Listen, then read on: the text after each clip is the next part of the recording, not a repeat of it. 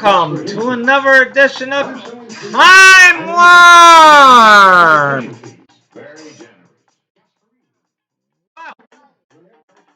We are still on with our February Fireworks edition, and we're honoring today the fabulous first Queen of Game show to kick it off the month of February.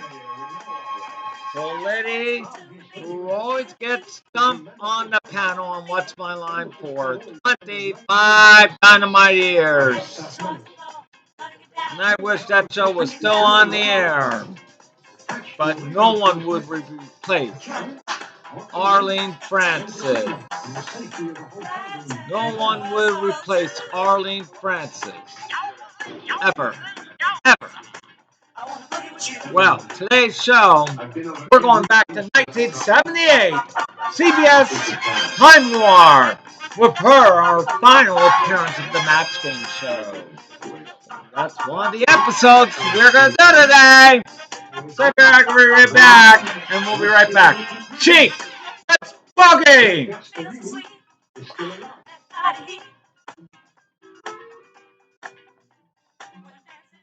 Baby, drives me crazy, makes me hazy.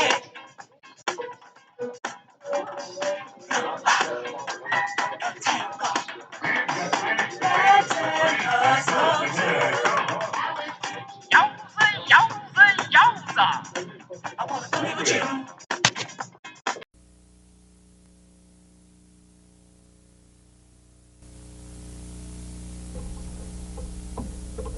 Channel 2, good morning. This is WCBS TV in New York City, beginning another day of broadcasting here on Channel 2 by authority of the Federal Communications Commission. WCBS TV is owned by CBS Incorporated and operated by the CBS Television Stations Division. The programs broadcast by this station are for viewing by the public without charge and may not be rebroadcast, recorded, or otherwise used without the prior written permission of CBS Incorporated. This is the seal of good practice. It identifies WCBS TV as a subscriber to the television code of the National Association of Broadcasters. What makes the Irving different from other banks? I've got my own personal banker over there. That gal knows more about my finances, I guess, than my wife does. I don't know. My personal banker, Ruth Littleton. The major difference is the fact that I have somebody to talk to here. A guy named Dan. Irving customers really like their bank. In a recent survey, the Irving had a greater percentage of highly satisfied customers than the four largest New York banks. Substantially greater. I can see one person, and he knows who I am. Highly satisfied customers. That's what makes the Irving different. Oddly enough, there are many people who feel that the decade of the 90s was perhaps the most romantic, the most extravagant, the most stimulating and really glorious period that this country's ever known. The ships had reached a peak of development and of glory that will never be seen again. The people were leading a very extravagant and fabulous life, and I tried to put all this together in between the pages of a book. Voyage, Sterling Hayden's coast-to-coast bestseller, an Avon paperback. It's one of those days. Low back pain. Feels like all your muscles are one big knot of pain. That's when you need Heat. Heat's exclusive formula brings fast relief for low back pain. Just brush on Heat.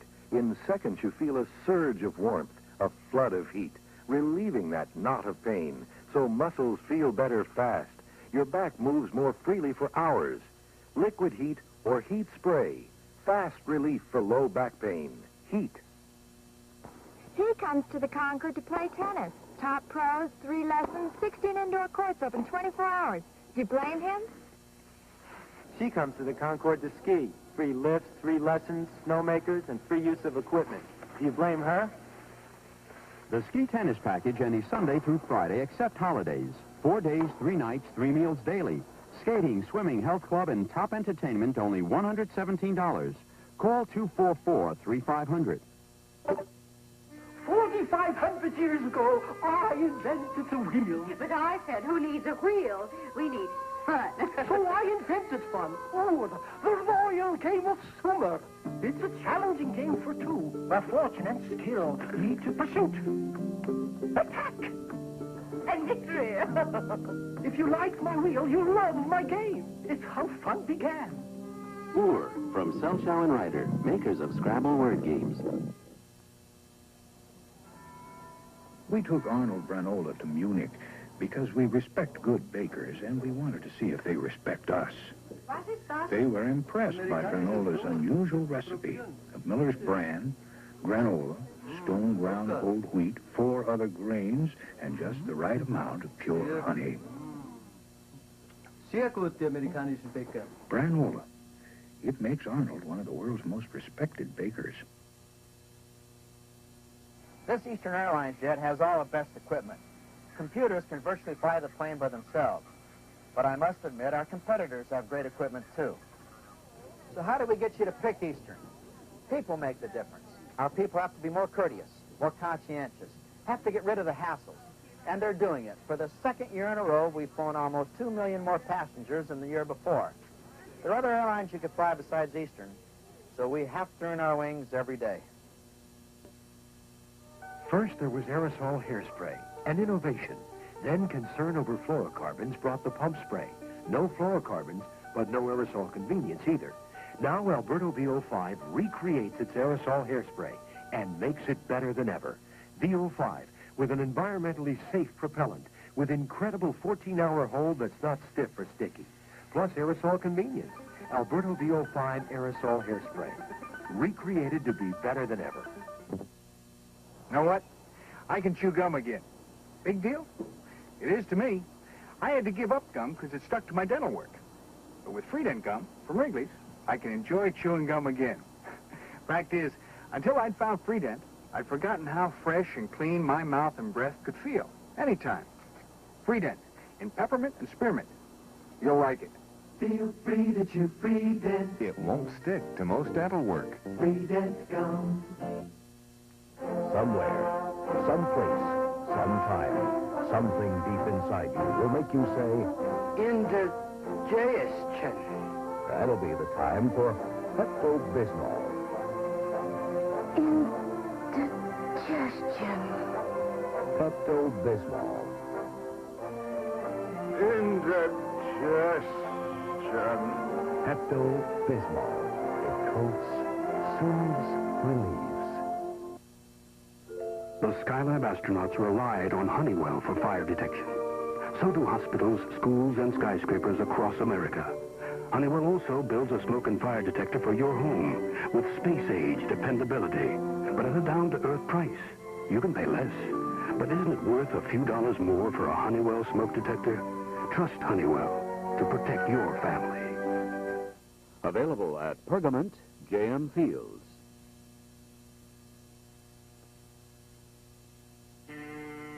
There's one frozen dish you've never had, and it's the one you've been waiting for. Real steak. Introducing frozen steakhouse platters. Nice juicy cuts of real tenderloin, real marinated sirloin strip and ribeye that you can cook up rare, medium, or well done. Go ahead. Compare our platter to what you'd get at a steakhouse. Frozen steakhouse platters from Morton. The steakhouse brand means real steak. Eat yogurt for 90 or 100 years, and you really become an expert. That's why we're proud the Soviet Georgians love Dannon. It's a lot like their yogurt. All natural, no preservatives, no starch or color additives, with plenty of active cultures. Many other American yogurts simply aren't made that way. As for 81-year-old Guj Kvitsinia and his older brother Upta, they love Dannon. Why? It's just like Mama's. At Chemical Bank, our branch managers recently decided to help shorten lines by going out to the floor and speeding up transactions themselves. What we should do is, for a few hours a day on busy days, let's lend a hand. Take deposits, initial checks. If you ask me, it's never going to work. Naturally, the idea wasn't universally well received. Glad it wasn't my idea. Until it was tried. Can I help you? In fact, at one branch, it cut waiting time from an average of 6 minutes to an average of 2 minutes. You mean I don't have to stand online and make a deposit? What a terrific idea. Oh, you'll initial my check before I get in line. People show their appreciation one way or another. You just saved me 10 minutes of standing on line. I could kiss you. Oh, well, I don't like to brag, but it's just a little something I dreamed up at our branch manager meeting. And like all great ideas. It was met with a little skepticism at first, but The chemistry's just right at Chemical. Here it comes. Today's Dacron from DuPont. Today's Dacron in fabrics that are unnatural for the way you live today. Alex Coleman uses today's Dacron in these sportive separates in an easy care fabric with a natural look and touch that feels wonderful on. Look for this tag. It tells you you're wearing a fabric made with Dacron polyester from DuPont. Look for fashions made with today's Dacron at fine stores near you. Midlantic is a $2 billion bank business. We didn't get there waiting for the buttons on our phones to light up. In fact, I'm personally calling 1,700 companies that are the workhorses of New Jersey's economy. I want you to know that Midlantic will jump through hoops to help your business. Because actually, I agree with this guy. He said the only good banker is a hungry banker.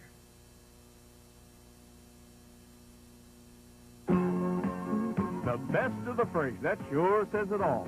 Our roast beef's fresh and delicious. Our fried chicken's fresh, too. And we always make our burgers fresh. And we top our Double R bar burger with cheese and smoked ham. It's something nobody else has. You'll taste the difference. You've got my word on it, partner. Roy Rogers, come on in. Family restaurant, everybody. Taste the best of the fresh. Come on in. At Emery Air Freight, we don't discriminate against packages because of their size, weight, or destination. For example, this package is too big for some other people. This one is too long. Too wide. Ah, this is nice. They could probably handle this. At Emery, we think the job of an air freight company is to deliver packages, not reject them.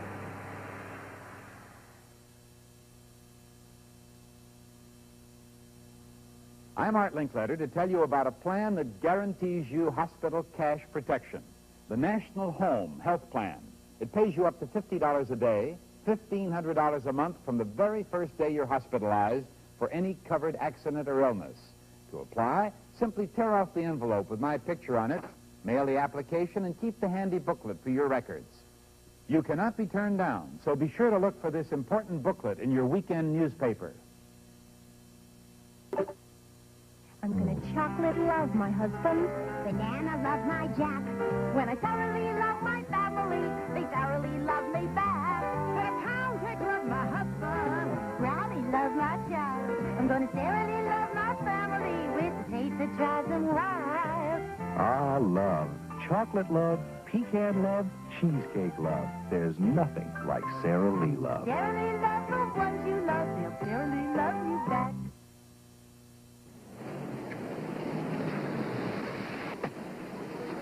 Railways makes news again. From New York, we've cut our prices in half on selected schedules to Washington and Boston. Our regular $19.95 fare to Washington is now only $9.65. You save over $10. We've slashed our regular $19.45 fare to Boston to $9.40. Another $10 saved. Call us now for details. Low prices, we got them, because we want you on Trailways. Severely asthmatic children can be helped to lead normal, active lives. Reach out to the Asthmatic Children's Foundation. Ah, Fabric Warehouse, where all the beautiful fabric go. Fabric Warehouse, rub elbows with the finest dress fabrics, upholstery velvets, tapestry patterns, notions, and much more. 4 spacious floors of bargains. Our dollar-a-yard sales will keep all your fabric needs satisfied. If you want a warehouse of fabrics, come to Fabric Warehouse, 406 Broadway off Canal. Open every day. Fabric Warehouse on the island of Manhattan. Você me conhece? Eu sou conhecido porque uso a cabeça no campo de futebol. Mas também uso a cabeça quando viajo. Eu sempre levo comigo o cartão da American Express. Já usei em mais de 40 países. Ele é conhecido e respeitado em todo o mundo, até nos lugares onde eles falam línguas estranhas, como o inglês. To apply for a card, look for this display wherever the card is welcomed. The American Express card. Don't leave home without it. Celebrate 4676, the Chinese Year of the Horse, with these fine La Choy canned and frozen Chinese foods. La Choy, featured at your grocers now. More people listen to WABC Radio than any other station in America because we play more of the music that you want to hear. Not another card trick. You've never seen one like this before. Oh, I've heard that one before. I might make a card turn into $500. Spare me. I might even make one turn into $5,000. Oh, tell me another story. Maybe even $1 million. Okay, Smarty, let's see. Scrape this. The Winning Hand Instant Lottery. The card game that could turn you into a millionaire. I think I won $5,000. Okay, Smarty, let's see. I've used Scotch recording tape for 20 years, long before they asked me to do this commercial. Because with Scotch recording tape, y'all know the truth comes out. Hi, I'm Jim Neighbors. Put Carl Reiner, Julie Bart, and Tom Dreesen together, and what do you get? Another great Jim Neighbors show. Be sure and watch it. You'll love it.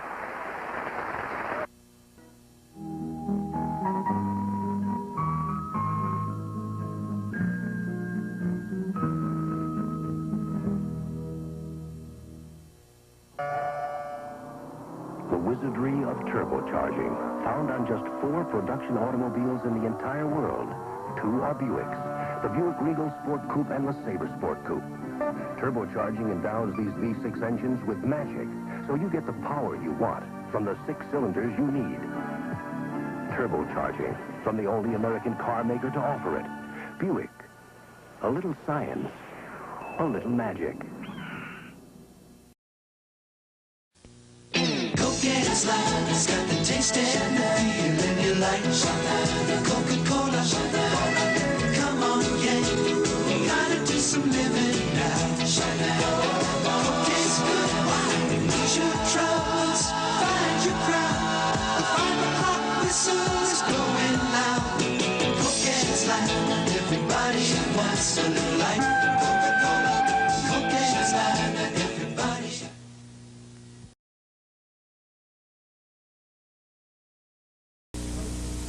Channel 2, New York. Watching the Jim Neighbors show for the first time, don't feel bad. It's our first show.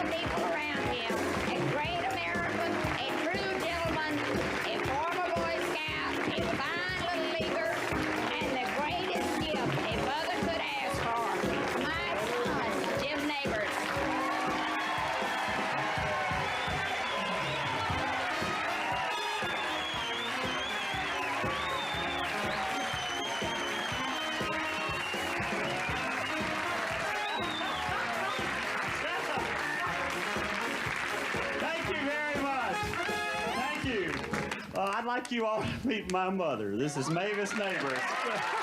Turn around, Ma.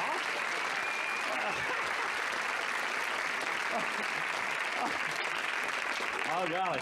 I don't think there's anything you left out after that introduction. Oh, yes, there is.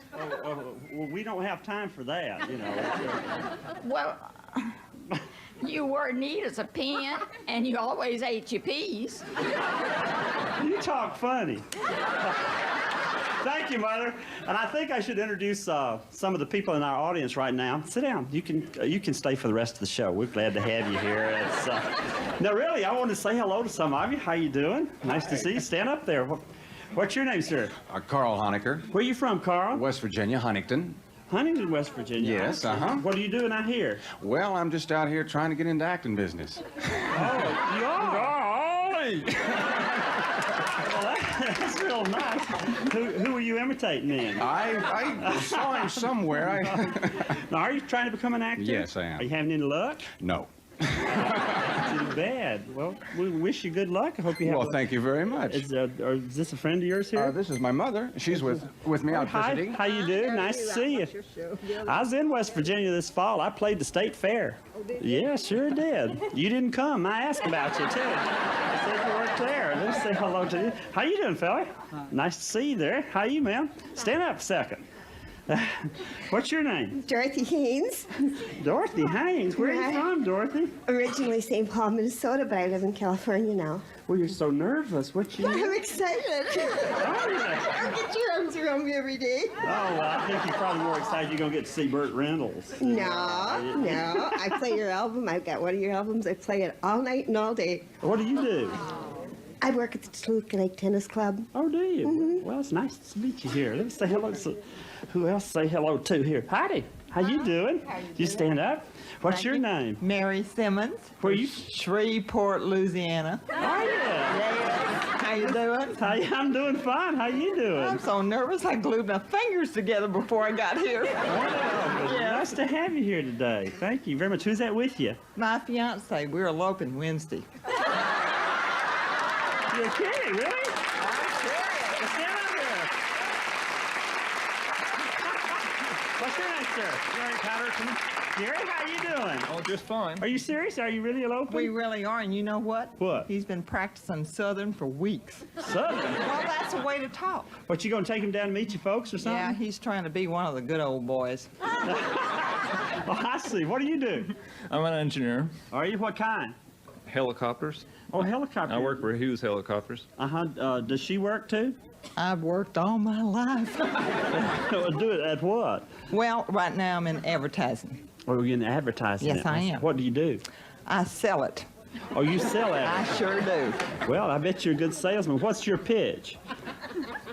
Well, I'd hate to lay it on you right here in front of national TV, but... Well, I would love to. Anyway, thank you. I wish you much happiness, and if you're eloping, you shouldn't have told us, you know. Well, we have a chapel reserved for February the 17th, but nobody knows we're not going to be there. Oh, well, anyway, have a good time. Thank you very much. Good luck to you. Well, great. You know, the great thing about having your own show is you get to meet new people every day, and you also have an excuse to see your old friends. And the lady you're about to meet is truly, I guess, one of my dearest friends in the whole wide world. In the last 11 years, she's always asked me to be her guest on her very first show. And I've asked her to come here and be my guest because she's always said I'm her good luck charm, but actually she doesn't really need a good luck charm because she's not only a gifted performer and brilliant comedian, but she's one of the warmest and most generous human beings I've ever known, and I love her. Would you all give her a very special welcome, and I mean a very special welcome, ladies and gentlemen, Miss Carol Burnett.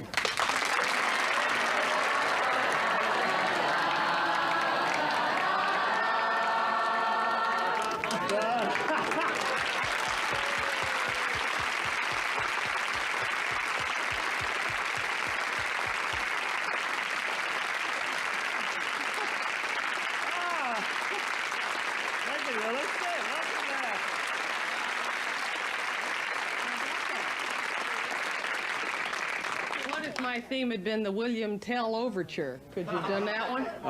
Well, I don't know. Let's see. What?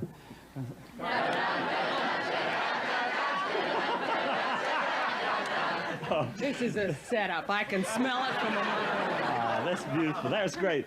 But you still have a problem. Burt Reynolds is here, you know. Oh, well, I don't know what you could do. How are you going to bring him on? Does he have a theme? Burt? I don't know. I guess we could do Bert Hoven's Fifth. Or Bert's Do It, Bees Do It. My boy Bert. Where the Berts are. Why is it I get Southern every time I'm around you? I start talking like this. That's because she's right here. She talks worse than I do. Oh, my. Wow.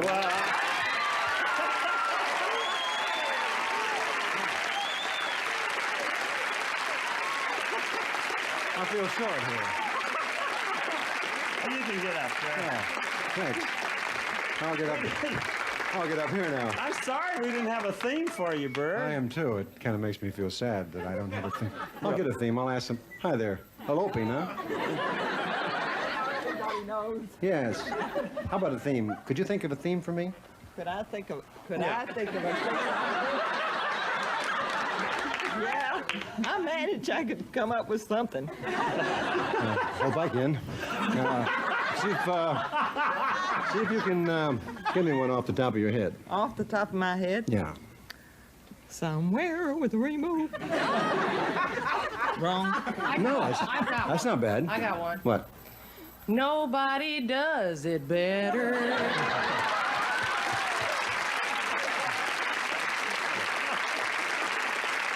Thank you. Can't think of any other things for yourself. She wasn't going to tell anybody either.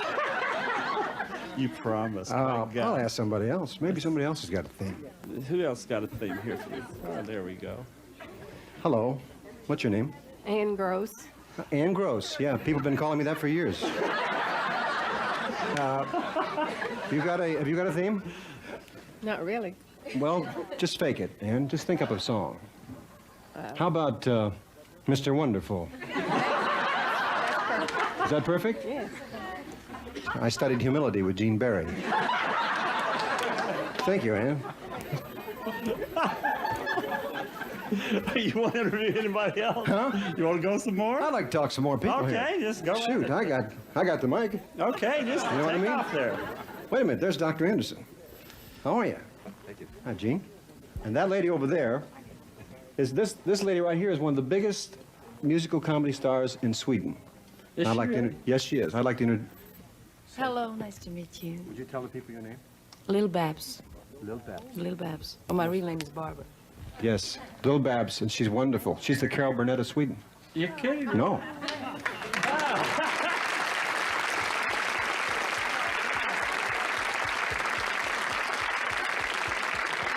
I just thought I'd bring a ringer in on you. Anyway, we'll be right back after this message.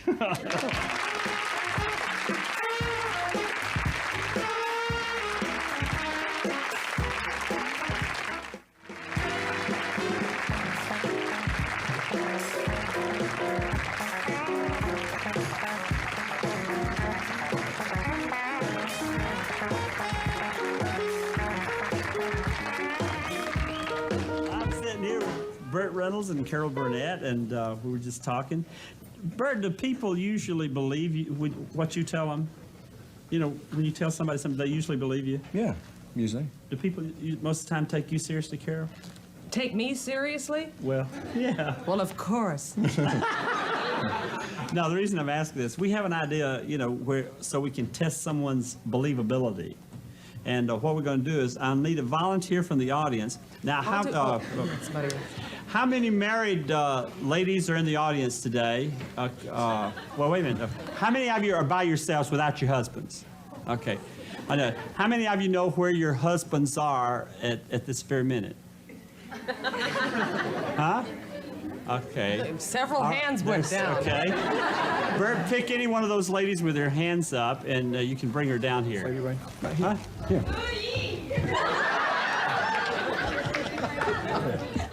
What's your name? Cheryl. Cheryl? Mm-hmm. This is Carol. Hi, Cheryl. Jim. Nice to meet you. Nice meeting you. Come down here. Sit down.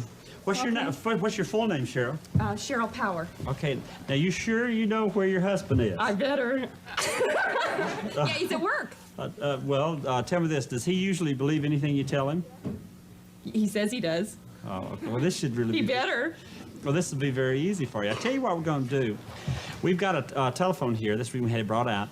And what we want you to do is to call your husband and wherever he is and convince him that you're on the Jim Neighbors show right now and that you're talking with Carol Burnett. All right. Hey, wait a minute. And you can even put Carol on the phone. Okay. And if you can get him to believe you within 60 seconds, we're going to give you a beautiful self-cleaning electric range for your kitchen. Okay? Oh, okay.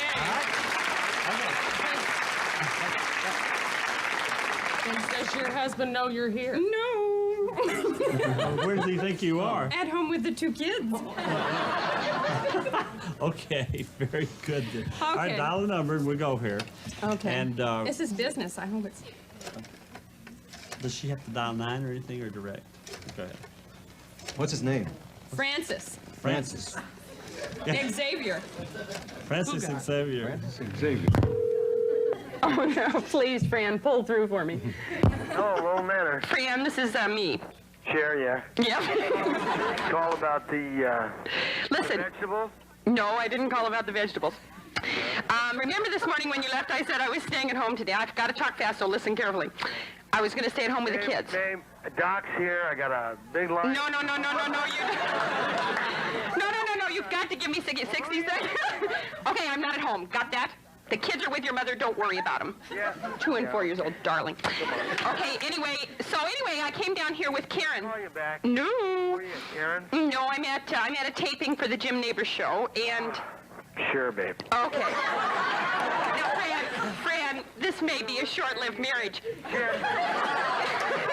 Okay, now I'm at the Jim Neighbors. Now, just let me finish my spiel. Anyway, I'm at the Jim Neighbors show. I'm sitting next to Carol Burnett and No. Doc Silver. People out here. He's not as important as I am. Yeah, I know, babe. Fran, I know you do. You gotta take care of business. No. Now get this again. I'm sitting on stage here in front of lots of people, and I've got only 60 seconds to convince you, and I'm going to let you talk to Carol Burnett because I know you'll recognize her voice. Sure, I can't listen to... Hello? Hello. Francis? Yeah? Hi, Francis. Yeah?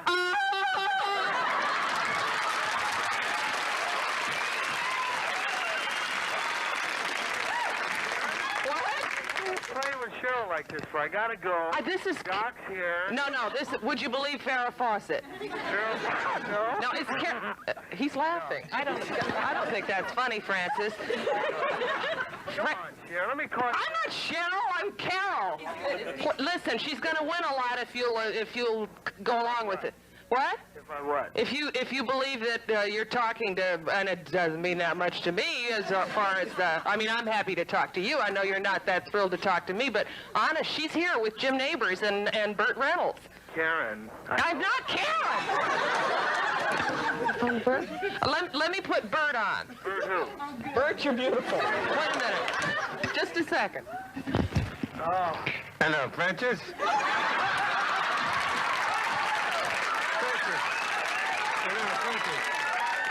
This is Cary Grant here. Cary Grant. Cary Grant. Yeah, I know. You're a big fan of mine, aren't you? Oh, of course. Everybody loves me. Hey, Doc, it's Cary Grant. Cary Grant. He believes it's Cary Grant.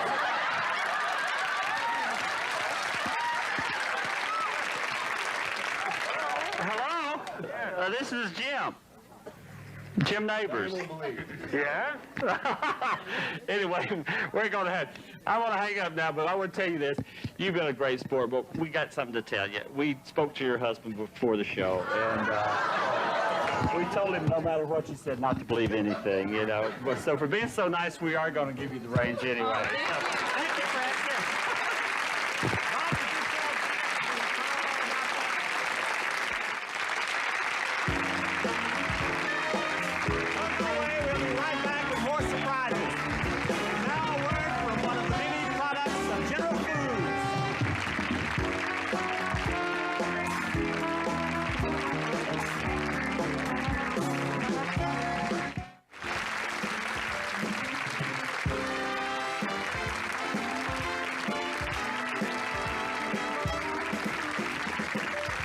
When we last visited Neighbors, Dr. Buford Bob, who has been sitting on a cantaloupe trying to hatch it, was recuperating in the hospital following a name change operation, while his nurse, sexy 17-year-old, lightsome and luscious little Lana Lovely, was still trying to perfect her bedside manner. Meanwhile, Judge Iman Chambers, 9 times married, twice divorced, was planning to slap a malpractice suit on Dr. Bob, which would undoubtedly look better than the one he's wearing. Tune in next week to see if Dr. Bob flunks his blood test.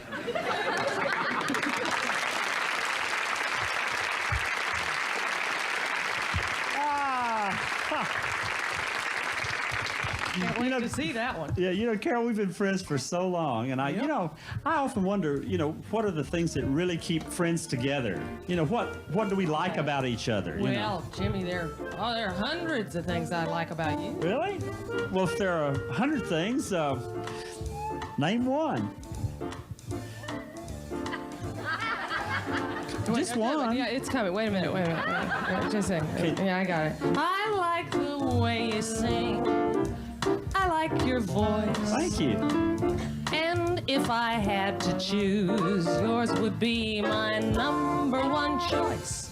But at that moment when everything's going wrong, and I don't want to hear anyone sing a song, when now and then I think that I can't stand the gap, I like you because you make me laugh. Oh, that's real sweet. Yeah, you do. I think that's one of the nicest things you could have said. I know. Well, let me think now. There's, let's see. Not me. Okay, let me think. Oh, no. I like the way you look. I like your face. And often when you move, you possess a natural grace. But when I'm out of sorts and my chin's on the ground, I like that, then I don't need to have a pretty face hanging around. When this old world becomes a faded photograph, I like you because you make me laugh. There may be others who really do sing up a storm. And the girls I see can make me feel so nice and warm. But there's no one can do what you can do by hand. That's why I like you because I like you because I like you because I like you because you make me laugh.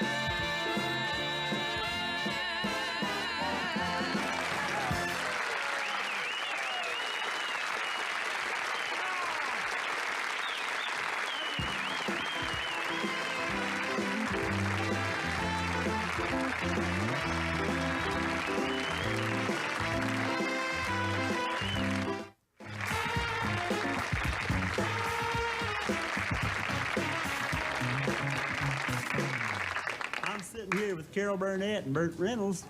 I don't damn. know why, but I am. No. You know, in your movie, Semi-Tough, I don't know where the audience knows this or not, in case you all haven't been to see it yet, but a lot of the reviewers said that you are the best light comic since Cary Grant. And I agree. I'm really proud of it. Yeah. Right now, though, I'd like you to meet some of the people who make it all happen here. First of all, I want you all to meet my orchestra and the fabulous conductor, Mr. Fred Werner.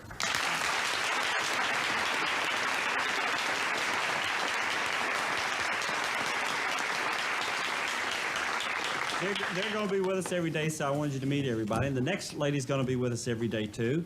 And I'm very happy to be introducing her because not only is she a very attractive young lady, but she's also a professional model, and she's a great athlete. She's also the only professional photographer that I've ever known that lived in the White House. Would you all please give a warm welcome to my friend, Miss Susan Ford.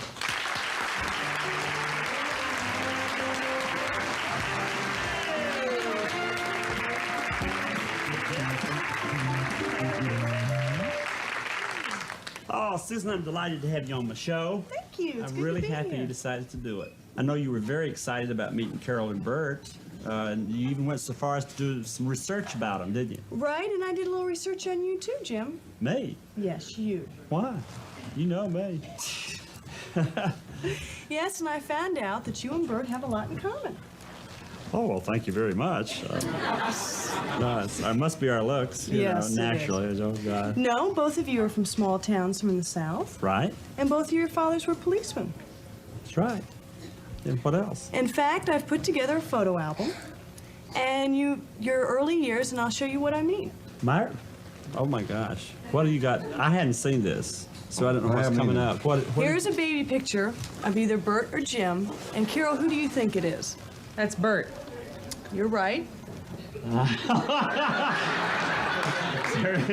Tell by his little chubby cheeks. One's up here, here's- too. Here's a picture of your mom and dad, Bert, Ah, that's great. That's the chief. and your dad, Jim. There's Fred. Fred neighbors. Ah, Fred. My gosh. I'm always asked, Bert, if being the daughter of a president, what's it like to be the son of a policeman? Well, you have to be very careful. I remember one time I was in a fight with a bunch of guys, and my father was very strict, and we were all thrown in jail for fighting. And my father came in and went to each cell and said, your father's here, you can leave. Your father's here, you can leave. And then he came to my cell and said, your father didn't show up. He was very tough. Has he mellowed? Huh? Has he mellowed? No, he hasn't mellowed. Yeah, he's mellowed a little bit, but he's a nice man, but he's still tough. He's just to the right of John Wayne. You know what my father used to do? He was really he was too nice really to be a policeman. He was probably one of the kindest people I've ever known in my entire life. And instead of putting people in jail, you know, like young kids, you know, like when they were like 15 years old or 14 to 15, and, you know, they had run away in their father's truck or something like that, you know, and he picked them up, he would always bring them home, you know, and instead of putting them in jail, and they'd stay at our house, and we lived in a real tiny little old house, and my room wasn't any bigger than this, but I usually would always wake up with some stranger, you know, in bed. Daddy brought somebody else home, you know, to keep him out of jail. He was really wonderful, my dad was. I mean, about things like that. About being drunk homes? No, no, he just... Did you ever wake up with a guy kind of just thrown up all over you and stuff like that? No, he didn't bring drunks. I like to bring these things up because... He didn't bring drunks home, you know. Not kids, you know. Kids. Yeah, there's a whole big difference there. Yeah. Jim, I knew you were popular in high school. Would you like to explain this picture here? I don't know what you got there. Let's see. Oh my gosh, that's me and Buddy Mitchell and Martha McEwen. We were at a dance when that was taken. I don't know why, but I was sort of the extra wheel there. Buddy had a date with Martha, I remember, and I was just sort of left hanging. They just were nice enough to put me in the picture. Bert, you were given a title in high school. You should remember this. Oh. Look at that. Oh my gosh. That's Mary Alice Sullivan, by gosh. And I was voted best all round.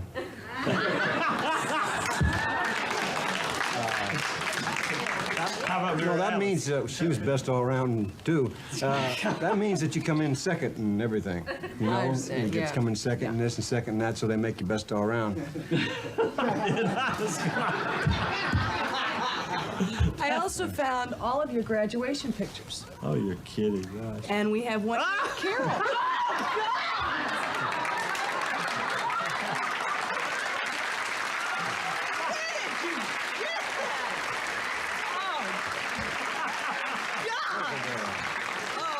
That was when I was in love with Tommy Tracy. Really? Oh my Lord, did I love him? Oh, yes.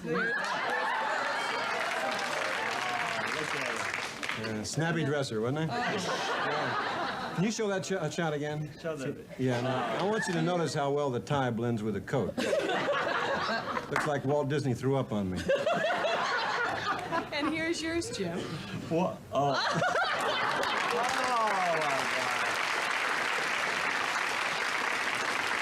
Fleshened up some there, I think. Boy, you were thin. I had a crooked jaw, though, even back then.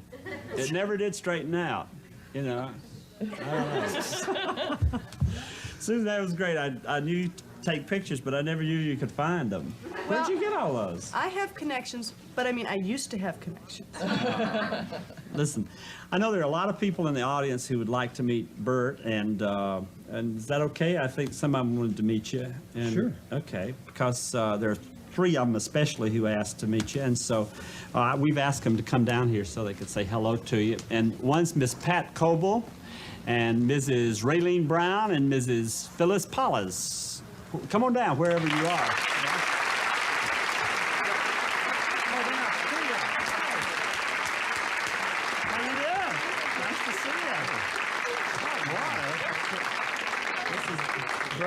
Hello. Goodness gracious. How are you? Hi. Nice to see you. Nice to see you. Okay, ladies, this is your chance. Now, ask Bert anything that you want to ask him, but just remember that we are on television, and well, everybody knows that you're more than just an actor. So that you have a new film coming out this spring called The Inn, which Bert also co-produced, directed, and starred in, and I think we'd like to try these ladies out for a picture. Would you like to maybe do a scene with them or something like that? Do a scene with them? Yeah, they all wanted to try Sure. to get into one of your pictures or something Sure. like that. Think So somebody's already done a scene with you. I think. No, I'd love to. We're going to rehearse it or what? Well, no, I don't think so. I'll tell you what, we have this little dramatic scene worked up, and would you ladies like to try it? Sure, Huh? sure, Okay, yeah. great. We'll be right back after this with their screen.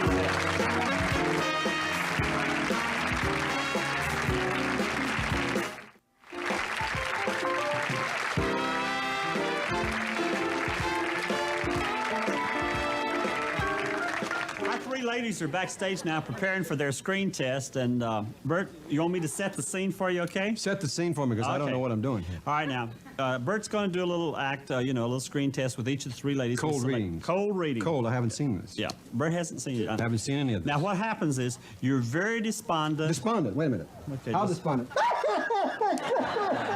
Well, how despondent do you want me? Not quite that despondent. Just a little blue, a little. Little you know. blue. All right. All right. Your girlfriend has left you. And Girlfriend has or left your me. lover or whatever, and you're sitting alone in make your it a apartment when you hear a knock on the door. Hear a knock on the door. And all the rest you need to know is on the cue cards. on the cards. Except for the very end, and all the ladies can decide how to end the scene themselves. Okay? They improvise the ending. Yeah, they're going to improvise. They're going to do whatever they want to do. Okay, here we go now. This hasn't been rehearsed. It's test number one. Okay, here we go. Setting here despondent. Despondent.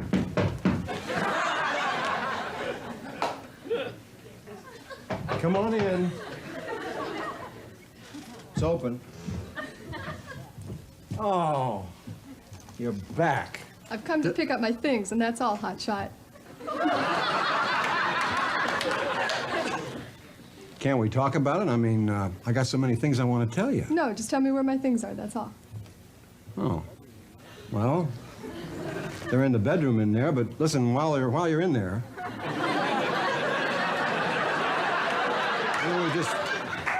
why don't we just have one more for the road? Why the bedroom? Why not right here, baby?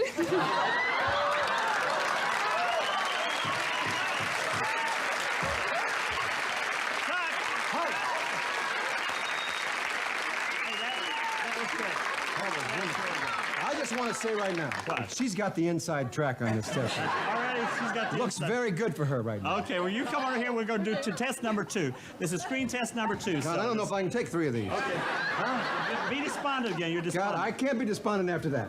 I'll just be blue. Get despondent. Okay. All right, I'm gonna All do right, this. Here you go. Test number two. What? Stop bothering me! Okay, it's open. Come on in. Come on in, it's open.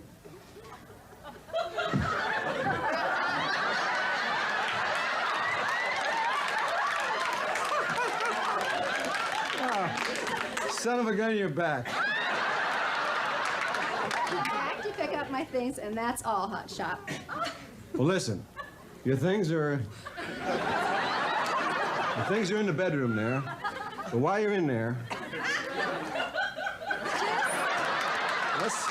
let's just have one more for the road. Just tell me where my things are, okay? Well, one's right in there. Listen, can't we do something about this? I mean, can't we just do something for old time's sake while you're here? Why do it in there? How about right here?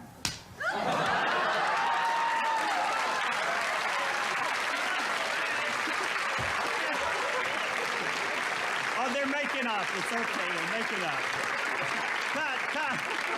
That was really great. I'm sorry. Huh? Are you okay? Oh, we couldn't have done anything anyway. Okay, here we go. Test number 3. Okay, here we go. Despondent. I'm getting despondent. Holy cow. It's open. Come on in.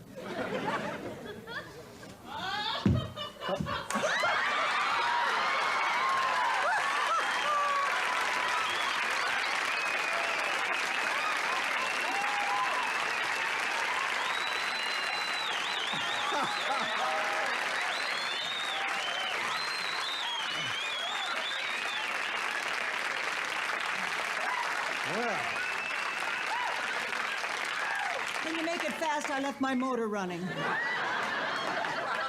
I don't know if I can live up to John Hillerman, but I'll be as good as I can. Listen, as long as you're here, God, you kind of threw me. Why can't we talk? We got so many things to talk about. Why can't you just talk to me a while before you run out? Do you think you're man enough for me? If Alan Ludden's bad enough for you, I know the hell I am. That's what I started to talk to you about. I finally made the decision. I've left him. Thank God.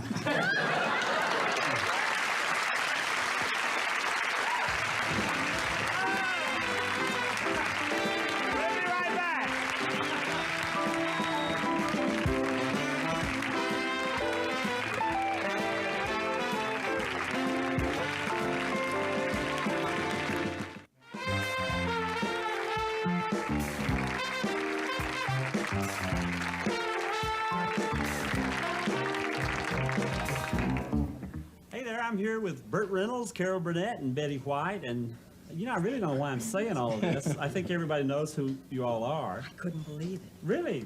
Gosh, Burt, do you find it an advantage or a disadvantage that everybody knows who you are, being recognized? Where?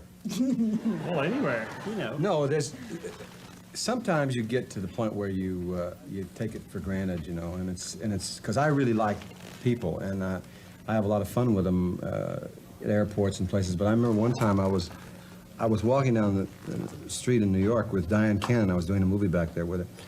And a guy ran up to me and said, "Can I have a picture?" And I said, "Sure." And he gave me a camera. And I took his picture and Diane's.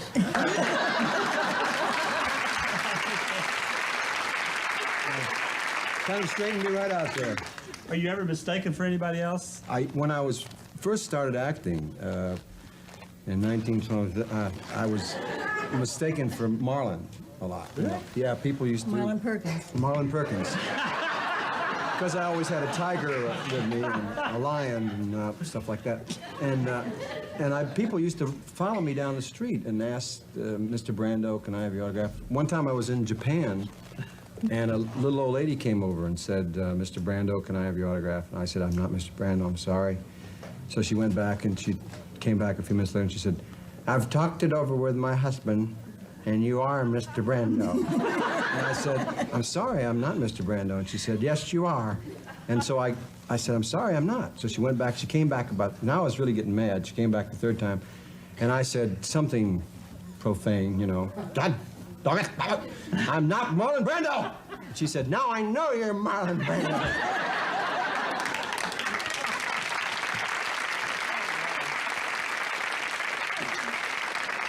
Do people ever stop you in public? Yeah, but I've been on for so long, and usually in a talk situation where you're talking into the camera, not as in Bert's case where well, Carol, I imagine, has the same problem I do. Bert has always had that fourth wall up there, but they'll talk to me, "Hello, Betty, my mother's back is better. It was hurting for a long time now, but you got her feet fixed. You know a good orthodontist." They talk to you like a friend, which I love. I do too. I prefer that. I really do. Carol and I, this doesn't have to be being recognized. The first time we ever worked together was, do you remember? New York? Yeah. It wasn't a public performance. It was CBS affiliates. all the affiliate stations over the country. And it was when I first started on Gomer Pyle. It was my very first year. And Carol and I did the affiliate show. And so all the affiliates, there was thousands of them down there and things. So we got on the elevator after the show was over. You are going to tell this? No, it's funny. I guess I can get away with it. But I'll tell something else. afraid what you'd pick. No, anyway, this was really funny. So we got on an elevator, and I had my Gomer Pyle uniform on a hanger. And so we're waiting on the elevator, and Carol and I were tired from the show, but her husband, Joe, and Charlene, their best friend, was with them, and the other kids in the group. And they said, well, we're going to walk on upstairs. And I said, my gosh, it's like, how many floors? 12 floors. I said, Carol and I are going to wait for the elevator. So they said, we're going to walk. So they went ahead. So Carol and I waited on the elevator, and we finally got one. And we jumped on it, and I said, hey, wouldn't it be funny? It's just the two of us, though. We're just the two, Yeah. Carol and me on the two of us. I says, wouldn't it be funny if you put on my uniform when the doors open now and they're up there waiting on us and you be in... Well, wait a minute. You took off your pants. Am I jumping the even got the idea about it. That was in the lobby. No, I'm kidding. No. Anyway, she put on my Gomer Pyle uniform. We were really going like 90 miles an hour to get out of these clothes so fast. But instead of the elevator going up, it went down to the lobby of the New York Hilton, and the doors opened, and Carol had gotten the fly of the shirt hung in the fly, and I'm down on my knees trying to get as the doors. That's a true story.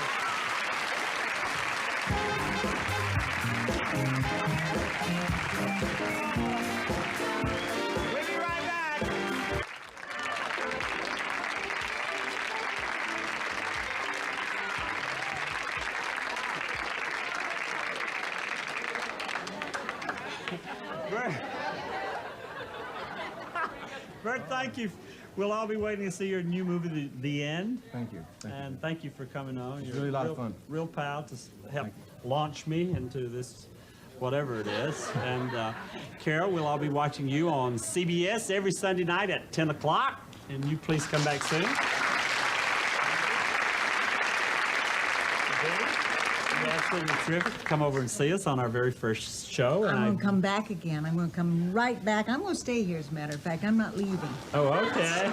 And Susan, we'll see you tomorrow.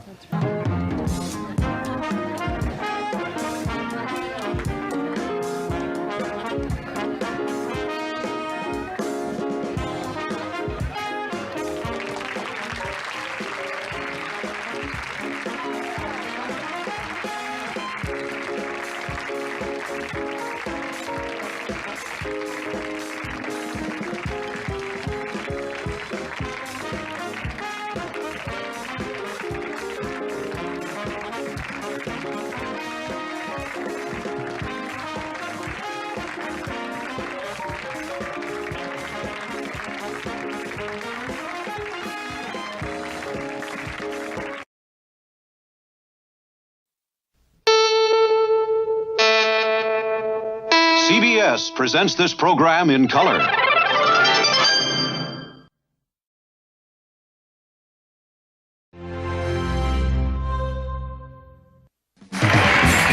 Everyone in this arena has a money stake in one of our famous couples as we play the game of celebrity gossip, Tattletale.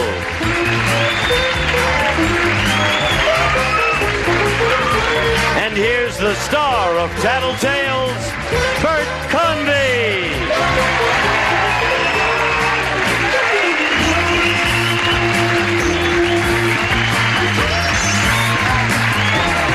Hello, everybody. Thank you. Welcome to Tattletales. And thank you. That was very nice. You're going to have a good time today. I promise you that, because we have some wonderful people on the show. A rookie couple, somebody you've never seen in this context before. You've seen him on his own television show, and it's a hit, too. And I want to introduce him to you now. Winning money for the blues section today, the man from Atlantis himself, Mr. Patrick Duffy, and his wife, Carlin. Money, money, money, money, money, money. Yes. Winning money today for the banana section, we have Alan Ludden and his wife, Betty White. Okay, we're going to do it. Winning money today for the red section, we have country singer Bill Anderson and his wife, Becky Anderson.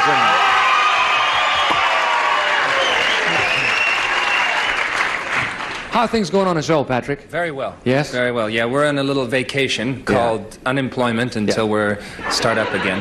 It's not. It's called hiatus. No, it's called hiatus, right? I never heard Some the people word have been on hiatus for years. Well, you're not going to be. I love the show, and I wish you continued success with it, too. Thank you. Blue's my color. It is? Water. Water, blue. Right. Gold's my color. What's that? I like gold. Gold? Yellow. Yeah.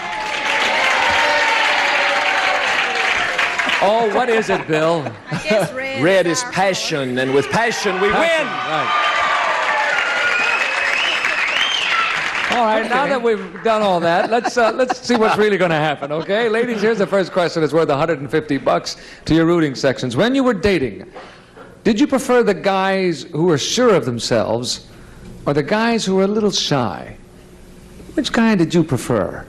I think that's a good one. Off you go. Both appealing. I'm in their way, absolutely. Patrick, what do you think Carlin will say?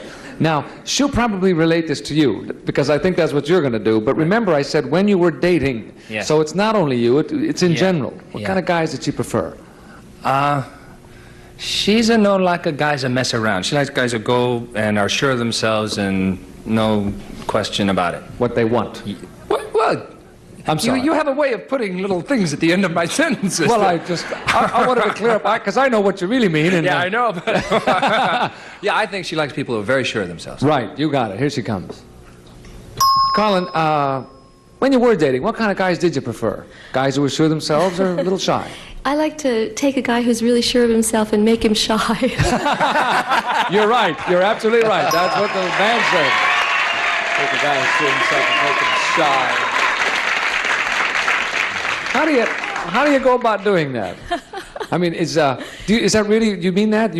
Yeah, well, I used to drop the names of a lot of books I had read and fancy dishes I could cook and make them feel kind of dumb. Try to intimidate them as best you can. Oh, yeah. Yeah, you got to handle a guy who's sure of himself. You got to come back at him. What will Betty say, Alan?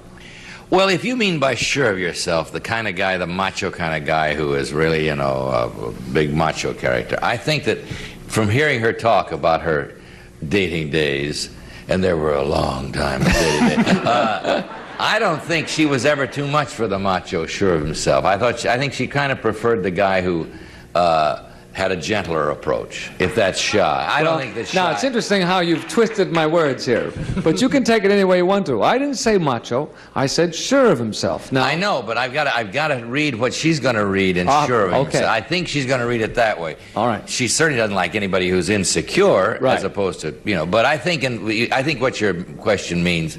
What are we talking about? She's going to say, I don't know what she's saying. For all that. I think she's going to say that she likes the shy, thinking that the other was the macho. All right, okay. That's what it'll be then. For the new cars. What's that? Yeah, here she comes. Shh. Betty, which did you prefer? The guys who were sure of themselves or the guys who were a little shy? See, they can fool you, because you think they're the strong, silent type, and you find they're really not playing with a full deck up here. But I kind of still like the shy type. That's the one. You got it. Okay. And everybody knows I'm the shy type. Oh, right? yes. Oh, yes. Mr. Shy, Alan, try not to laugh hysterically, Betty. He is shy. Isn't he shy? He's too shy. Too shy. No, one shy. That's funny.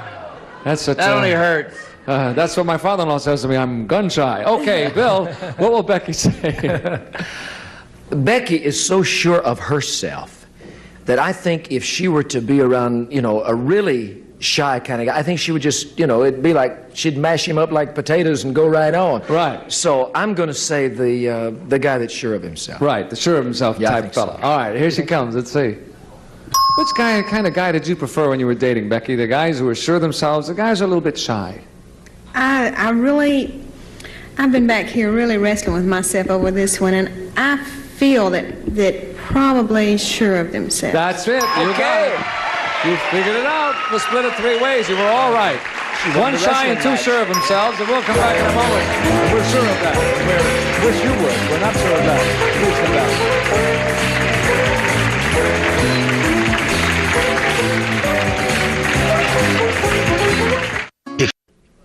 Okay, listen to this one for question number 2. This will get you in a little trouble, maybe. Ladies, your husband gives you a present of a sexy nightgown that you really don't like.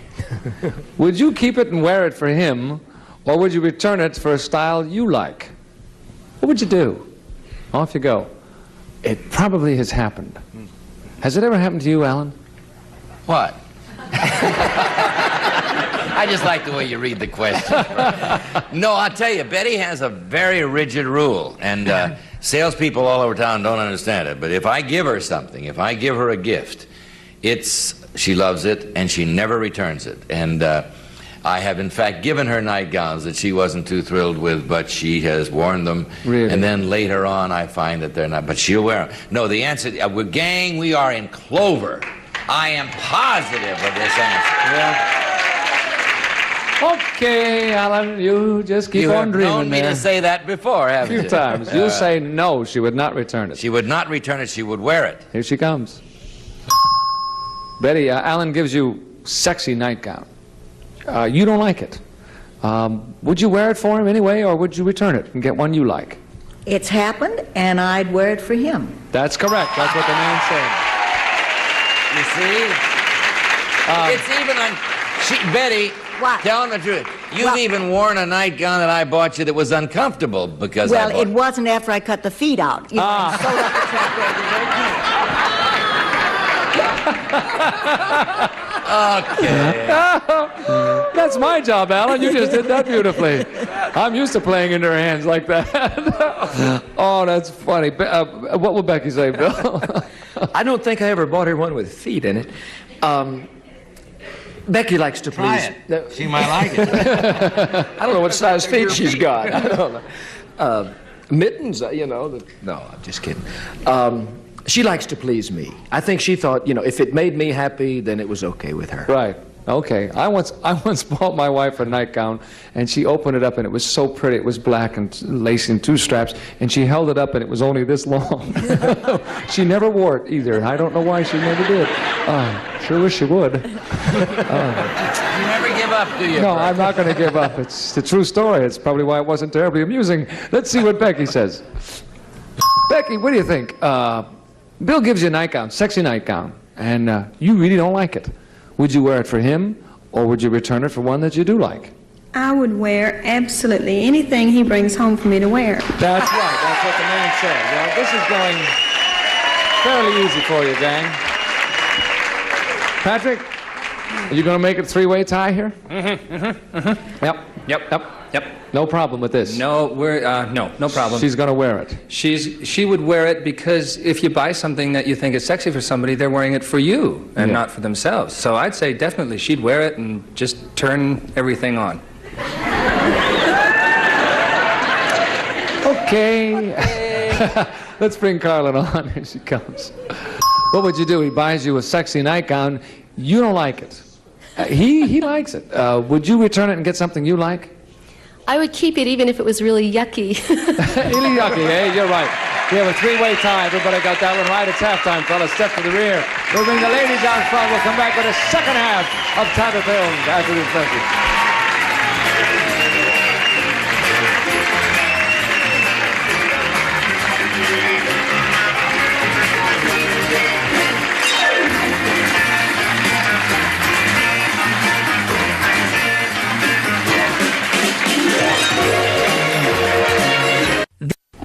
Hello.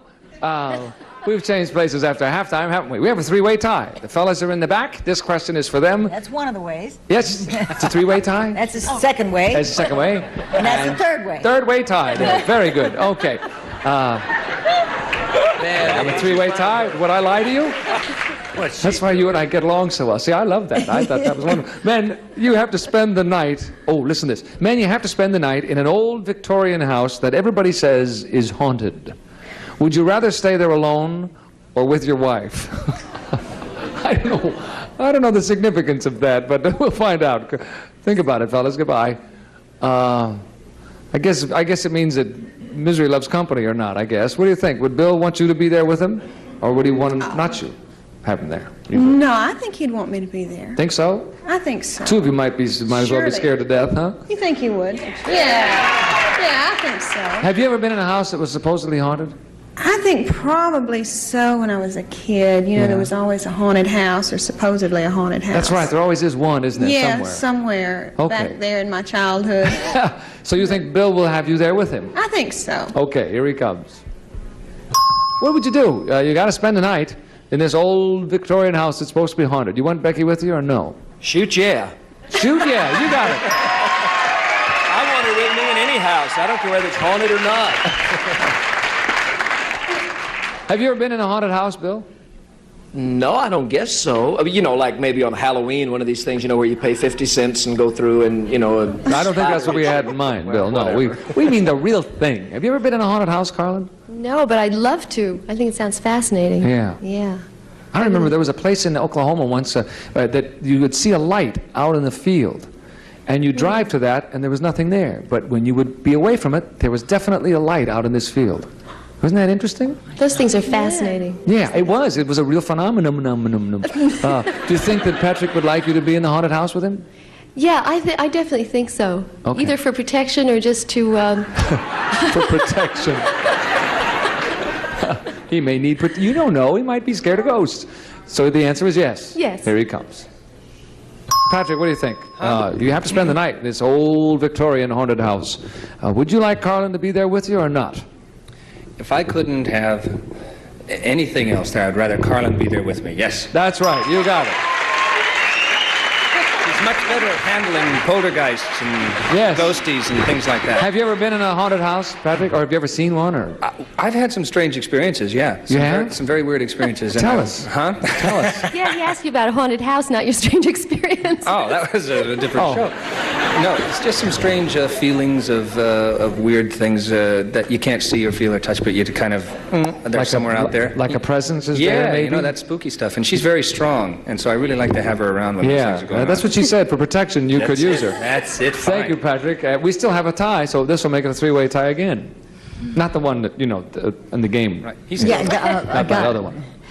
Well, when we were first married, Alan and I lived in New York, up in Westchester for about 5.5 years, and we swore we had a ghost in our house. He thought I was crazy at first because I would hear this laugh, and then a couple of nights I'd hear somebody called Jeb. Jeb, we lived in this old farmhouse, and he heard it one night, so we're convinced that we had a I just got chills ghost. when you said that. Oh, it was just fascinating, because Jeb is not a name that you would make up. No. So I think if he couldn't have Lauren Bacall, I think he'd like me to be in the haunted house with him. Right, well, I can understand. He'll say, yes, he would like you there. Oh, Jeb. Alan, what do you think? If you had to spend a night in a haunted house, an old Victorian thing, would you like to have Betty with you? Yeah. That's right. That's what she said. Well, that was so easy. Gosh. No problem for that one. We'll split that one three ways. We still have a three-way tie. Now we'll come back with a $300 question. That will decide it. We'll get him. We have two questions. We have time, so we're going to do this one for $150. Then we'll play for the $300 question, and that's an even bigger bonus for everybody here in the audience. All right, here we go. Ben, the question is you. The two of you are meeting a friend at an out-of-the-way little restaurant. Is he more likely to get there if you give him the directions or if your wife gives him the directions? Oh. You're both meeting this friend, okay? Off you go. That's a good question, I think. Yeah. What do you think? What will Patrick say? Oh, he should definitely give the directions. I mean, I really get mixed up getting off freeways and stuff. Really? I can't explain it. I can do it, but I can't explain it. Have you both lived out here a long time? No, we've been here about 3.5, 4 years. Yeah, right, I can navigate. I just can't tell someone else how to do it. Right, so more likely to get there the friend is if Patrick tells him. Oh, yeah. Here he comes.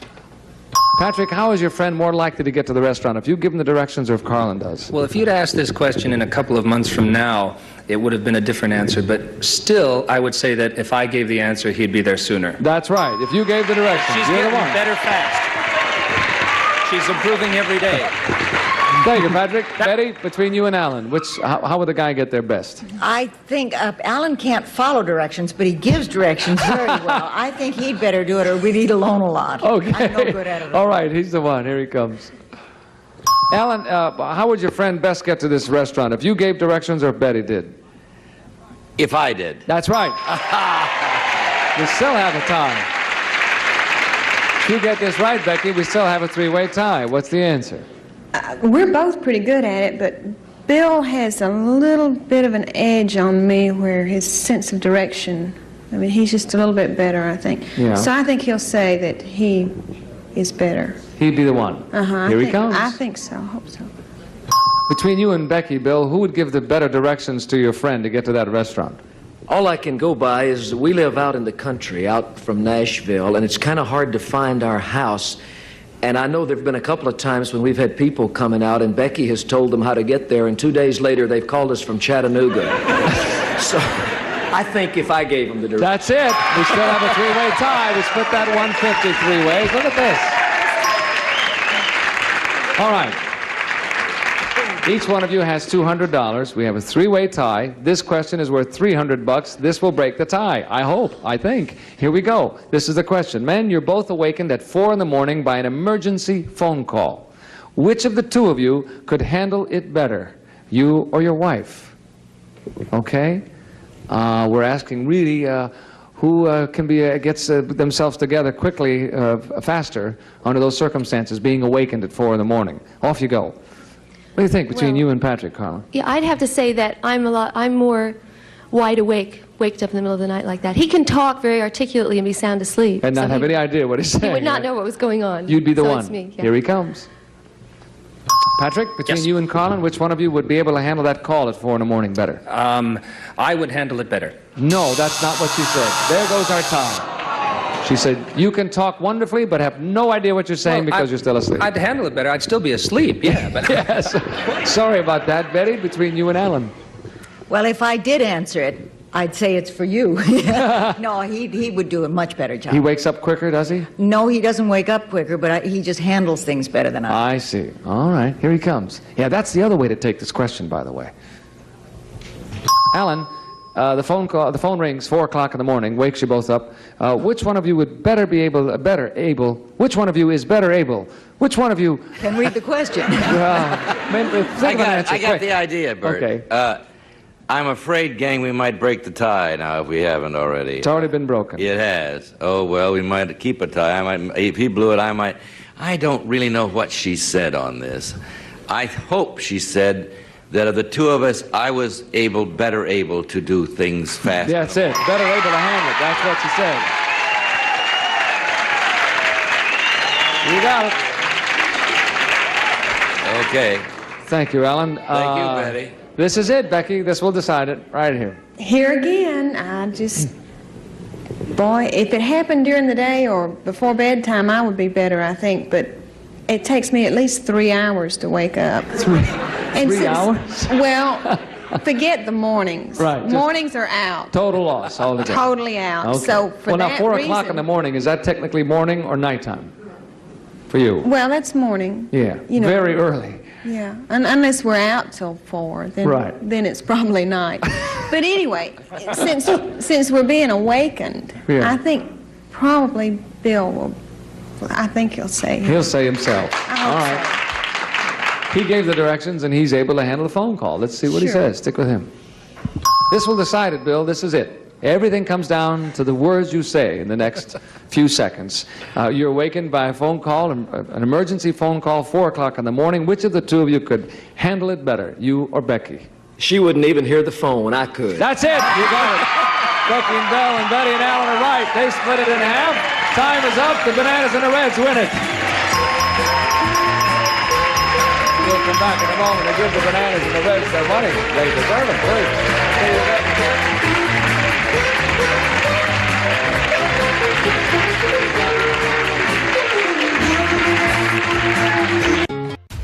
The blank blue index card. Essential, humble, boring. Just wait. But add stars and it becomes dazzling. Irreverent. He put it in her cleavage. Educational. Anybody knows there are 2 ends in canon. Hysterical. And downright valuable. Match Game. It's where all cards aspire to be. Tune in. Coming up next on Buzzer. Time is up, and the Bananas and the Reds won it for $350. We had 1,000. Those two sections will divide $1,700. Not bad, gang. Thank you, everybody, for being with us. Bert Conley saying so long. I'll see you the next time, right here on Tattletale. Bye. Gene Wood speaking for Tattletale. A Mark Goodson, Bill Todman production.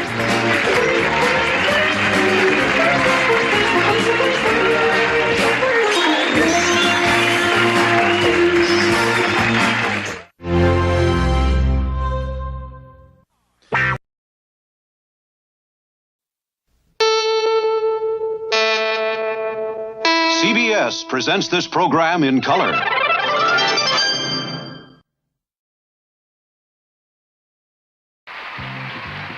Here it comes, television's most exciting hour of fantastic prizes. The fabulous 60-minute prize is right. Patricia Thompson, come on down.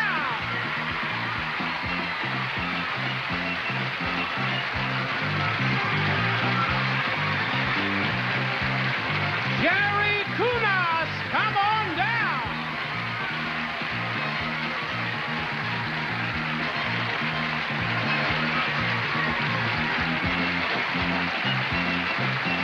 Carol Martin, come on down.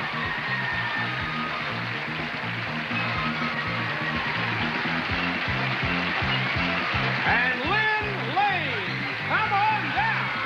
You are the first 4 contestants on The Price is Right. And now, here's the star of The Price is Right, Bob Barker.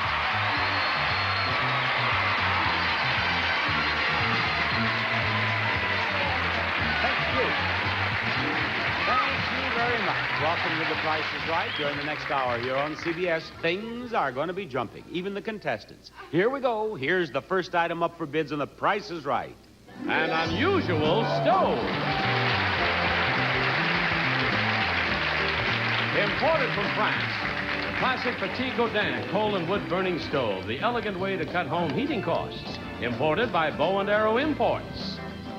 And we will present it to the one of you who bids nearest to the retail price without going over. Carol, will you give me the first bid on that prize?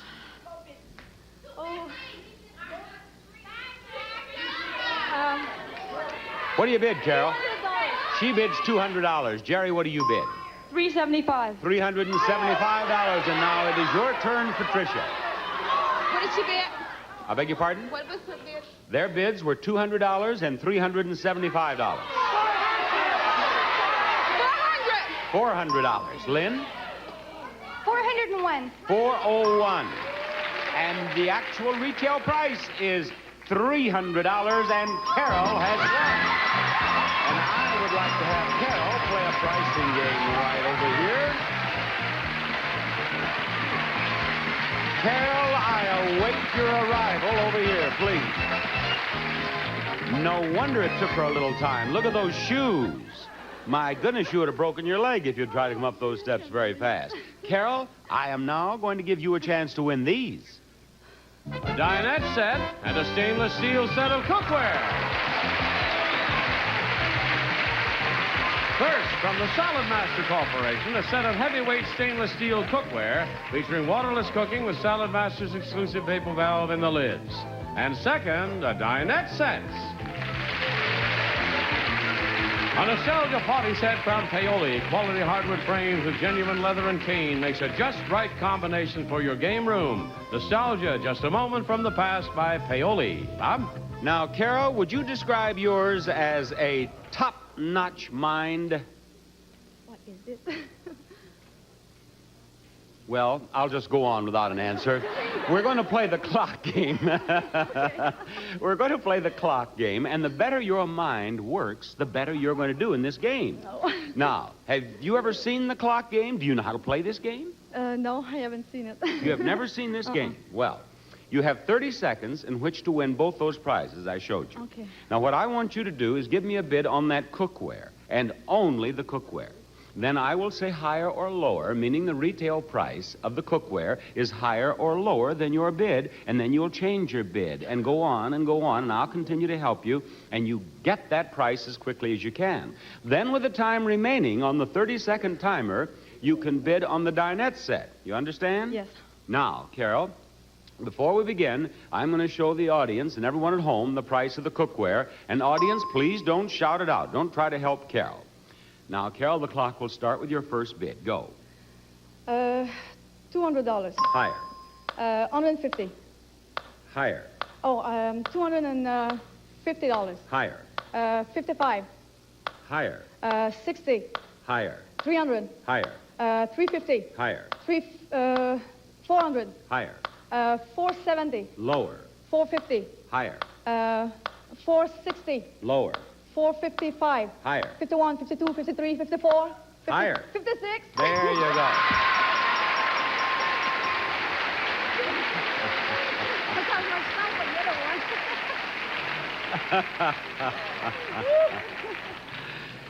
A few more players like you, and I am going to go into early retirement, Carol. I'll tell you, we were all over the place, but now I believe you. You have not seen this game, but you played it remarkably well for not having seen it. Thank you. Yes, you really did. Now, you've won the cookware, and my goodness, you have 3.5 seconds to win the dinette set. Now, Carol, don't despair. I once had a contestant win with only 1 second. Now, look at that dinette set. Get a good price in mind. Audience, I'm going to show you the price, and you behave yourselves again. Now, are you ready? Okay. All right, now wait. Okay. Remember, the clock will start with your first bid. Do it as quickly as you can, but listen carefully whether I say higher or lower. Okay. All right, go. 400. Higher. 50. Higher. 450. 60. Higher. 500. Time's up. It was $833, Carol. But you won the cookware, and for never having seen the clock game, you played it very well. Thank you. Carol. A sweet little girl. We'll have another contestant right in the middle of another pricing game after we watch this. Johnny, what is the name of our next contestant? The name is Costanza Herrera. Come on down. Oh, the next contestant on the Price is Right.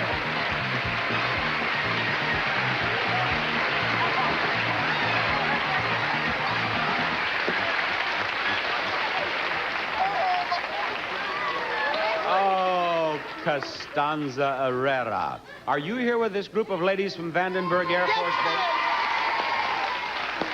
You see her when she got up here, she made an instrument landing. on the wrong runway, I might add. Costanza Herrera. Yes, sir. I see. Your husband is a pilot in the Mexican Air Force, and you're... and he's up here at Vandenberg being trained. No, is that no, it? he's retired. He is retired? Yes. Well, then what are you still doing living on the taxpayers at Vandenberg there? Huh? You just had friends, and you came down for the show. Right. Is that right? Right. I figured that out. Okay, here's the next item up for bids, and the price is right. A rattan chair and ottoman. For true elegance in a tasteful manner for den or patio, this charming curved chair and ottoman in natural rattan with cushions and headrests covered in a cotton print. An exciting combination of beauty and comforts. Senora Herrera, what do you bid on that? $350. Speak into your microphone. $350. $350. Jerry, give me your bid. $375. $375. Patricia, what do you say? $380 brings me to Lynn down here on the end. $381. $381. The actual retail price is $648, and Lynn has won. Well done. Thank you, Lynn. Yes. I beg your pardon? Am I standing right? Are you what? Standing right. Are you standing right? No, I want you to stand on your head here, Lynn, and of course you're standing right. You mean in the right place? Well, I'm just trying to get you over here, see? Yeah. If you get back here too far, this camera on which they sometimes take a shot of you would then shoot over your shoulder into the face of all those people dozing off at that desk over there, you see? But if I keep you up here, when he shoots over your shoulder, then they see, oh, those people are dozing off too out there in the audience. Lynn, let's forget all that and look what you can win. A new car!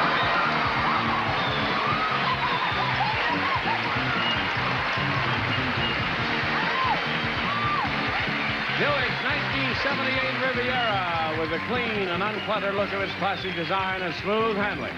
Riviera, Buick's personal luxury car, is equipped with bumper guards, door edge guards, chrome-plated wheels, steel-belted radial white-striped tires, and Landau top. A terrific prize worth $9,028. Boy, that's a lot of automobile, Lynn. Now, Lynn, I am going to ask you to putt this golf ball into that hole. You do that, and you win that car. You may have to putt from clear back here on this line, but you may win your way to this line, or this one, or to that line right up there by the hole. It depends on how well you do in the little game that we're going to play with these products. If you do just exactly right in every decision that you make, if everything you do is right, you get a $500 bonus before you putt the ball. You understand? Oh, yeah. All right. In a moment, I'm going to ask you to tell me which one of these products is the least expensive. And before you do, Johnny's going to tell you about all of the products. Wet your whistle with Lip Quencher, the moisturizing lipstick by Chapstick in 24 wet, wonderful colors. Welch's sparkling grape soda, refreshing and lively, bubbly and bouncy because you've never really tasted grape soda before till you've tried Welch's. Luden's Fifth Avenue candy bars, crunchy peanut butter, real milk chocolate too, the bite that's right, that's Fifth Avenue. Swanson's beef enchiladas and chili sauce with meat and Mexican lasagna, German and Polynesian-style dinners. When you buy a Swanson dinner, you really get your money's worth. Turkey O&C real French fried onions. You can put a crunch in your next casserole. Great on your green bean casserole, too. Another product for Turkey. And Carnation's new Cocoa Supreme Instant Hot Cocoa Mix. It's the extra rich cocoa for real cocoa lovers. Just add hot water, stir, and enjoy. I want you all to know I have marvelous news. Marvelous, marvelous news. Tell this audience what you do for a living. I'm unemployed, but I was a grocery checker. A grocery checker.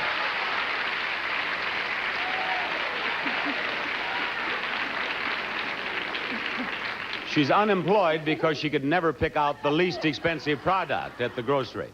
What is the least expensive there? The candy bar. The candy, she says, is the least expensive, so we will put that pennant here. Now, the least expensive of the remaining products.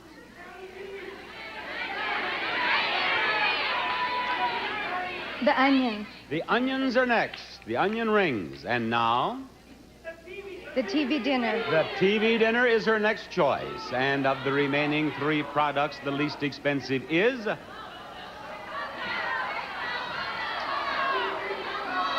cocoa. The cocoa mix. Now you have the lipstick and the soda left. Which one costs the least?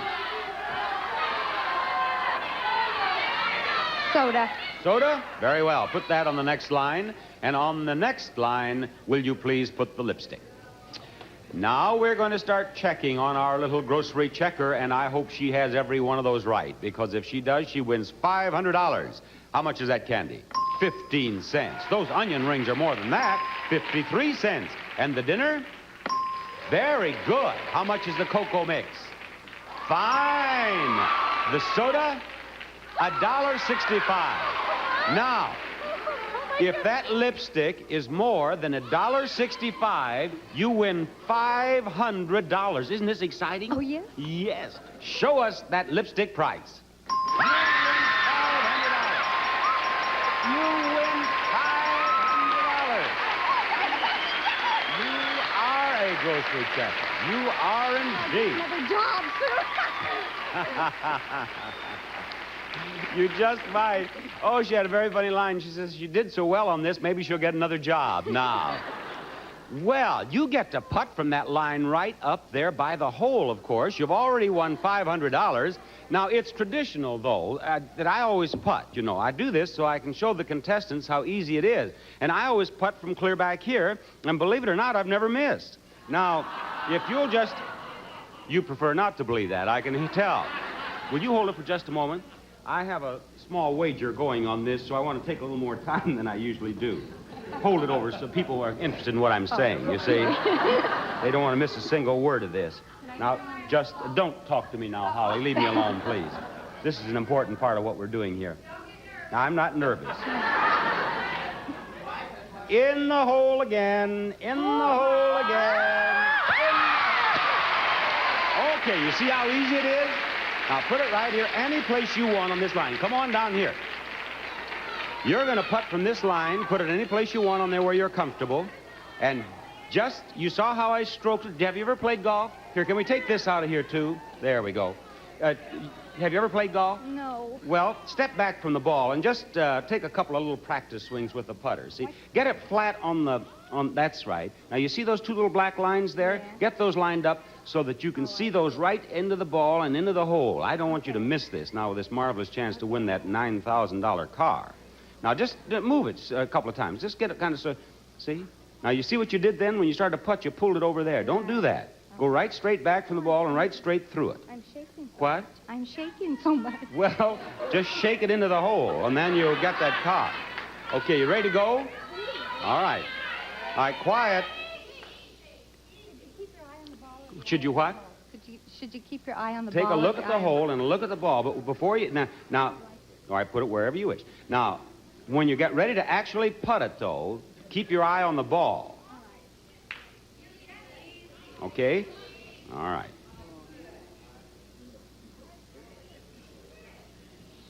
You got it. Congratulations. We'll be back after these words.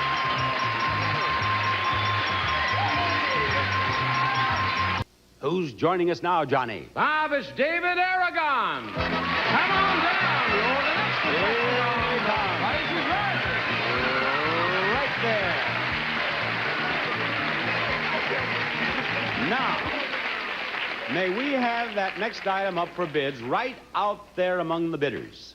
It's a pocket watch.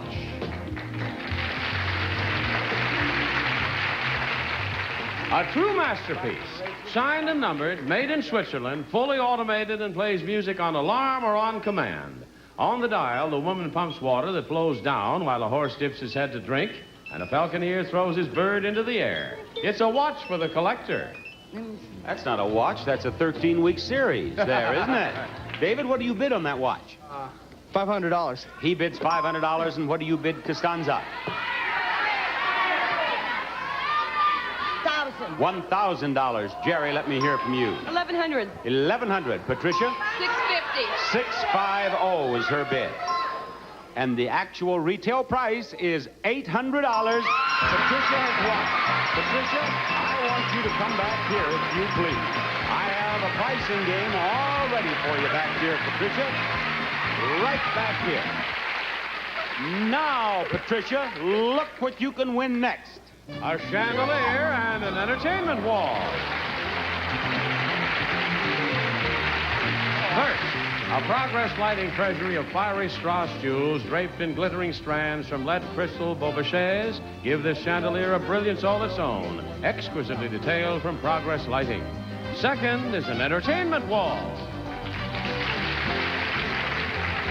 From Versailles Collection by Waterhouse Incorporated, the entertainment center provides places for TVs, stereo components, and speaker cabinets in traditional styling of figured cherry veneers and solids by Waterhouse Incorporated. Today, the one right price is $1,236. You tell me which one of these prizes it is the which one is $1,236? Tell me you win them both.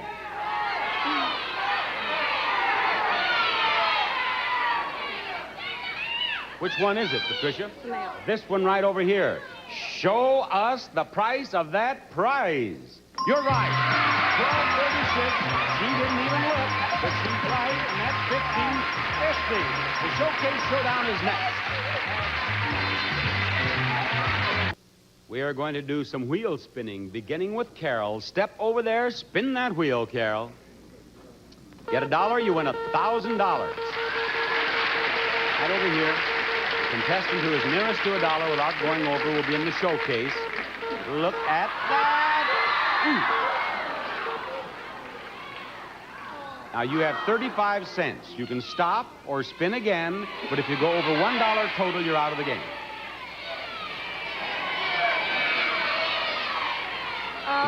I'll go one more time. Go one more time. I know you're only going to go one more time. That's the rule of the game. But what's going to happen in that one more time? That's what we want to see. She got 35 cents, and now she is going to add, I believe, 60 cents. 95 cents total. That's very good. 95 cents is a good score. Patricia, spin that wheel. Don't just stand around here, Patricia. Spin that wheel. You have to beat 95 cents to stay in the game. Here's Patricia's spin.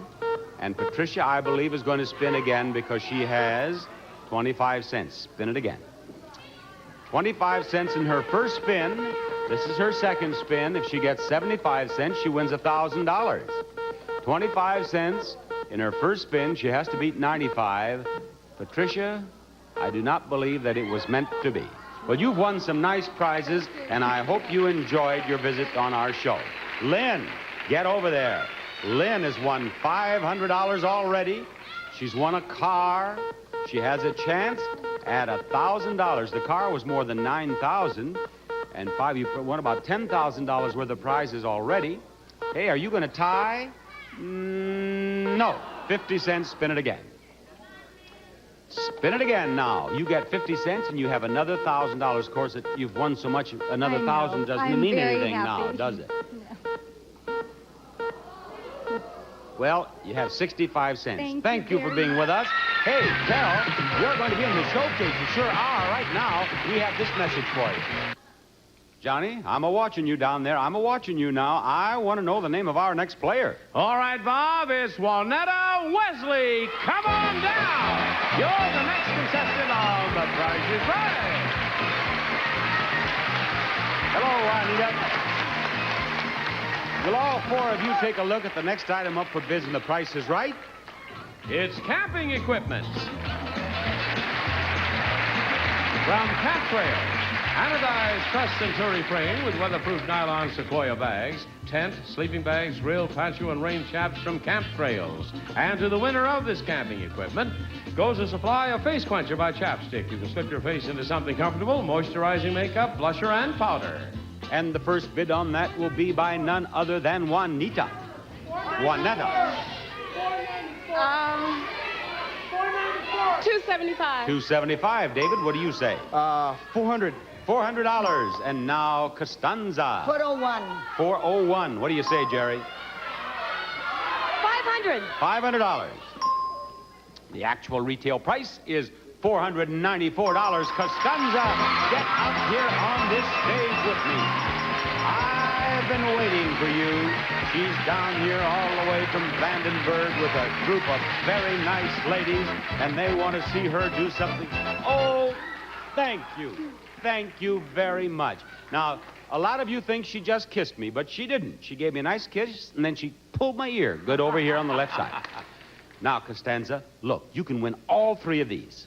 A pool table, an organ, and a motorcycle. First, the Viscount X310 electronic organ, a high-style musical instrument and lovely simulated walnut cabinet. It offers easy-to-play features that your whole family will enjoy from Viscount. Second, a pool table, handcrafted by Murray & Sons. Elegance in the art of pool, slate-top antique design. The U.S. dealer nearest you will ensure proper setup from Murray. And finally, the Benelli Phantom, a 250cc 5-speed twin-cylinder motor and precise Italian handling. Pirelli tires and Marzocchi suspension. A great motorcycle built in Europe by Benelli. There they are, Bob. Costanza, you will take all three of those prizes home if you tell me which one is the most expensive. Is it number one? Is it number two? Is it number three? Which one, Costanza? I think it's the pool. You say number two. She believes that number two is the most expensive. Show us the price of number one.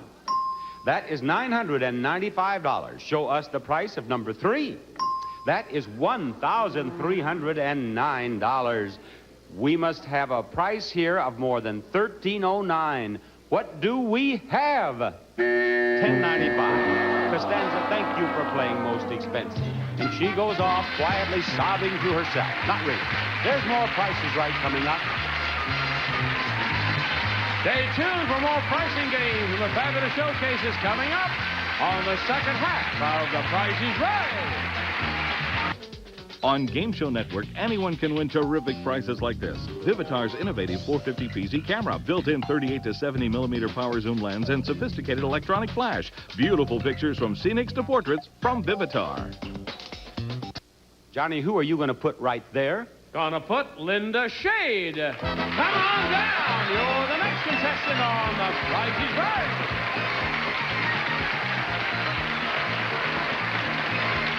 Howdy doody. Howdy doody, Linda. Here comes the next item up for bids on this show. Look it. It's a fireplace. This Venus model freestanding log-burning fireplace will add warmth and beauty to any home from Wilshire Fireplace Shop. Linda, I want you to bid on that. $420. $420. Jerry, you've been at it down there ever since this show started. Give me your bid on that. $500. $500. $550. $550. Oh, David? $425. $425. You've all overbid. The lowest bid we have is $420. Erase these bids, please. Go lower than $420. $400. Jerry. Jerry. Jerry.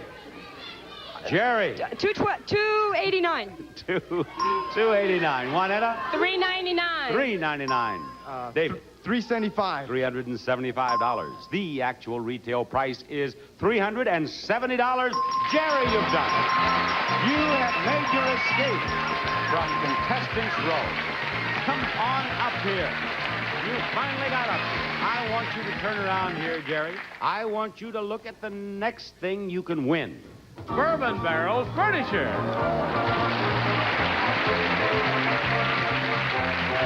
A 15-piece Kentucky bourbon barrel group from Brothers Furniture Company. Handcrafted from genuine bourbon barrels, upholstered with handsome earth tone vinyl. Your Brothers Furniture group includes a sofa, armchair, end tables, coffee table, game table, 4 swivel chairs, and a 5-piece bar set. It's a prize package worth $1,788. And Jerry, as much as that is, you can still win more in the game we're about to play. You can win these 3 prizes, too. Listen. First, the only double hamburger cooker and mini grill finished in DuPont Silverstone for non-stick cooking from McDonald's. Second, practical pop art for the kitchen. Electric can openers that look like your favorite labels. 5 choices. Daisy's can opener can. And third, American Tourister Ladies Weekender, designed to go everywhere. 1-piece molded construction, padded handle, strong, lightweight luggage by American Tourister. Bob? Now, I want you to tell me the price of that cooker, and I hope you're exactly right, because if you're not, this mountain climber is going to move 1 step up that mountain for every dollar you are wrong. And he can only go 25 steps total. We have to do the can opener and the luggage, too. How much is that cooker? $19. $19. Is that right? No, that's not. Watch him. Watch him. He's gone 3 steps. Oh, he stopped on 4. How much is the cooker? $15. That was pretty good. Pretty good. How much is the can opener? $13. Is that right? No. Watch the mountain climber now. He can go 25 steps total, and you still have the luggage to go. He's picking up speed. 10 steps. He can go 15 more.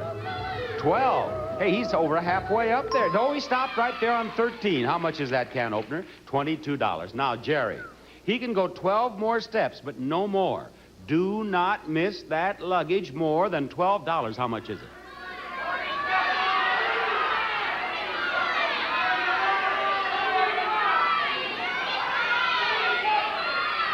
How much? $40. Is that right? $40 is not correct. Now, let's see how much she's missed it. He's up to 17. He can go 25 steps, but no more. Oh, Jerry, he's at 20. This is getting very serious now. 23. Jerry, where are you going? 24. 25. Oh, look out below. How much is that luggage in the window? $55. Well, Jerry, thank you very much. Bye-bye. She won the cooker and she won the can opener, of course. And we'll have another contestant trying to win more after we have this. Sir John, who cometh from the flock now? Oh, cometh there. Joan Kozlowski, come on down. You're the next contestant on The Price is Right. There's Joan. Howdy, Joan. Let us see the next item up for bids on our show. A bar globe.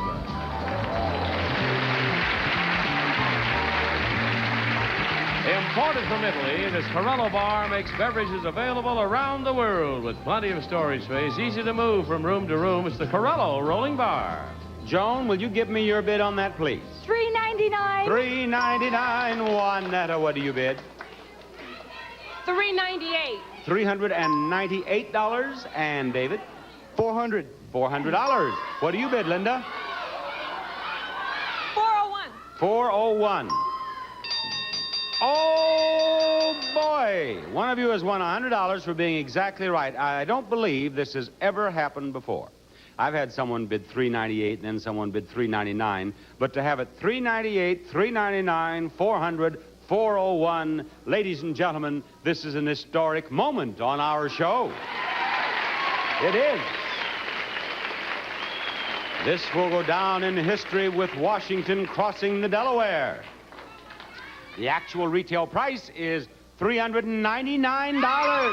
Joan is the winner. Joan, come on over here to me.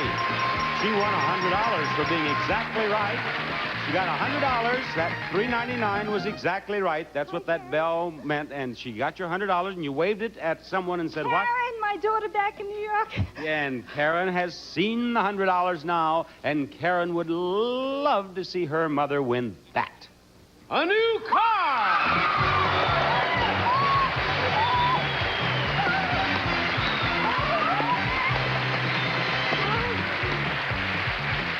The new 1978 Chevy Monza, distinctive new front-end styling and roadability are the trademarks of the sporty new Monza by Chevrolet. It's equipped with body-side molding, door edge guards, wheel opening moldings, sport mirrors, steel-belted radial white stripe tires, air conditioning, auxiliary lighting, and day-night rear-view mirror. May we have the dice out here, please? Joan is telling me that she watches our show every day. You've seen this dice game, haven't you? I have. Then you know that all you have to do is roll the first number in the price of the car, and we'll light it up. Go ahead. Roll. Got to get it over that line. Got to get it over that line. There we are. It is a 1. Is that the first number? No. Now, I'm going to ask you whether the first number is higher or lower than 1. But before I do, she says higher. Okay, light it up there for her. But let me say this. There is no number in the price of that car that does not... I know. You do know? Not lower than 1 or higher than 6. Take that and roll it. You know as much about this as I do. Over that line, she has a 2. Is that the second number in the price of the car? No. No. Now, what is it? Higher or lower? Lower. You say the second number is lower than 2? Lower, yes. Lower than 2. Apparently, she knows something, audience, that you do not. Roll for the third number. It is another 1. Is that the third number? What'd you say? Higher. Higher. I'll tell you what, rolling all those 1s and 2s, you're lucky you're not in Las Vegas today. Now, you say that the first one's higher than 1, second one's lower than 2, third one's higher than 1, and here you go for your fourth. Okay. And she threw a 6 this time. Is that the last number? That is the last number. That is it. Now, let's review here. I think the first one's higher than 1.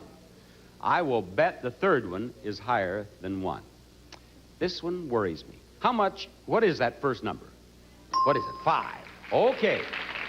What is that second number? You're right. It's lower than 2. And the third number, higher, you win the car. Look at that. It's lower than 2. She did know something, audience. That's marvelous.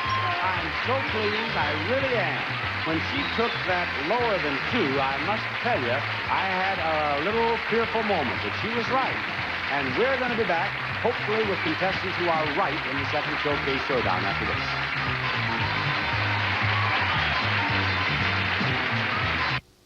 Look at that $1. I hope you see a lot of that during this Showcase Showdown. That $1 is worth $1,000 to a contestant.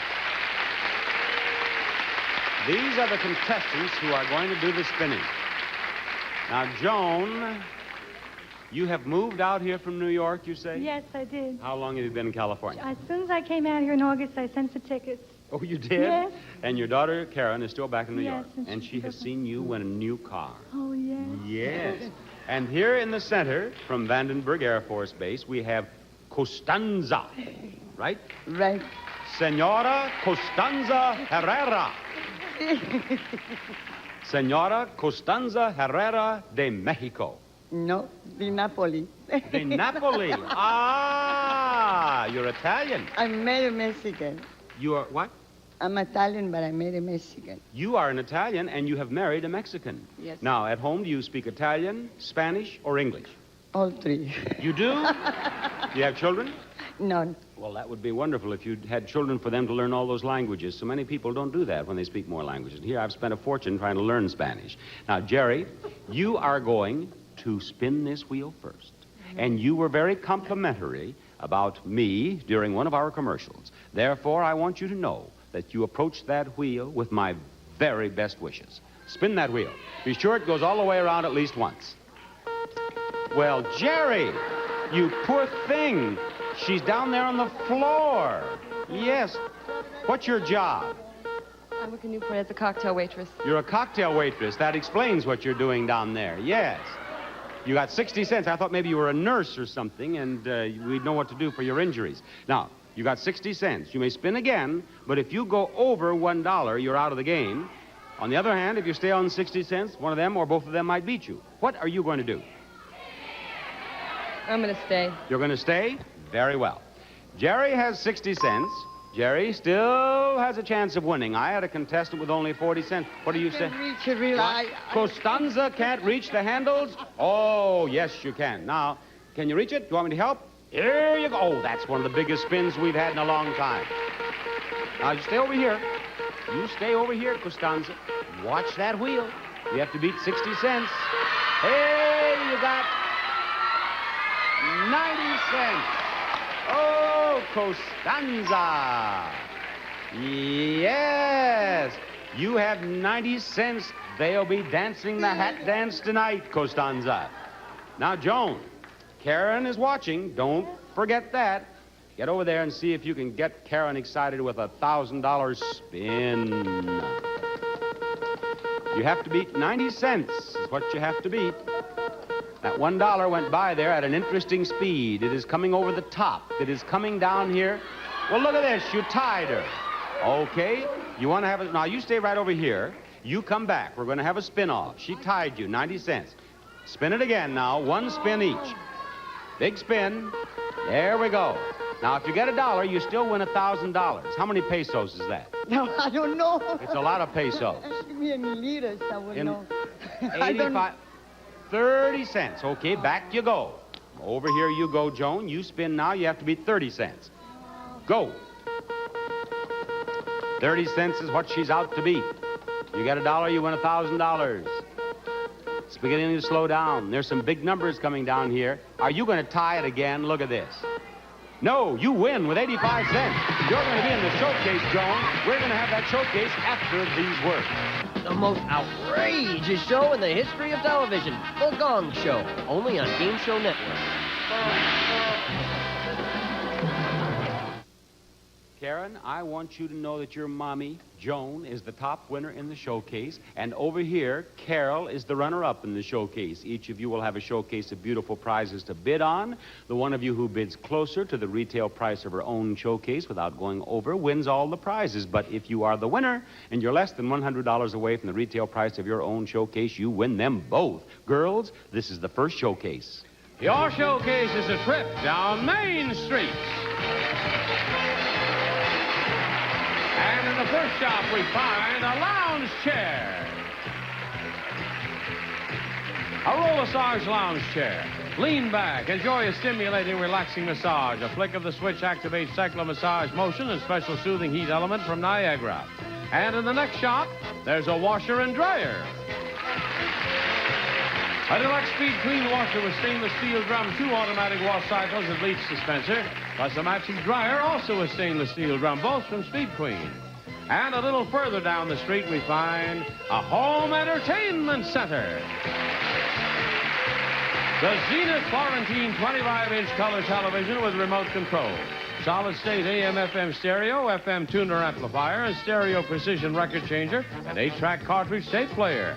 And in the last shop, there's a brass bed.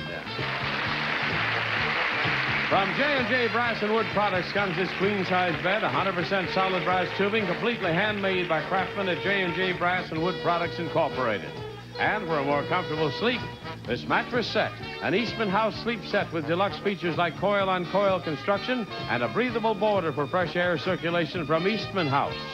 And this trip down Main Street can be yours if the price is right. Joan, are you going to bid or pass? I'll pass. She has passed this one to Carol, and on this showcase, what do you bid? On this one there? Yes, this showcase that you have just seen. What do you bid on? About $2,500. $2,500 is her bid on this showcase. Joan, this is your showcase.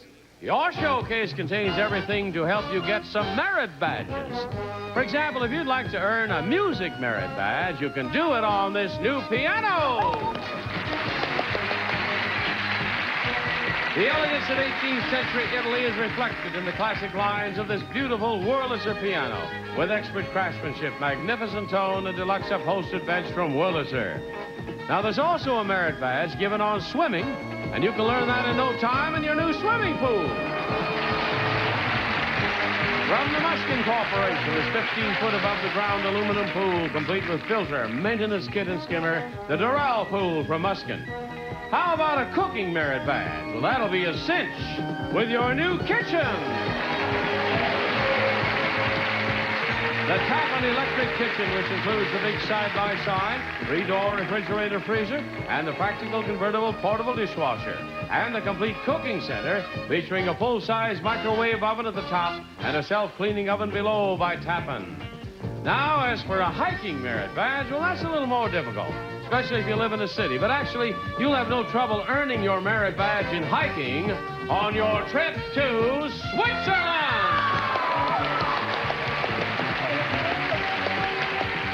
We'll fly two of your round-trip air coach from Los Angeles to Switzerland.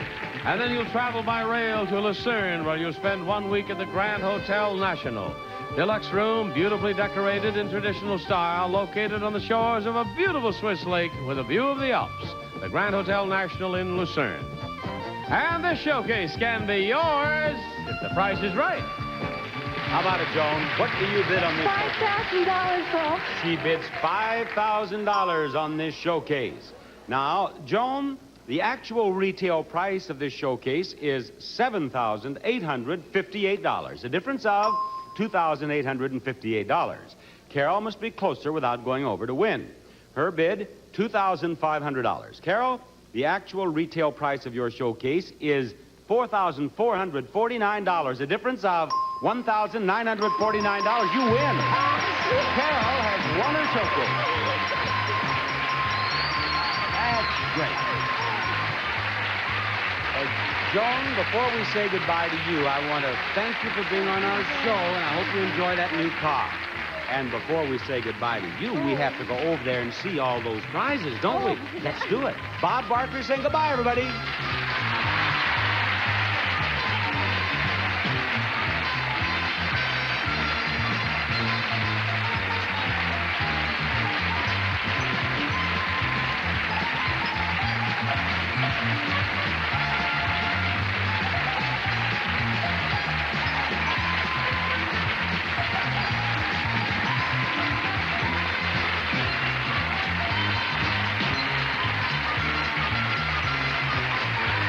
This is Johnny Olson speaking for The Price is Right, a Mark Brooks and Bill Todman production. Stay tuned for Love of Life, next over most of the CBS stations.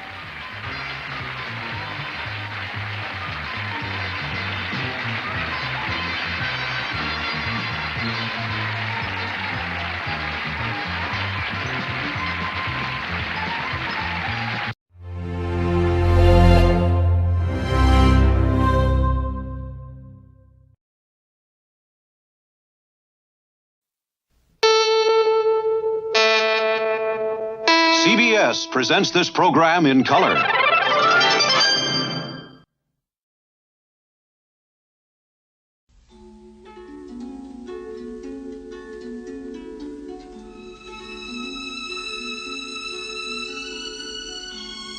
Now, for the next full hour, The Guiding Light. I thought the dinner was quite good, didn't you, Steve? Well, now, how would you know, Bert? You hardly touched anything on your plate. Well, I was too excited to eat very much, but I don't think Michael noticed. Do you? Well, if he did, he didn't mention it. I wonder if Ed and Michael thought we wanted to be alone. It certainly seemed that way, didn't it? But they have a lot of friends that they wanted to talk to. Yes. Well, very good turnout, huh? You don't think that Michael suspects him? No, if he does, well, he's certainly putting on a very good act. Speaking of putting on a very good act, you're the one that takes the prize tonight, saying that you thought Judge Willoughby was going to be named the Man of the Year. Well, I had to come to your rescue. Well, I mean, you know, you didn't get anywhere. You know, I didn't know how else to get him here. You were wonderful, because I was completely at a loss, and you saved the day. I don't even know how I got the idea. Maybe out of desperation. You know, just suddenly popped into my head. Well, I'm going to have to watch you very closely from now on, because you invented that story awfully quickly. Well, there you are. Now, the first time in my life I think of exactly the right things to say it at exactly the right time, and already I'm in trouble. Oh, you're not in trouble with me, Steve. You never will be. Sarah and Justin are back there. Oh, are they? No, you can't see them. They're way in the back. You think they might like to join us, dear? No, I think they're comfortable back there. It might be a little crowded. Oh, I suppose so. Wonder what they're doing here. Well, I suppose they want to hear the group from the University Glee Club. Where's your brother? Oh, he had to make a telephone call. He's got a patient in intensive care. Oh, I hope he's not called back to the hospital tonight. Oh, no. I'm sure that he wants to hear that group from the University Glee Club. Mm-hmm. Oh, there's Judge Willoughby back there. I think I'll go back and say hello. Oh, honey, why don't you do it later? Because they're going to start the program now. No, they're just serving dessert in the back. No, Michael, please be careful. Now, take it easy with the judge. No, I won't. All right, go ahead. I won't tip anything off. I'll just ask him if he's got his acceptance speech ready. I'll be back in bed. Oh, dear. Well, he wasn't serious, Bert. No, I wasn't thinking about that. Well, what are you worried about now? Well, maybe I should have said something to him, given him a tiny little warning. Oh, I don't believe my ears. After all the trouble we went to keep the secret, I think the excitement must have gone to your head. No, it's just that he may want to say a little something, and this way he'll be caught off guard. You know that Michael is never at a loss for words.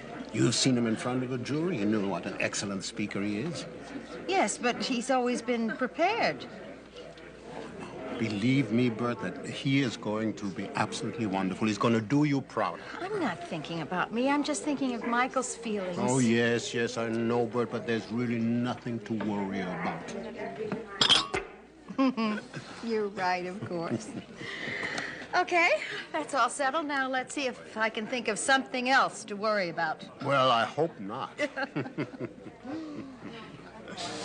Michael seems very happy these days, doesn't he?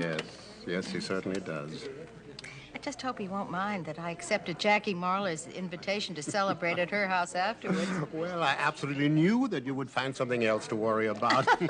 All right, I take it back. I'm sure that he'll be delighted. Yes, and I'm sure, too. You know, Mrs. Marler is a very attractive woman, and I'm quite sure that Michael has noticed that. Evidently, you have, too. Well, the little I've known her, she certainly is very attractive. Yes, she is. Oh, there goes Sidney Daly up to the place. Yes, there he is. I recognize him. Oh, I wonder where Michael and Ed are. Oh, now, don't worry. They'll be here any minute, I'm sure. Well, I wonder if they'll have the singing first or they'll give the award first. Well, now, Bert, the only thing we can do is just sit here and see and wait.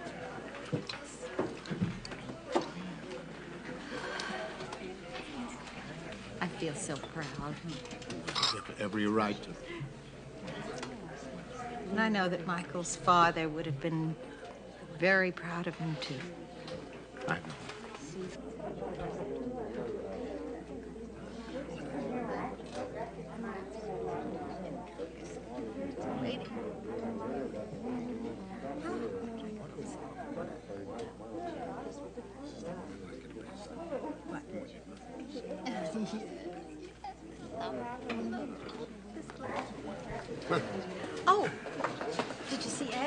No. You want me to go look for Oh, no. Stay where you are. The program's about to start, honey.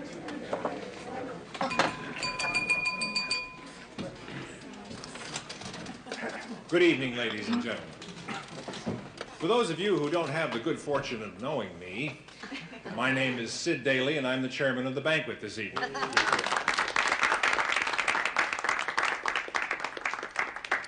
I accepted the chairmanship in order to insure myself against having to be the master of ceremonies again this year. But alas, as luck would have it, I could not persuade anyone else to do it, so here I am. Don't worry, your party's going just beautifully. You know, with all the changes that Springfield has undergone in the last few decades, some for the good and some not so good, there's been at least one element in our community that has been a continuing source of enrichment and a vital part of the cultural life of our city. I'm referring, of course, to Springfield University. Tonight, we're honored to have with us a group from the University Glee Club.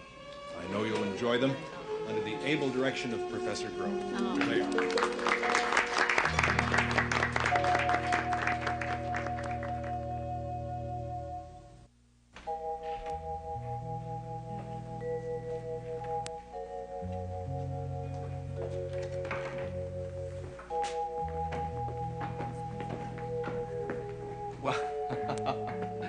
Well, the walking wounded. Hi, Peter. How are you feeling?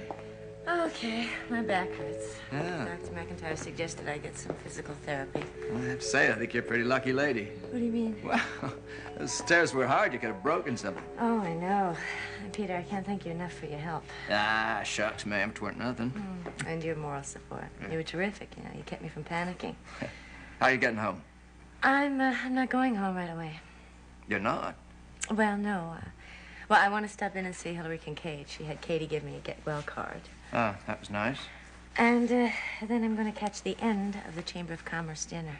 And then you got to go dancing at the penthouse room and have drinks at the Palm Court. No, I don't think I'm quite ready for that. What's this Chamber of Commerce dinner all about? Mike Bauer's being named Man of the Year. Oh, well, good for him. Talented family. Yes, they are. I have a lot of respect for Ed. Although I guess I didn't show it this afternoon. Well... Yeah, it just bothered me when he wanted to call in another doctor on your case. Well, he's worked with Sarah McIntyre for years. As he said himself, it was no reflection on you. Yeah, but I had the feeling if it had been some other patient, he wouldn't have been so particular. Well, Ed and I are old friends. I see. A little more than that, wasn't it? It was, but we're just friends now. Anyway, I better go see Hillary if I want to get to the banquet in time for Mike's award. Yeah, all right. Well, Katie, don't push yourself now, No, please. I won't. Does Sarah know about your banquet tonight?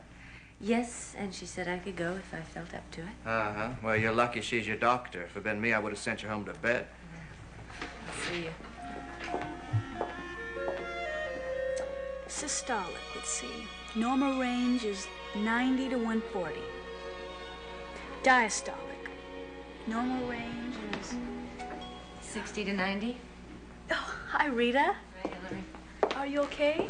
I'm fine. I got your note. Thanks for the good wishes. Yeah. Everyone was talking about it, and it sounded like an awful fall. Oh, I'm okay. I was hurrying, and I just slipped on something.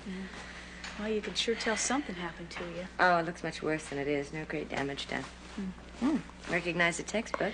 Yeah, I bet you do. I'm trying to catch up. I hope I can by the time I get out of here. Well, I'm sure you can get some extra help if you can't. This is a great place to study. Yeah. If I have a question or anything, I just ask the next nurse that comes in, and they've all been terrific about helping me. Well, you probably learn more here than you would have in a class. Or just as much, anyway. Yeah, I'm sure I have. Well, you're looking good. Oh, yeah? Are you gonna let you go home soon? Well, I think tomorrow. Oh, that's great. Is your dad still here? No, he's gone back to Vancouver. Oh, that's too bad. Well, I think he wanted to get things straightened out there. Well, it was nice that he could be here for a while, anyway. Yeah. I think he's finally gotten used to the idea of me being here in Springfield. Oh, I think he was pretty impressed with the care I was getting. It's good. Yeah. I'm really glad he came, even though... Well, even though what? Well, I just worry about him sometimes. What, his health, you mean? No, I've just had a little trouble figuring him out lately. Well, he certainly seems devoted to you. Oh, I'm sure he is, and I'm crazy about him.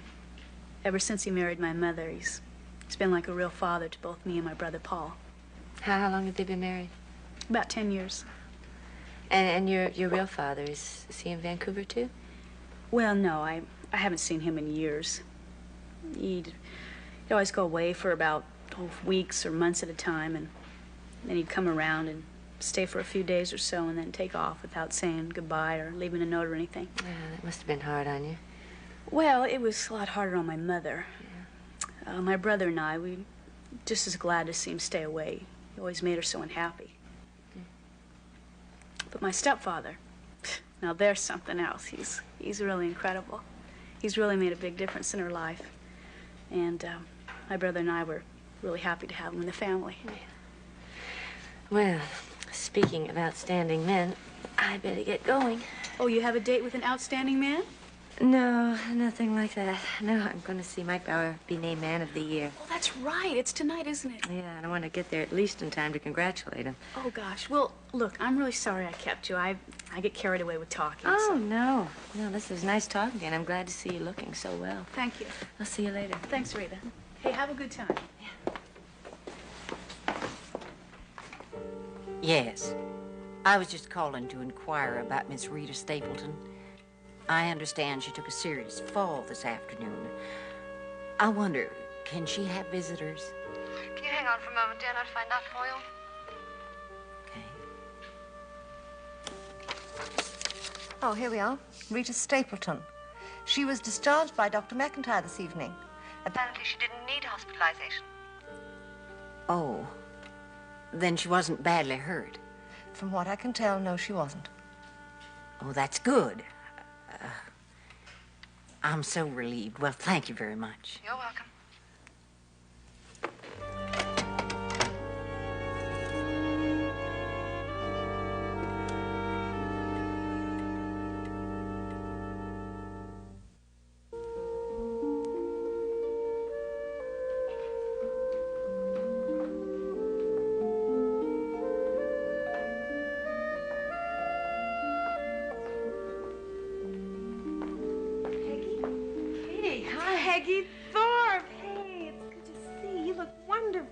I almost didn't recognize you in civilian clothes. I see you got new uniforms.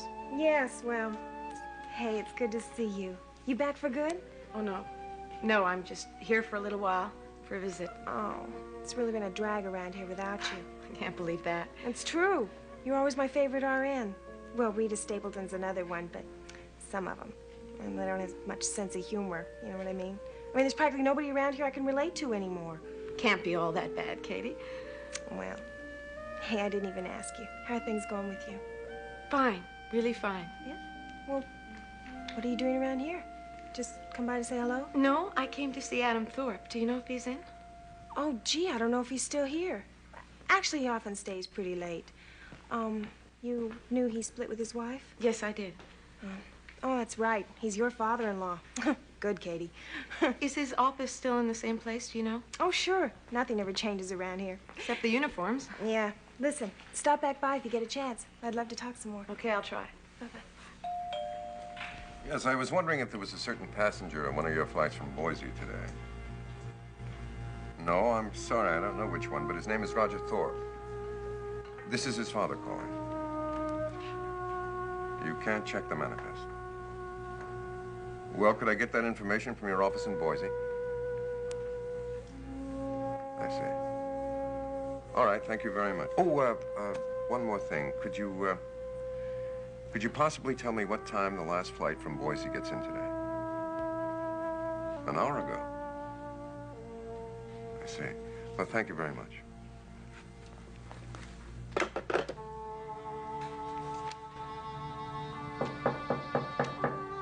Come in. Adam. Iggy. What a wonderful surprise. Oh, I can't tell you how happy I am to see you again. Oh, it's good to see you, too. Well, you know, I just finished checking on the flights from Boise. Well, where's Roger? Did he come with you? No. He didn't. No, I don't know where he is. Oh. I came alone. Adam, Roger told me about you and Barbara, and I'm very sorry. Thank you, Peggy. I'm sorry, too, but don't worry about that. How is she? I really don't know. I hardly ever see her. Oh, Holly tells me from time to time how she's doing. She's been busy with a column, helping with Christina. And how are you? I'm, busy. As you can see, working late. Well, listen, did you come right here from the airport? Have you had dinner? Yes, I did. I ate on the plane, and then I rented a car. I wanted to come directly to the hospital and talk to you before I went to the apartment. Oh, Peggy, your friends have missed you. They're going to be very happy to see you. Listen, sit down, please. I tried to call Bert from the airport, but there was no answer. Well, there's no wonder. She's at the Chamber of Commerce dinner tonight. Oh? Yeah. As a matter of fact, I'm supposed to be there myself in a little while. Oh, are you? Big surprise for you. Mike Bauer's been elected Man of the Year. Oh, how terrific. Bert must be so thrilled, and Mike, too. Oh, yes, absolutely. As a matter of fact, Mike doesn't know about it yet. This is sort of a little state secret we're keeping. Oh, I see. Well, Adam, don't let me keep you. You go on along, and we'll talk tomorrow, No, okay? Peggy, no, absolutely not. I want to find out everything that's been going on with you and Billy and Roger. Well, Billy and I are doing just fine. All We're making the adjustment. Well, we were doing fine before Roger came to Boise. Well, what happened? We talked a great deal, but it just didn't work out, Adam. No chance. No, I don't think so. Adam, I have a lot of different feelings about Roger. And I know that there's a lot of good in him. I also know that he cares a great deal about Billy and me. But there's just no way that I can erase what happened. I could have once. I did once. But he was never honest with me. Peggy, only because he was afraid of what it would do to your relationship. He was terrified of losing you. Well, he wouldn't have lost me if he'd been honest with me. Anyway, I came to talk to you about Christina, Adam. Roger told me that he wants to become a big part of her life. Peggy, you know, Roger hasn't been the same since your marriage broke up. He's felt that he's had no one left in the world except for Christina. So it became kind of an obsession with him. I've talked to him. So has Holly, Ed. I tried to talk to him too, but he was so determined. It was frightening. Yes. And then I began to think that maybe I've been totally selfish because... No, Peggy. It all makes me very sad. Did he say what his plans were? Just that he's coming back to Springfield. And where is he?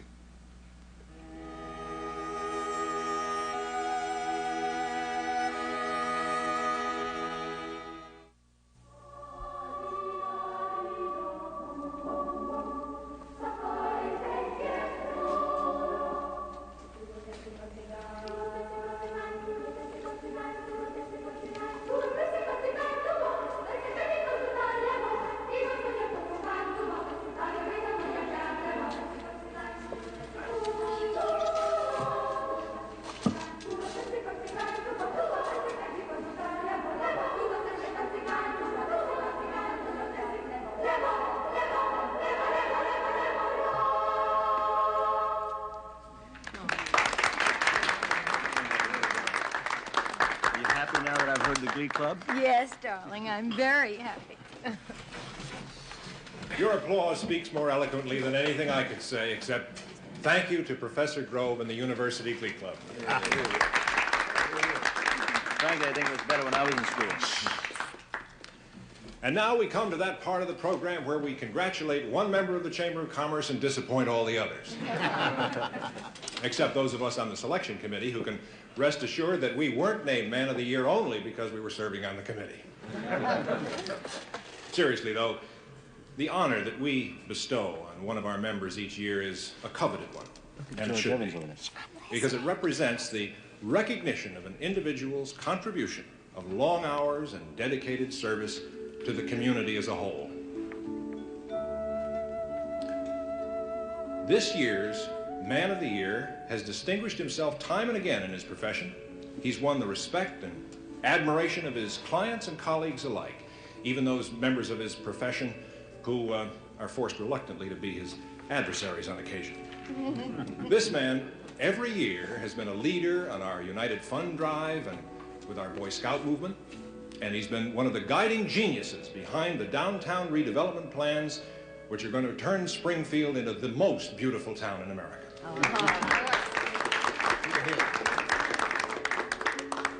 This year's Man of the Year is a man of unquestionable character, the highest ideals, the strongest moral fiber. And as I'm listing all his fine qualities here, I'm beginning to wonder why he hasn't been called to Washington.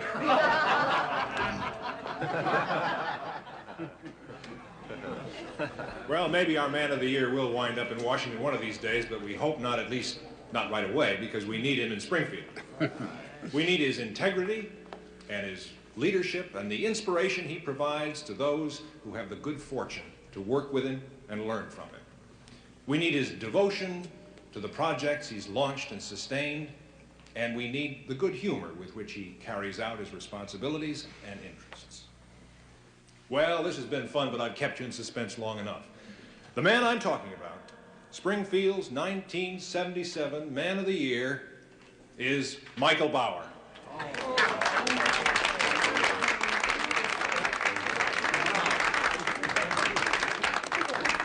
That's you, kid. You better get up there.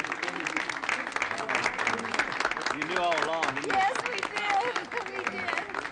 Congratulations, Michael. I should have known something was wrong when he wanted me to come here at Glee.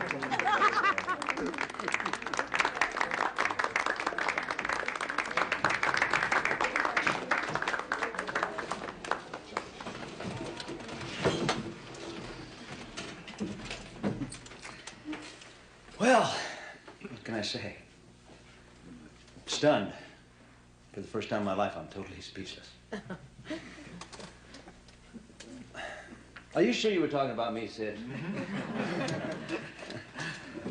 I can think of dozens of other people in the Chamber of Commerce that fit that description.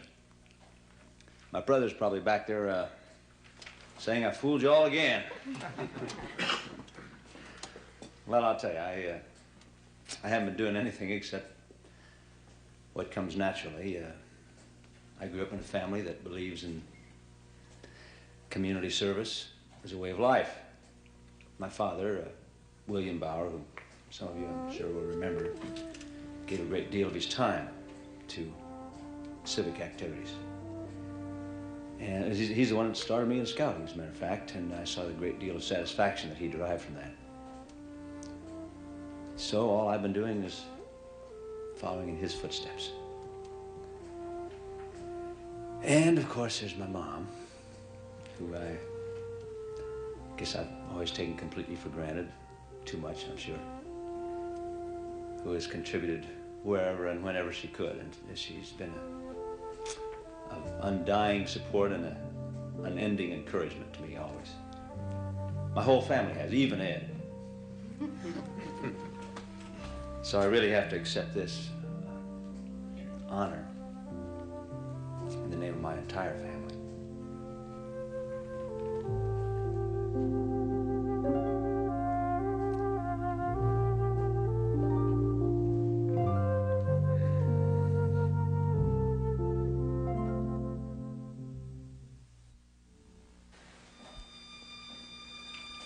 I guess the only other thing I can think of to say is thank you. Thank you all very much.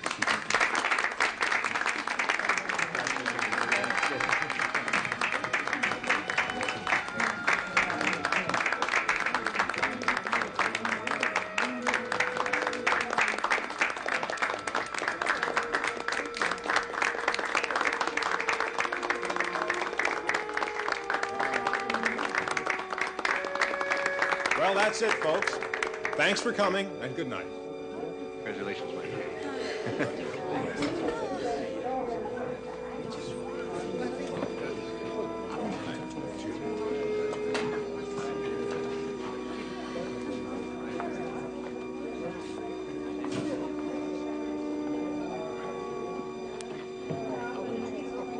Rita? Oh, you finally got here. Sit down, dear. Are you all right? Yes, I'm fine. I know you must be thrilled. Yes, I have to admit that I'm not only thrilled, I'm very proud. Oh, you should be. You really deserve it. And it was so nice what he said up there. Well, he was very generous. Ed told me that you had quite a fall. Yes, I did. Isn't it silly? But it's nothing serious. I just got some bruises and strained my back a little bit. Oh, I'm so sorry, No, dear. really, it's all right. You should probably be home in bed. Oh, no. If I were supposed to be in the hospital, if there'd been any problem, they would have put me in. Ed saw to it that I took every test in the world. Well, I'm very glad he did. Yes. Rita. Hi, dear. Don't tell me you were in on this, too. Well, I wasn't in on it, but I knew about it. Congratulations. You know, Rita had an awful fall. Yeah, I heard about that. I'm fine, really. Bert? Yes? Oh, you must be so proud. Congratulations. I certainly am proud. I've already spoken to Mike. Would you come and meet my husband? Oh, yes, yes, of course. I'd like to. Excuse me. Well, it was very nice what you said up there. Well, just the truth. I tried to call you today. I didn't get a chance. Oh, what about? Have you heard from Georgine? Nope, haven't. I went over to see her. You did? Yeah. She has an apartment over on Spruce Street. An apartment? Mike, that sounds terribly permanent to me. How did you get her address? Raymond Schaefer gave it to me. What did she say? Well, she was evasive, cordial. Now, did she say what she was doing in Springfield? Yeah. She said that she had friends here and that she thought it was a nice city. Oh, Mike, it's all so strange. Yeah. I would like to talk to you about it some more tomorrow. All right. Okay, I'll give you a call. Okay, good. Mike, there's a photographer over here. I want to get a picture. Okay, Sid. Excuse us. I'll see you later. Excuse me.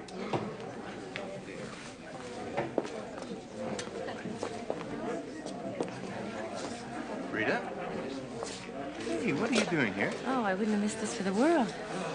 Well, I can understand that, but, you ought to be home resting. Oh, I have all night to rest. I wanted to see Mike get the award. He's been such a good friend to me. Well, I'm sure he was glad you're here. No, I don't know. How's he? Oh, fine, I guess. She's at Jackie Marler's house tonight. Working? Well, she and Ben were going to help out with the party. Rita, has she told Ben the full truth about her eyesight? I honestly don't know. I'm not quite sure what's going through her mind these days. I do know that she's trying not to worry Mama and Ben. Ed, it has to be up to Eve. Yes, but she's trying to carry the whole burden herself. I know she is. I mean, I'd like to help, but I really don't know what I can do.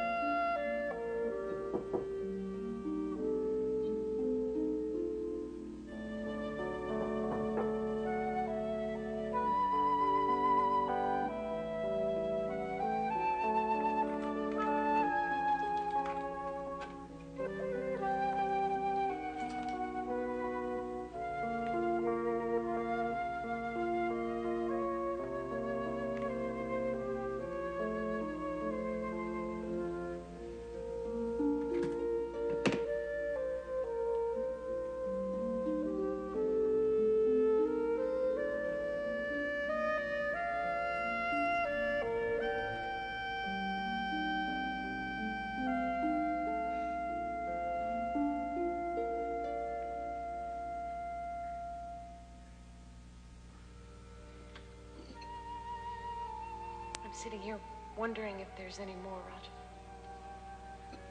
I'm wondering if I've heard it all. You see, I'm beginning to feel incredibly foolish about things. No. No, you should not feel foolish. I know I shouldn't, but I do. Because I keep thinking of all those times the three of us were together and you two knew something that I didn't know. And now suddenly I feel as if I don't know you at all. I just feel stupid about everything. Peg, all this happened so long ago. You must have been more than friends. If you didn't want me to know about it, Roger. It wasn't anything serious. Same way that it wasn't serious with Holly.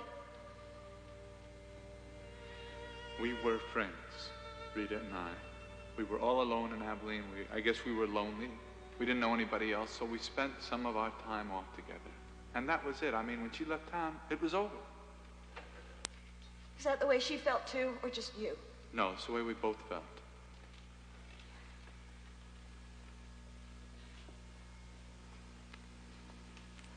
It's funny because I've really identified with Rita a lot these past few weeks. About the trial, I've understood her fears and feeling of isolation. I felt really close to her. I know you have. And now I feel even closer still. Because I'm wondering how it was for her to say goodbye to you. I'm wondering if it would be that easy for me.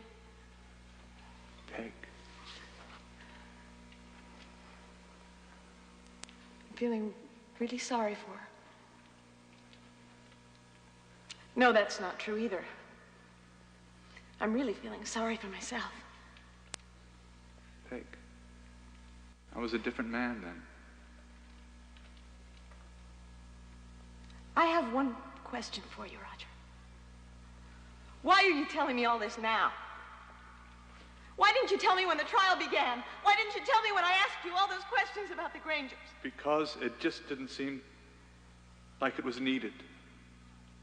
Why now? Because this is the last day of Rita's trial and it's going very badly for her. What has that got to do with it? There's a way that I can help her.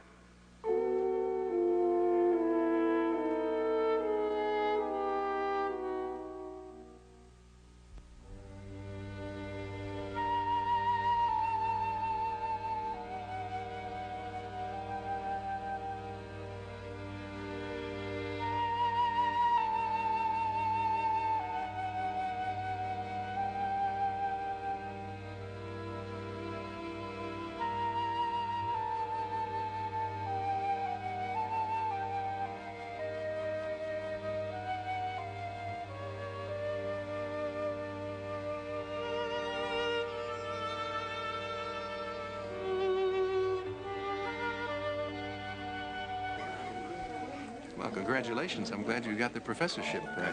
It's Professor Califano. It's my mother. Oh, so nice to meet you. And this is a new The psychology position. department has done well. I'm so glad you came.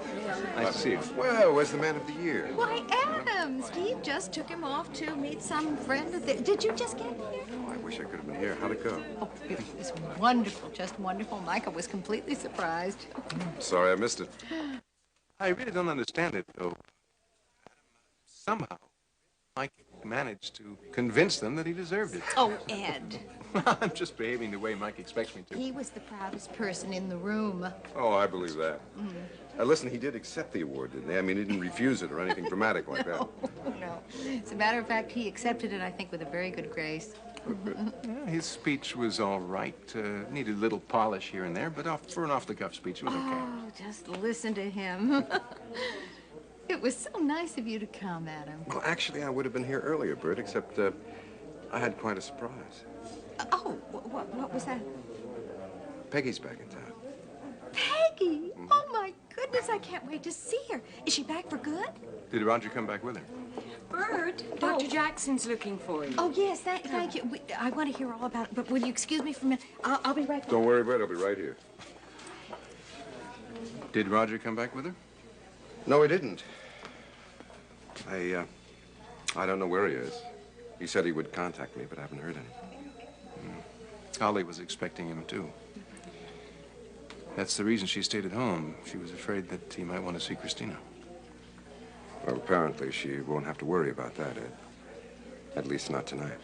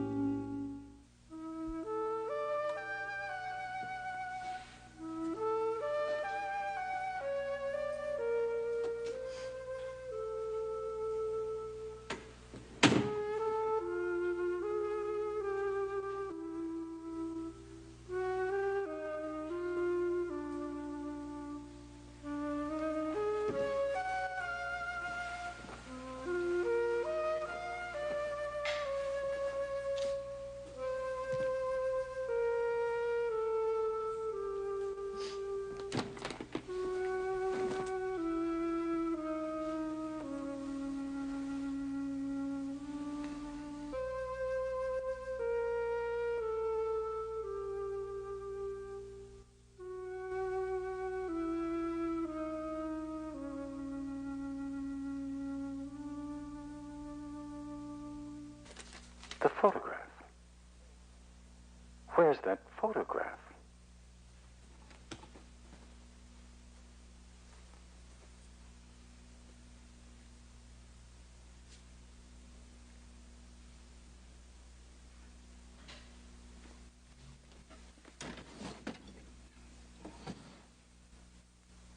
No. I had it with me. I'm sure I did. Or didn't I?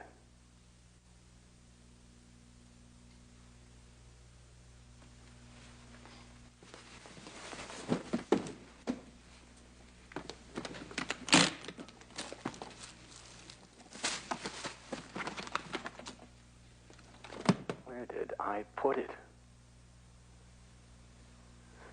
No. I put it in my pocket. I remember. It was there when I left.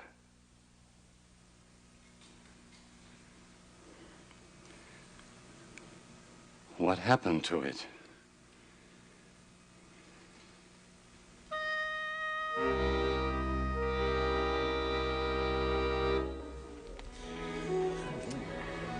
Oh, my, what an evening this has been. Well, you certainly had me buffaloed, I'll tell you that.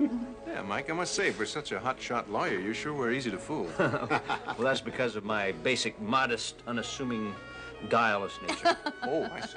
Now, tell me the truth. Didn't you have any idea? Are you kidding? No, not at all. I swear to God. I mean, I should have guessed something was up when I had all this pressure about attending this dinner. Well, believe me, it was a lot of work to get you here. Well, yeah, well, what would have happened if my meeting with Channing had been canceled? But it was canceled, wasn't it? Oh, no. Oh, yes. You mean to tell me you were responsible for that, too? Well, Anne actually did it. She called Mr. Channing and explained the situation to him. Oh, Anne, yeah, I should have known. Oh, she was just wonderful, darling. It was her idea to call the client. Yeah, but what does it profit a man if he wins an award and loses a client? You're not going to lose a client. As a matter of fact, Mr. Channing was very impressed and more than pleased to call and cancel the meeting. He was a bit worried that you might start raising your legal fees, though. It's a thought, it's a thought. Listen, why don't we go over to my house and I'll get some cheesecake or something like that and have a little coffee? Well, Michael, I have another surprise for you. Well, I don't know if I could take two in one day. What is it? We're all going over to Jackie Marlar's because she's having a champagne celebration in your honor. Oh, really? Well, that's nice.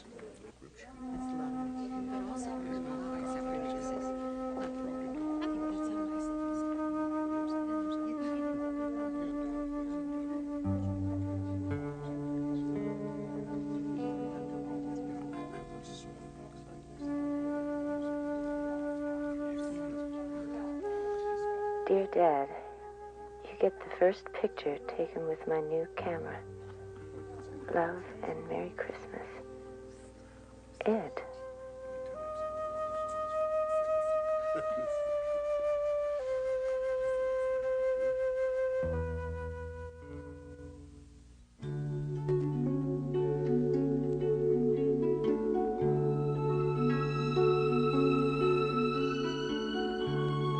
This has been The Guiding Light.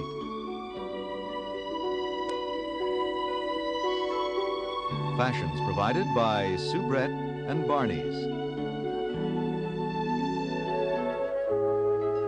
Be sure to be with us tomorrow for another hour of The Guiding Light.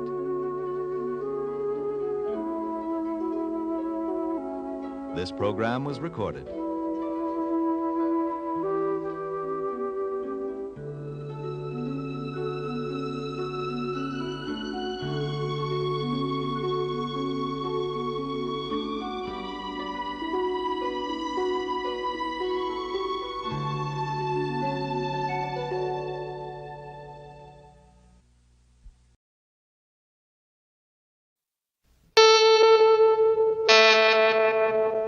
CBS presents this program in color.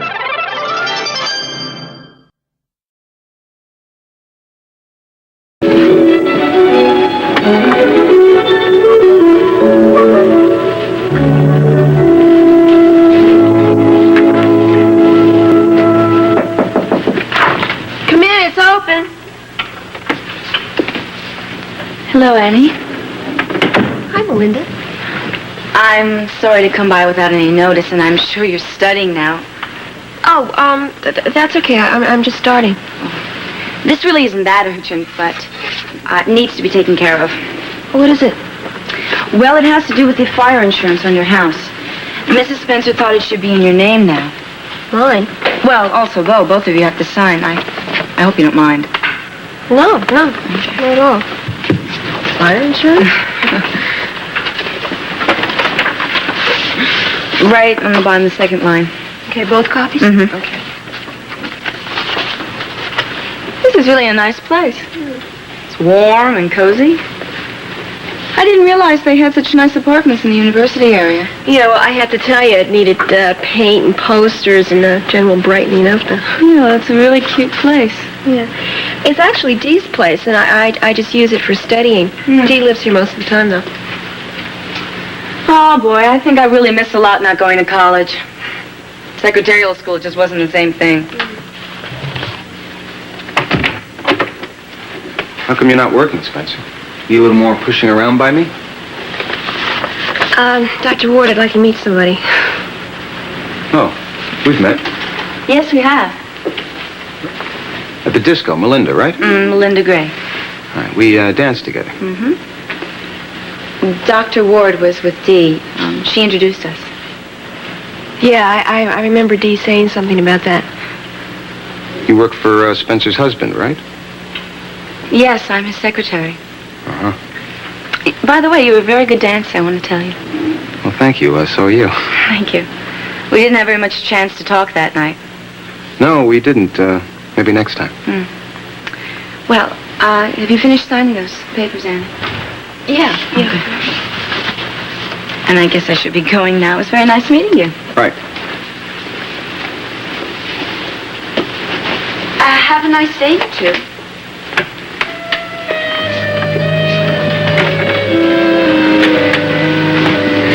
All right, let's get busy. I've got exactly an hour and 5 minutes for tutoring Spencer, and then I've got to assist in surgery. Hey, Spencer, you listening to me? Well, Mary, we didn't set a time for me to pick you up for dinner. That'll be perfect. Okay, I'll see you at your place. Goodbye. Dr. Farrell. Dr. Hughes, I'm just on my way over to your office. Oh, we can talk here if you don't mind. No, I don't mind. You want to see me? Yeah, I just wanted to ask you if you're going to submit a formal application to join our cardiology department. Well, that's what you suggested I do, isn't it? Yeah. When we talked the other day, I was very impressed with your credentials. Well, have you changed your mind? No. You're troubled by my connection with Barbara Ryan, is that it? Well, I'm just not clear on that connection. Would that stop you from Suggesting me for the position? I didn't say that. I just want to save Dr. Endicott some time if you're not a serious candidate. I can understand that. Yes, I would like to apply formally, but there's one thing that I have to clear up first. If I am accepted on the staff of Memorial, I want to make sure that Barbara Ryan stays in Oakdale. You don't think she will? She may decide to leave. Where would that leave me? Well, then I suggest you see Barbara and find out. Would you find out for me, Dr. Hughes? Well, you certainly have answered my question. You really went way out on a limb for that girl. Sandy, Because you had an affair with her. No, I didn't. Kevin, how can I believe you? I want to, but how can I? You have been lying to me in one way or another ever since we've been married. Then go ask her. All right, I will.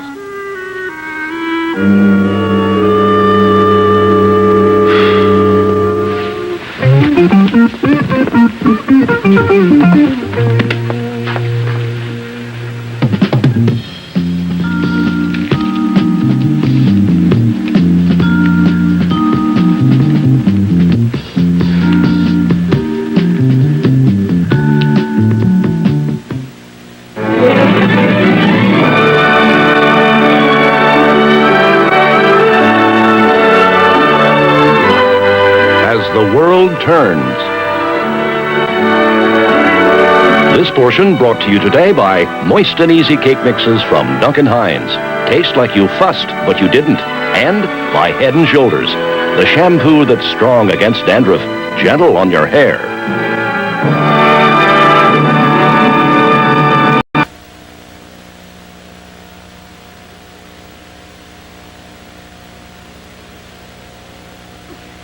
You said it was important, but I would have come to see you even if it wasn't.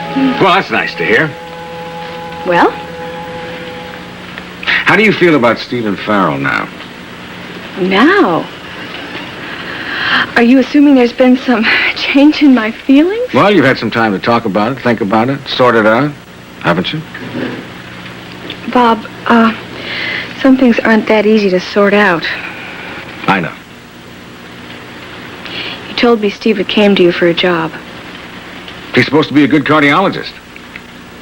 Can you use him in the department? Yes, we could. Does that mean you're giving him the job? I only recommend. If you need him, though. Would you leave Oakdale if he did join the staff of Memorial? I'm not sure. I'm really not sure. I still don't trust my feelings. You see, if you leave Oakdale, I don't think he's going to want to stay here either. I don't want to hurt anybody's career, but I never want to see Stephen again. Because of what he did to you? I could have understood his not wanting to marry me if he'd given me a reason, if he'd only told me why, but I don't know, it seems so... Unfeeling? Yeah. After all we had meant to each other. Or after all I thought we meant to each other. No, I never want to see him again. And you don't love him anymore? No, I don't. I don't know if I ever did. There's my answer. Oop. And that means I've got to go back to work. I'll see you.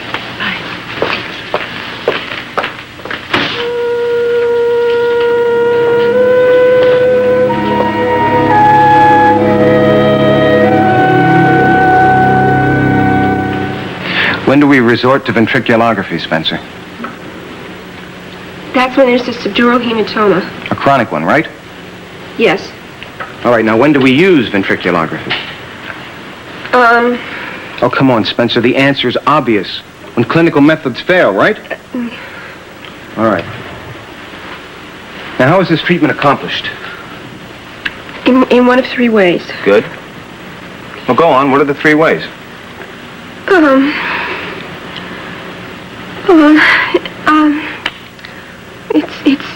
It's no use, Dr. Ward. What is the matter with you? You've studied this stuff.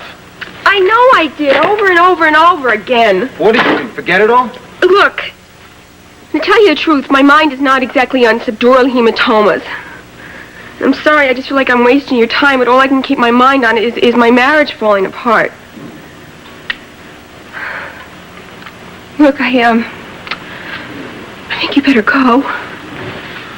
Why? She said I'm wasting your time. Well, never mind about that.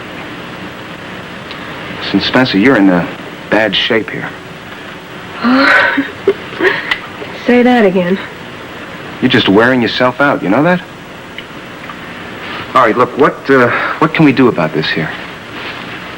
It's my problem. Yeah, but that doesn't mean you have to deal with it yourself.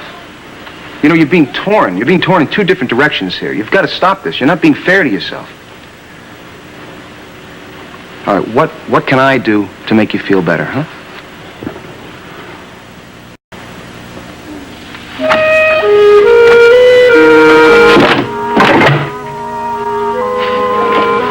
Excuse me, Bo. I need your signature on the insurance forms right away. I want to bring them to the broker today. I have a million things to catch up. Wait, Melinda. How was Annie when you saw her? How did she look? Well, she's fine. In fact, she looked great. She's not tired? No, I didn't notice. Well, did she seem unhappy at all? I don't think so. Did she say anything about me? No, your name didn't come up. All right, well, come on, tell me. How does she seem? You're not telling me. Bo, there's no need to worry about her. I can't help it. Well, what I can say to you is at least she wasn't worried at all about anything. Why? What did she say?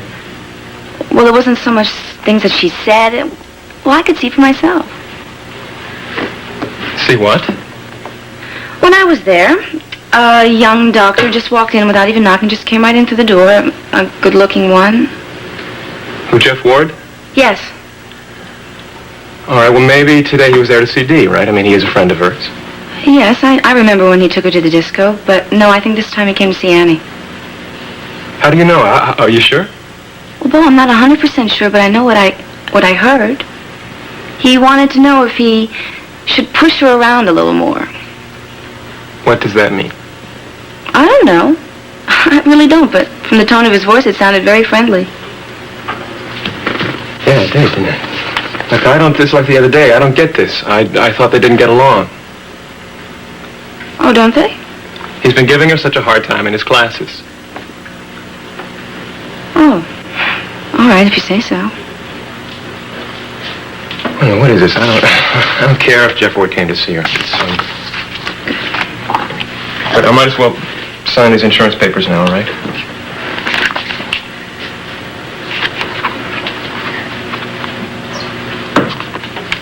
Did Jeff happen to say what he came for? No. I mean, it could have been about one of the classes, right? I honestly don't know, Bo. Or was he still there? I gotta get on these bids, okay? Here you go. I'll do this in the morning. I'm through for the day. Oh, wait a minute, Bo. Where are you going? I'm going to see my wife. Wait. Oh, why did I say anything about Dr. Ward?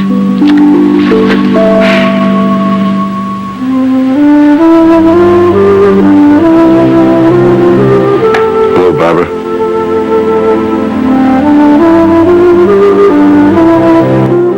Dear? Can I give you a hand with those? No, thank you. It seems strange to see you home this time of day. Well, I thought it'd be a nice day to get home a little early for a change. I also wanted to talk to you before Dad got home this evening. Something about your father? There's something I want to ask you. I don't know whether you've ever thought about this or not, but how would you feel if Dad retired?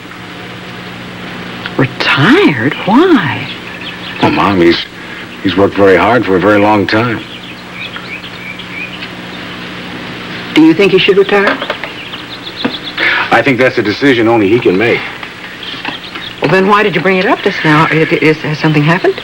No, not really. It's just that I'd like to see Dad have some time to himself. To do the things he's always wanted to do. Bob, your father's not sick, is he? That's not what you're trying to tell me. It's nothing like that.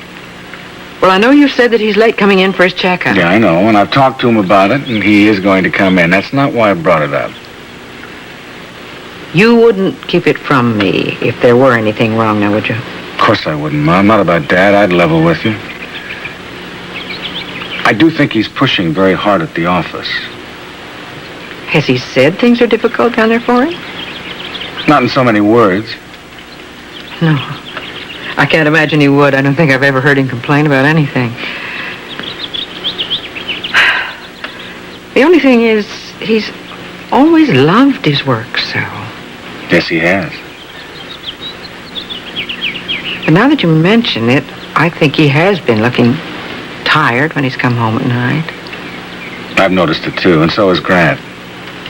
Grant has? Yes, we talked about it. He thinks Dad has a certain fatigue about him. Of course, he tries to cover it up. Well, Don hasn't said anything. I think he's managed to hide it from Donald. Mary Ellison has noticed it, too.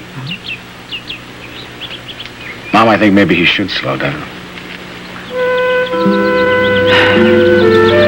I wonder if he can.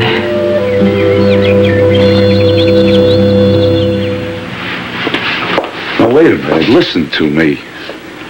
I made a mistake, Barbara. Yeah. You shouldn't have come here. No, I shouldn't have let you go. Stephen, it's too late for that.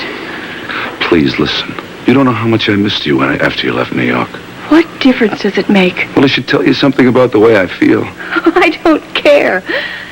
So you see, I don't need to hear that. You stopped caring in such a short time. Did it seem so short to you? I guess I was lucky. You don't love me? Is that what you're saying? Yeah. I don't love you. I can't accept that. Well, it's true. You'll find out it's true. Barbara! I realize now that I never did love you. No, I know you did. No. No. I won't give up. Well, then I'll just have to leave here. That won't do any good either. Because everywhere you go, I'm going to follow you. Treatment for traumatic pneumocephalus. The patient should be kept recumbent and quiet. More? Or what? That's not the whole answer, and you know it, Spencer. The patient should be cautioned against sneezing and coughing.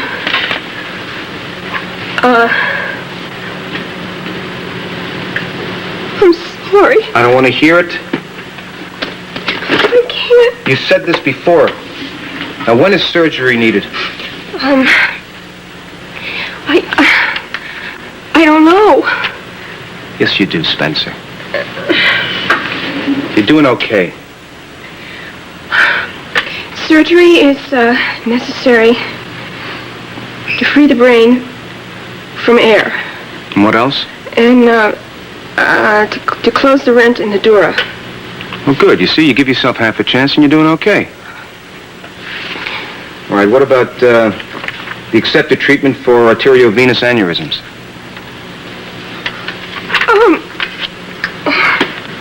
Come on, Spencer, come on.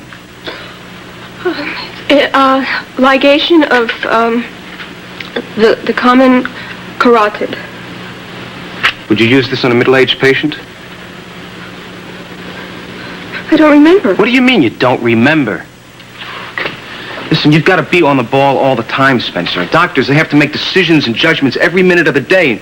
Now, what is the technique used on a middle-aged patient? I want the answer now. Hey. I told you I couldn't remember. Oh, listen, I didn't mean to come down so hard on you. I can't. It's just too much. All right. Listen, let's just cut the tutoring for today, okay? All right? I mean, you did okay.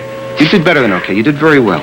Oh, come on, now what am I going to do to make you stop crying? Spencer, you're going to be all right. Hey, come on, I promise you, you're going to be all right.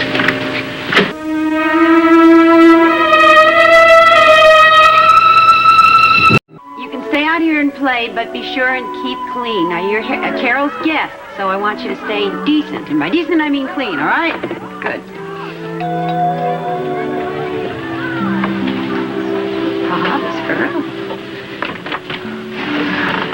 Mrs. Ellison. Mr. Robinson. Hi, how are you? Fine. Isn't Carol home? Carol's going to do the marketing. I'm watching the baby. Well, you sure look awful pretty to be babysitting. Well, actually, I'm going out to dinner. My little boy, my son, is playing out in the back, and he's going to be staying with Carol, so she's going to have her hands full. That doesn't send you out the door, does it? Should it? Well, I guess I just have to come right out and say it. Why don't you leave Carol alone? Oh, wait a minute. Do you know what you're talking about? Yes, and so do you know what you're talking about, what I'm talking about. What do you think you're doing with Carol? What do I think I'm doing? I just rang the doorbell to say hello. Sure. Yeah. Mm-hmm. I mean, I know Jay's out of town, and so I thought I'd come by and see if Carol was okay. I mean, she's alone with the baby. Oh, well, she's not alone. She's got lots of friends. Oh, well, I'm glad to hear it. Yeah. But it don't hurt to have one more friend. Depends on what kind of a friend. I can be a very good friend, and I worry about my friends. Well, you don't have to worry about Carol. She's fine. I'll tell her that you stopped by to say hello, and... You really mean to get rid of me, don't you? You got it. I wonder why. Oh, look, let's just stop the pretending. You're not fooling anyone. Okay. Is it my fault that Carol turns me on? Well, whose fault do you think it is? Look, I mean, what is going on with you? What is going on? I mean, I'm just a nice, innocent guy. Oh, please. Who doesn't want to hurt anybody, including myself. First of all, yourself. That's what you're thinking of. Oh, and you're out for everybody else. Okay. You say that Carol turns you on? She does, so help me. Okay, then how come you're pretending to like Lori? Because I get a kick out of it. Have you hurt either one of those girls? What are you gonna do? Tell me, what are you gonna do?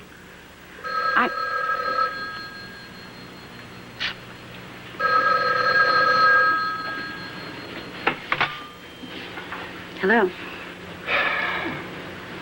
Yes, Carol.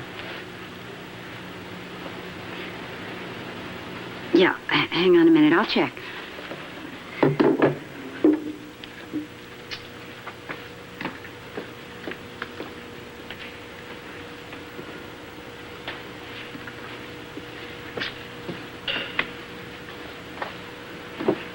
Yes, you are out of milk.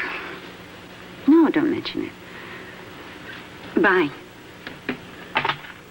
Why didn't you tell Carol I was here? Because I didn't want to frighten her. Listen, I don't scare her.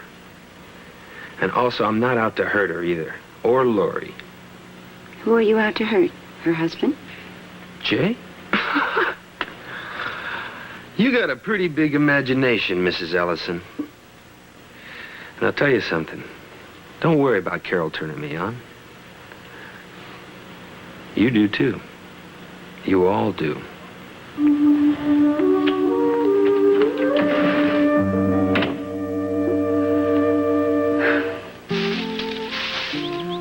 Chris, you were very nice to help me with the leaves after a hard day's work at the office. Well, I get a kick out of it.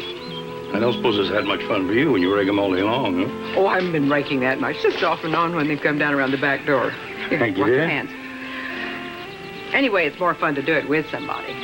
Especially with you. Well, that's very flattering, dear. You know,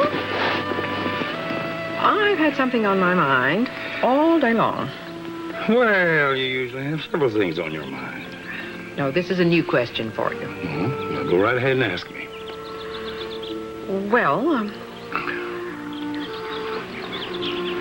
have you ever thought, seriously, about retiring? No, not really. Why not?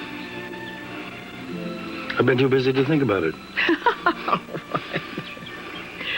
Well, then, why don't you think about it now? You mean while I'm raking leaves? Well, yes, all right. But now, note, I said seriously. Well, honey, I don't know if this is such a good idea. You don't? No. Can you tell me why not? That's kind of hard to say. Well, do you think you would miss the office too much? No, I don't think so. Miss being in court? Honey, after all the times I've been in court for all these years, I don't think I'd miss that. Well, then, why not retire? Honey, do you know where I would be most of the time if I did retire? Yes, you'd be here, at home. Yeah, all the time. Getting in your way. And worse than that, getting on your nerves. Is that what you think would happen? I don't think it'd be fair to you. Is that your only reason for not retiring? Don't you think that's a pretty good reason? Oh, darling, I can't imagine anything I would enjoy more than having you around underfoot all day long. Please do it. I thought you were never going to ask me.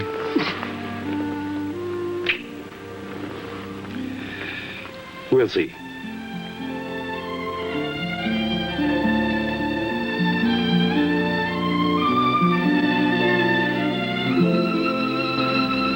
Annie, what is Dr. Ward getting to mean to you? Nothing. What are you talking about? I thought you said he was giving you a hard time. Well, he was. That's not the way it looked to me when I walked in the door. That's because I was crying. Oh, and he was doing his best to comfort you, right? Look, it was really silly of me to cry. I just couldn't help it. Why couldn't you help it? I couldn't concentrate. Annie, all I know is he had his arms around you. All right, look, if this guy's going to add to our problems, don't see him anymore. Oh, it's nothing like that. Look, if you must know, he's interested in Dee. All right, all the more reason to stay away from it. Stay away from him? Right, let Dee see the guy. Let Dee see Jeff Ward if she can stand him. I can't stay away from him. He's one of my teaching residents. He's also my advisor. Why can't you ask for a different advisor? I don't know. I don't want to ask for a different one. I thought you said this guy was your biggest obstacle in medical school. Well, he was when he was against me, but he's helping me now. He's tutoring me. I can't stay away from him. Right, yeah, right. I'm getting to see that you can't. Bo, Bo, what you're thinking is simply not so. Is it? Yeah, that's true. Look, did you come out here to talk about Jeff Ward? It's only one of the things I came here to talk to you about, but I sure didn't know that Jeff Ward was going to turn out to be this important to you. Look, Bo, we have enough problems as it is. Why do we have to add jealousy to it? This is totally unfounded. All right. Do you love me? Oh. Because if you do, you'll come home with me right now. Oh, Bo, you're missing the point of the whole thing. I'm going, Kevin. Sandy. No, don't try to stop me. You know, I just wish I knew what to say to you. I am going to see that girl.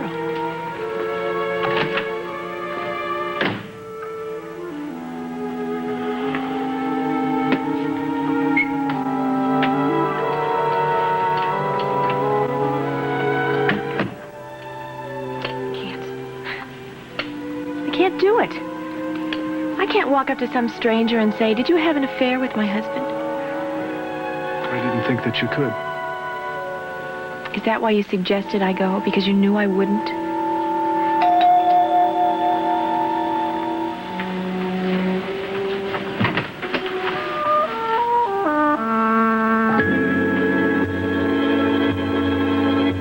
As the world turns, has been brought to you today by Gleam, the cavity fighter with a cool burst of freshness, and by Sure Roll-On and Sure Spray, the antiperspirants that help keep you dry all day.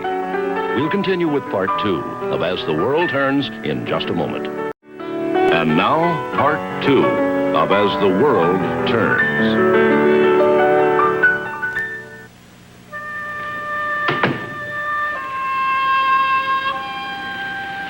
I know you don't think much of me, but it would help me a lot if you wouldn't talk against me to the police about the watch and the wallet.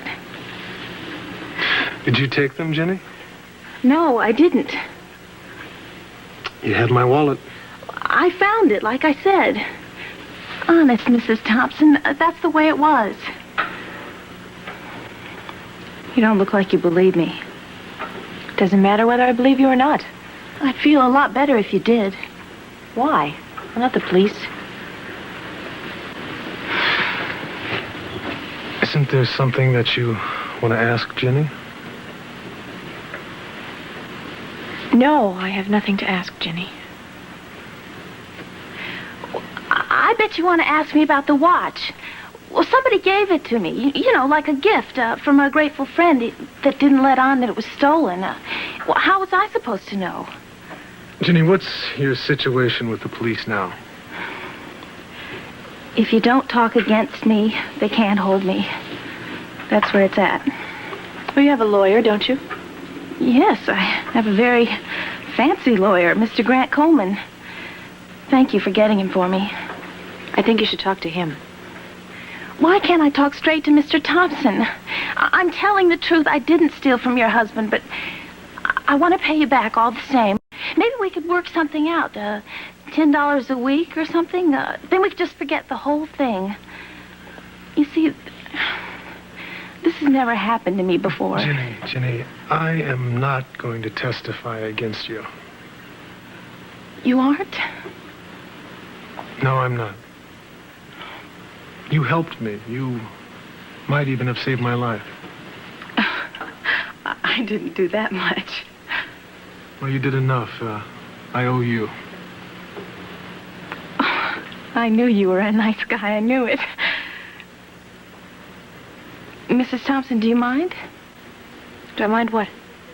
If your husband doesn't talk against me.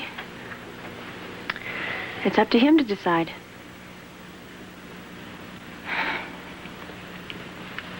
I hope I didn't take up too much of your time.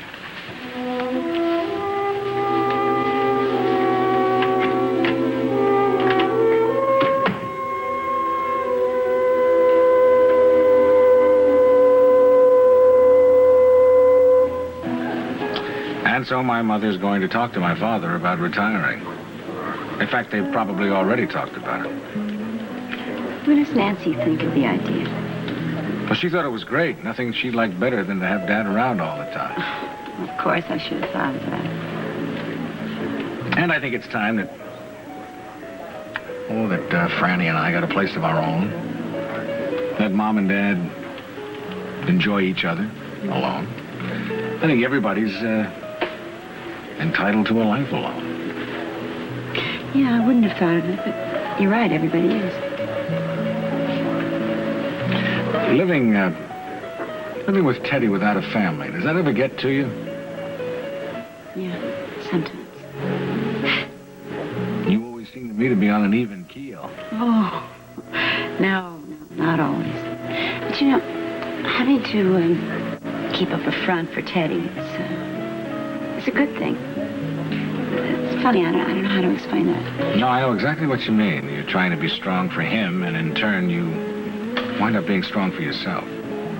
Yeah, that's it. Maybe that's it. It was hard when Brian first passed away. That's when I first came to Oakdale. But then time goes on, and I'm not really alone. I've got a son. It's the same with you and Franny, isn't it?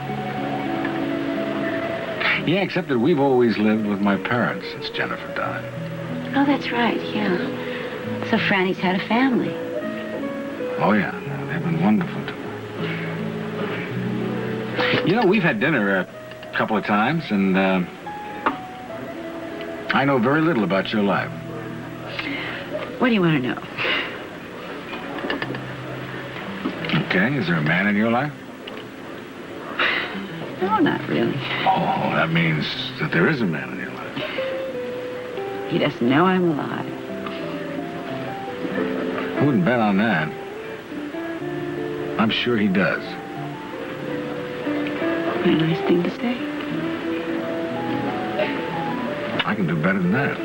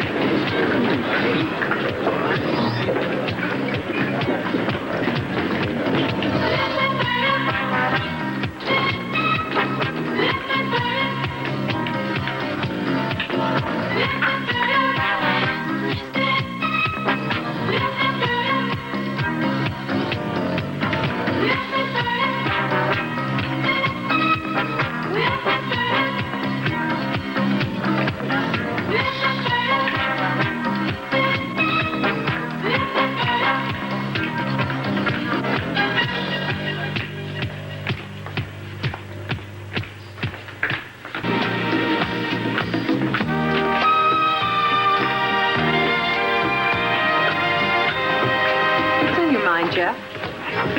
What? What's wrong? Nothing. Well, don't tell me that. You're not with it tonight. All right, so I'm not with it tonight, all right? Well, I've had a little experience with doctors, you know. My dad's a doctor, my brother, my ex-sister. Look, what are you getting at? Well, you assist in surgery sometimes, don't you? Yeah. Did something happen? Is that what you're worried about? No, it's nothing like that. I'm worried about your sister, Dee. Annie? You're worried about her? Well, that's a welcome change. Because she's had a lot to worry about with you. How you would treat her in class, what questions you would ask. That's not what I'm talking about. That's not what I'm talking about. That guy is going to make a lot of trouble for her. What guy? What guy? Husband. Bo? But they love each other. Oh, they love each other. I'm telling you, he's going to wreck things for her. Well, why do you say that? I just know, that's all. Jeff, maybe that... Look, I'm tired. I got a heavy workload. Do you mind if we leave? All right. Look, if you want to stay, I'll stay there. No, I said it's all right.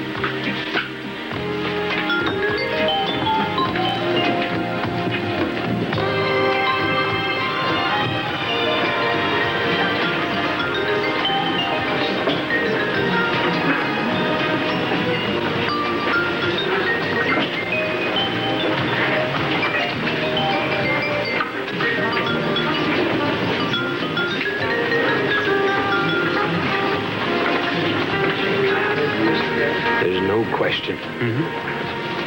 Hi, Annie. Jenny, I thought you were going to leave town. I'm still here. And what's more, I'm not going to leave. Oh, good. I told you shouldn't try and jump bail. I won't. Aren't you glad? Oh, you bet I am. So tell me, what happened? Buy me a drink, and I'll tell you all about it. Got a deal. Bartender?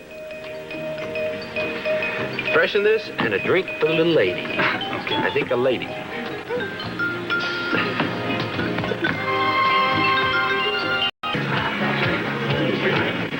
Here we go. And a toast. Here. To you. Okay, now tell me, what made you decide to stay in town? I got some cooperation. Some very nice cooperation, that's what. From the police? Are you kidding? I went to see Kevin Thompson. Oh, you got your nerve, Jenny. It worked. He's not going to testify against me. And his wife was standing there, too. No kidding. Well, what did she say? Very little. There was something going on with her. I'm not sure what. Like she was dying to ask me something, but she didn't. I don't think she agreed with him about not testifying against me. What, do you think she could get him to change his mind? I don't think so. Oh, I almost forgot. I bet you never thought you'd see that again. You're right, I didn't. Thanks. Thank you so much. Sure, baby. Hey, aren't you going to count it? Well, I know how much I gave you. You don't know how much I gave you back. Oh, what's the matter with me? Maybe I am really going straight. Don't bother. It's 20 short. That's what it cost you to buy me a drink. All right, you're something else. You know that? I think so. Yep. Oh, Hank, I tell you, things are beginning to look up for me. Yeah? Yes. And I'm beginning to like that guy.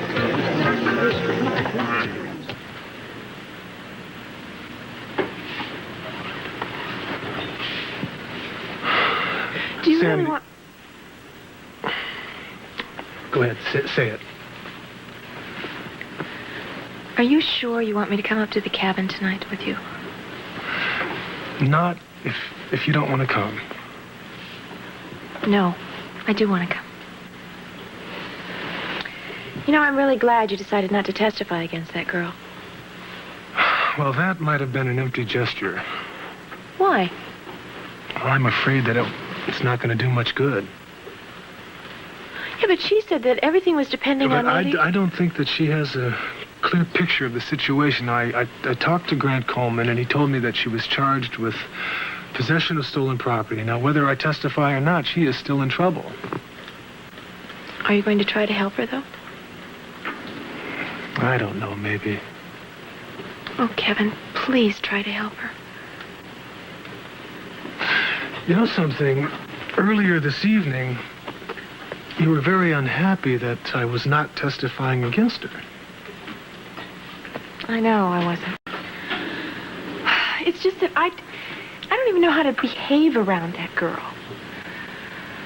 Plus the fact I was very embarrassed for having all those suspicions about you and her. I do wish you'd try to help her out, though. All right, I'll try. You know what is of much more importance? That's for me to stay sober from now on. And you can do it, darling. Just let me know whatever it is that I have to do to help, and I will. Oh, Sandy, if you can do that for me, I mean, there is no way that I can lose.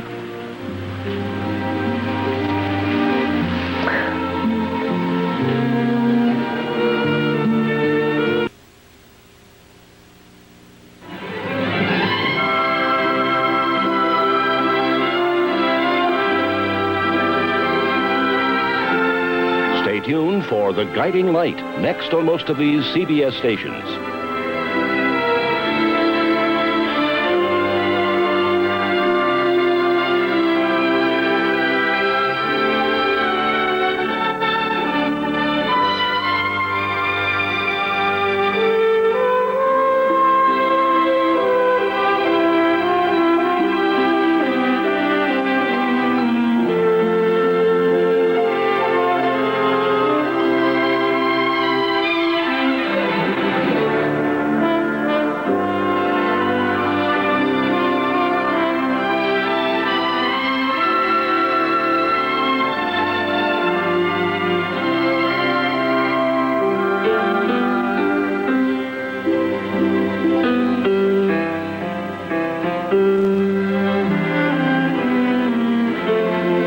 Fashions furnished by Albert Nippon, and Rona, menswear from Barney's.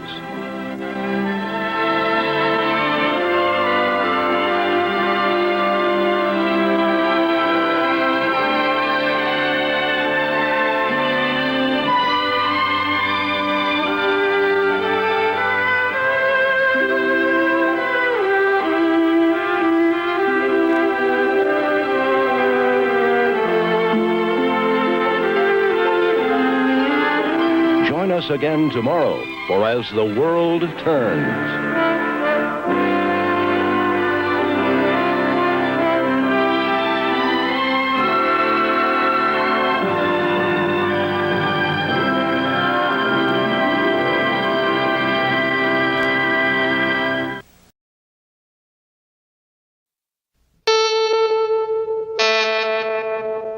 CBS presents this program in color.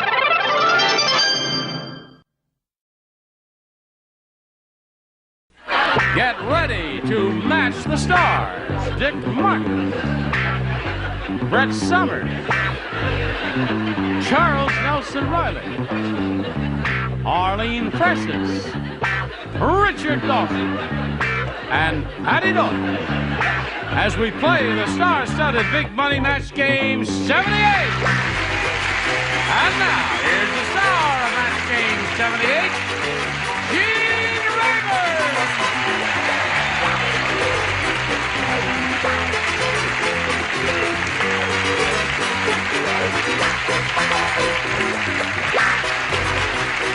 We're all ready. Hello, celebrities. What are you, you're waving your hand. Oh, I was just waving Oh, to you're just America. waving to everybody. Good. Oh, but I love your suit. Thank you. It's the first time I've worn it. Isn't it splendid? Does she look smart? I mean, does he Watch look it. smart in that? A double-breasted vest. A I like double-breasted that. vest. And the old school tie. Very nice. Veritable beige buck. A veritable who? Beige buck. Beige buck, right. You're absolutely right. Thank you. Would you join me in greeting the current champ, Lita Jackson? Applause, applause, applause. Thank you. Now, when the time expired last time, she had done the first part of the audience match and won the $500. That means she will now be playing for $5,000. You ready for that? Yes, I am. Okay, we'll find out who the person you will be playing with will be in a moment or so, but first we got to do a little business with the man. Here it is. Hello there. Are you ready? Okay. Now, in order to get the $5,000, you have to match one celebrity exactly. And you have to choose one now. Richard. Okay, Richard, here we go. He is ready. Are you ready? Here it is. Good luck to you. Walt blank. That's W-A-L-T blank.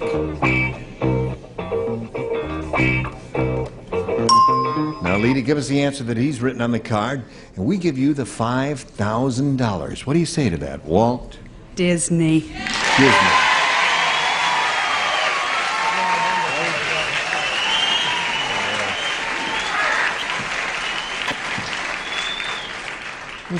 Make it sound as if there's only one Walt in the world. There's Walt Whitman. Walt Frazier's going to be unhappy to hear that they all screaming, only one Walt in the world. Could you think of another Walt? I saw the one that you thought of. Walt Frazier? I threw it away. Oh, yeah.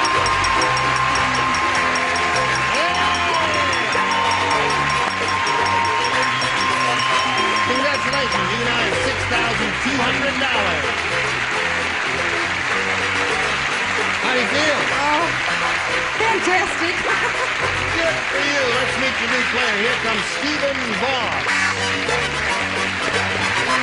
Well, anytime you're ready, we'll have a word from Stephen Voss. Well, wait a minute now. Hold on. Stephen, what's your problem back there? There he is. Yeah. Hello, Steve. How do you do? I thought you got lost there for a second there. I think I did. How are you? How you doing? She's very happy, isn't she? She has $6,200, Stephen know. Voss. Tell us about you a little bit. I'm from America's finest city, San Diego. And I'm a singer-songwriter. Yeah. Going to be a star someday. Come back and sit next to Brett on the celebrity side. Really? Oh, I certainly hope so. That's nice. Yeah. And as a hobby, I have an interest in a business in San Diego that we rent coffins to parties and things such as that. Birthday parties, To holiday, practical of course. jokers and people like that? Crazy people. Oh, yes. I would think so. I would hope so. Do you make a living out of that? No, singer-songwriter is where I make see. my living. I see. Okay. Good luck, Stephen. Nice to have you here with us. Now we'll begin by asking you if you want A or B. A, please. A. Okay. A says, the druggist said, "Boy, did I make a lot of money today. King Kong came in and I sold him 3 cases of blank." Druggist is speaking. This fellow owns this drugstore. He says, "Boy, did I make a lot of money. King Kong came in, I sold him 3 cases of blank." 3 cases of blank. Yes. King Kong came. I sold him 3 cases. King Kong came in, sold him 3 cases of blank. That's what the druggist said. Hand that to Richard. All right. There's a little note for you. Thank you. From your friend. And now we come over here. Stephen. Oh, Lord. Wait a minute. Put the cut. Listen, if you're finished, that's it. That's the idea. All right, Steve. The druggist said, boy, did I make a lot of money today. King Kong came in. I sold him 3 cases of blank. Can't touch that one. Aspirin. Aspirin. No, I wouldn't boo, you know, because he had a lot of trouble. They were trying to get him down off the Empire State Building and all that.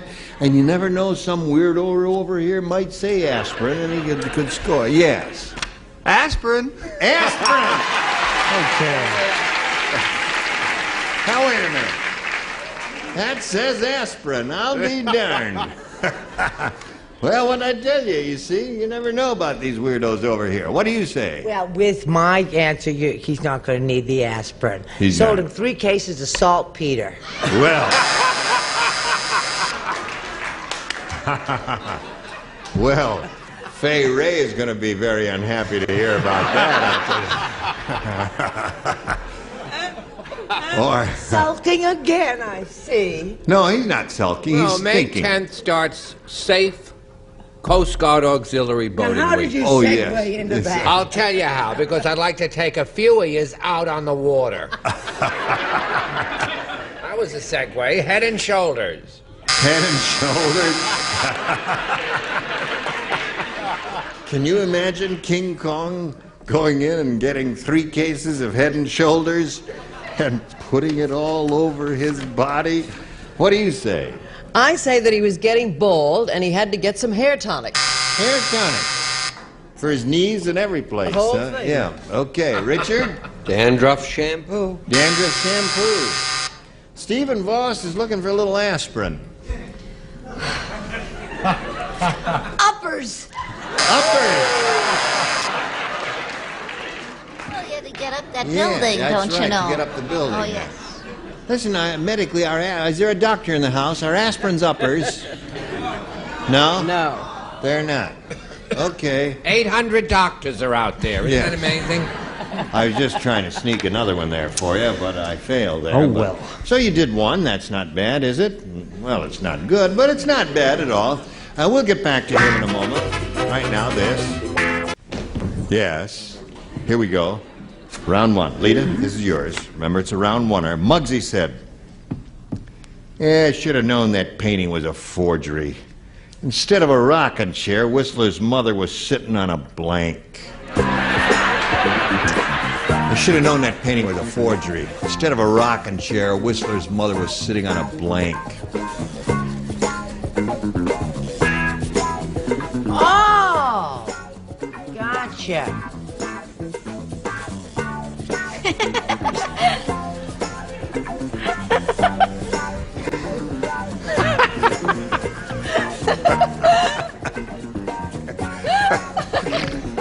Okay. Lita, we're not quite ready for you. Because I don't see all of the lights on over there. Brett's My light is light now is on. on. Charles, light up your light.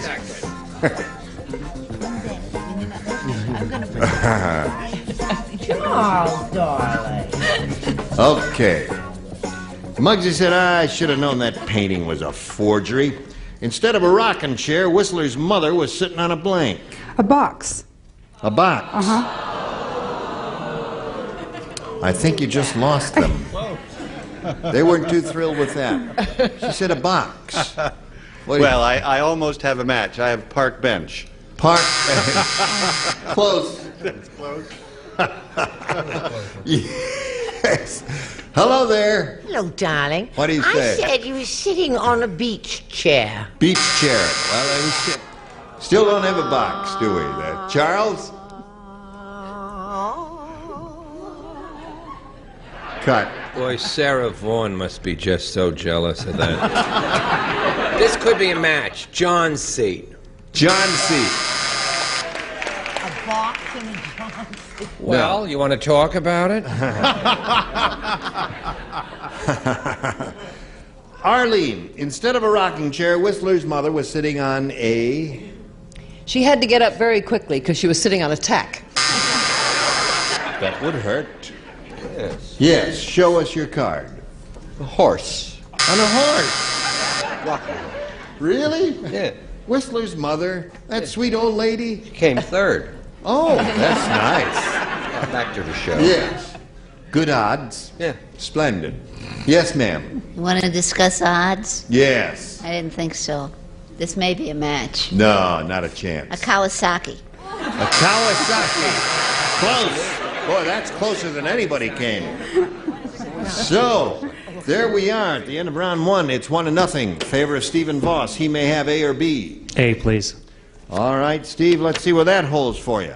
Dick, you do not play. Tom said, I went to the world's worst restaurant. It's bad enough when a waiter puts his thumb in the soup, but at this place, the waiter put his blank in the soup.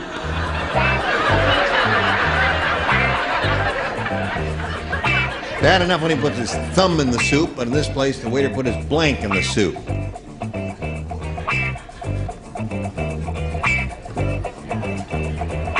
All right?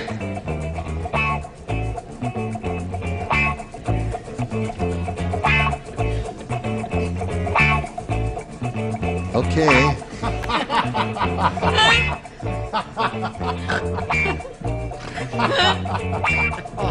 Stephen Thompson, I went to the world's worst restaurant.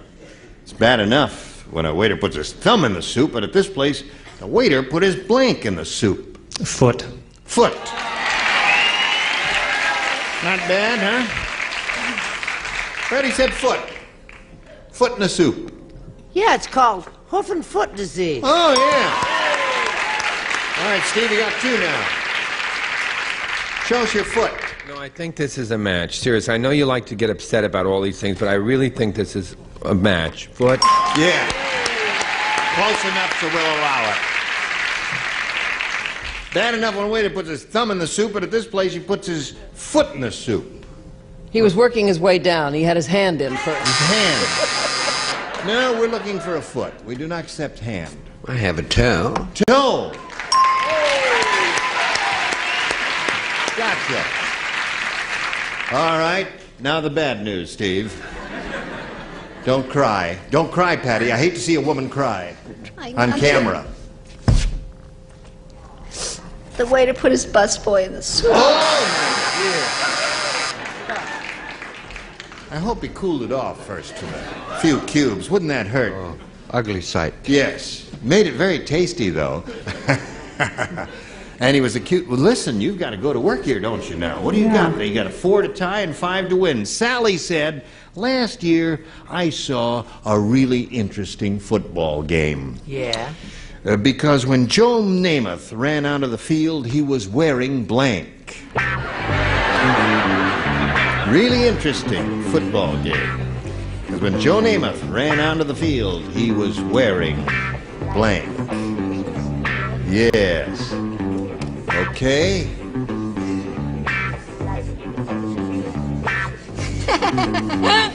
Good.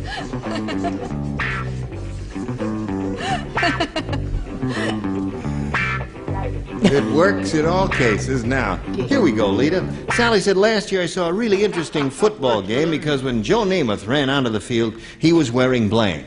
Pantyhose. Pantyhose.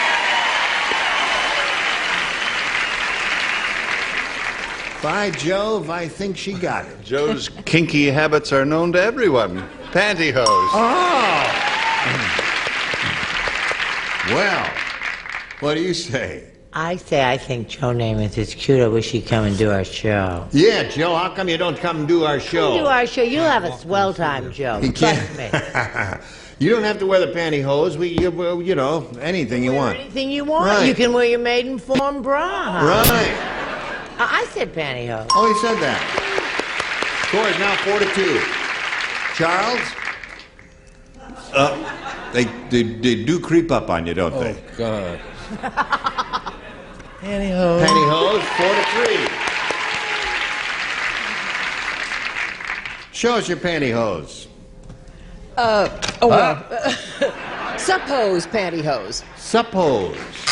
They're pantyhose. I wear them. Well, They're pantyhose. they make suppose for men too, don't they? That just come to your thighs. No, pantyhose. Oh, really? The whole thing. Honestly. I thought it was we're two different brands. People are revolting. I said as soon as I saw them. All right, Richard, we're looking for some pantyhose. You got it. You got it. Tie score. Now, the question from you, Patty. Do we go to a tiebreaker, or does Lita win her third game? That is the question. Terribly Elizabethan of you. I meant well. I said zilch. Zilch! Went out there naked. Yes, old Joe would do that. Now we go to a tiebreaker. Not right now, because we got some other things to do, and then we'll go to a tiebreaker. Watch it. Today's consolation prizes are first from Kinney Shoes, the great American shoe store. An up-to-the-minute selection of fashion footwear. Kinney Shoes not only fit your feet, they fit your life. And from Amity, a woman's two-piece ensemble, including key case and Amity's credit, featuring 10 card pockets, frame coin purse, multi-view card case, and deep bill pocket. And a tote from Hawaiian Tropic. Natural tanning lotions and oils, scent of the coconut, tan of the islands, Hawaiian Tropic.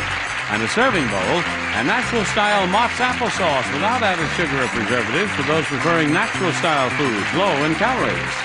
Moving right along now, the star of our show, Gene Raven. Thank you, Johnny O. Here we go. Now we'll turn off these lights here and go to a tiebreaker. One for each. The one who's matched the most will be the winner. Stephen, you may have A or B again. A once more, please. A it is. Once more into the breach with A. George said, I just took a ride with the world's worst cab driver. I should have known he was a lousy driver. The statue on his dashboard was wearing a blank. Took a ride with the world's worst cab driver. I should have known he was a lousy driver because the statue on his dashboard was wearing a blank. You know those little magnetic statues they put on the I got it. dashboard? My brain is just snapping along. Statue was wearing a blank. Well, that's nice, too. Yes, you bet.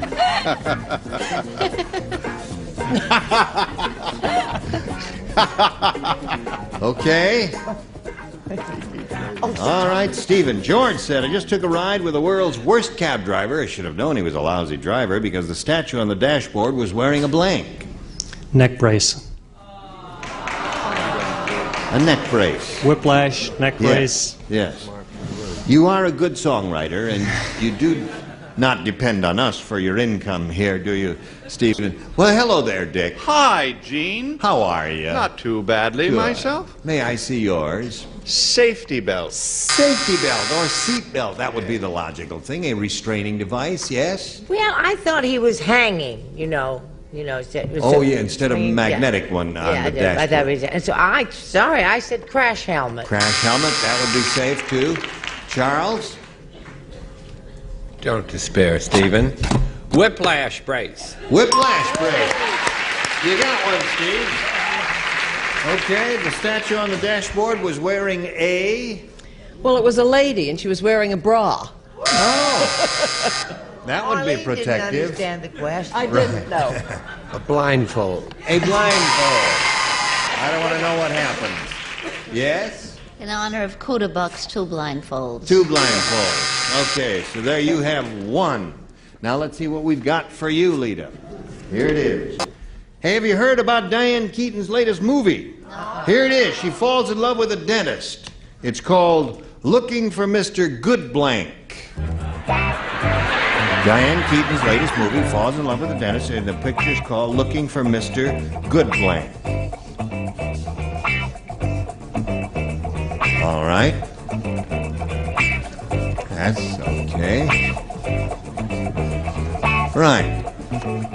Quickly, Charles. Thank you. All right, Lita. Have you heard about Diane Keaton's latest movie? Here it is. She falls in love with a dentist, and the movie is called Looking for Mr. Good Blank. Tooth. Looking for Mr. Good Tooth. All right, Dick. What have you got there? Teeth. Teeth. There's one for her, tie score. One more tooth and or teeth will win the game for her. Stephen, I'm sorry. Tooth. Tooth and ink wins the game. What do the rest of you have? Red claws there. Okay. Take your place there. We'll say goodbye to Stephen Voss, and many gifts will come your way Thank from you. Match Game 78. Thank you, Stephen Voss. And while we're spinning him off, here's a little message for you. Tune in next time for these stars. Don Sutton, Brett Summers, Charles Nelson Riley, Patty Duke Aston, Richard Dawson, and Betty White. Steve Raybernere, join us next time for Match Game 78. Goodbye. You were wonderful.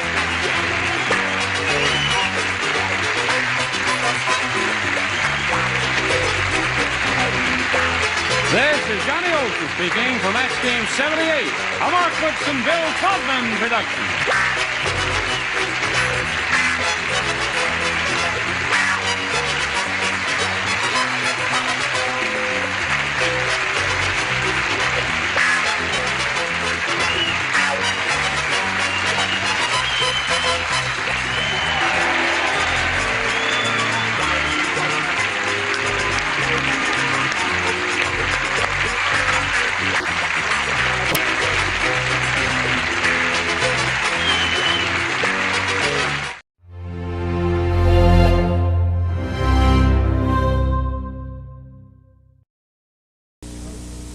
Channel 2, New York.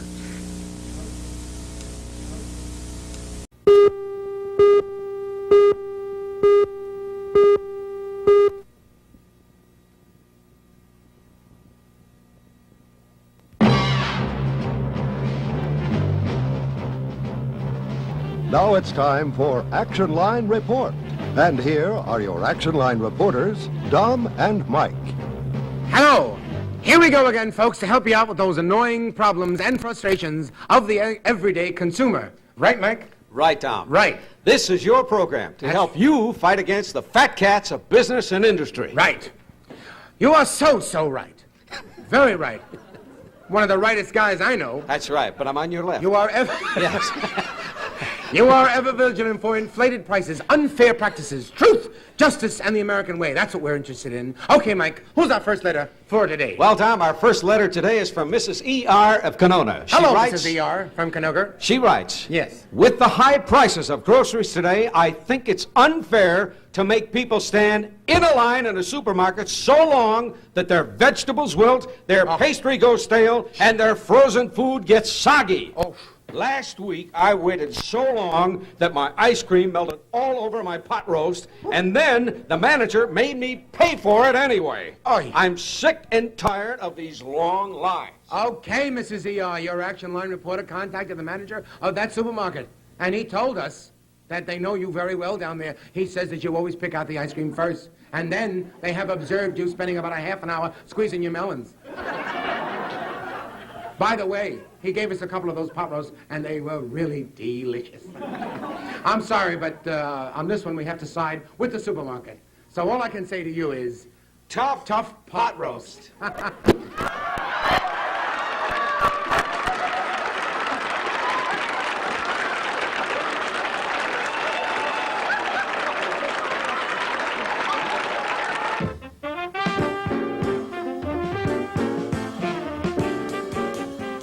It's the Mike Douglas Show. Hello, I'm Dom DeLuise, and I'm Mike's co-host all this week. With us on the show will be heavyweight champion of the world, Muhammad Ali, Pulitzer Prize-winning author Norman Mailer. We'll laugh along with Phyllis Diller. We'll demonstrate a revolutionary method of detecting heart problems, and we'll learn the latest disco dances. And now, here's Mike.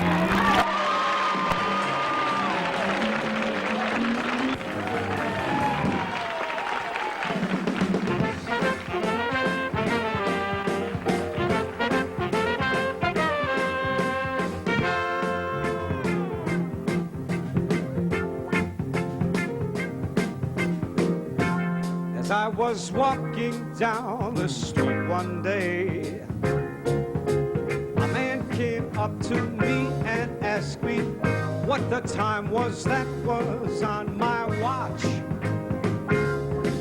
And I said, does anybody really know what time it is? Does anybody really care? If so, I can't imagine why we all got time enough to cry. Ooh, that's infectious. Get it? And I was walking down the street one day. A pretty lady looked at me and said her diamond watch had stopped cold dead. And I said, does anybody really know what time it is? Does anybody really care? If so, I can't imagine why we've all got time enough to cry. Then I was walking down that street one day, being pushed and shoved by people trying to beat the clock. Oh, so I just don't know. And I said, does anybody really know what time it is? Does anybody really care? If so, I can't imagine why we all got time. Does anybody really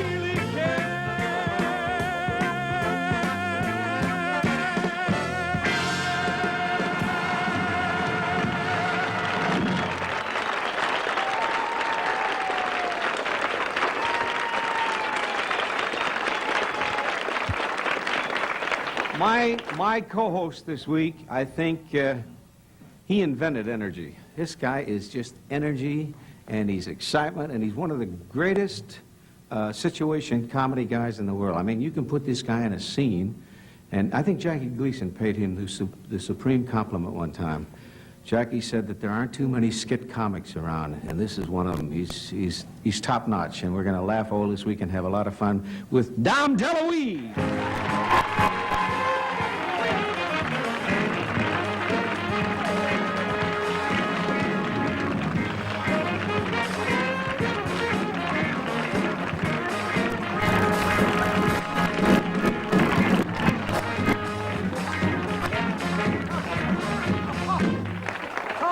I thought it would look like that? You don't stand. Well, I didn't stand. And Not you're long. cotton in your I thought it would look as if the Boston cream pie is still here. It's very good to be back in Philadelphia. You want to go sit down? Oh, yes, sure. You don't smoke, do you? I don't. I wanted to look as if I was casual. Oh. I don't smoke. I don't drink. I don't even eat. I just, we have to do something while during Somebody dinner went time. ha-ha when you said I don't even eat. Did you notice that? Yeah. I'm very round. I've been round so long, You were round as a baby, weren't you? Round. Oh, yeah. My mother must have really fed me. Because I still love a glass of milk now and then. How do you explain when you go to Italy, you see a lot of skinny Italians? I don't know. And in America, you see a lot of Italians. Well, listen, I was in Italy recently with my wife. You see how I said Italy? Yeah. Like bottle? Italy. Italy. Yeah, the T is silent, like in bottle. Anyway, we went there, and we were in a lot of towns. Some of the people were fat in Italy. There's no question about that. And they serve you pasta every time you turn around. Want to have a little snack? Yes, let's do it. Yeah, they always serve your pasta. And then some of my relatives are farmers, and they were really beautiful people. And they would I would be with them, and they would cut big, beautiful heads of lettuce. And I said, oh, we're going to have a salad. And they would feed it to the pig. And then they would give us pasta. They were very strange. By the sea towns, they're very skinny if they eat a lot of fish. If sometimes you travel around, you end up by the ocean, and they're eating fish every day. Those Italians are really skinny. But I've never understood when you buy an Italian suit or when you buy Italian slacks. You have to bring out all the oil. You have to have a rear end. You got to have a rear end like that to get in these clothes. So how do you figure that? I don't know. You trying to tell me that they don't have any buns? No, I can't understand what they're buns with pasta. Anyway. How was your weekend? My weekend was a little hysterical. How? How? Oh, Sunnyside. What? I was in California and I did the Tony Orlando show, and he really is a beautiful man, you know? Yes. I did 2 shows with him, and I'm convinced that the feeling we get on the screen is what he really is, you know? He's really that way. And a genuine... He was on this show. The producer said he saw him on this show talking to you, Tony Orlando, and said, that guy's got a lot of something, you know? That makes me feel good because he did his first national show with us. Right. And he got 17 guest shots off of one show here, and I'm Do you know how many happy about shows that. I got after I did this? No, none. Pupkis, you know? I was a little cookies. With a dry almond on the top. Oh, I love those. Ain't they in the good? Chinese restaurants. You can't wear those Italian suits if you eat those No, buckets. little- No. Then I finished the show in California. That was last night, actually. And it was, I finished about 8 o'clock. I went home, I got my suitcases, came to the airport, and drove all night. I didn't drive. I let the pilot do it on a plane to Philadelphia. Well, you took what they call the red eye. The red eye. And my eyes were bleeding this morning. It was really terrible. Isn't it marvelous how nobody sleeps on that thing when you want to go to Well, sleep? they said, God must have said this. He's taken the plane. He thinks he's going to rest. Look, he got 3 seats across. He put the arms up. He got blankets and everything. I had 3 pillows. I was so comfortable. And then all of a sudden, 3 babies were born around me. They were just all of a sudden, give me a... And they were so loud. They were just incredible. And did you ever have a little baby just grab your big toe? Because I took my shoes off. You never had that? No. It's a lot of fun. I was asleep and this little guy just grabbed my toe. And I woke up like that and he went, hi, little kid, you know. You can't get upset. You can't hit a kid that high up, you know, their noses bleed. Oh, it was very hard. It was really tough. How are you with you've been through all that with your own kids, though, haven't you? Yeah, but we see, what I give my kids, I'll tell you the truth. When we're in an airplane and my kids are noisy, I say to the hostess or the hosterette, those are very short. Yes, it's very tiny ones. I say, I would like some vodka, and I would like 3 glasses of orange juice, and I say, okay, kids, have some orange juice. And then you betcha, yes, it's very good for their, they go like this, oh, Daddy, look at the clowns, and they're out. And they sleep a little bit. We put them on the rack up there, you know, with the rack for the clothes. You know what I mean? You scotch tape them in and you go to sleep. You're liable to, in the morning, kids are liable to become... No, they're not alcoholics. No, not yet. When it's a problem, I'll give them just straight orange juice. Italian families you've had wine, though, from the time you were a tiny boy, right? I have had wine. My father, bless his heart, he was, loud. He was very loud, my father. You mean it's vocally loud? You mean, you think I meant he wore red suits? I don't know. Yes, vocally loud. He screamed a lot. Yeah, vocally loud. He only had 1 suit, my father. 1 suit and a half a tie. It was just enough to get in the jacket. That was it. How loud was he? He was so loud. Listen, my father, here's how my father used to talk. And then I'll tell you about, I want what was the I exact talking volume. About your father. But before that, I was going to tell you something really nice about him. About wine. Wine, Remind yeah. me about wine. I'll Anyway, remind you. So this is my father talking.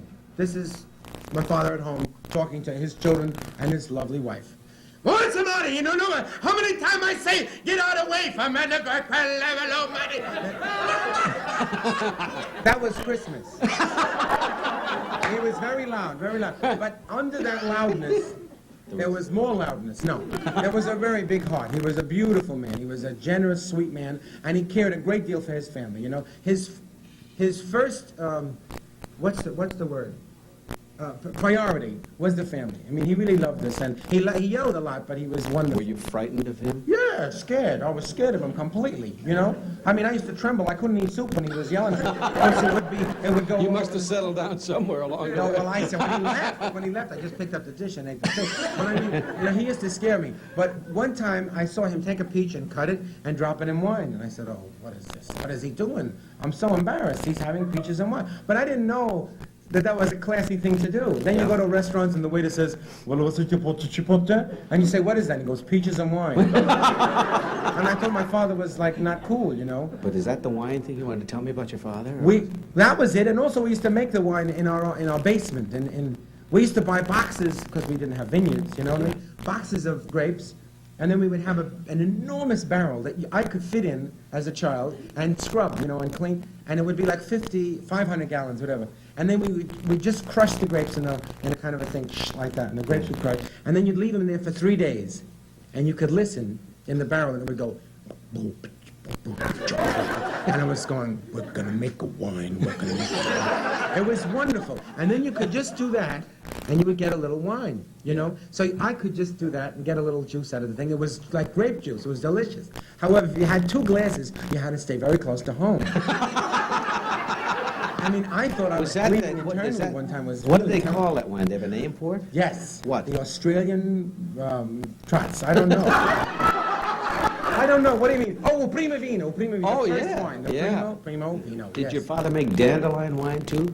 No. What is that? No. The old ladies make dandelion wine. My father made wine. Oh, dandelions in are little. Chicago, when you drive along, you'd be out in the outskirts, you see little women and digging the dandelions up. And I'd say, isn't that I marvelous? like They're weeding dandelion the lawn. salad. You know, dandelion, the leaves of the salad is... In Italy, my wife and I had dandelion salad. It was really terrific. Of course, the flowers got stuck in your nose. But it was really good. Now, I never even tasted dandelion wine. I know there's a song. Yeah. Yeah. But- What do they? How do they squeeze them? Just between I their have fingers? no the little idea. I'm not flowers? Italian. How did they do it, guys? I'll tell you, that's how Italians got short necks. When you ask them, goes, Hey, I know. That's where they're from. We'll be right back.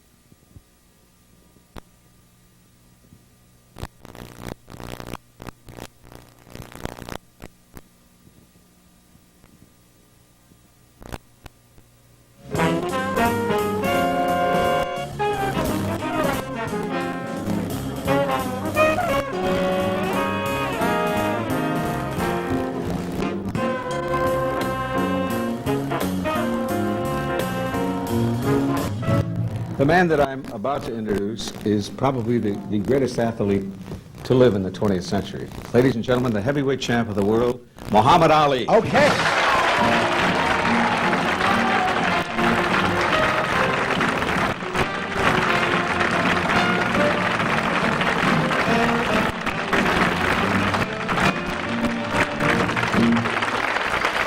First of all, Mike, I want to apologize for my dress. I didn't You look terrific. chance to get sharp. I just left. I was down in Texarkana prison boxing exhibition yesterday. I was supposed to go to training camp and dress up and come in, but I was late and had to fly right to Philly.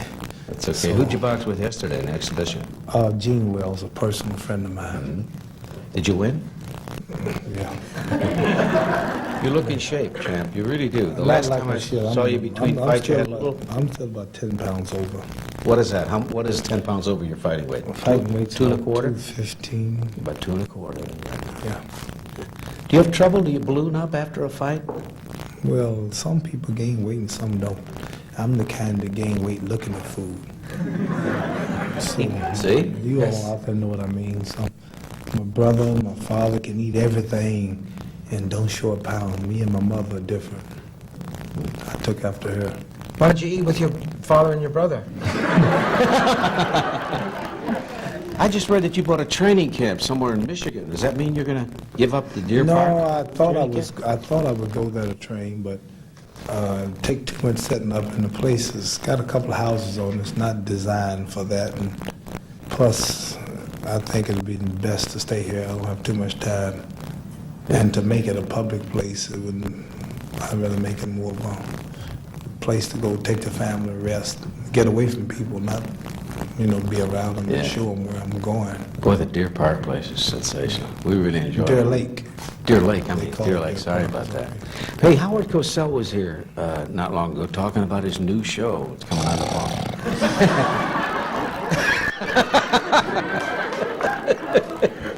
You want to leave a call, Mohammed? But it's going to be a live show, and he's going to be the MC. Now, Like Ed Sullivan? Yeah, like Ed Sullivan used to do. He doesn't talk much about that, but that's really what they're trying to do. I made him famous, but not that famous. Would you have any advice for Howard had you been here? Would you have had some advice for him? No, I don't. I don't have no advice for him. He's such a wise man. He knows just what to do and what to say. But I wouldn't have no advice for him. Just wish him good luck and hope he stays on a couple of months. That's a career in this business, a couple of months. Before the Bugner fight, at least we read about it here in the States, you were going to retire after the Bugner fight. Yes, I seriously was. Then Joe Frazier came all the way to Kuala Lumpur, Malaysia. And one day I was training, he was at ringside challenging me, and I want you. And I wasn't paying no attention, but all the people behind him. And wherever I go, George Foreman annihilated Joe Frazier, but they are not dying to see that fight again, and I annihilated Foreman, so naturally, added up, I can beat Frazier. And Ken Norton, who gave me a tough fight, George Foreman annihilated him. I annihilated George Foreman, so they don't want to see Norton again. They don't want to see Foreman. They keep wearing me something about that name, Joe Frazier. My little children, they don't know about boxing. All they know is Joe Frazier. Wherever I go, Joe Frazier. Every country, Joe Frazier. It's been heartening me and heartening me and heartening me. And so I don't want to retire with people saying he never fought Joe Frazier. Joe Frazier was going to beat him while he was slipping. And I'm very proud of my record in boxing, how I've come back and how I've done. I'm not going to let Joe Frazier say he ducked me and I would have beat him years from now. So I'm going to give Joe Frazier a good whooping in the Philippines, a place called Manila. You ever heard my short porn? No. Real sure. It will be a killer and a thriller and a chiller when I get the gorilla in Manila.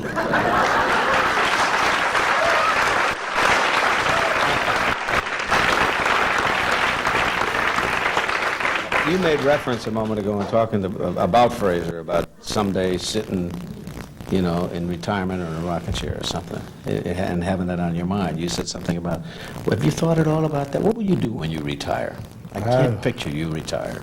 Well, I got to retire, Mike. You can't go forever. You're going to get old and bones get sore and everything. I'm getting a little slower now, I used to could jab a man at 4/100ths of a second, which is eye blink. Now I'm slowed up to 6/100ths of a second. Oh, that's 6/100ths. I can't even think that fast. Yeah. So when I retire, I have a lot to do. Life is so short. I heard something once that says, death is so near, and time for friendly actions is so limited. So whatever I do, I want to help people. And I have so many offers to do TV shows, and I have a show coming on soon. I host a house special for Hollywood Palace. I was like Cosell. I had my show that one night. And I have so many offers to speak at colleges and sports centers. But life is so short and we leave it so quick. I want to do the most I can with the time that I have. And so I want to dedicate my time to, we got all kind of problems, and mainly among our own selves, black people, that I can help with, So I want to dedicate myself to this kind of work. Like I was in Chicago a few days ago on Madison Street, right in the ghetto section. I was in my little car, and I just got out and just started walking. up and down the alleys. The cats were shooting dice and some was drinking wine. I'd walk out, I'll whoop all of you. Unannounced, no press, just walk up. And they were shocked. Muhammad Ali? No, I'm dreaming. You look like him. And I looked up, there was about 10,000 people running out of apartments and houses and saloons and bars, and they couldn't believe that the heavyweight champ of the world was out here unannounced, no press, no gimmicks, just out here. And about 26 police came, and they told me, champ, please move, for there's too many people out here. Little things like that, you know, it just helps so many people. It's just walking down the street, most celebrities, and they get to be big enough to come on your show, and they go in the makeup room, and they jump out in limousines, and they do what they're going to do, and they see the line of people outside and hire you, and they don't have time, they go. Well, I want to be just the opposite, just spend my time with people, you know. This is why I don't dress up no more like I used to. Mm-hmm.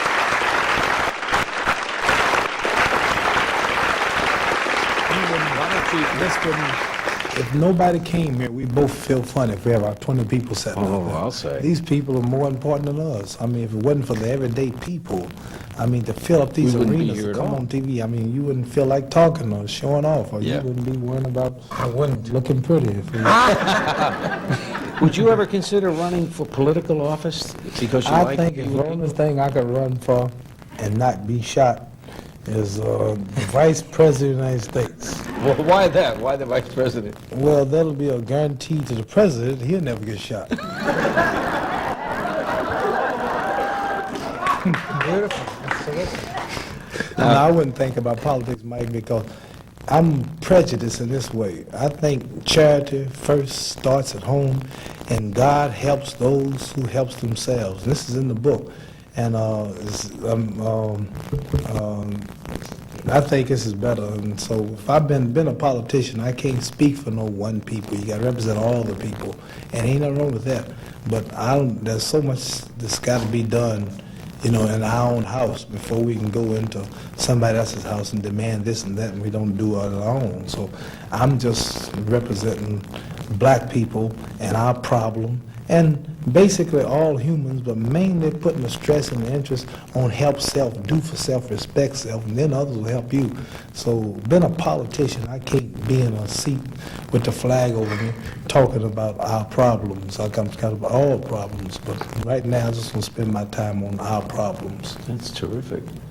But what about the fight coming up with Frazier that you mentioned moments ago in Manila? No trouble. Have you got any surprises for him? Because I read something where you were studying karate. I saw you in a karate. Yes, I have a great, he told me not to mention his name, but I have a great karate teacher. He's teaching me a good punch that I can do with the boxing glove. They refer to it as the acupunch? Yep. Acupunch? Yes, I can't even say it. Yeah, so fast, snapping right hand where when you, the moment of impact, you twist. It tears the skin. Yeah, and it won't hurt him, but it will wear him. It'll make him bleed. And I've got a couple more that I can't talk about down there because this is his hometown and he watches his show. Well, why don't you pretend that Dom... Wait a minute, I just got here! I didn't do nothing, wait a minute. And demonstrate how that punch will... Are you serious? No, I don't mean to hit you. I mean, you stand up here about Frazier's. He's about Frazier's size. No. He looks a lot better than Frazier. Go ahead, man, stand it's so up ugly. now. His mother told me when he was a little boy, every time he cried, the tears would stop, turn around, go down the back of his head. What What do we want to do? I don't Just know. show I don't know him. how that punch standing up for. I know to pray. How that punch... No, face him like... You hold your hand right here. Yeah. And just imagine this was your head, right? Yeah, imagine this. Wait. I have to go to the bathroom.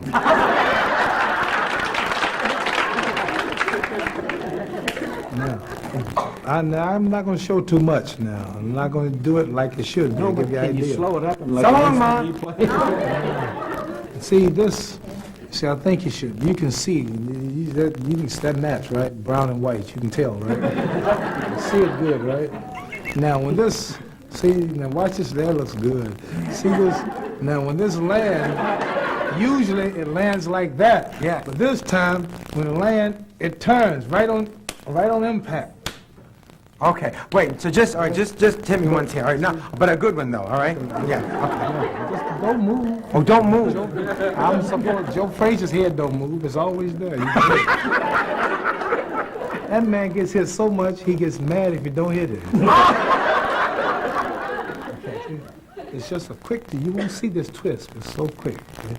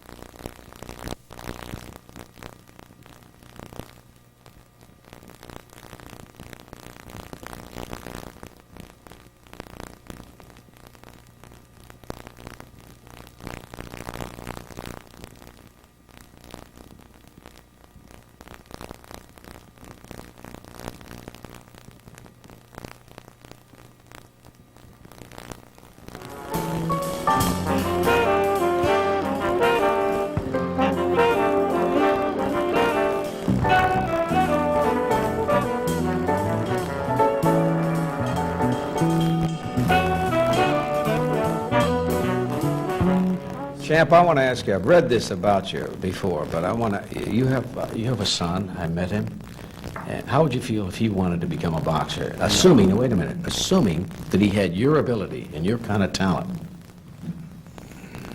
how would you feel then? It's a different question. That's right. No, I still wouldn't. I would take him and, like, he's got a tutor now. He's gonna speak 3 languages. He's 4 languages. What languages? He's gonna speak English, Arabic, French, and Spanish. All my children. And when you're young, you can catch on real quick. Absolutely. Oh, you got, that's when you have the ear for it, that's right. And we're gonna, like, I got teachers, I put the money up already, and they're gonna, private teachers. Nowadays, when a kid's in the classroom, got 35 children, he can't really be taught. There's no one-to-one relationship. I'm gonna get a top-notch teacher and just let him or her teach them 4. And all the monies that I'm making now, I'm gonna be sure that they won't be nothing like me. If I couldn't box, I don't know probably where I would be. So I know the value of it, and I'm gonna make them. You're a beautiful man. Besides your fighting, you got a soul and a heart and a mind that is incredible. And if your sons had that, they're lucky people. Well, I just want them to study. But Muhammad, look what it's done for you. You put it. You're saying you wouldn't want him to be if he had your ability and your I'm talent. lucky, see, bro. But look I'm what so it's done lucky. for you. But if he had the might same not ability, be that. He might have the ability, but not that lucky. See, yeah. I've But been who would blessed. know it quicker than you that he had that ability? You could see it immediately if he. It's just bad business. I want to be a lawyer or something, a doctor, not a boxer. Well, what's your number one preference? Lawyer? You want him to study law? No, doctor. You want him to be doctor? What if he doesn't want to be? Then what? Well, you know, I can't handle it. After he's my age, I'll be so old and tired. I really won't care. But right now, I'm going to handle him up until he's 18 years old. I'll have a little. How do you handle him? Are you strict? Do you ever give him a pat? Never. You do it all with words. Just look at him, he'll cry. It's a certain way you can look at them. See, you can't whip children. You can't whip children for do wrong, because I see myself. I did the same thing. We all still do wrong. Were you spanked as a kid? Yeah. My father, boy, he put your head in his legs and go get green switches. Man.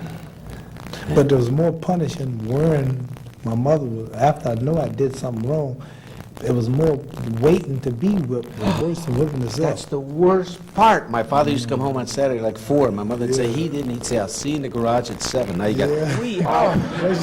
3 hours. You keep saying, hi, Dad. Fine. Look at their son. He's studying. Oh, you know you're going to get it. Joe Frazier spanks his kids. He told me so. Joe Frazier spanks his kids. Joe's lucky. He's got big children. He started young. He's got children. His daughter's as tall as him. He's got a son bigger than him. Yeah, man. Is he big? I don't know how he stayed in shape so long. He's lucky. I give up all my wealth, all my title. I give up every quarter, and if all my children could be the size of his, say 14 or 15 or 16, while I'm at this age enjoying them, I'd give up everything I got and ever had if they could be that way now. You want more kids, Chad? You want more kids? Yeah. How many? You have 4 now, don't you? Anything to tell us? No more on the None of your business. I have a feeling the number's going to go up shortly. I want to bring out a man whom you all know. We're going to show you his new book here in just a moment. He devoted the whole book entirely to your recent fight with George Foreman when you regained the championship. It's called The Fight, and it was written by one of the finest writers I know, and I'd like to introduce him to you now. Here's Pulitzer Prize-winning author Norman Mailer.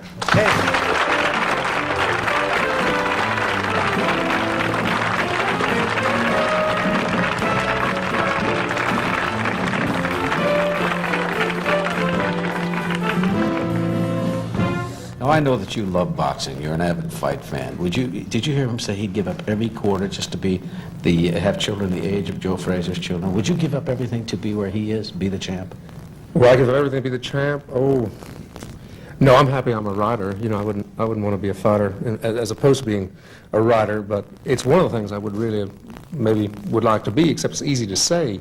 When you're a fighter, you take a lot of punishment, and I'm not taking that into account. He doesn't take a lot of punishment. He's not marked up at all. I take punishment, but I just don't show it. I take a lot. My jaw's been broke, man. I've fought troubled, and I take a lot of punishment. I be hit a lot, but I have ways of showing that I'm not. I act like I'm not, but I'm in training. I take punishment every day. But you know something that not many people know? Only the people who follow fighting. He's got a tremendous jaw, this guy. He really has. No, I think by now people in boxing recognize that... I'm talking about the average public. They don't realize it. No, Ali, it's known in boxing. Ali takes a tremendous punch. What do you mean by tremendous jaw? No, you take a terrific punch. You've been hit so flush and just come right back, and the next thing you know, you've won the fight. I've seen that happen. Guy gets I'll say a lucky punch in your case. They don't hit you that often. Why did you decide to devote a whole book to a single sporting event? I didn't. It grew. I was doing 20,000 words for Playboy, and then after I'd written which is about, in an average book, 20,000 words would be about 50 pages. And after I'd written maybe 10,000 words, I said, well, here we go again. This isn't going to be a magazine article. It's going to be a book. There was just so much happening in Africa, and the fight, I thought, was a great fight. One of the 2 or 3 greatest fights I ever saw, and I'd always wanted to do a book about boxing, and it all fit into place. And I thought Ali really fought an incredible fight. And I think it's maybe the greatest single fight ever fought by one man. I wouldn't call it the greatest fight I ever saw, because finally, while he had much trouble with Foreman now and again, he finally dominated him so much that it was a one-man fight. That wasn't the greatest fight you ever saw? No, the greatest one I ever saw was the Ali Frazier. That was the first Ali Frazier fight. This was me. What segment of the population, Norman, was your present book written for, would you say? You know, it's funny why I think I wrote it for women rather than for men. I can't conceive of a woman seeing that title and picking that book up and say, this Well, I've got to read. leave it to me. You know, I write a book for women and then I call it The Fight. You know, can you do anything dumber than that? No, I've noticed that whenever I take a woman to a prize fight, she always seems to understand it better than a man does. When men see prize fights, their own ego's involved. They're always saying to themselves, am I tough enough to get in the ring? What would I do if I met one of these guys in a dark alley? They're always thinking negatively. A woman goes, she sees the two attractive men there usually, and Two attractive men. Two. One. We don't talk about your fight. We're talking about just two young fighters. Oh, yeah. And so they look at it, and then they see very quickly that what's going on is really a conversation between the two men. Just they're using their bodies and but you know, people can punish each other in conversation. Oh, yes. You know, people have said things to other people, and this person who hears it walks away, and then they faint. So there is such a thing as a knockout in dialogue, and people do always punish each other all the time. So women understand that. They understand it very well. Well, why do you think the book will appeal to women as opposed to men? I've just noticed that. I've noticed that if anything, women like it better than men, this book. Interesting. You were a boxer at one time, an amateur I boxer. wouldn't. What was your record? 0-0. No, I started boxing late. I started boxing when I was about 30. And my second marriage was to a young lady whose father had been a professional fighter, a man named Al Morales. And whenever he came to visit, he'd get restless after a while. He'd say, come on, let's put on the gloves. So I learned how the hard way, because he was a tough Indian.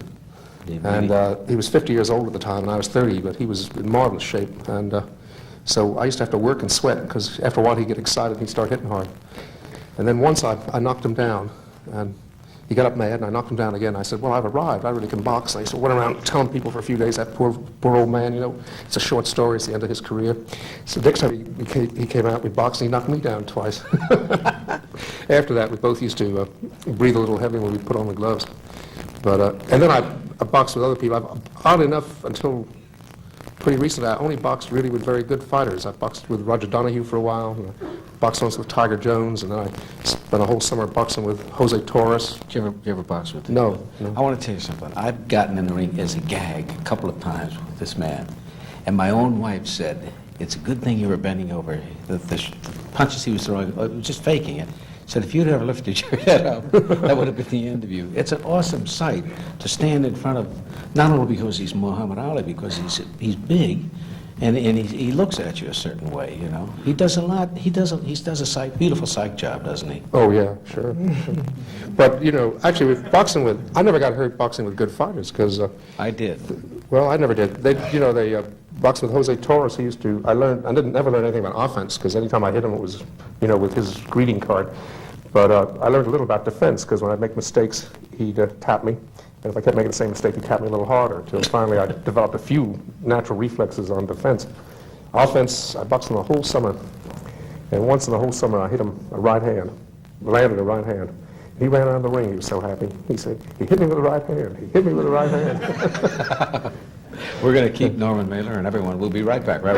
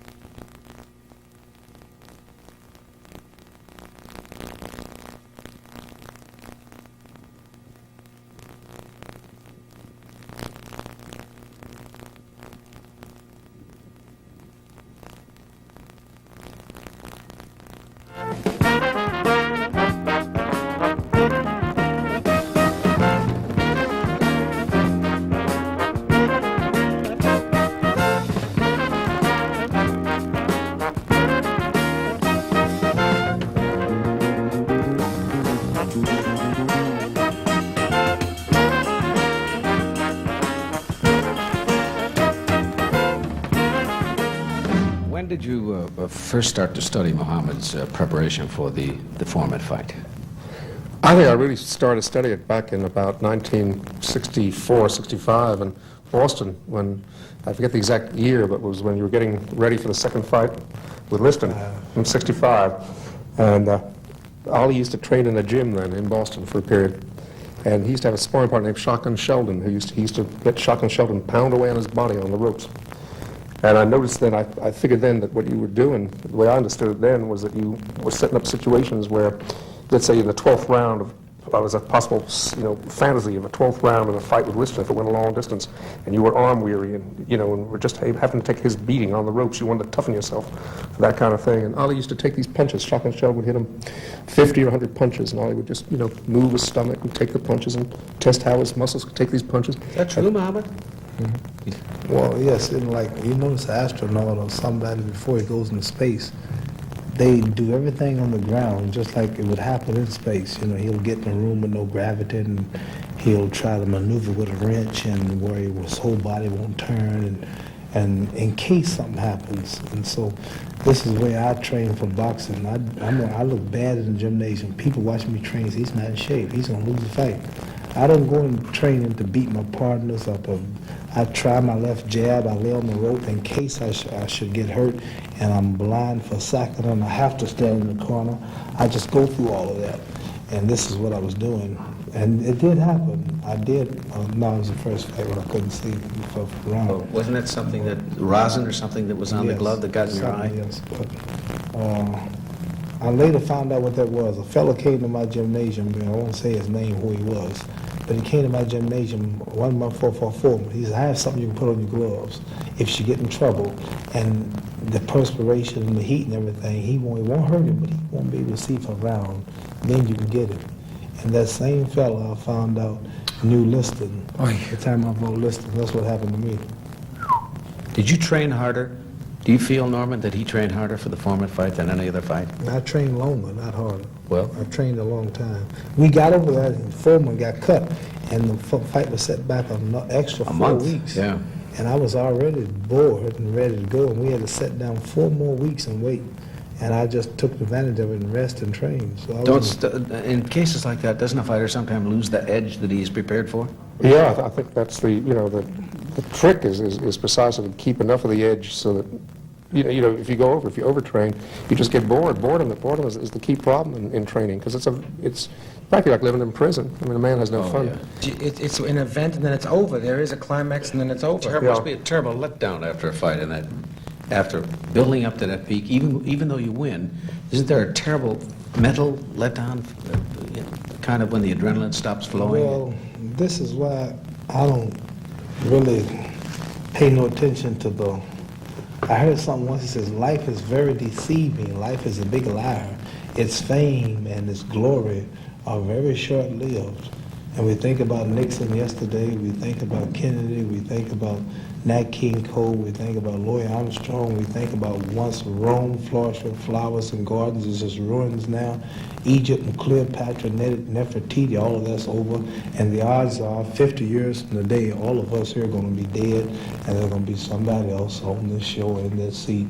And it's all short-lived, So I think about that, and this is why I don't build my life on championship or things which are liable for change and destruction. See, most people build their life on outer life, and outer life is based on things which are liable for change. Politics change, a new president comes, and many people lose their jobs.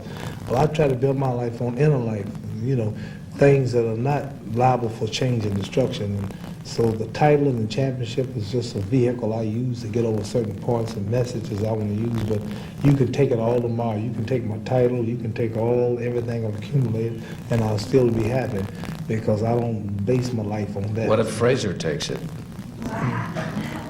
Then you won't be. No way, he can't do it. He can't do it. Too slow. We'll be right back.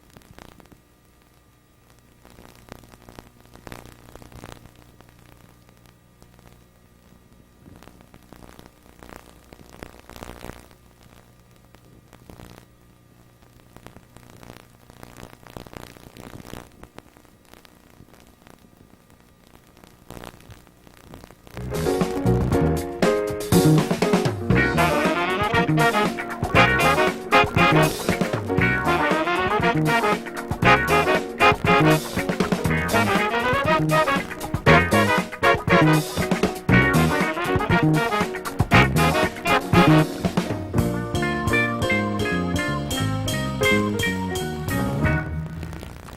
Mohammed, since Norman used to do some fighting, and since this is what they call the heavy bag, why don't you show Dom and me, and we're very interested in what this is for. This is, I can't really go through no real Well, what's it motion. for? It's just for building power, you know.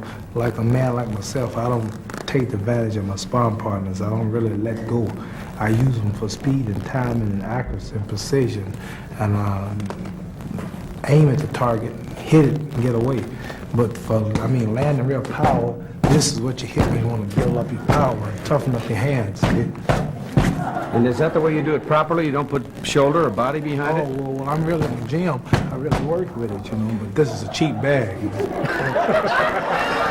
This is No, the cheap this- bag? This is Everlast makes the best. Yes, but this is one of the cheaper bags. All right. I am.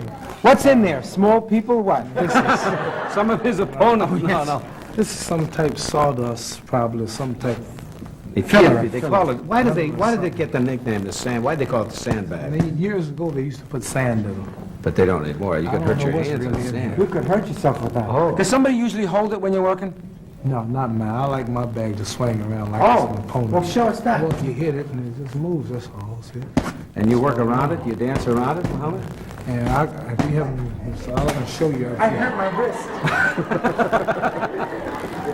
So that's the way you do it. In other words, to build up power, you let it go. huh? Right. Just. Norman, you try it. Sure. You want time to hold it, or you want to let it go? I have to warn you that I'm Catholic. Hey, that's terrific. Okay. How about that? What about you, Mike? Look, he made a little dent in me. That's terrific.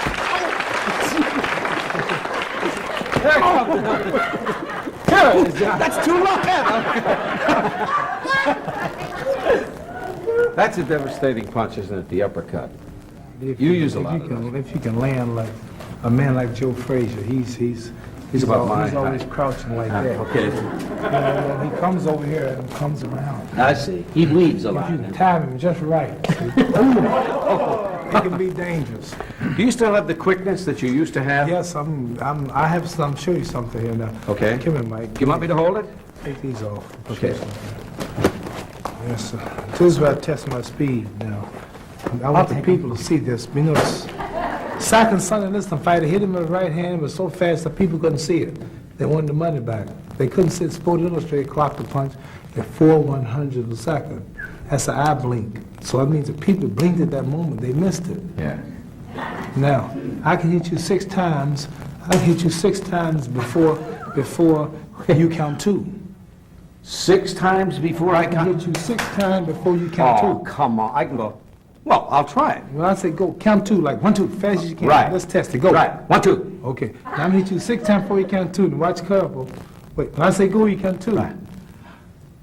Go. 1, 2. You want to see it again?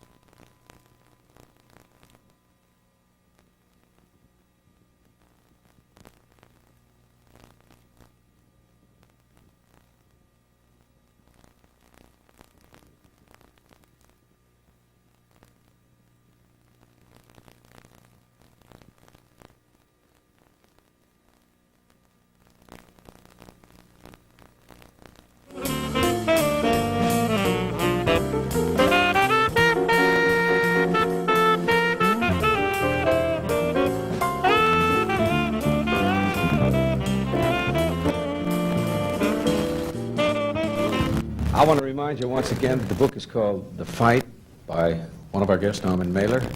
And, of course, the champion was here to visit with us, and we're always happy for that. Thank you both very much for being here. Thank you. Appreciate it.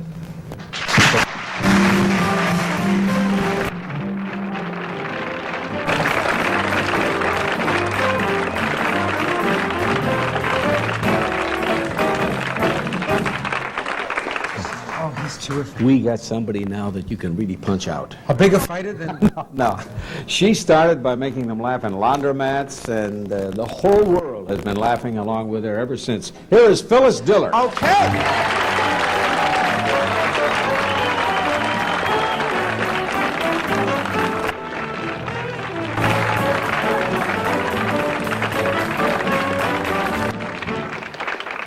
You're celebrating your anniversary in show business, aren't you? 20th. 20 years. 20th. Yes. And You look wonderful. Well, you really do, Phyllis. I could have owned a truck for what it cost, you know, to look this good. Where did you start? Did you start on the West Coast? You know, I made a list of the people at the Purple Onion that came out of the Purple Onion because it is. Purple Onion was San still Francisco. Yes, but this list is so incredible that I have to write it. It's so alive. incredible. Everything's alive in there. Get down. I think there's a little person throwing. I think there's a little person in every woman's purse when she opens it. They throw things out. Now, get this. These people all started where I did. At the Purple Yes, Onion. okay. Kingston Trio, Smothers Brothers, Jim Neighbors, Rod McEwen, Alan Seuss. You know, he was Laugh-In. Jane and Gordon Connell, they're Broadway people. They're not known, but she was Gooch in all the Mames, including the movie and on Broadway. Mark London was a head script supervisor of Laugh-In. Milt Kamen, Randy Sparks, Christy Minstrels. Yeah. Ronnie Shell, Phyllis Diller. 12 people. They just, now the Kingston Trio were 5 people. One was a girl. And the guy who's booking the place says, now we have a very small stage and a very smaller budget. And if you drop 2, you got the job. That's the way they became a trio. The Smothers Brothers were 3 people. 2 were brothers, real. 1 wasn't, and I didn't like him. So they dropped him. Became real brothers. Really? Yeah, it's true.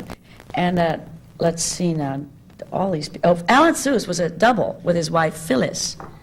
And all these. Did you audition for that job? I auditioned for. Oh, my dear. Is there anything more cool No. or No, you nothing. never forget auditions? Oh, it's just. What was it like? I'd rather have my appendix out.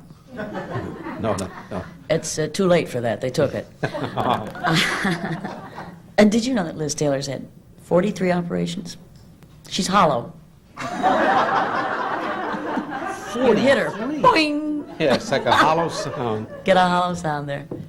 But tell me about the audition. Oh, the audition. Who was there? It was so awful. It's a basement, little place in the basement. And the people who owned the club and had money in it, and the doorman and they were messing around in the bar. They were ordering Chinese food, and here I'm doing this audition, you know. Funny stuff. Oh, darling, no laughs, nothing. Awful. What kind of things? What kind of jokes? I Do you didn't get remember? the job. They didn't hire me. Do you remember any of the material? Yes. So what were you saying in those days? Well, I was a head gun moll, and the gang were all men. And I was this is the beginning of Women's Lib. I had my mob, and I had a cigarette hanging out of my mouth like that, you know. You dry your lip, and it hangs. It's awful.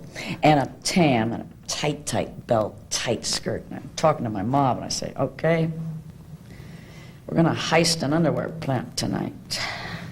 I don't want no slips. Is that miserable? No, it's going very well here. Well, that's a sympathy laugh. You had other auditions other than that, though. Oh, yes, for Broadway. I auditioned for Leonard Sillman about 97 times and never got the job. But by the time he wanted me, I was too big. That's right. Teach him a lesson. He couldn't afford you by No, the he time couldn't. he wanted you. But he wouldn't, he never. But it was good practice. How much of that 20 years, Phyllis, would you estimate you spent on the road? Oh, 20. The whole 20 Whole years? 20 years. The first 5, I didn't have any luggage. We had corrugated boxes. And of course, I had a cook in the room. I've cooked on light bulbs. They heat up. And, you know, do the dishes in the toilet. But we had them in corrugated boxes. Sherwood Diller and I traveled together, and I had the pots and pans in there, I had more pots and pans than I had clothes. How'd you raise kids, though, doing that? Wasn't easy. You do it long distance. But I have always maintained Muhammad Ali was talking about it's the feeling and the spirit of things that counts. It's not necessarily your physical presence. My children knew that I loved them, and they knew that I was going to share the success, and they allowed me the freedom to make it. But they understood all the time it was happening. What do you do when you're not traveling? I cook. And you know something? This could kid your whole act. But she is a great, I want to tell you folks, great, underline, all capital, cook. It's Because true. I have had dinner at her house. She is spectacular. She is, you know that... More than good. She used to talk about garbage soup, and I thought... Made that it on makes- this show. Made it That's on- where it happened. And I have made garbage soup, and it's wonderful. Oh, yes. And I always say, this is Phyllis Diller's soup. This is the recipe for that. It's Yes, wonderful. It is marvelous. It's a marvelous thing. I remember I made it first in Philadelphia, and a firehouse got it all. They came, and we wiped them out. Remember that, Mike? The fireman of one house. It's the most delicious. You see, I'm against waste, number one. Absolutely. I don't like waste. And I am not too proud to take a doggy bag. And when I take crab, I just tell them I have a pet shark. Which is in vogue now. Yes. Yeah. Oh, but I'm scared to death. My goldfish is reading Jaws. You know, I've been to Phyllis's house, and it is really something special, because she's a woman of great taste. Not only is she a good cook, but you have great taste. Your house reflects it. And we sent a crew out. You're going to love this. You're going to see Phyllis Diller's home. And would you describe what we're seeing here? Oh, while yes, we that'll were- be fun, because I You haven't really been did a home good for job. 7 weeks. It'll be good to see it. Oh, that's the driveway. Yes. When I bought the house, everything had to be done over. We restored this ancient house. It's 60 years old. And the driveway, oh, those are pretty flowers. It's got wonderful lawns and flowers all over the place. That's the Calvin Coolidge porch. I can see Grace out there with the collie and the Girl Scouts. I loved Calvin Coolidge because he didn't have a big mouth. And that's his chair. And these little things go tinkle, tinkle, tinkle. They're going, aren't they tinkle, tinkle, tinkle? See, I love to hear that. And now we're closing in on a toilet that was made in Paris. And yes, it's hand painted. I had to take it out of the. And this is the Gothic alcove. See the Gothic alcove? And we're going to come now down onto the Hope chest. There it is. It's an old Cassoni, about 16th century. It's marvelous. Should be in a museum, but I might as well have it. I've been a good girl. And now we're going to see one of my dearest friends over here. This is the Hope Salon, and there's old Bob Hope, my patron saint. He's such a dear man. He really is. Yes, there he is. That's his Looks chairman like of the board post. Looks like his confirmation picture. Holy cow. That's me with my old face. And now the house is full of roses, and those torchères came out of a castle in Europe, and here's my wardrobe. Oh, this is Yes. an uncanny. This is one whole huge room full of clothes, because I wouldn't ever want to go anyplace nude. And I'm hot for furs. I adore furs. If I had a choice, next time I'd come back as a cat. But you save everything, don't you? Well, I'm a Cancer. That crab, they never give anything up. They're terribly possessive, also of their children and people. I'm terribly possessive of you, Mike. Have you ever tried to get away from me? That's right. Those are the fur hats. You have to work New York or Alaska. So here I am all summer. Now this is the Doris Day room. That's an old organ. That's an old pipe organ, bump organ. And this is the Doris Day room, because it's the only room in the house that is contemporary. This is really the television sets here, and it's the only room the kids are allowed to eat in. They watch the television, sit there and eat. Those are the magazines. I never get to read them, but I save them in case I ever get home. Little ping? That's ping one. Ping pong table, wasn't it? Well, no, that's outdoors. I do love ping pong. We finally got a table that will take the weather.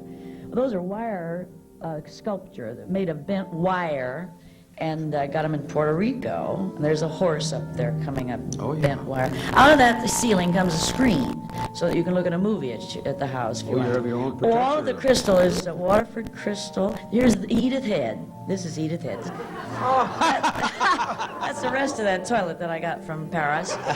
And people never learned how to flush it because over there, besides it's illegal, it only holds 2 gallons. In America, you must have 3. The spice cabinet from France, it's made of oak and it's got those funny little Look wires. at this kitchen. Oh boy, Look 6 at gas that burners and 2 self-cleaning electric ovens. I love gas because it's instant. And if these are from Puerto Rico, all those old copper stuff. That kills the joke about the one muffin, right? Yes, I'm a clean person. In fact, there's some of the rest of the spices, and there's the old teapot. Oh, isn't that? Oh, I love that. We'll be right back with Phyllis.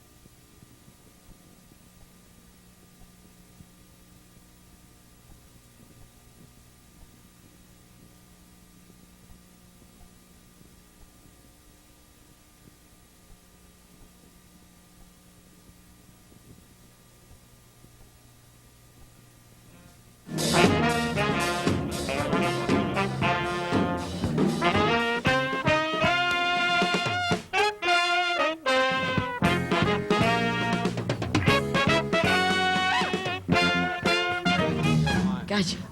We don't have much time, but you must tell a story about Jen and I walking into the entrance hall and standing in front of the painting. You know how when you see something, you want to comment favorably on it. And we're looking at this painting, and I can't figure it out, and I'm saying to myself, I don't see why she's got that hanging. Tell them why it was Well, so then, strange. gradually, Mike's head goes over like this, and it's hung on its side because it won't stand straight up. So all the sheep are on their backs. No, the painting is hung this way, and it should be this way. See, I'm standing there, and my wife is an art nut, and so Yes, she's looking at she's it, and she trying- didn't say a word. She No. was just, Mhm. all people do when they Yeah. look at paintings, they nod like that, you know. And Yeah. then finally we both go, oh, that's the way it should be. I bought it for the frame, you know. I know. The frame's beautiful. Looks like a very important painting. Well, especially on its side. Yeah. It's an old primitive. You all remember the twist, Sure. and the frug, and the fish, and the pony. They were considered the way-out dances of the day. Well, disco dancing has come a long way since then, and you'll see what I mean right now as we welcome the winners of the recent New York City Discotheque Dance Championship. Here they are.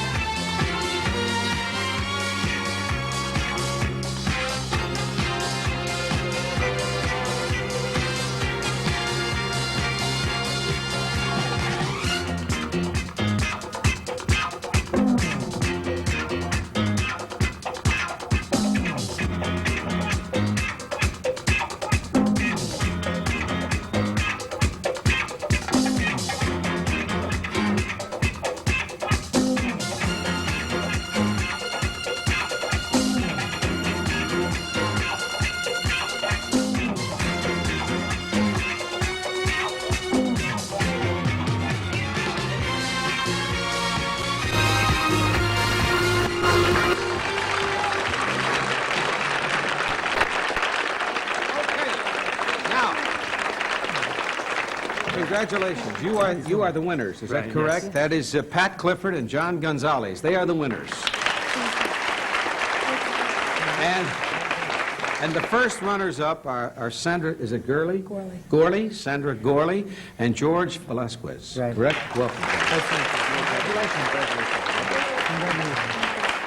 Now, how do you go about picking your partner? Does that just sort of happen as time goes on? You find somebody that you dance well with?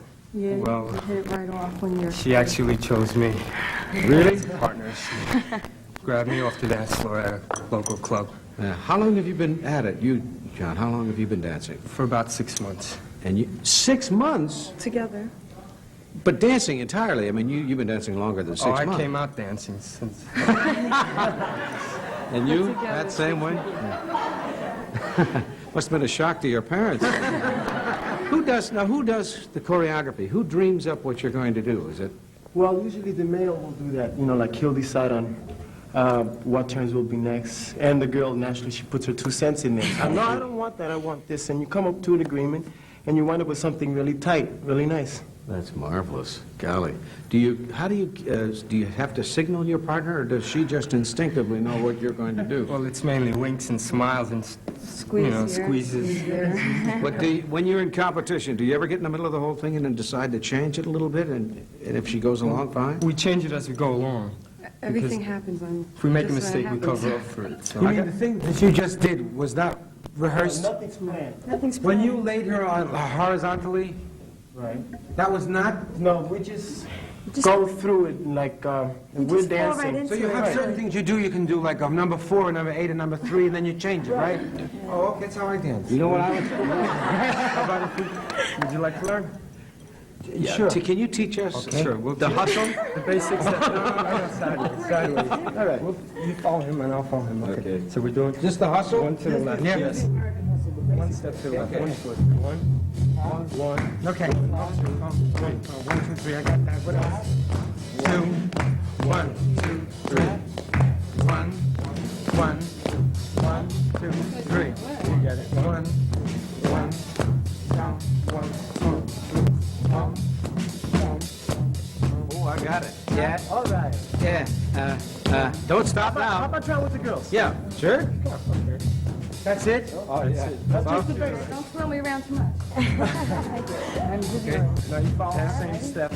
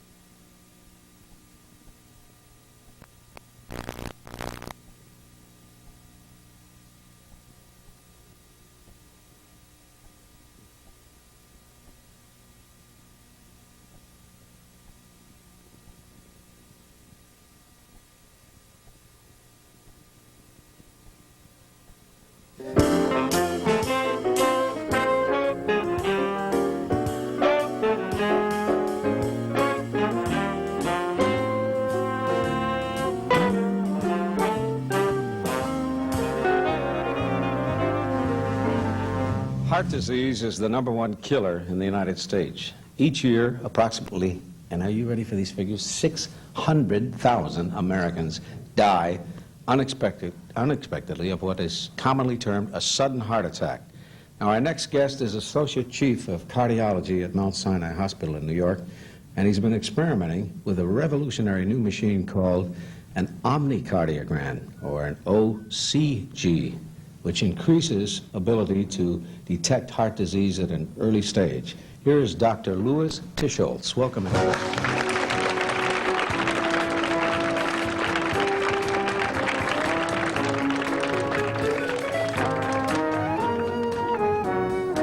Dr. Tischholz, is there really such a thing as a sudden heart attack? Oh, yes, Mike. Most heart attacks are sudden.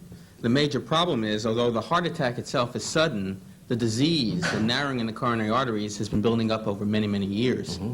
Wasn't there a standard heart test called an EKG or an electrocardiogram? Isn't that able to predict oncoming heart attacks? Well, the electrocardiogram is one of the major tests we have today to detect heart disease. The electrocardiogram is very good at telling when a patient has a heart attack. Unfortunately, it's not as good in telling disease at an early stage and in predicting heart attacks. Well, isn't it a fact that a person can have an EKG one day and die the very next day? In fact, that happened to a dear friend of mine. He was telling me at a rehearsal one time. He said, I just had a complete physical and electrocardiogram, and that day, walking to the parking lot, he dropped stone dead on the way to his car. We all know of these stories, and it does occur. The problem is that approximately 50% of people with coronary artery disease can have a normal electrocardiogram at rest. And therefore, it may be very difficult. And then is it any good at all, the EKG? Oh, it's very good, and it is the most important test we have today. Well, why is it so insensitive if you say it can be fooled? One of the problems is that in order to have an abnormal electrocardiogram, you usually have to have extensive disease in the heart, so that patients with early disease in the heart may have perfectly normal cardiograms, even though this disease is building up, eventually leading to a heart attack. Well, don't doctors sort of know when they're giving you a physical if you're the type of person who might end up with a heart attack? Because I've gone through many physicals, but I've never done that EKG where you do the walking or the running. And when they suspect that you might be, in line for a heart attack, or you might look like the kind of person who might be suffering with a heart disease, then they put you on that. That's right, on the basis of the symptoms of having chest pain, or on the basis of a strong family history or other risk factors such as smoking, overweight, increased lipids or cholesterol in the blood. Then those are the types of patients that we usually do this exercise test on to try to bring out abnormalities. Now, Phyllis has some graphs that you have brought us, Doctor. Would you explain these? I'll hold them here so the camera here can get them, and then you do the... Well, we've been working with a new technique which analyzes the same electrical signal of the heart that the electrocardiogram analyzes. The experiments with this technique show that it appears to be more sensitive. Now, this is the one we're photographing now, the normal? This is the normal electrocardiogram. This is one lead, so-called lead of an electrocardiogram. And this is the omnicardiogram that can be generated. When the omnicardiogram stays within the boundaries, this is called a normal omnicardiogram. But this one hasn't? This one has stayed within the boundaries. I see, in these boundaries. That's yes, right. I get you. Okay. On this side here, we have a patient whose electrocardiogram was perfectly normal. One could not detect any disease. But here... You went outside the boundary line, right? Right over there. And this was an abnormal omnicardiogram. So that indicates what, then? This indicates an There is a abnormality, that there is a problem. We have done a study where approximately 4 out of 5 patients with significant heart disease, even though they have normal electrocardiograms, will have the abnormality detected by this technique. And only less than 1 out of 5 who have normal hearts will have any abnormality by this technique. Okay, the doctor is going to demonstrate how the EKG and the OCG differ, and Phyllis has agreed to kind of be our guinea pig, and I mean our first patient, not a guinea pig. It'll all happen right after these messages.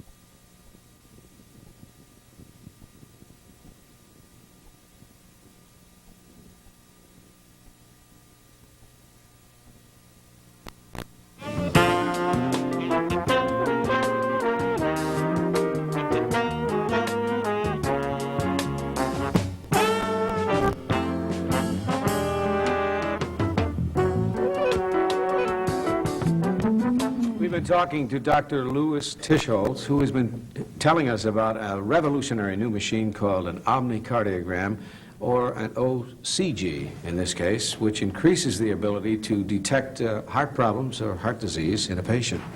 And we're going to demonstrate how this machine works in comparison with the standard electrocardiogram. And may we have our patient, please?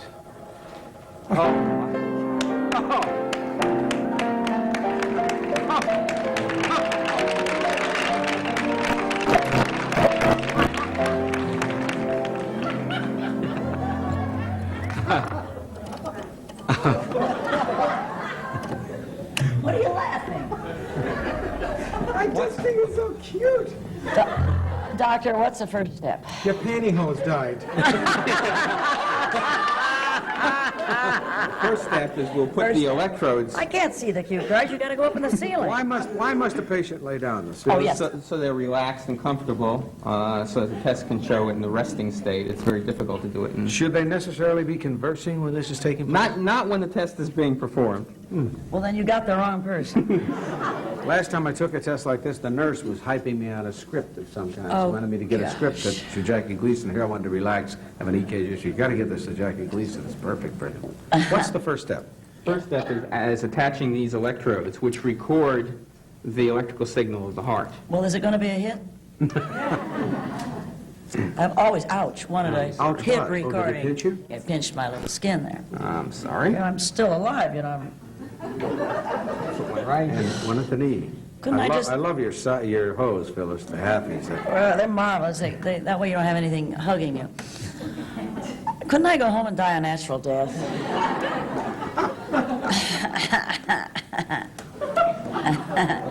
And now this is the electrocardiogram. I was in perfect health when I walked in here. There's a great variance here. What's happening? You said it went clear off the... Well, that's because I... Oh, she sat up. I sat up and it went off the thing. Went off the... Well, then I can't lie down on my That's the back. standard electrocardiogram, and on this machine, we can record the omnicardiogram at the same time. So this is the boundary line here? These are the boundary lines, and we can record and store on this machine the omnicardiogram. And then, by pushing a button, we can have it print out on this machine the results. And this is one on the story that I just did right before the show, which shows entirely within the boundary, and therefore this is a normal test. Oh. Well, have you looked at this EKG that I'm looking at, which is going clear off the... That's a perfectly normal. Oh, is it? Oh, that's lead normal. from the electrocardiogram. Well, that is really steady. Would you see Phyllis like sit up and see what would happen? Or I don't know if you can coincide. Probably go way off the screen. Oh. Why? Because your heart would be doing extra things to get your head off the That's when you ground. die, when you're doing something extra. No, maybe you're doing it wrong. But Phyllis, 20 years of show business, you've died before, haven't you? You told us about dying. Many times. Does the machine work on everyone, Doctor? The test works on everybody. What we talked about before, not everybody who has a positive omnicardiogram is going to end up to have a heart attack or heart disease. Look at this. That's so interesting what it drew. That looks like that painting you've got in your hall. How old is this machine, this new one? This machine we've been working on this for approximately 3.5 years. And are they currently in existence everywhere? Currently there are 3 or 4 prototype machines that have been studied, and we hope within the next year that more machines will be available in the large medical centers. So if you're looking to take a test like this, then you cannot do it. Is that Not correct? today, Not unfortunately. Today. But I want to thank Dr. Louis Tischholz and his marvelous patient here, who has left a call and will be with us shortly. Thank you, Doctor. We'll be right back. Thank you to Muhammad Ali, Norman Mailer. Dom DeLuise will be back tomorrow and the rest of the weekend. Phyllis Diller. Promotional fee paid by Delta Airlines. Next trip, fly Delta, the airline run by professionals. We take off to 90 cities every day. Delta is ready when you are. Some guests of the Mike Douglas Show receive a True Test waffle baker from True Value hardware stores, who combine value and personal service in over 5,000 locations nationwide. Guests of the Mike Douglas Show stay at the Benjamin Franklin Hotel in Philadelphia, nearest hotel to Independence Hall.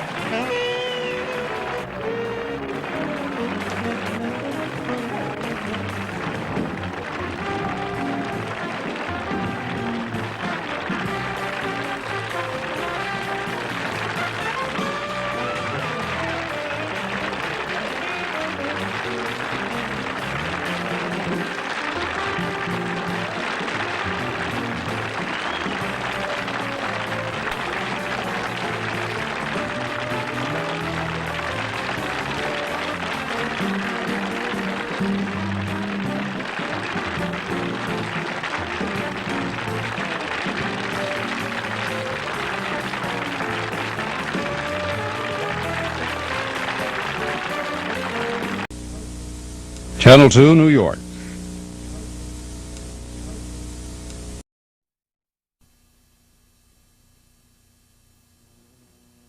Two pipe bombs shattered the early morning calm of Manhattan. Dave Munsey is going to have a live report from Con Ed headquarters where one of the bombs went off. Jerry Nachman reports on what a Pentagon cutback could do to Long Island. A terminally ill Cuban woman gets her wish and becomes a United States citizen. And Marilyn Salinger reports on instant photography as it gets motion, home movies which develop themselves. Channel 2 News, the 6 o'clock report with Jim Jensen and Rollins Smith. Here again is Jim Jensen. Good evening. Measured in explosive power, they were not that large, but bombs going off in an urban area are better measured in terror than in firepower. Two bombs went off early today in Manhattan. Dave Munsey reports.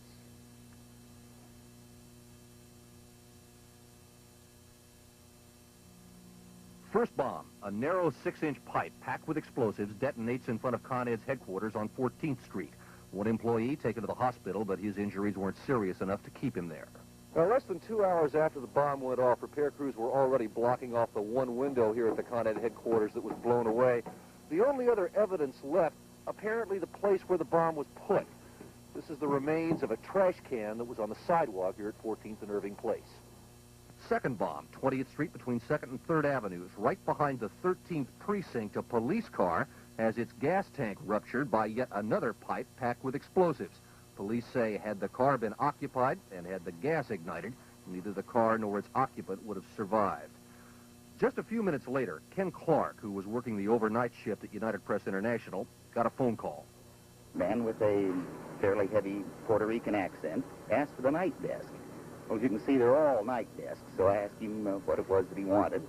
And there was a pause, and he said, listen very carefully, this is the FALN, we're responsible for the bombs. I tried to hold him, but he hung up. He seemed very nervous, very eager to get off the phone. The FALN, the Puerto Rican terrorist group that's claimed responsibility for the Francis Tavern bombings and dozens of others. But this time, the group's pattern shifted, if in fact it was the FALN at all. Clark got the call after the bombings. Other times, calls to the press have come just before any explosions. And there's more. Inspector Robert Howe is head of the Arson Explosion Squad. This is outside the normal pattern of the FALN with 32 bombs that were placed in New York City over the years. The usual method of operation was a timing device with several sticks of dynamite. However, there's also the possibility that the pattern has changed. Now, here at the Con Ed headquarters on 14th Street, you can see that work crews are just starting now to replace that one window that was destroyed last night in the bombing. And late this afternoon, a new development. Not only the phone call to the UPI, but later this afternoon, a letter was received claiming to be from the FALN that read in part there was a number of demands made in terms of what's going on in Puerto Rico. A number of sayings inside the letter like free Puerto Rico, free all political prisoners, stop grand jury abuse. Now what the police department has to do is to decide whether or not this is legitimate or whether their suspicions are. In either event, they're going to have an awful lot of work for them ahead of them in the next couple of days, Jim. In the Middle East, where terror has been a fact of life for over 30 years, Egypt and Israel are again talking peace. And the arrival of the Israeli delegation in Cairo today may have been a psychological lift, but the deadlock still remains on the hard issues. The Cairo talks must deal with the settlements the Israelis have so far refused to give up in the Sinai. And President Sadat of Egypt said today, the issue of Palestinian self-determination remains a major obstacle. Sadat said a way must be found to resolve the issue, or, in his words, everything will collapse. Sometimes government decisions seem far away in where they're made and how they affect you. But that's not the case for some 3,500 people on Long Island and thousands more in their families. Their jobs could be on the line because of a planned cutback in Navy orders for the F-14. Jerry Nachman reports on the future at Grumman. It's called the Tomcat, and it's the most expensive fighter plane in the free world. For $20 million, you get a supersonic jet whose 6 Phoenix missiles can search out and kill targets 100 miles away, ranging from a Soviet MiG-25, 80,000 feet up, to a cruise missile streaking 50 feet over the ocean. The F-14 represents 60% of Grumman Aerospace's business, and Grumman is Long Island's largest employer. Word of the possible cut in Navy purchases of the F-14 has most Grumman workers on the assembly line nervous. Well, actually, as far as it's my job. In other words, if something happens right now, I'm just out of a job. Has that happened to you before? It hasn't. I've been fortunate. I wanted a fortunate one. Didn't happen to me before, but I'm scared now.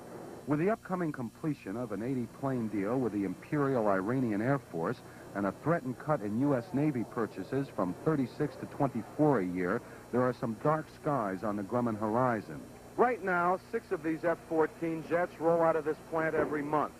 If the present cuts go through in a couple of years, that number could drop to 2 a month. Delivery schedules tell the story. 72 F-14s last year, 56 this year, 44 in 1979, and perhaps only 24 by 1980. Political and technological issues aside, decisions at the Pentagon and the White House may strafe many Long Island jobs. There will be, in the interim, a reduction in total employment in Grumman Aerospace alone in the next several years of some 3,500 people. Aerospace always has been a risky industry, but that's little relief to the people whose paychecks are on the line. You want to eat, right? You want to eat. That's a big thing. Everybody wonders every Thursday or Friday if you're going to be tapped on the shoulder.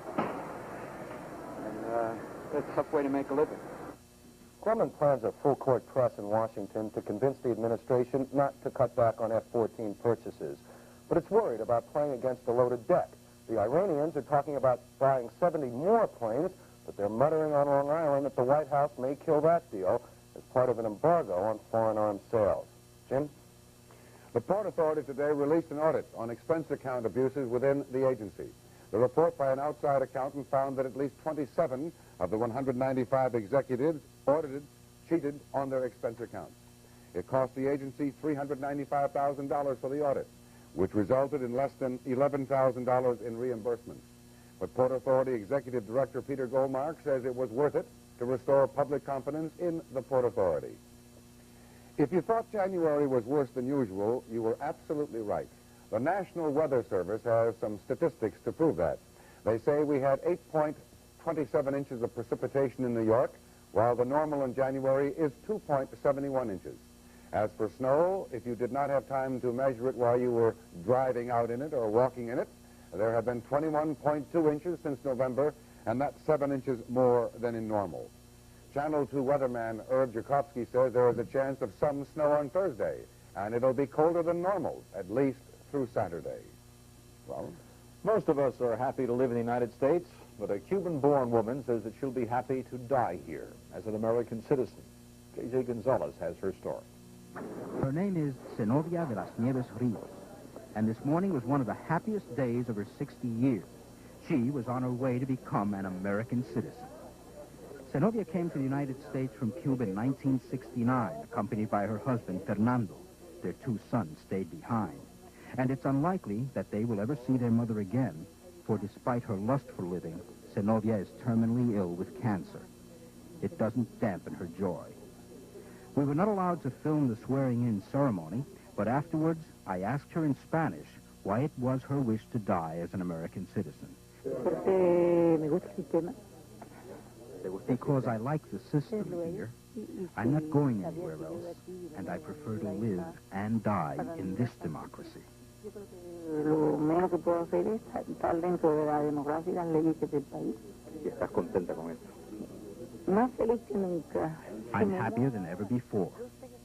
I know that if I want to get up in the morning or to stay in bed, I can do these things, or whatever I want to do within the laws of this country. And I want to do them within the time I have left because of this illness.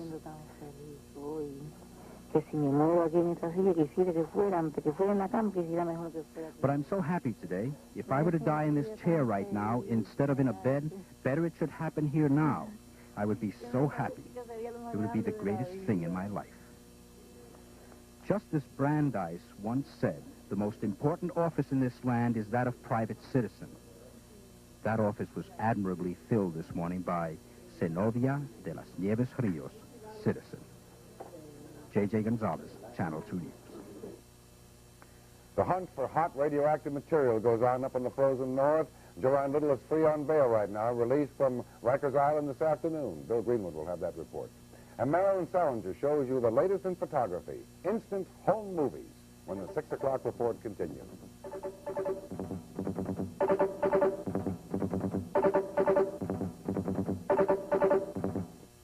What makes the Irving different from other banks?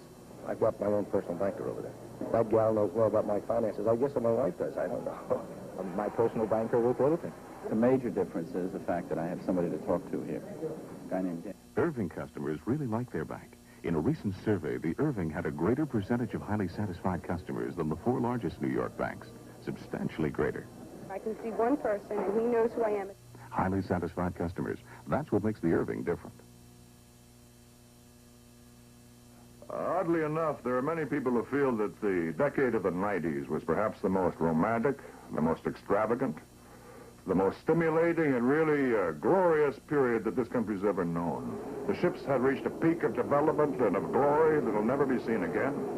The people were leading a very extravagant and fabulous life, and I tried to put all this together in between the pages of a book. Voyage, Sterling Hayden's coast-to-coast bestseller, an Avon paperback. It's one of those days. Low back pain. Feels like all your muscles are one big knot of pain. That's when you need Heat. Heat's exclusive formula brings fast relief for low back pain. Just brush on Heat. In seconds, you feel a surge of warmth, a flood of heat, relieving that knot of pain, so muscles feel better fast. Your back moves more freely for hours. Liquid Heat or Heat Spray. Fast relief for low back pain. Heat. He comes to the Concord to play tennis. Top pros, 3 lessons, 16 indoor courts open 24 hours. Do you blame him? She comes to the Concord to ski. Free lifts, 3 lessons, snowmakers, and free use of equipment. Do you blame her? The ski tennis package any Sunday through Friday except holidays. 4 days, 3 nights, 3 meals daily. Skating, swimming, health club, and top entertainment only $117. Call 244-3500. A Canadian team is now going after 2 small fragments from that nuclear-powered Soviet satellite. The debris was spotted electronically near a weather station in the Northwest Territories. In addition, officials have confirmed still another source of radiation. Rowan? Joanne Little was freed on bail today from Rikers Island. That's a long way from North Carolina. That's where she became a national figure, acquitted in the slaying of a white jailer who allegedly abused her sexually. But she's remained in jail there on a breaking and entering charge until her recent escape. Bill Greenwood reports on her release today. Little was escorted out of Rikers by her attorney, William Kunstler. She'd been held here since December 9th on a North Carolina fugitive warrant and is now fighting a request for her extradition. She talked about that fight at an earlier news conference in a prison auditorium. I've been given another chance to be released out into the street to prove to the people and to the public that just because you come to prison or just because you commit a crime, that you're still a human being, have a job, build a family, get married, and never return to the prison system again. Her temporary freedom cost $51,000 in cash bail money. As for living money, the fugitive hopes to find a job as a dental assistant while lawyers fight her case. As soon as we leave here, Joanne is going with us. We have several job interviews for her.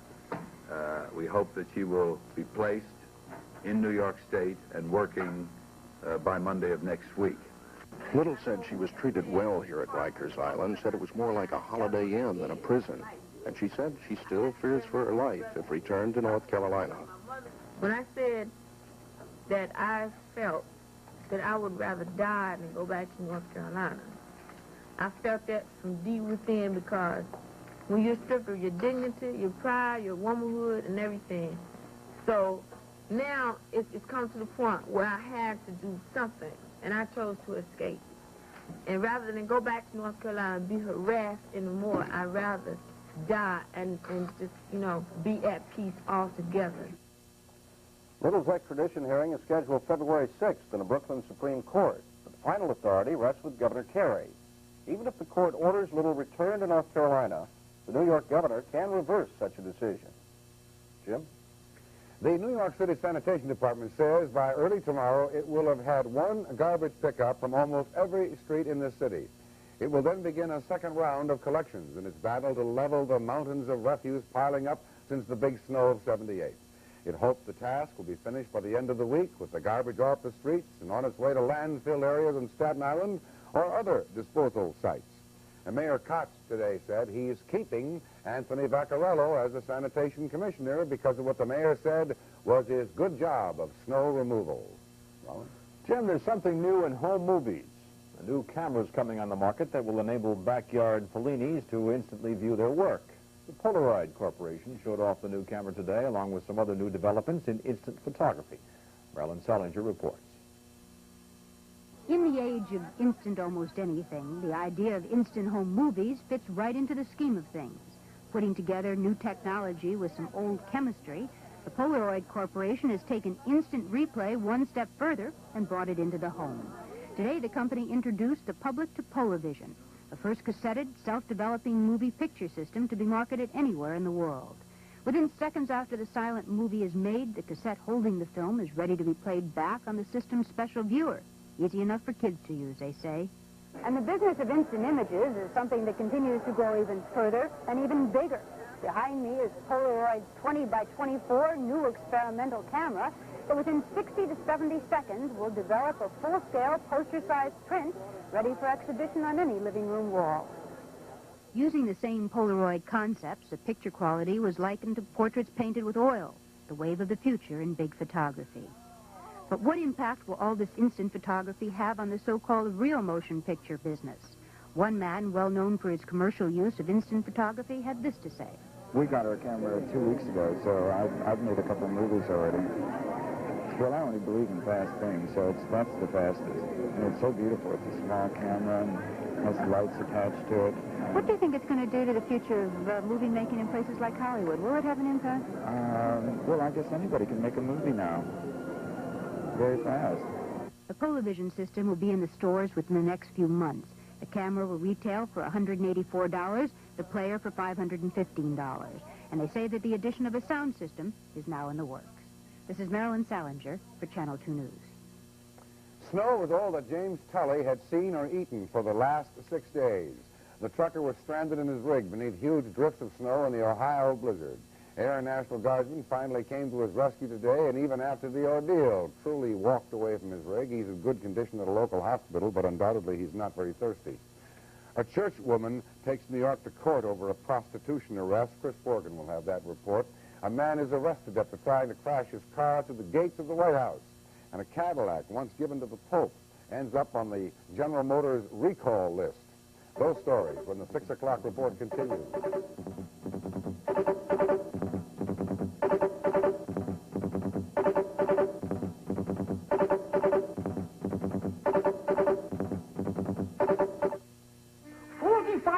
Years ago, I invented the wheel. But I said, who needs a wheel? We need fun.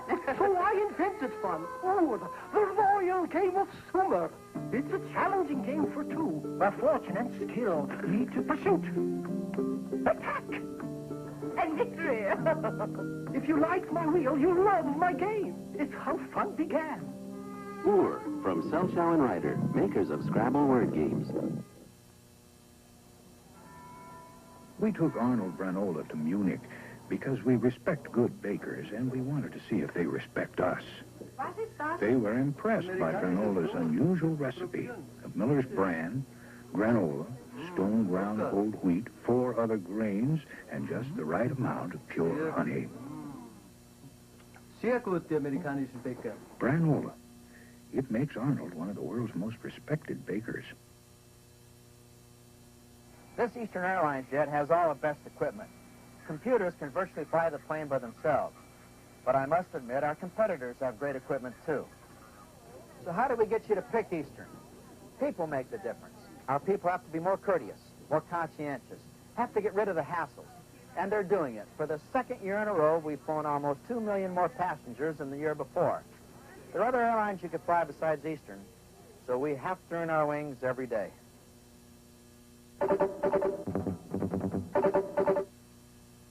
First, there was aerosol hairspray, an innovation. Then concern over fluorocarbons brought the pump spray. No fluorocarbons, but no aerosol convenience either. Now Alberto VO5 recreates its aerosol hairspray and makes it better than ever. VO5, with an environmentally safe propellant, with incredible 14-hour hold that's not stiff or sticky, plus aerosol convenience. Alberto VO5 aerosol hairspray, recreated to be better than ever. The Congress is going to get a crack at a key witness in the alleged scheme by South Korea to buy favors on Capitol Hill. The Speaker of the House, Thomas Tip O'Neill, says a no-holds-barred questioning at Ponsung Park could begin within a few days. O'Neill says the South Korean government has agreed to let Park talk to the House Ethics Committee in a closed-door session. A Manhattan church worker is suing New York officials because she was arrested in Times Square for prostitution. But though her case is a recent issue, goes back to 2 years ago when an anti-loitering law was passed. Chris Borgen reports. It is a stiff anti-loitering law, and from the beginning, its critics complained that state lawmakers passed it to clean up the Times Square area in time for the 1976 Democratic National Convention held in Madison Square Garden during August of that year. The chief complaint is that the statute gives police too much discretion in deciding just who is a prostitute open to arrest on charges of public solicitation. The law's opponents claim that the police are incapable of making accurate snap judgments and therefore make many bad arrests. Their operative notion is that any woman out on the wrong street at the wrong time must be a prostitute, and they therefore go about arresting all women on certain streets at certain times without the slightest evidence that they are doing anything that violates the law. Today, Glasser and other critics cited the latest complaint filed by 41-year-old Arlene Carmen, a minister and urban missionary from Manhattan's Judson Memorial Church. She says she was arrested last January 8th while preaching to a group of prostitutes on 8th Avenue, getting marching orders from 3 men in plain clothes. We're going to march single file across 8th Avenue, and if anybody tries to run away or gets out of line or does anything, I'm going to crack their head open. Nobody ever told me that I was arrested, and nobody ever told me what I was arrested for. I immediately went to the precinct house and told the officer who she was, and he didn't believe me. So he said she was there with the rest of them and she was soliciting, and I said, "You're wrong. She was not soliciting. She works for the church. And she's with a project that we have with the prostitutes on 8th Avenue. He still didn't believe me. I said to him, how many 40-year-old hookers do you take in every night? Well, Mrs. Carmen is suing Governor Carey, Mayor Koch, Manhattan District Attorney Robert Morgenthau, and several other high law enforcement officials for some $150,000 in punitive damages. She is also asking the federal courts to overturn that controversial anti-loitering law. Now, for its part, police refused to comment, saying this case is still in litigation. But they say, as regarding that anti-loitering law, the police department is mandated to enforce the law as it is written, and they intend to do just that. Yes. A Washington man rammed his car into the northeast gate of the White House last night. The Secret Service says that the man, identified as Robert Boyd, gave no explanation for his act. He's charged with destroying government property. The new, stronger gates were installed after a man crashed his truck into the old ones in 1974. Ronald? Well, the FBI in Washington has arrested a middle-level employee of the United States Information Agency and a Vietnamese national and charged the two with spying for the communist government of Vietnam. The suspects are USIA's Ronald Humphrey, a 42-year-old information officer, and Trong Deng Hong, a Stanford-educated aide at Washington's Animal Health Institute. A major new plank in the anti-smoking campaign was unveiled today by the National Commission on Smoking and Public Policy. This one uses the views of the people themselves. Some 300 citizens gave testimony last year. Health and Science Editor Charles Crawford has more on the report. Each of us has a right to choose to influence the way that we may become ill or die. A national dilemma: cigarette smoking or the health of Americans. The 150-page report to the American Cancer Society makes some of the strongest and far-reaching anti-smoking recommendations since the first Surgeon General's warning more than 20 years ago. Recommendations aimed at accomplishing 3 major objectives: reducing to a minimum the number of cigarette smokers, reducing the risk of disease for those who smoke and are unable to quit, and reducing the exposure of non-smokers, particularly those sensitive to cigarette smoke, to the smoke of others, and to side-stream smoke. Key proposals by the Commission include eliminating over the next 10 years federal price supports for tobacco growers, federal and private funding of a mass media anti-smoking campaign, a federal advertising ban on high tar and nicotine cigarettes, laws to prohibit smoking in most public places, and the separation of smokers from non-smokers in restaurants, trains, and buses. A total ban of smoking in all public schools, along with tough anti-smoking rules for both government and private hospitals and health clinics. However, the Commission stopped short of calling for a total prohibition on cigarette smoking. Prohibitions and bans do not work. They cannot be enforced. They lead to bootlegging situations. They encourage organized crime. And the past history of the country is that prohibitions and bans are not effective. But the broad-reaching recommendations by the National Commission on Smoking are in for some stiff resistance, led by a furious tobacco industry. It seems clear by now that these we-know-best compulsions of the American Cancer Society and people like the Secretary of HEW have driven them somewhere over the edge of reality. Certainly there are examples of that in the report given to us this morning.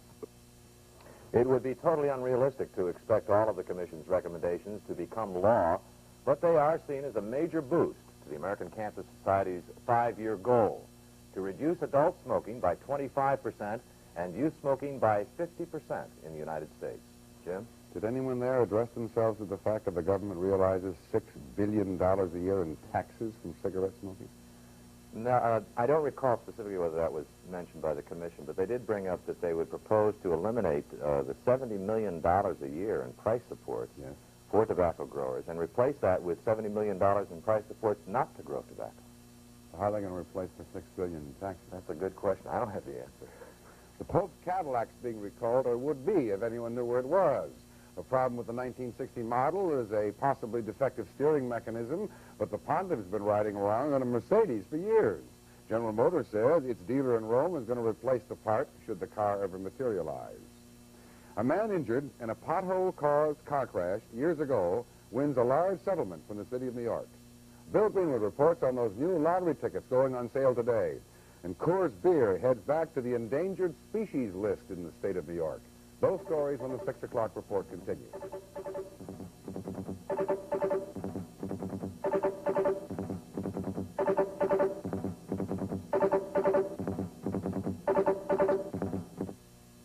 Know what? I can chew gum again. Big deal? It is to me. I had to give up gum because it stuck to my dental work.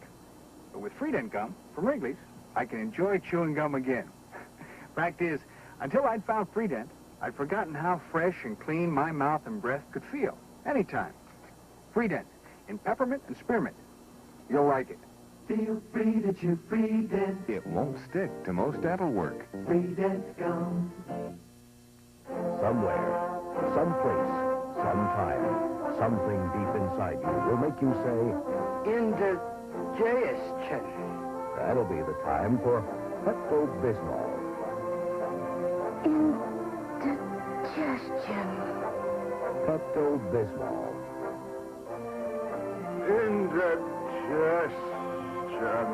Pepto-Bismol. It coats, soothes, relieves.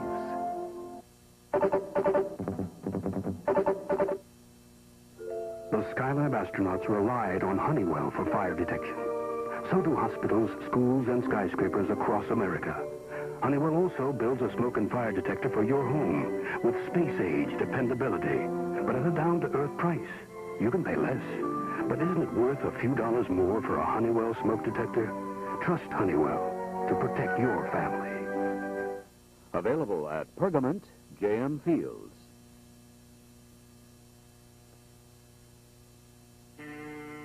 There's one frozen dish you've never had, and it's the one you've been waiting for. Real steak. Introducing frozen steakhouse platters. Nice juicy cuts of real tenderloin, real marinated sirloin strip and ribeye that you can cook up rare, medium, or well done. Go ahead. Compare our platter to what you'd get in a steakhouse. Frozen steakhouse platters from Morton. The steakhouse brand means real steak. The city of New York has agreed to pay a Brooklyn man $365,000 for injuries suffered in a pothole accident. The man, 44-year-old Theodore Sanders, said he lost the use of his arms and legs permanently after a car in which he was riding hit a pothole back in 1972. He originally had sued for $5 million. New York State has devised yet another way for lottery lovers to get their kicks, and today the first tickets went on sale. Bill Greenwood was there as people stopped to take their chances. Yeah, sure. Okay, do you have a brochure on that? Didn't miss a game. Save those stuff. All it took was a couple of winners to create a minor mob scene here in front of Grand Central Station, where the first $1 lottery ticket was bought by Mitchell Levy. Now, he's an old hand at scratching off the coating to see if he's a winner. Levy's bought the first ticket in all 4 instant lotteries. And while this new game is called the winning hand, Levy came up a loser. No, actually, you're a loser on this end of the ticket, but you can be a winner on this end of the ticket. Okay, I'm buying another one. You're going to buy another one? I love your money. It was the kind of thing where you said, me too. I mean, how can you go wrong with 7 ways to win? The new instant lottery relies on playing card symbols, and you try to get 3 of a kind. 3 9s, 10s, jacks, queens, kings, or aces. Prizes range from a free ticket to $5,000. And then there will be drawings for a big million. When the state ran its first instant lottery back in 1976, the odds of winning were 1 in 10. This time, the odds are 1 in 5. And Alan Blay was the first one. Another $2.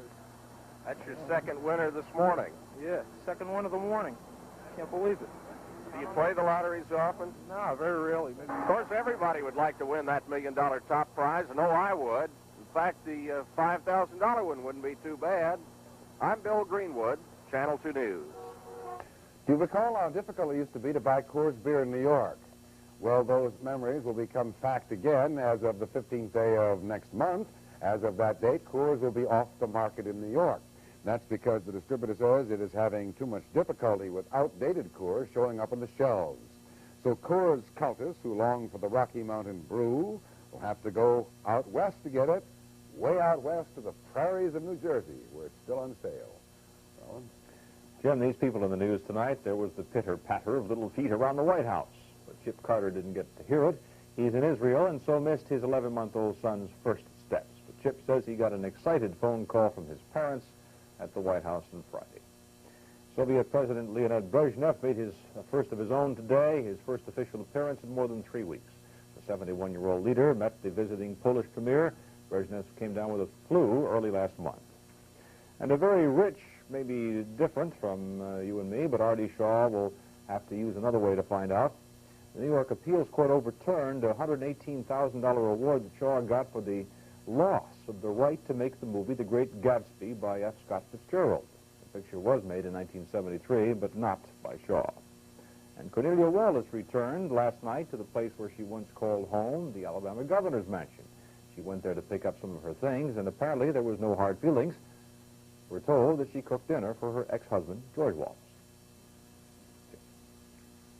Still to come as the 6 o'clock report continues, Marilyn Salinger reports on Vice President Mondale's Day in New York.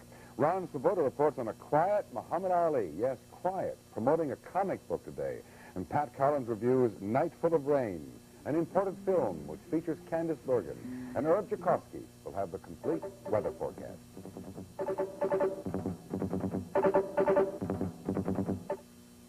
Eat yogurt for 90 or 100 years, and you really become an expert. That's why we're proud the Soviet Georgians love Dannon. It's a lot like their yogurt. All natural, no preservatives, no starch or color additives, with plenty of active cultures.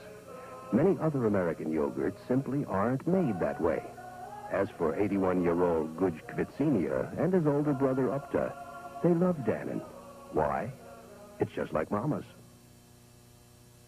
At Chemical Bank, our branch managers recently decided to help shorten lines by going out to the floor and speeding up transactions themselves. What we should do is, for a few hours a day on busy days, let's lend a hand.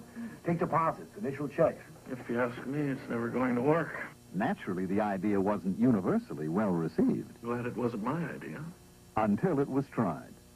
Can I help you? In fact, at one branch, it cut waiting time from an average of 6 minutes to an average of 2 minutes. You mean I don't have to stand online and make a deposit? What a terrific idea. Oh, you'll initial my check before I get in mine. People show their appreciation one way or another. You just saved me 10 minutes of standing on line. I could kiss you. Oh, well, I don't like to brag, but it's just a little something I dreamed up at our branch manager meeting. And like all great ideas, it was met with a little skepticism at first, but... The chemistry's just right at Chemical.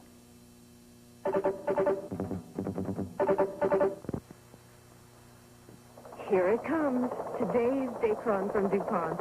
Today's Dacron in fabrics that are unnatural for the way you live today. Alex Coleman uses today's Dacron in these sportive separates in an easy care fabric with a natural look and touch that feels wonderful on. Look for this tag. It tells you you're wearing a fabric made with Dacron polyester from DuPont. Look for fashions made with today's Dacron at fine stores near you. Burglars last night broke into a Brooklyn tenement which had been terrorized earlier this month by a gang of youths, but police said there did not appear to be any connection between the two incidents. The burglars last night broke through a wall, apparently intent only on burgling the apartment. In the earlier matter, 11 gang members were arrested after they reportedly tried to take over the building for gang headquarters, terrorizing everyone who lived there. There were no arrests made in yesterday's burglary. Well, Jim, Vice President Walter Mondale was in New York today meeting with some big spenders. All contribute at least $5,000 a year to the Democratic Party. But today they were more interested in Washington's investment in New York. Ellen Solinger reports. Vice President Mondale came to New York to talk some politics, but mostly money. He walked into a Democratic National Finance Committee symposium with congressional candidate Bella Abzug, telling reporters that he and President Carter support her candidacy. And then going on to financial support, the vice president said that he was confident that the Carter administration could work out a new financial plan to save New York City. And that assistance was also the topic of a conversation later in the afternoon with Mayor Koch. Mondale did not discuss specifics of just how everybody was going to work it all out, but the mayor came out of the half-hour meeting feeling optimistic. He said that New York has to clearly make out the case, and he wants to help. Everybody has to be satisfied in the Congress that the city is doing as much as it can and the state is doing as much as it can. He made it very clear that New York City is a place where both he and President Carter received a great deal of help, and they are very friendly disposed towards us. They're not going to let us down. Well, Mayor Koch is going to Washington on Thursday to discuss New York City finances with President Carter. Vice President Mondale said today that he would also take part in that meeting, adding that the Carter administration is our ally, friend, and supporter. Jim? By the way, we should add that Mayor Koch today endorsed Bella Abzug to run for his old seat in the Congress, and the endorsement was most warmly given and warmly received. 2 firemen were slightly hurt in a 2-alarm blaze early today in Queens. The blaze broke out just before midnight in a 1-story commercial building at 72-21 Broadway. It spread rapidly through the roof, causing extensive damage. The injured firemen were treated at Elmhurst General Hospital. Fire was brought under control approximately 4:30 this morning. A South African couple, not allowed to associate publicly in their native land, was married in New York today. The state Supreme Court justice married 21-year-old Teresa Nabil, a white nurse, and 34-year-old Salem Osman, an Indian who was considered non-white under South Africa's apartheid policy. Now they say they just want to stay in the United States. 57 Lower East Side youngsters visited City Hall today hoping to get Mayor Koch's ear for their request for a new intermediate school building. They say that Junior High School 65, which they attend, is falling apart. A new IS-131 has been planned, but the city says there's no money to build it. The kids took along a bottle of rusty water from a school tap and a jar of plaster chips which had fallen in their classrooms. Mayor Koch was busy, so an assistant listened to their complaints, and Carol Martin listened as well. The rooms have cracked blackboards, falling plaster from ceilings, not many rooms with the AC current we need for science experiments, educational, television or radio programs or films. We can't concentrate because it's too much around us. Mess, huh? Yeah, it's a mess. I cannot promise them a viable alternative. All I can promise them is that they will get due consideration for the problems that exist. And realistically, you say the fiscal crisis is the thing that might prohibit work, huh? That's correct. Cicero said, too, that he had originally opposed the new school, but now is sympathetic to the pleas of the youngsters. Gregory Herbert, the saxophonist with the Blood, Sweat, and Tears rock group, was found dead today in his Amsterdam hotel room. He was 31 years old. Police say a quantity of heroin and cocaine, as well as hypodermic syringes, were also found in the room. The group had been on a European tour and was to perform tonight in The Hague.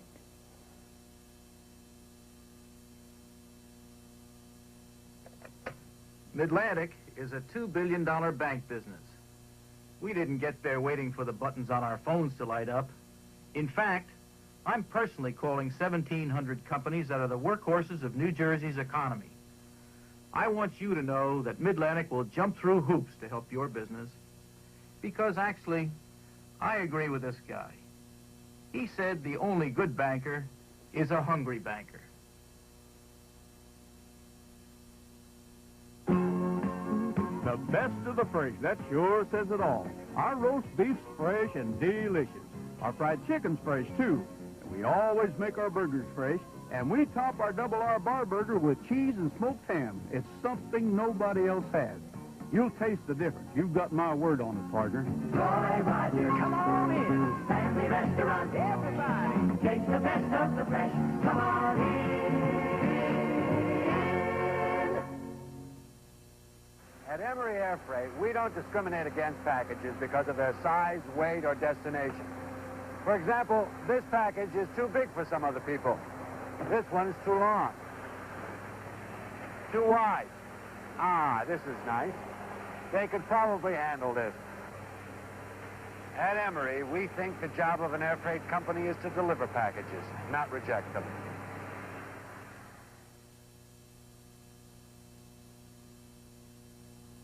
I'm Art Linkletter to tell you about a plan that guarantees you hospital cash protection. The National Home Health Plan. It pays you up to $50 a day, $1,500 a month from the very first day you're hospitalized for any covered accident or illness. To apply, simply tear off the envelope with my picture on it, mail the application, and keep the handy booklet for your records. You cannot be turned down, so be sure to look for this important booklet in your weekend newspaper. Abe Beam says it's a little difficult adjusting to a new leisurely pace. The former mayor is in Washington for a meeting on urban affairs, and he says you get used to the pressure at City Hall. But there are benefits to retirement. As the city was buried in snow, Beam was enjoying a 2-week vacation in the sun in Aruba. Jim? Now filling in for Bob Halloran, who's still out somewhere in California. Ron Sabota. Ronnie, nice to see you. Anything to give Bob another day in Palm Springs. Why Jim. not? You know Why that. not? While we freeze. Yeah, out there. Why come back? I don't blame him, that's for sure. DC Comics, the people who, when I was a kid, took my allowance, 10 cents at a time, for their latest episodes of Superman, Batman, Green Arrow, and others to nurse me through adolescence, have come up with what they term not your ordinary comic book. At $2.50 a copy, the price tells you that much. The title tells you the rest. It's Muhammad Ali versus Superman to save the world, naturally. I like it because it shows you how things are changing in this country when you put a black man up with Superman. That shows you how things are really changing, how for the better. The white superiority thing is kind of getting out of the way. People are getting equal chances. And Superman has always been the big brainwashing hero. Superman Tarzan, the blacker people. Now you look at that, it's a lot different. I'm just happy to be part of this change in history. Now, oddly enough, that was about all that Ali had to say. He was absolutely mum on his coming fight with Leon Spinks, and since we all know the man, we know that this is the most unusual thing he's ever done before any of his fights. 5 weeks ago, a New York State Supreme Court said the Boxing Commission had no right to outlaw women boxers. Not that women are beating down their doors to get licensed anyway. But there is Cat Davis, whose left jab is as pretty as her face, and after the court decision, she applied for a license to fight, but it is still illegal for Cat to fight in New York while the Boxing Commission appeals. Well, if they want to arrest me, it's going to make them look pretty bad. You know, that sort of thing went out with suffrage movement, getting arrested because you're a woman. So I really think they're more bluff than anything. Of course, what you wonder through all of this is why the commission is tramping through courts, wasting their time and our money on a case that they can't win. They could be doing a lot better things for their already low credibility. The noise is building following Bowie Kuhn's avoiding of the Vida Blue deal. The Reds, who won't get him for $1.7 million and a minor leaguer, are wondering about their right to make their team better. Blue must be questioning about his right to go to a better team, while Padres owner Ray Kroc just called for Kuhn's neck to make hamburger, I guess. According to the AP Wire, on the radio that is, George Allen has jumped back into bed with the Los Angeles Rams. They are supposed to announce it tomorrow. If it happens, it could. And Conrad Dobler, who calls himself rightly the dirtiest player in the NFL, became a Saint today in the only way it could ever happen. Dobler, an all-pro guard with the Cardinals, was traded to New Orleans with wide receiver Ike Harris for guard Terry Steve and defensive end Bob Pollard. Last night in Buffalo, the Sabres cut the Islanders' win streak at 6 games, beating Billy Smith in goal on at least 2 of the 3 goals they scored. Now, Isles rookie Mike Bossy swept over the blue line here and scored what was a 1-0 lead for him in the first period, number 34 for Bossy. That one was quickly answered by Buffalo's Rene Robert, who after this pass found one of the holes and one of the few holes in Smith's pads. That tied it at 1. Then less than 90 seconds later, the Sabres again off Rick Martin's shot. It was tipped in there by Andre Savard. That rebound, and it was 2-1. It was 2-1 Buffalo into the third period when Don Luce right here swept behind Smith in the net off the boards right on the stick of Gary Korab. That was a 3-1 security blanket that Buffalo needed as Bossy went on to score number 35 on the year as the Islanders trailed and finally lost at 3-2. Now, while the big Kentucky horse farms are jockeying for a piece of what will be a monumental syndication of Seattle Slew, there's a 2-year-old named Affirm, running now in California, trained by Laz Barrera, with already more than $350,000 in earnings. He is the early runaway favorite to win the Kentucky Derby. Affirmed running easily by 6 lengths, and he's the one, and Affirmed is the winner by 8 lengths. He's the one, second by 6, with Aesop's Fables finishing third. People are believing that that could be a preview of the big 3 races. That's just a tip, gang. If you happen to win anything on Affirm when he comes east, well, just throw 5% my way. That's fair enough, right? Instead of a thank you note, Jim?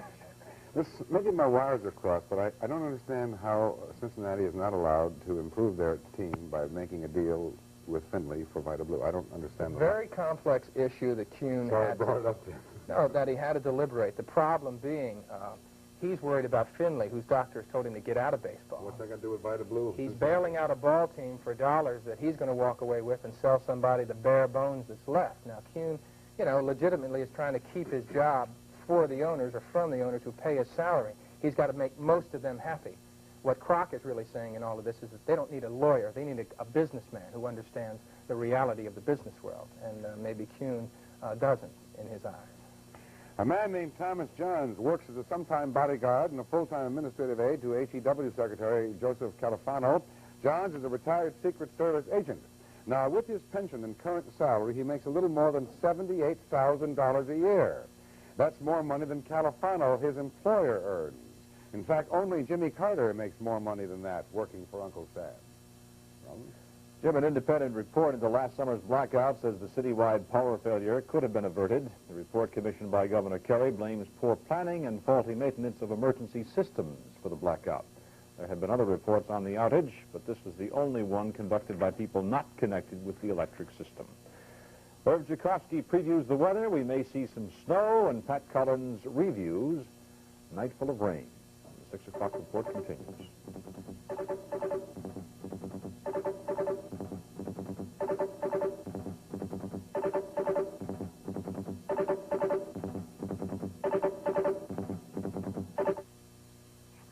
Chocolate love my husband. Banana love my Jack. When I thoroughly love my family, they thoroughly love me back. Gonna pound cake love my husband. Brownie love my child. I'm gonna thoroughly love my family with the taste that drives them wild. Ah, love.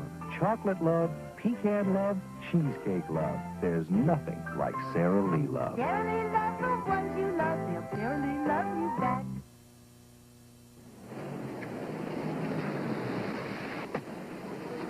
Railways makes news again. From New York, we've cut our prices in half on selected schedules to Washington and Boston. Our regular $19.95 fare to Washington is now only $9.65. You save over $10. We've slashed our regular $19.45 fare to Boston to $9.40. Another $10 saved. Call us now for details. low prices, we got them. Because we want you on Trailways. Severely asthmatic children can be helped to lead normal, active lives. Reach out to the Asthmatic Children's Foundation. Fabric Warehouse, where all the beautiful fabric go. Fabric Warehouse, rub elbows with the finest dress fabrics, upholstery velvets, tapestry patterns, notions, and much more. For spacious floors of bargains, our dollar-a-yard sales will keep all your fabric needs satisfied. If you want a warehouse of fabrics, come to Fabric Warehouse, 406 Broadway off Canal, open every day. Fabric Warehouse on the island of Manhattan. Você me conhece? Eu sou conhecido porque uso a cabeça no campo de futebol. Mas também eu uso a cabeça quando viajo. Eu sempre levo comigo o cartão da American Express. Já usei em mais de 40 países. Ele é conhecido e respeitado em todo o mundo. Até nos lugares onde eles falam línguas estranhas. Como o inglês. To apply for a card, look for this display wherever the card is welcomed. The American Express card. Don't leave home without it. Now, recapping the top stories of today, the 31st of January. Workmen tonight are replacing a window blown out at Con Ed's Manhattan headquarters by one of two bombs that went off in the city this morning. The FALN is claiming responsibility. And Joanne Little is free on bail after being released this afternoon from Rikers Island. Well, we haven't used this particular camera all evening long since it's there, and so it shouldn't be a total waste. We figured we'd use it to introduce Herb Jakovsky, who's filling in for Joe Woody. But the weather this evening, as Joe continues in this meteorological convention, very exciting stuff down in Georgia. Herb? Okay, It's all yours. Thanks a lot. We stay really dry for the next 36 hours, and then perhaps some problems, but no problem outside. Let's take a look at what's happening. The readings out in Central Park currently is 25 degrees, the humidity 51%. Barometer on the rise, 3007, and the wind is northwest at 11 miles per hour. And it's a tranquil weather picture tonight. No weather problems. 25 degrees again here in town. 20 degrees north in White Plains, 21 for Poughkeepsie, 22 Islip, 22 Teterboro. The skies are generally partly cloudy and a light, easy wind from the northwest at about 10 miles per hour. The clouds that we have now, weak disturbance which will pass to the east, no other problems at all from that. And then some good news. High pressure now located in the Tennessee Valley will sail in here and give us nice clear skies tomorrow, but cold. Temperatures tomorrow will be in the 20s. And then a problem. A storm now will develop in the next 12 to 24 hours in East Texas. This storm will move to the northeast and spread clouds here late Wednesday night and the possibility of snow Thursday, and there may be an accumulation. And if you're looking for relief, I'm sorry, I don't see it. Arctic high now over the northwest territories will surge south and eastward and then sweep in our direction, and all this spells a very cold week coming up. Starts with tomorrow, lots of sunshine, but clouding up by night, temperatures in the 20s. Thursday, snow, temperatures in the 20s. For Friday, sun and clouds in the 20s. And then Saturday, increasing cloudiness. It remains cold, about 30 degrees. Overcast and temperatures in the 20s for Sunday. For the remainder of tonight, partly cloudy, and the clouds will thin out, become mostly clear after midnight. Cold, though, if you're going out, bundle up. 12 to 18 degrees, and looking ahead to tomorrow, lots of sunshine, but then clouding up by night. Cold, temperatures between 23 and 28 degrees. So it looks like we stay dry for the next 12 hours, then clouds, and then some snow on Thursday. Jim? Thank you, Irv. Well, Lena Wertmuller is back on familiar turf, the battle of the sexes, in her new movie entitled Night Full of Rain. But with a difference. This time, the age-old war is played out in English, and Pat Collins has a review. I say English? It was something like that. It was close anyway. Very close. Jazz, yes. Sure. Absolutely. You know, I'd like to believe that the real Lena Wertmuller was held prisoner in an Italian laundry while an imposter ran amok with a rain machine. How can a director of Miss Wertmuller's accomplishments put her name to this night full of drivel? The movie stars Candice Bergen and Giancarlo Giannini as an embattled married couple slugging it out at home on a night that most of the world appears to be headed for disaster. So is the movie. Again, Miss Wertmuller is concerned with sex and politics. Giannini is a communist writer, a communist, that is, who likes his underwear ironed and lives in his aunt's palatial home. His unlikely mate is a rich, smart, pretty American whom he beds in the 60s and bores in the 70s. Well, you're looking at me. You know how long it's been since you looked at me? Now I see that you see me.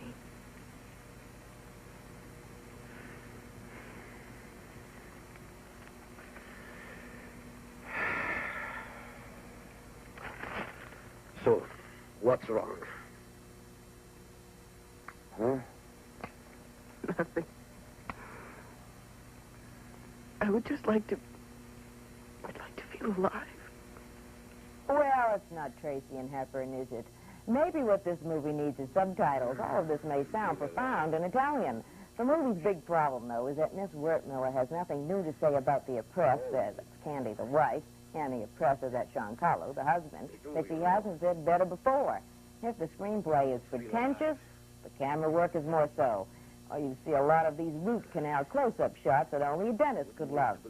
I must have a few points and a word of praise for Candace Bergen, who brings skill and a sense of humor to a movie otherwise lacking in both, giving this a 3.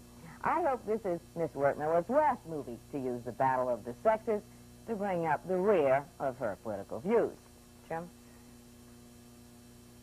That's the 6 o'clock report. I'm Jim Jensen. And I'm Roland Smith. John Tesh joins me tonight after the movie for a delayed edition of the 11 o'clock report. Coming up, a reply to a Channel 2 editorial, followed by the CBS Evening News with Walter Cronkite. We'll be back tomorrow evening at 6. Good evening.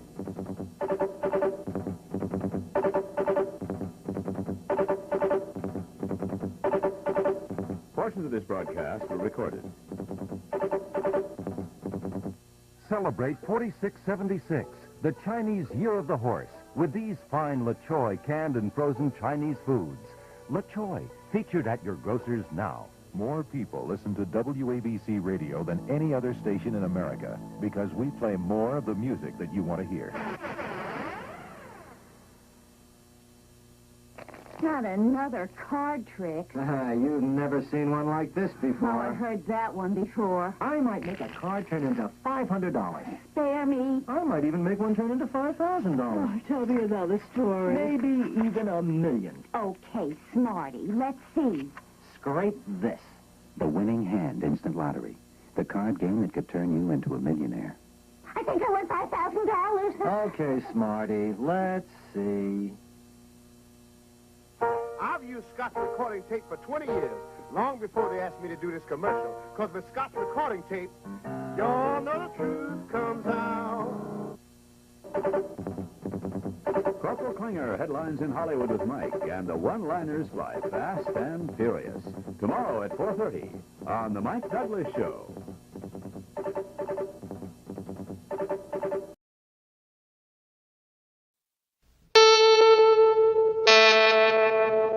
CBS presents this program in color.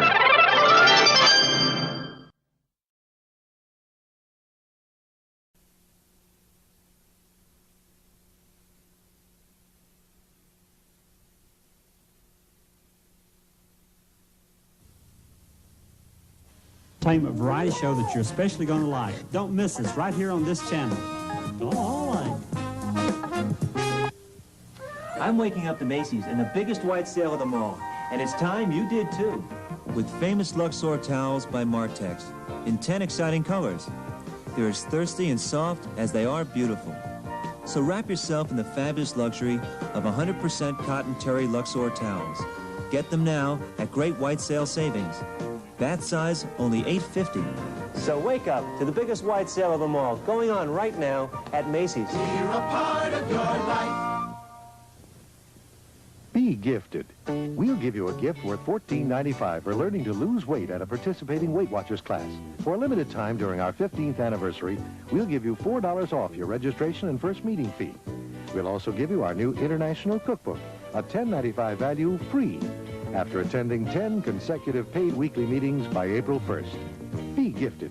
Join a participating Weight Watchers class now. For complete details, call us. We're in the white pages. Aliens must report their addresses to the Immigration and Naturalization Service. Report cards are available at the post office or 26 Federal Plaza, New York City. Join host Bert Convey on Tattletales tonight, 7:30. This is the CBS Evening News with Walter Cronkite. Good evening. The Justice Department said today that the late J. Edgar Hoover and other top FBI officials systematically misused funds and employees of the Bureau for their own benefit. Jim McManus has that report. For 11 months last year, a special team of investigators headed by Justice Department lawyers dug deep into J. Edgar Hoover's FBI. They found that Hoover, his close friend and aide Clyde Tolson, and other top FBI officials had abused their official positions and neglected their responsibilities. It started at the top. Investigators report that Hoover, a lifelong bachelor, used FBI craftsmen and government materials to avoid the trials of the average homeowner. They were supposed to be building exhibits for court trials, but FBI workers instead painted J. Edgar Hoover's home. They built a front portico and a rear deck on the house, serviced wiring and home appliances, replaced the entire lawn twice a year, set Hoover's clocks, polished the brass, and rearranged the furniture.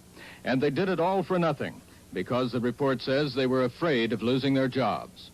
The report says Associate Director Tolson had FBI workers develop several patented devices, including a power window opener. One of those went to President Johnson's White House. Other misconduct charges are detailed against former Assistant Director John Moore, former Assistant Director Nicholas Callahan, who resigned last year at the Justice Department's request, and the report notes that current Director Clarence Kelly received goods and services but later reimbursed the FBI. Attorney General Griffin Bell said the misconduct of Hoover and some of his top aides has cast a shadow over the FBI. In a National Press Club appearance, Bell declined comment on the report, but he said he sees a new day when government officials are presumed to be honest. I believe that we are reaching the end of the Watergate syndrome. I believe that the confidence of the American people has been restored in their government, and that they are now willing to give those in government an opportunity to perform as public servants in the traditional sense. The Justice Department plans no criminal or civil actions against the surviving former FBI officials. The report says the statute of limitations may have expired, and the amounts of money involved are small compared to legal costs. Attorney General Bell said Director Kelly has taken steps to see that the misconduct does not happen again. Jim McManus, CBS News, Washington. Attorney General Bell told a House hearing that since he took office a year ago, no American has been wiretapped for national security purposes. No warrants required now for such wiretapping, but both Bell and CIA Director Turner endorsed legislation that would require a warrant. This is the world's first diesel V8 in a passenger car. Only Olds offers it. And look at this mileage. Here's the new Olds Delta 88, a full-size family car. The new Olds Custom Cruiser Wagon. And the 98 Regency, a fine luxury car. Each is available with a diesel V8. So now, the car you want, the economy you need. And only at your Olds dealer. Can we build one for you? When occasional itching, irritation, or discomfort from hemorrhoids is a problem, try Tux pre-moistened pads. Tux are soft, hygienic pads that offer soothing, cooling, temporary relief. Don't hospitals use Tux? Tux are used in over 2,500 of the nation's hospitals. Where can I get Tux? At your pharmacy. Tux pre-moistened pads for itching, irritation, or hemorrhoids. Soothing, cooling, hygienic relief from Park Davis. It was cold all across the country today. Temperatures dipped below zero in the Plain States, and readings sank into the teens in Alabama. But hardest hit were those northeastern areas that suffered so last year. Upper New York State and Pennsylvania, for instance, or Ohio, where 10 deaths were blamed on the cold and 5 utilities had to cut back power. We have 2 reports, starting with Jackie Castleberry in Cleveland. The biggest problem caused by the paralyzing snow and cold was stalled cars. The National Guard had its hands full with hundreds of abandoned vehicles stopped along Cleveland's major highways. Some roads remained closed during the day, including those leading to Cleveland's airport. Travelers have been stranded since Sunday, some lucky enough to find hotel rooms, but others were forced to camp out in the terminals. The biting cold, intensified by high winds, caused problems for utilities. The companies ordered industrial power cutbacks and asked residential customers to conserve fuel.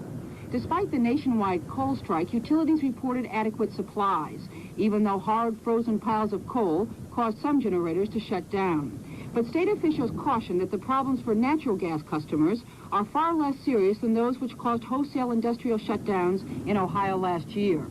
Cleveland schools were also closed for the second day, but for the average citizen, the biggest problem was moving between work and home, with travel time triple that of normal. But there is some good news. Weather officials are saying the worst is over for Ohio, for now. Jackie Castleberry, CBS News, Cleveland, Ohio.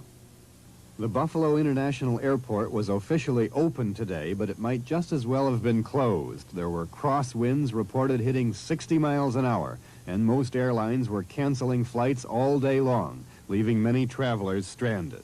Temperatures were down near zero, but it was the wind that really caused the greatest difficulty. Snow drifted up and forced traffic to a crawl. Just walking in Buffalo and other cities in northern New York State became a major project. Winds around these cities routinely reached 40 miles an hour. New York State Police closed some 58 miles of the New York Thruway between Buffalo and Rochester. Police set up roadblocks at both ends of the section considered most dangerous because of drifting snow, ice, and high winds. The combination of low temperatures and high winds brought the wind chill factor so low that one Eastern Weather Service official warned people who have to go outside to dress as though your life depends on it. David Culhane, CBS News, New York. A year ago, a man named John Adamson pleaded guilty to second-degree murder in the 1976 car bomb killing of reporter Don Bowles. He was sentenced to 20 years in prison, but Adamson implicated two others in the crime. They were convicted of first-degree murder in November, and today a judge imposed sentence. Mike Arra of station KOOL-TV in Phoenix reports. Defendants Max Dunlap and Jimmy Robison and their attorneys stood before Judge Howard Thompson, heads bowed, hands clenched. Judge Thompson, this court has found you guilty of the crimes committed in the death of Don Bowles. It has found no mitigating circumstances. Do you have anything to say? Dunlap, obviously straining to keep from breaking down, again proclaimed his innocence. He quoted words he had written to one of his daughters. I don't want you to feel bitter because this trial has not been representative of justice. Your Honor, you have the power to take my life, my freedom, but not my free spirit. Robison, tragedy is not being done to me, but to the people of Arizona. This trial will now serve as an excuse not to get to the people who are guilty of the murder of Don Bowles. Judge Thompson then pronounced sentence. For the murder of Don Bowles, the punishment of death by lethal gas. For conspiracy to murder, a prison sentence of not less than 29 years. Max Dunlap spoke with newsmen following the sentencing. We were expecting it. There hasn't been anything, as far as I'm concerned, fair in any part of the trial, so I was basically prepared for what he came forth with. The convictions of Max Dunlap and James Robison have automatically been appealed by Arizona law. Mike Arra for CBS News, Phoenix.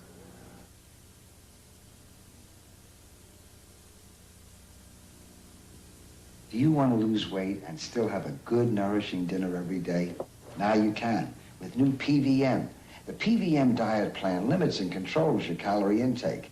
And PVM powder with the diet gives you high protein, vitamins, and minerals for balanced nutrition. You mix PVM powder with orange juice for breakfast and with low-fat milk for lunch. And the plan includes menus for full-course meals like this.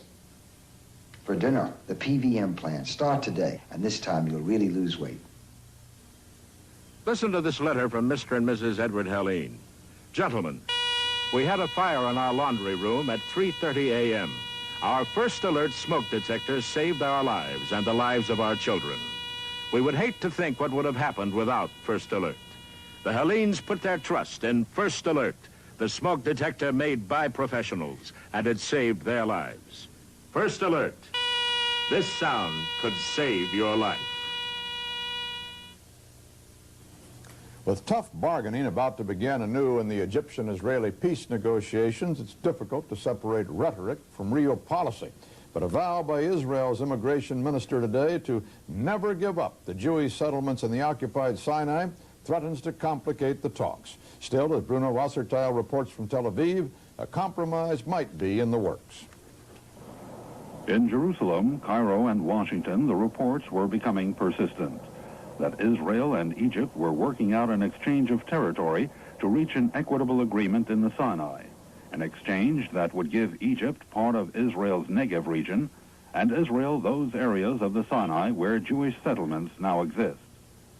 But Prime Minister Begin insisted that it just wasn't so. There is no basis whatsoever to that rumor. And there was another rumor that the Prime Minister of Egypt said that Egypt may ask for what he termed compensation from Israel for the use of oil at an amount of more than $2 billion.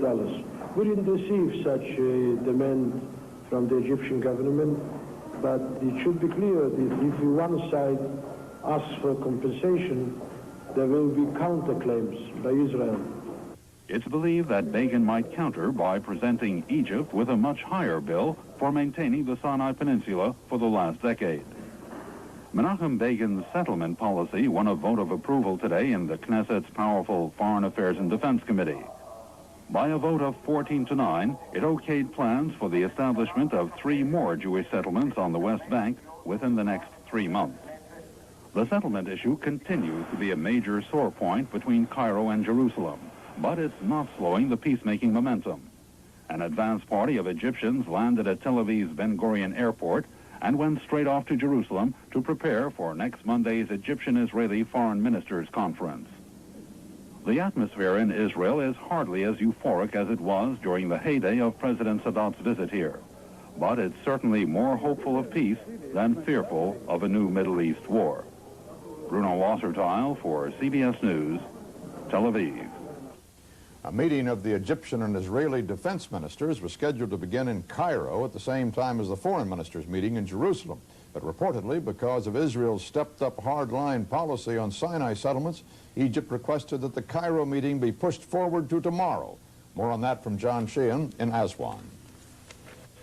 With one set of peace negotiations opening tomorrow between the Egyptian and Israeli defense ministers, tensions still seem to be rising over the issue of Israeli settlements in the Sinai. Israel says the Jewish settlements must remain in Egypt even after peace. Egypt says the settlements must go. With television cameras present, President Sadat told 2 visiting British members of Parliament that Israel has to choose whether it wants to have peace or not. The choice now is this. Peace or land.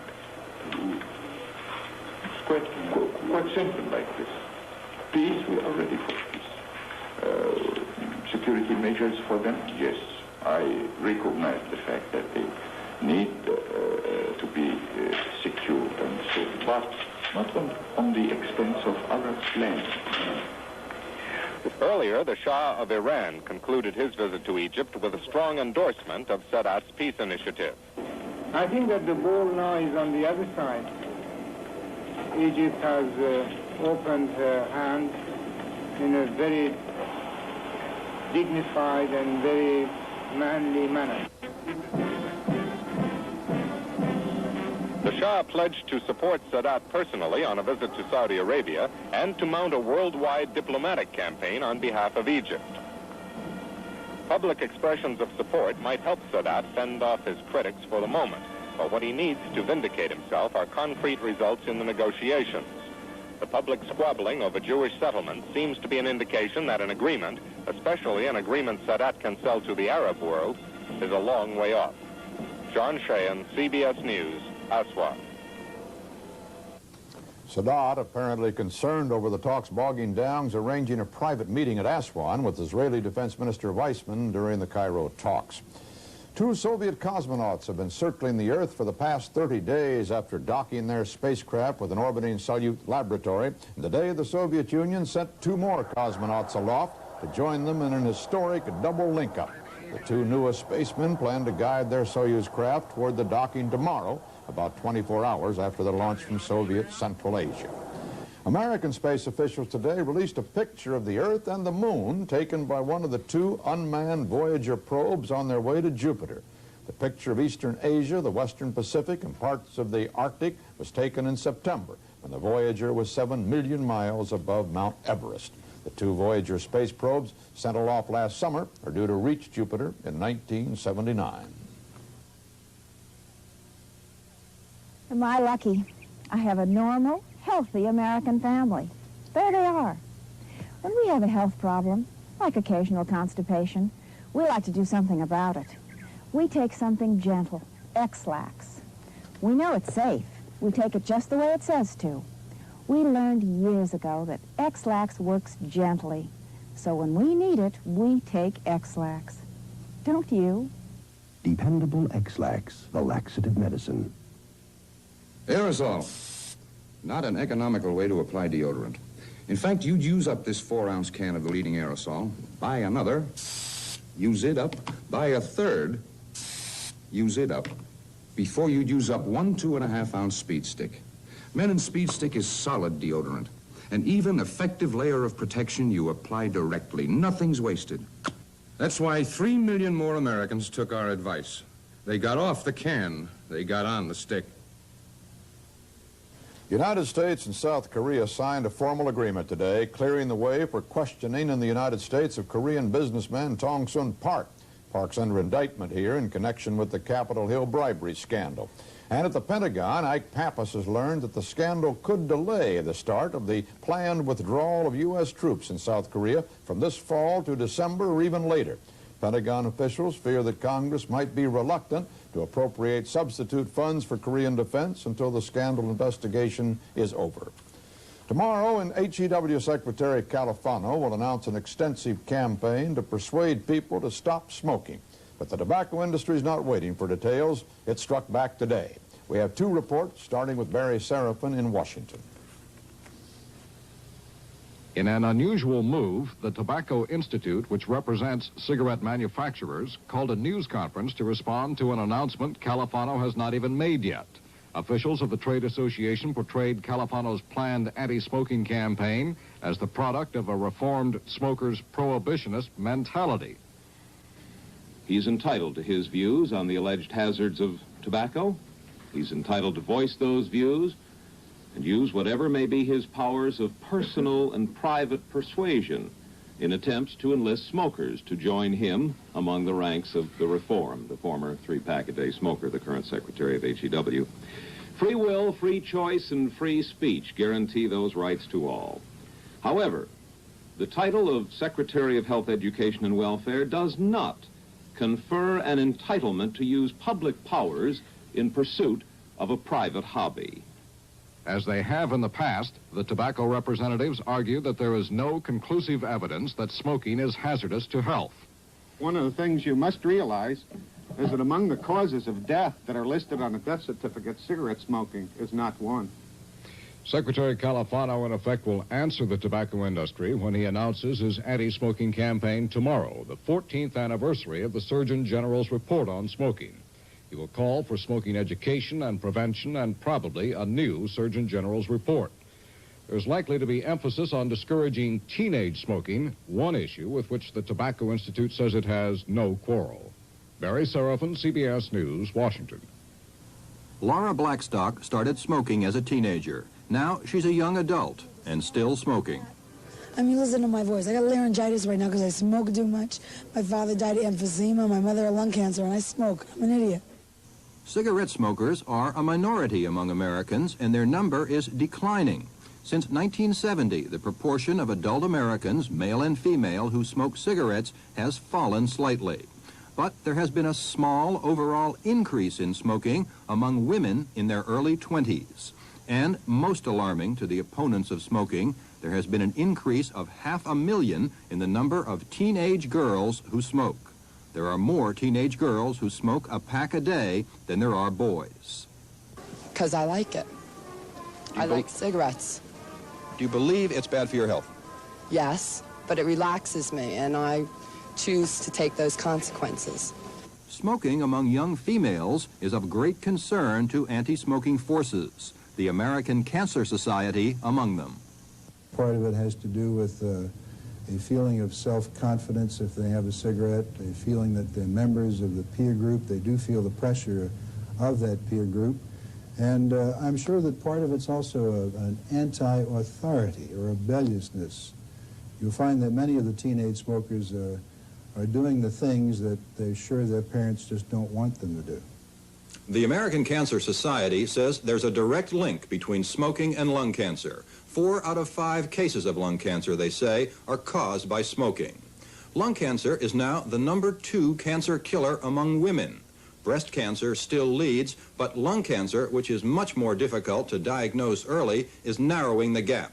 The Cancer Society has a grim prediction. If the smoking trend continues, lung cancer one day will kill more American women than cancer of the breast does today. Richard Wagner, CBS News, New York. A storage tank at an oil distribution complex in Hertford, North Carolina exploded this morning, setting fire to 10 other tanks holding almost 200,000 gallons of fuel. Residents were evacuated from nearby homes and there were no injuries. Firemen from a dozen neighboring towns fought the blaze. They were joined by the Coast Guard when flaming fuel leaked into a river. The Supreme Court ruled unanimously today that a father who does not establish paternity of his illegitimate child or show interest in the child's development has no right to block the child's adoption. The court also heard argument today in the case of a girl who was sterilized on a judge's order without her knowledge. Fred Graham reports. 7 years ago, when Linda Kay Spittler was 15 years old, her mother became concerned that Linda might become pregnant. Her mother said that Linda was staying out at night with men and that she had suffered some brain damage at birth and could not care for a child. Her mother had a lawyer draw up a petition to have Linda sterilized. She took it to the courthouse where Indiana State Judge Harold Stump approved the sterilization. And at the county hospital, the operation was performed. Linda married Leo Sparkman 2 years later, still believing that the operation had been to remove her appendix. When did you first begin to suspect that you'd been sterilized? Well, it was after me and Leo got married. I mean, I kept wondering why I couldn't get pregnant, and finally I called her up, and she told me that my tubes are tied, but they will come untied, and I believed her. And so what did you do? Well, it never did happen, so I called her, and she started crying on the phone, and we both cried, and she just told me she had to do it. What was her real reason, as best you know? She says I'm retarded. What effect did it have on the marriage of the two of you? It hurt us a lot. In what way? We filed for divorce once. Well, I did it to protect her because Linda is not capable of taking care of herself, let alone any little child. She tries to babysit. They never have her back twice. Why? Would you do it again if you had a Yes, divorce? yes.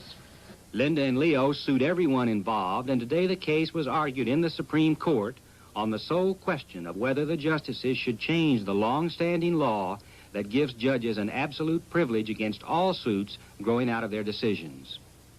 If Linda Sparkman and her husband win, it will have 2 important results beyond their own lives.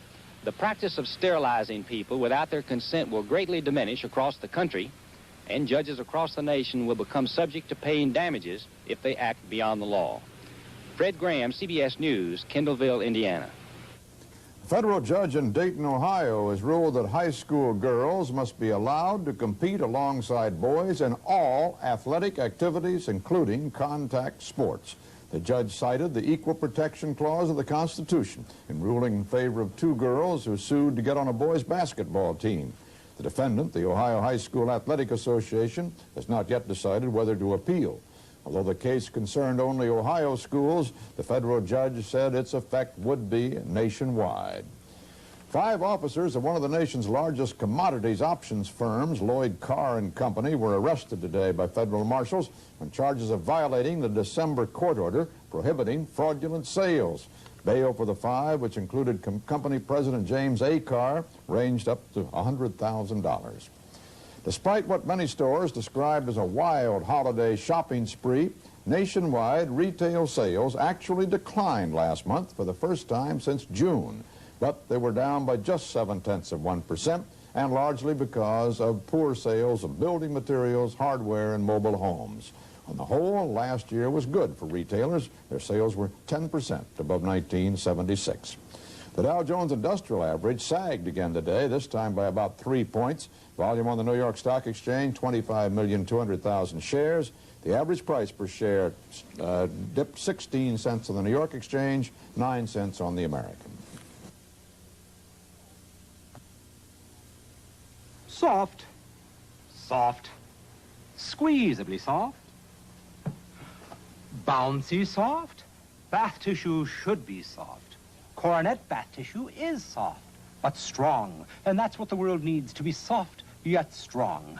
With quilted two-ply coronet prints, you get soft strength and a great design.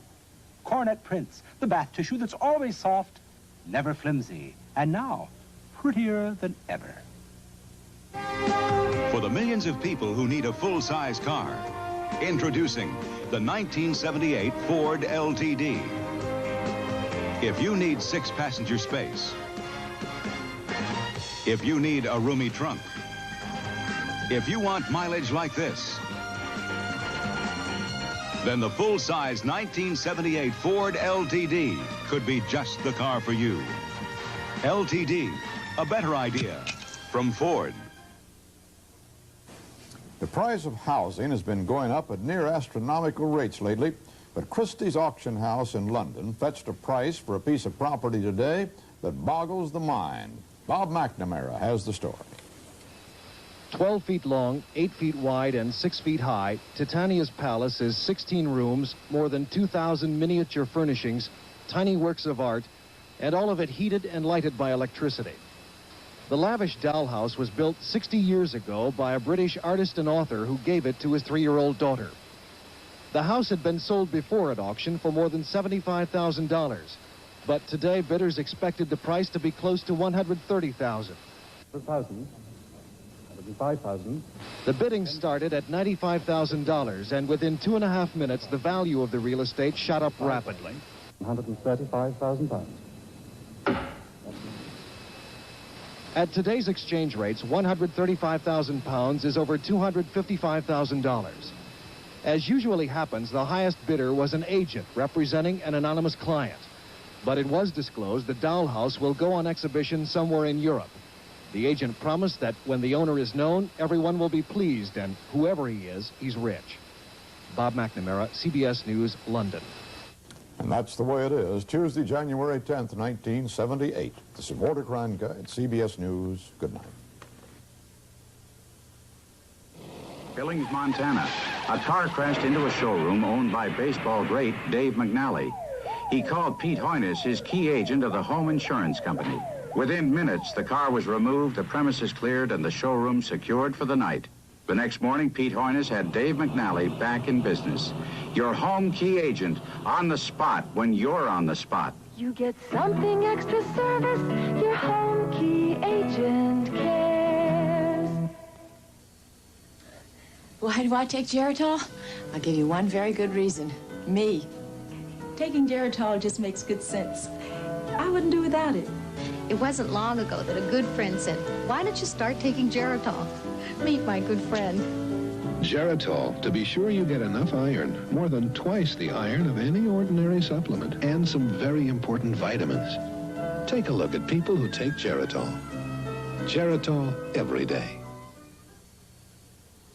This has been the CBS Evening News with Walter Cronkite.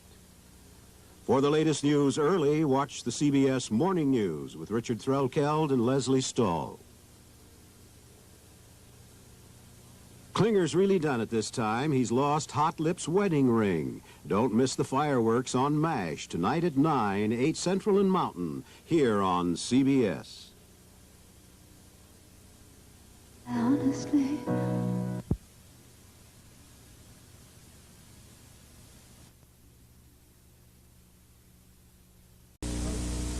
Channel 2, New York.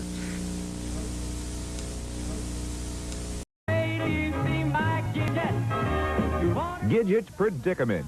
Today at 4:30 here on Superstation TV 55.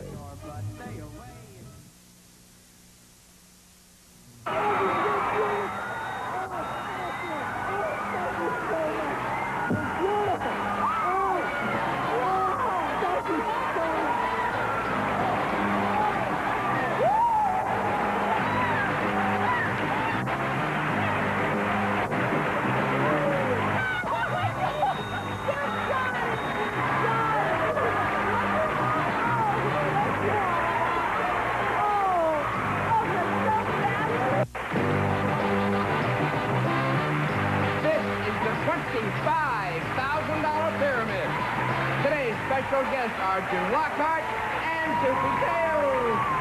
And now, here's your host, Bill Cullen.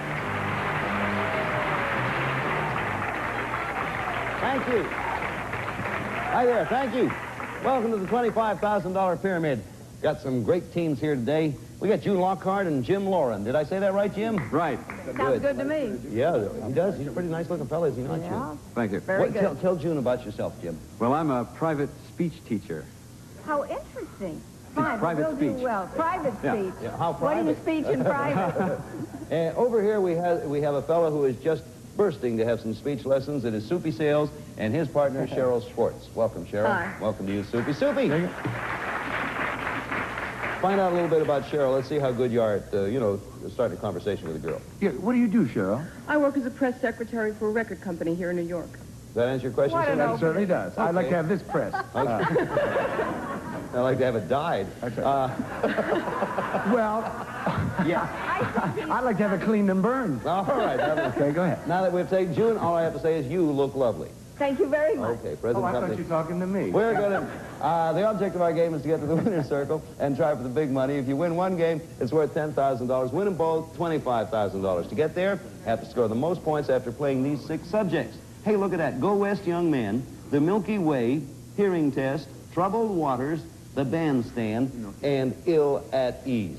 Now, behind one of those subjects, there may be a money card worth up to $4,000. If you reveal that card, I'll tell you at that time how you can go about winning the money. So, June, which subject would you like to start with? Well, we've sort of selected the Milky Way. Let's see what the Milky Way has for you. Now, you take a look in your little private viewing screen there and describe these things associated with milk to your partner. If you use any part of the answer in your description, that terrible sound means no score, so we don't want to hear that. Okay, good luck. You have 30 seconds. Things associated with milk. Ready, go. Not a pint. Next time. Quart. The stuff on the very top. The Cream. It's the richest. It has no fat. It's skim milk. Right. You go to the ice cream place and they make Soda it- fountain. you Soda just do parlor. it. Milkshake. Yes. This is where they milk the cows. Dairy farm. Barn. This is the man who developed the... Louis Pasteur. Yes. Right. And this is the mineral that's found in... Calcium. That's right. You got Hey! Good, Jim. Oh, what a beginning. Good. Okay, you two. You're starting off well, June and Jim. Jim, you have 7 out of 7. That's a perfect game. If you continue this way and get 21 out of 21, then we give you $2,100 in addition to that Couldn't hurt. else which you may. You're off to a fine start. Soupy, let's see if you can get 7 out of 7. Well, Cheryl and I, we think that it's probably the life story of Dick Clark, the bandstand. The bandstand. It is indeed the life story of our Is old it? friend Dick Clark, seen regularly on this program. Is it really? What? It is the life story of Dick Clark? No, I'm just kidding. You started the dumb thing. Oh, I was all right. just going along being nice. No, I'll tell you what it is. Please do. Describe these places where a band plays, okay? All right. Good luck to both of you. Describe these places where a band plays. Ready, go. When people get married, Church. at a what are they? Altar. They play, a band plays at a... A wedding. Yeah, that's right. Exactly. And the Thanksgiving Day, Parade. Louisiana, where they have the Mardi Gras, New Orleans. okay? And if the president, that's called when he is sworn in, that's the what? Address. No, at the- Inauguration. That's right. And when a Jewish boy... Bar mitzvah. That's right. And it's right over here, a concert hall. Carnegie. And the Republican and Democrat... Party. No, what is it? What is it? Convention. Convention. Okay. I'm sorry. Yeah, Soupy. And, Cheryl, what happened there? You mentioned hall and going for concert hall. Soupy, I know, knows that. And you ran out of time before convention before you got that. Well, now, Jim, you have yourself a lead, 7-5. Also working on a perfect game, trying for 21 points for the $2,100. You're going to be giving the clues to June Lockhart, and what would you like to try? Go West, young man. Yeah, let's see what that is. I'd say it's a story of Dick Clark's life, but then Soupy would believe it. You got 7, you're going for 14 to keep your perfect game record intact. Describe these things you see in a Western film. Things you see in a Western film. Ready, go. Where they have cows. The corral. Big spread in Texas. Right. The Duke. John Wayne. Right. A rope you twirl. Lariat. The other one. Lasso. Right. Duty is his last name. Howdy. Right. When the horses go wild and run. They, Or the cattle runs. The cattle, Crazy. stampede. Right. Where there's nobody living, it's just empty. A place where people used to live. Death Valley. No, the a city that's never there. Ghost Town. Oh, darn, Ghost Town. Shall we take that? Hearing test? I'm sorry you didn't keep your perfect record intact there, Jim, but I must say the way you got to Howdy was sensational. Duty's his last name. I like it. You have 12 points. Cheryl and Soupy, you have 5, and you're going to be giving the clues to Soupy this time. Cheryl, what would you like of the 3 we We'd have like left? to try hearing test. Okay, hearing test is for you. Category hearing test, describe to Soupy these things that have a distinctive sound. Things that have a distinctive sound. Ready, go. When you crash these. A symbol. Yes. On top of a police car. A siren. Yes. And the rat-a-tat-tat. A machine gun. Yes. This is a show, that crazy show. You hit a... The Gong Show. Yes. And this is when you a water faucet, when something's coming Drip. out. You have, yes. The Hare Krishna do this. They do, They chant. yes. On a car in the rear, and it comes out and makes a loud sound. A back noise, a backfire. Yes. That's right, you got them all. Now we're even. Now we're even. You got them all and tied the score. Good. Okay. That's one of those famous Garrison finishes there, Cheryl. You got them all. You tied the score. It's 12 points apiece. And Jim, since this is your last shot at it, you're going to select whether you give or receive. I'll have to receive. Okay, you're going to receive. Now, June has the screen there. Which of these two do you want? Elodie. Okay, All Elodie's right. in your category. All, at this moment, $1,500 bucks.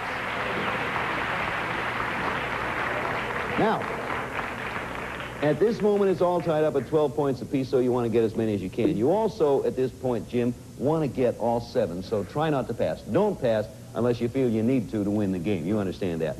Because if you get all 7, $1,500 bucks, $1,500 bucks coming your way. So, June, describe these things that are uncomfortable. Trying not to pass to get all 7 for $1,500. Things that are uncomfortable. Ready, go. Oh, it's too tight. A girdle. Yeah. It's a teeny piece of wood, my splinter. finger. My collar is it's got too much... Starch. Yeah. It's not a soft, comfortable bed. It's an old army... A cot. I have a headache. It's on the half a side of my head. A migraine. It's just killing me. This I can't get out of because they're going to take me to the loony bin. Straitjacket. And, it's not the heat, it's the... Humidity. That's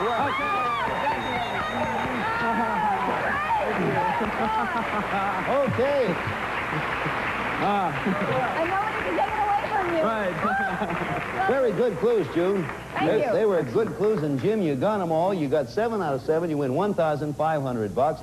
And now then, we come along to Cheryl and Soupy. You going to give Soupy? Yes, I'll give to Cheryl. Cheryl's decided that. Now, you need all 7 to tie, so you cannot pass. Do not pass, whatever you do. Stay on it and work on wherever you are, because you got to get them all to do it. Understood? Okay, Soupy. Last category is troubled waters, looking for 19 and a possible tie. I repeat, do not pass. Describe these things that stick out of the water. Things that stick out of the water. Ready, go. Not a crocodile. Alligator.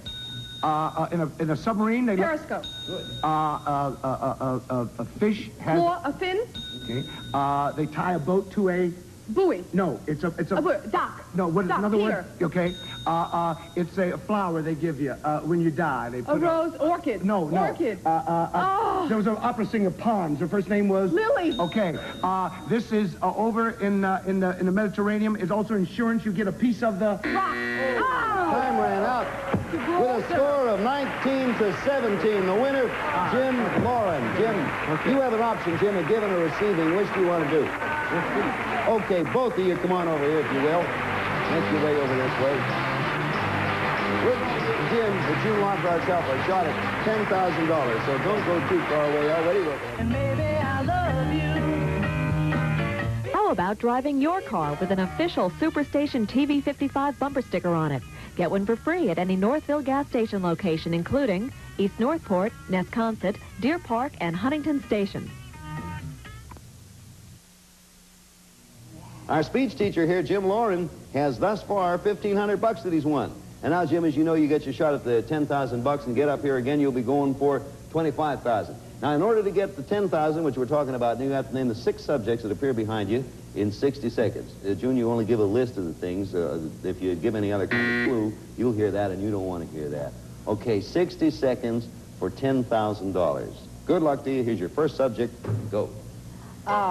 Merry-go-round, slide, sandbox. Things in an amusement park. Things in a playground. Yeah. I'm captain of the Nina, the Pinta, the Santa Maria, and I think I see Columbus could America. A nickel, a dime, Coins. a penny.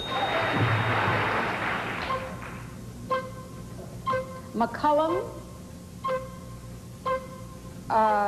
Onward, please. Let's have the next one. Alpha Centauri. Constellations. Satellites. Things in the universe. Things in space. Yes.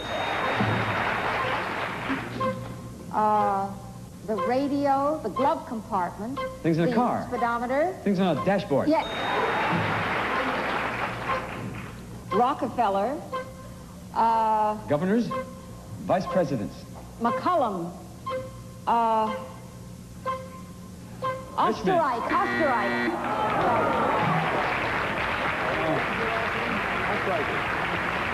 I don't understand. Now, don't look. Okay. Eisenhower. That's going to be confusing. No. McCullum. Niven. David. St. David's. That's the one you were looking for. Well, you have 3, 5, 6, 7, 8 to add to the 15. You have $2,300 in all at this moment. And they get back here, they're going to be going for a total of $25,000. Don't go too far away. Watch this if you will, please. $2,300 for good game playing. And get up there again, it'll be $25,000. All with the help of June Lockhart. June, what are you doing with the Humane Association? I want to talk about that a briefly. wonderful thing. They have a pilot program going for dogs for the deaf, like a hearing ear dog. And I see. The dog is being trained to awaken the person who's asleep when the sensor goes off or when there's somebody at the door, when the phone rings. Interesting. And I've been traveling quite a bit with them for that program. We wish you well. Thank you. And them well, too. Soupy and Cheryl, you're going to get in that game right now. Since their team won the last, you're going to select from this subject board. Let me look again, take a break, wheel and deal, come play with me, Wasteland, and War Babies. Soupy, Cheryl and I have decided on Wasteland. Wasteland is your category, and observe the spelling on that one, too. Wasteland. Category, things you find on or around your waist. Things you find on or around your waist. Good luck, ready, go. Babies wear. Diapers. A gun is put in a... Holster. In the kitchen, a woman wears a... Apron. You're not skinny, you're... Thin. No. Fat.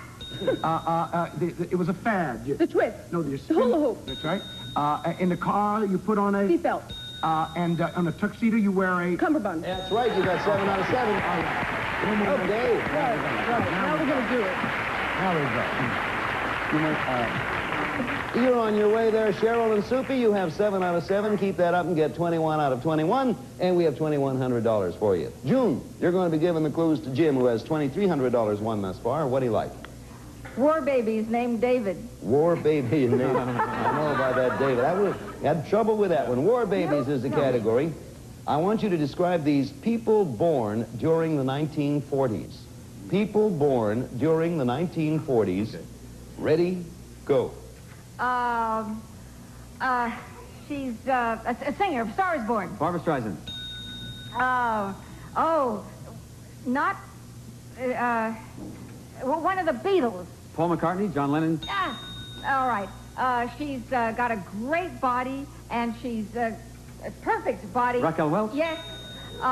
He's just been traded to the Rams in Los Angeles. Joe Namath. Yes. He was in both Godfathers, 1 and 2. Al Pacino. Yes. Time ran out on you. Oh, okay. We'll pick it up. Time ran out there. A little trouble with John Lennon and Raquel Welch. I guess they have trouble with each other. Anyway. Well, maybe. Got yourself 5 points. And Soupy and Cheryl are working on a perfect game. So, Cheryl, you're going to be describing now. You want to keep that perfect game going and try for the 21 out of 21 and the $2,100. What do you want there? We're going to try look again. Okay, that's your category. Look again. You're describing the Soupy. Describe the Soupy, and we hope to see a 14 up there when you're finished. These things that make you look twice. Things that make you look twice. Ready, go. 2 babies. Twins. 2 babies, yes. This is at the front of a newspaper. The headline. Yes. This is Playboy. You open up The the... center spool, center spread. Yeah, when two cars hit, they have... collision, crash. No, collision, accident. Yes. This is the guy who was wrapped in magic chains. Escape artist, Yes, Houdini. Yes. This is what you see. You think you see something in a distance. Mirage. No, yes. And you are a star. You're also you're the guest. Host. No, no, you Soupy are... Sales, the player. Oh! What was it? Celebrity. Oh, Susan. Celebrity. Guest. I didn't know I was one of them. I didn't know. Well, I'll tell you, as long as I'm sitting here, I'm sure glad you're not the host. Anyway, Cheryl and Soupy, you have the lead. It's 13-5 in your hand. I'm sorry about that. And now, Jim, you're going to be giving the clues to June. I have 3 categories left. What do you like? Take a break. Take a break is your category. See how well you do with this. You have 5, they have 13. You need them all. Describe these types of timeouts. Okay. Types of timeouts. Ready, go. Between the acts of a play. Intermission. Right. In Mexico, you take a rest. Siesta. Right. When out to eat. Lunch. Right. When they between football parts. Not quarters, but bigger. Half. Right. Half what? Whole. Half whole. Half minutes. Half time. Okay. The long 3-day holiday. Oh, Memorial Day, 4th of July, September. The end of Labor Day. what is it? What part of the? Labor Day holiday. Weekend. Weekend. The halftime was difficult. I mean, that's what gave you trouble. You have 9. Your opponents have 13. And since you're behind in the score, you're going to select from the final 2 categories. Jim, what do you want there? Yeah, come play with me. Okay. Fine. First of all, who do you want to give or receive? I'll receive. You're going to receive. So you All keep right. a little screen. Yeah. And what's category now? Come play with me? Yes, please. Come play with me as your Anytime you category. Okay. Oh, boy. 13 they have. You have 9. And June, describe these things you see in a toy shop. Things you see in a toy shop. Ready, go. Train. Yeah. Model train. You put these on, use them on ice. Skates. It's big and you go boom, boom, Drum. boom. This is on strings and A it's like marionette? howdy doody. And these you put on your feet. You walk around. Big man in the Stilts. circus. And this has a shuttlecock and battle door. It's got a thing and it's a little rubber thing with feathers and you hit it over a net. And it's got a very long light onward. This is a little house. And Badminton. Okay. Sorry. Yes, does it. And you mentioned house. Badminton. Yeah, I got it, but after the time. And you got badminton, I think, after the fact Yeah. there. Mention house, you have 14 points, and your opponents have 13 and a whole shot at it. Well, Cheryl, Okay. you're going to get a chance to go up there if you can win this game. You think you're going to do that? I'm You're gonna going to give or try. receive? I'm going to receive. Okay, Soupy, you're given. Last category up there is wheel and deal. Wheel and deal. You have 13, they have 14. Describe these things associated with a wheel. Okay? For the game, and a chance for Cheryl to win $10,000. Things associated with a wheel. Ready, go. A two-wheeler is a... Bicycle. In Las Vegas with... Roulette wheel. That's all you need. You've won the game. Okay. I'm so excited about going over. You sure pulled it out pretty well there. You have 15-14. You won the game, Cheryl. And now the decision time comes because you've seen Soupy in the given side. You've seen him in the receiving side. You've seen that jacket of his. Do you want to give or do you want to receive when you get over here? Soupy has to give to me. All right. And I say you can change your mind if you want. Not that I don't have faith in you, Soupy. I do. Join us all. Come on over here and join me in the winner's circle. We'll be back to give Cheryl a chance at $10,000 here on the $25,000 pyramid right after you watch this. Okay,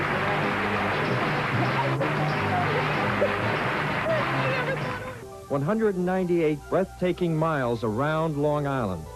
Follow the pageantry and drama of sailing competition as onboard cameras put you in the center of the race. Witness the triumphs and struggles of this sailing fleet as they make their way in an all-out effort to be the first to cross the finish line. It's the Around Long Island Regatta. See it Sunday, August 3rd at 6 here on TV 55. Okay, Cheryl, you're going to get a shot now at $10,000, and we wish you well. Soupy's going to be giving the clues, and you're going to be receiving. That's the way you chose it. You know the rules. You have 60 seconds to name those things that appear behind you. Soupy, you just give the clues, okay? List of things. Good luck to you. It's $10,000 at stake. You have 60 seconds. Here comes your first one. Go. Prince Charming, Snow White and the Seven Dwarfs. Fairy tales. Oh, toast me, put me back on the fire. Things bread would say? Toast me. Marshmallow. Things yes. marshmallow would say. A tea kettle. A, Things that whistle. Bats. Things that are scary. A bear. Things found in a cave. Lassie. TV dogs. Big Ben. Ben. TV animals. Celebrity animals. Coffee. Tea. Things that perk. Coffee. Things you brew. Coffee. Tea. Hot drinks. Sugar. Things you find in the kitchen. Coffee. Tea. Hot drinks. Cold drinks. Coffee. Tea. Things you brew. Sugar. Things you put in a cup. You.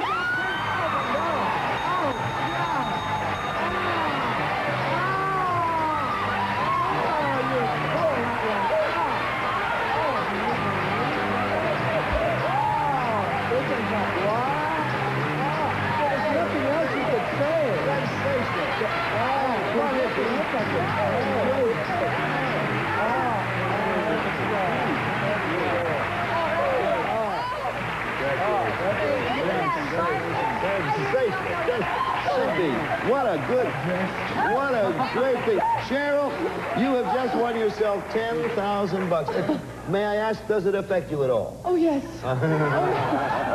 Does it affect you, Soupy? I love it. I thought you were going to pass out at the end there. $10,000 for Cheryl. Hey, Jim Lauren, $2,300 for you. That's a pretty good night's work for the two of you. Congratulations. Thank you, Soupy, ever so much. June, thank you for being here. We'll be back here next week with new contestants and all kinds of guest stars. We had Dick Cavett on one of our shows, Adrian Barbeau, Leonard Nimoy, Kate Jackson, people like that. Thank you, and so long from the $25,000 pyramid. Bye.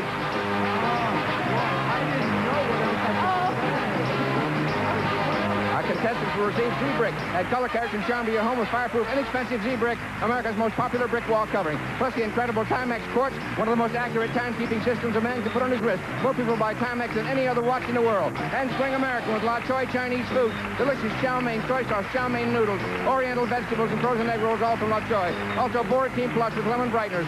Strong stain relief for clothes you can't bleach. It's the bleach substitute Boratine Plus. And Nescafe regular and Nescafe decaffeinated, 97% caffeine-free, the world's largest selling brand of instant coffee. And Pam, the pure vegetable cooking spray to stop food from sticking without adding fat, calories, or cholesterol. All contestants are selected in advance and are advised as to the rules of the game.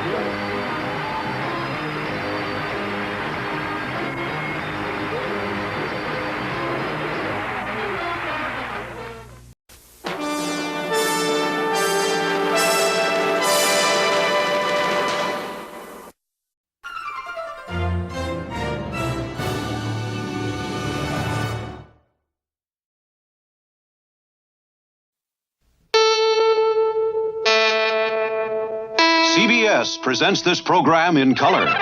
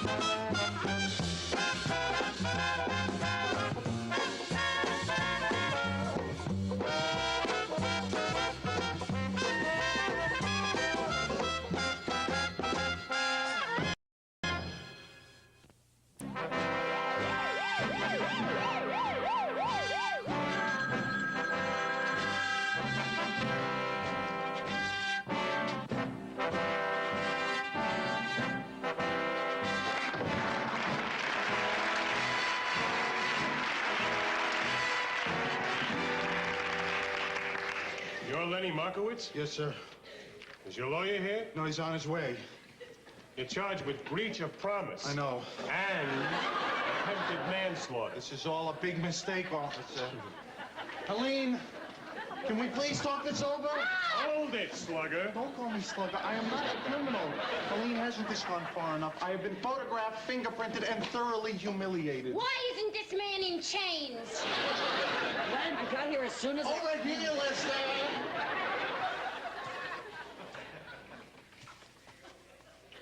Lenny, what happened? Boy, am I glad to see you, buddy. It's gonna be okay. Calm down. I'll handle everything. Have a seat. Sergeant, my name is Lester B. Bellman. I'm a junior member of the law firm of Bellman, Wellman, and Fussinger. Would you tell me what my client is being charged with? Breach of promise. Nothing. And attempted manslaughter. Manslaughter? Len, what man did you attempt to slaughter? You beat up a woman? You should be ashamed of yourself. So you're supposed to be on my side. I'm gonna try, but after what you've done, it won't be easy. How on earth did you manage this? Well, you know the story up to the card game after you guys left? No. From the very, very beginning. Oh, boy! I'm gonna get to use my new pad. It was about a month ago. I was in the shoe store. In the shoe store. In the shoe store. In the shoe store. As I recall, it was a rotten day right from the word go. Rotten word go. Hello, I'm back. Raymond, why are you eating that sandwich? There are people here. Haven't you heard we don't eat people anymore?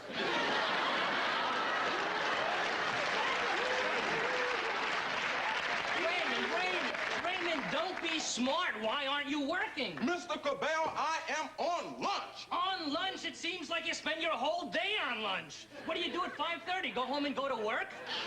No, I have dinner. Lenny, what are you doing back there? Making the shoes? Get out here.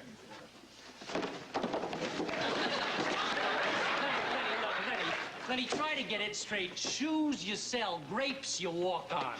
I'm sorry, Mr. Cabell. Sorry, he doesn't sell shoes. Come on, Lenny, hippity hop, let's go. Yes, sir. Okay, little boy, now I got 6 pairs of sneakers here. One of them should be just...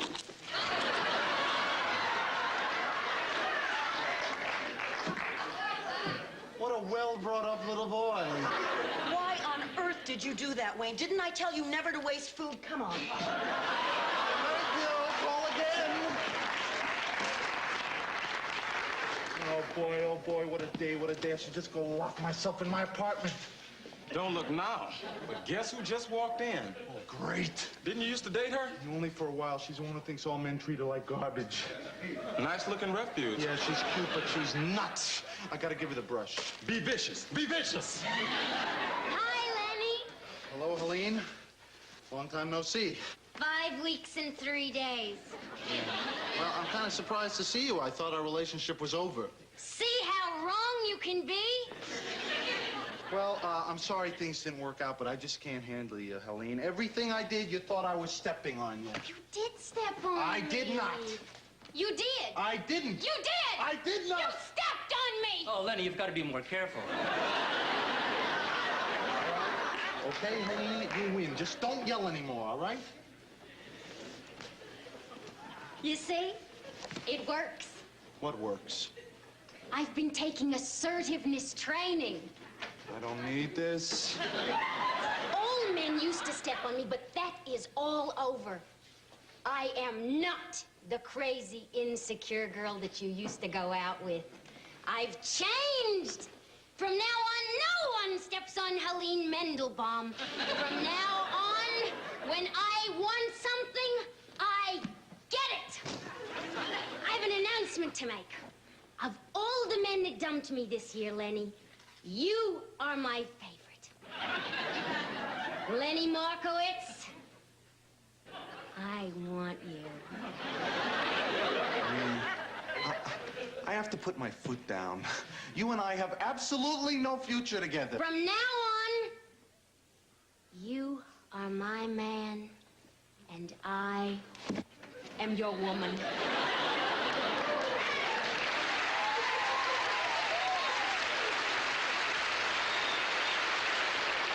Could go to a movie. Well, have you seen The Wilderness Family? That was 3 weeks ago. We started going out after that. We had a lot of fun. Everything was fine until that night. You remember, you were there. That was tonight. Oh, yeah. Seems like only yesterday. That's it. Garbage. I'm done. Luck be a lady tonight. You not. That makes $46.85 that I've won this far in the tax quarter. Why don't you go sit on a bomb? Lester, there's nothing like a good winner. And you're nothing like a good winner. Well, I'm completely cleaned out. I guess I'm gonna have to eat in all this week. Eat in? Ah, friend, you have just said the magic word. You say you got problems. You say you want more of your eating dollar.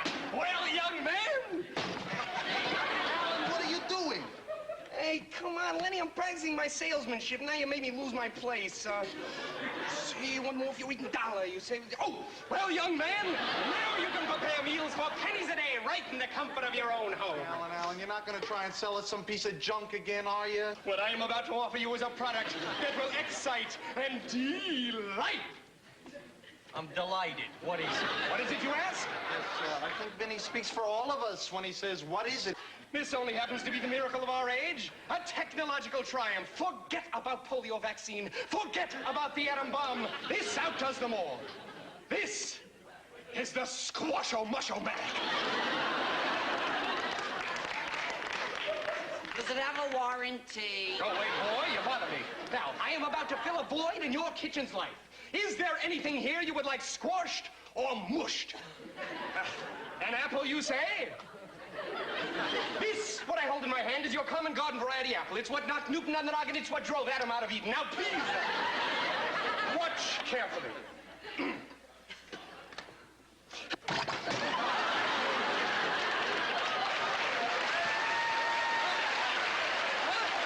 Got applesauce all over everything. Hey, I promised you mush. I gave you mush.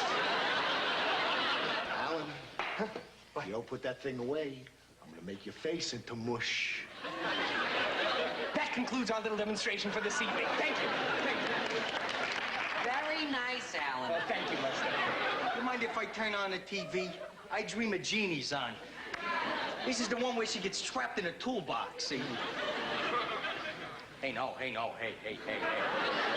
Hey, hey, hey, hey, hey, hey, hey, hey. I never seen this before. Yes, that's my gorilla with a clock in its stomach.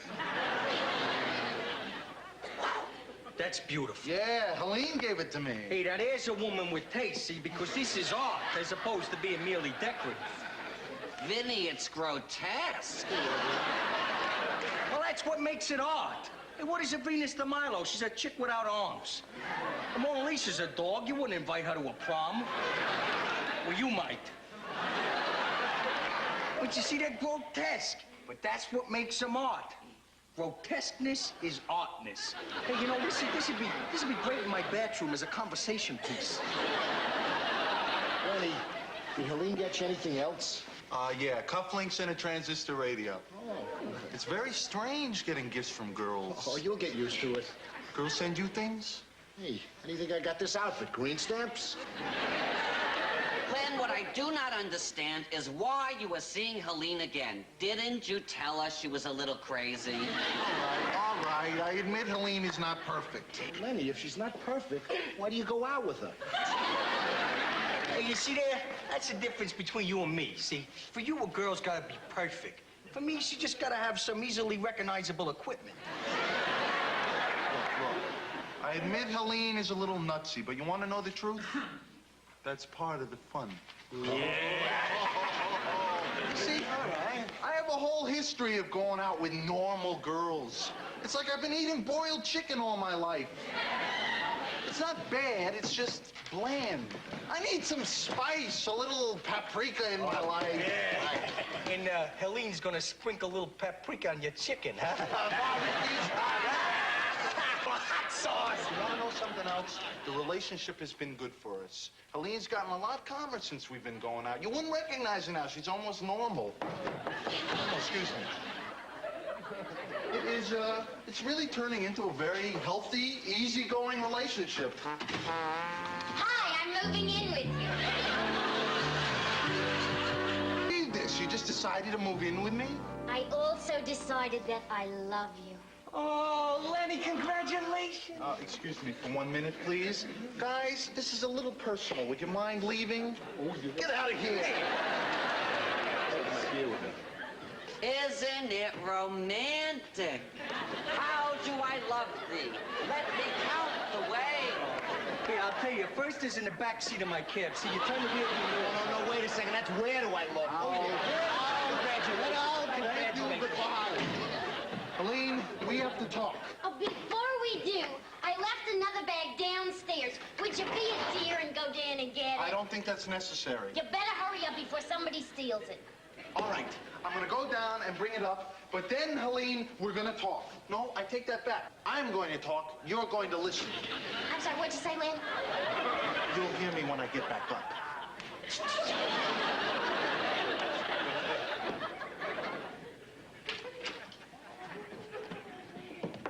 Hey, Lenny!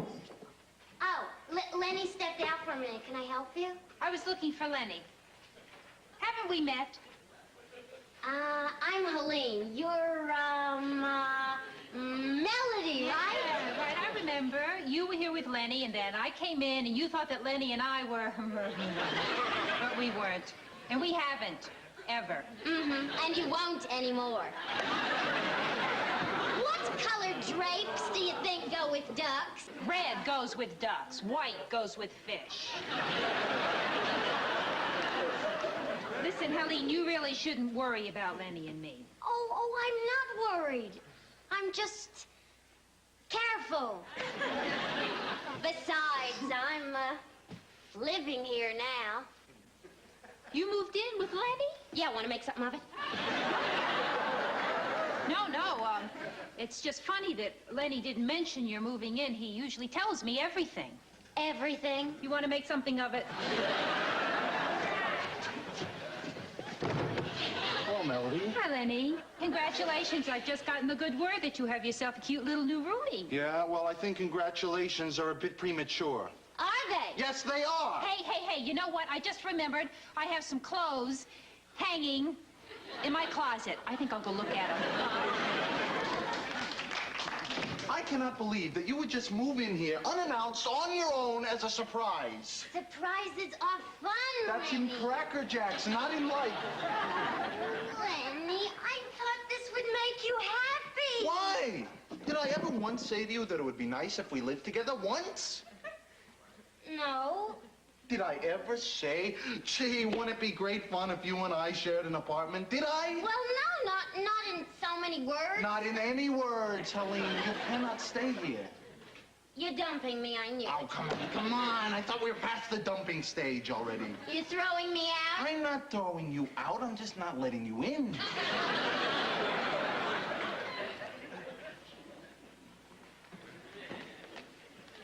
I am in. Then I'm throwing you out. Lenny, moving in is the right thing to do. I'm sure of it. Look, I'm not going to be pushed around. Helene, this is my apartment. Our apartment. I have the lease. Lenny Markowitz. Not Lenny Markowitz and friend.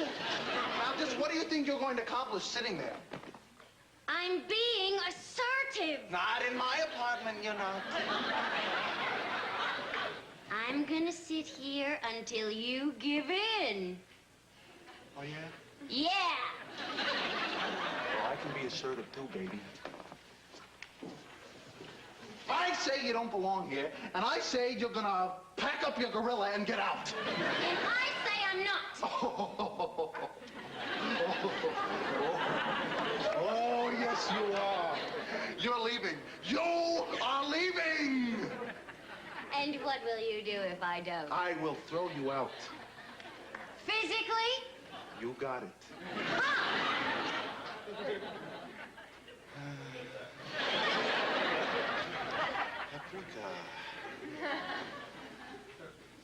You want a paprika? I had to have spices! Why? What? You beat me! I didn't You beat me! I can't believe you beat me! And she ran downstairs and called the police. And then I called you. So what do you think, Lester? You went kind of fast. Would you mind repeating everything that happened after the shoe store? Let's you eat a chocolate bar.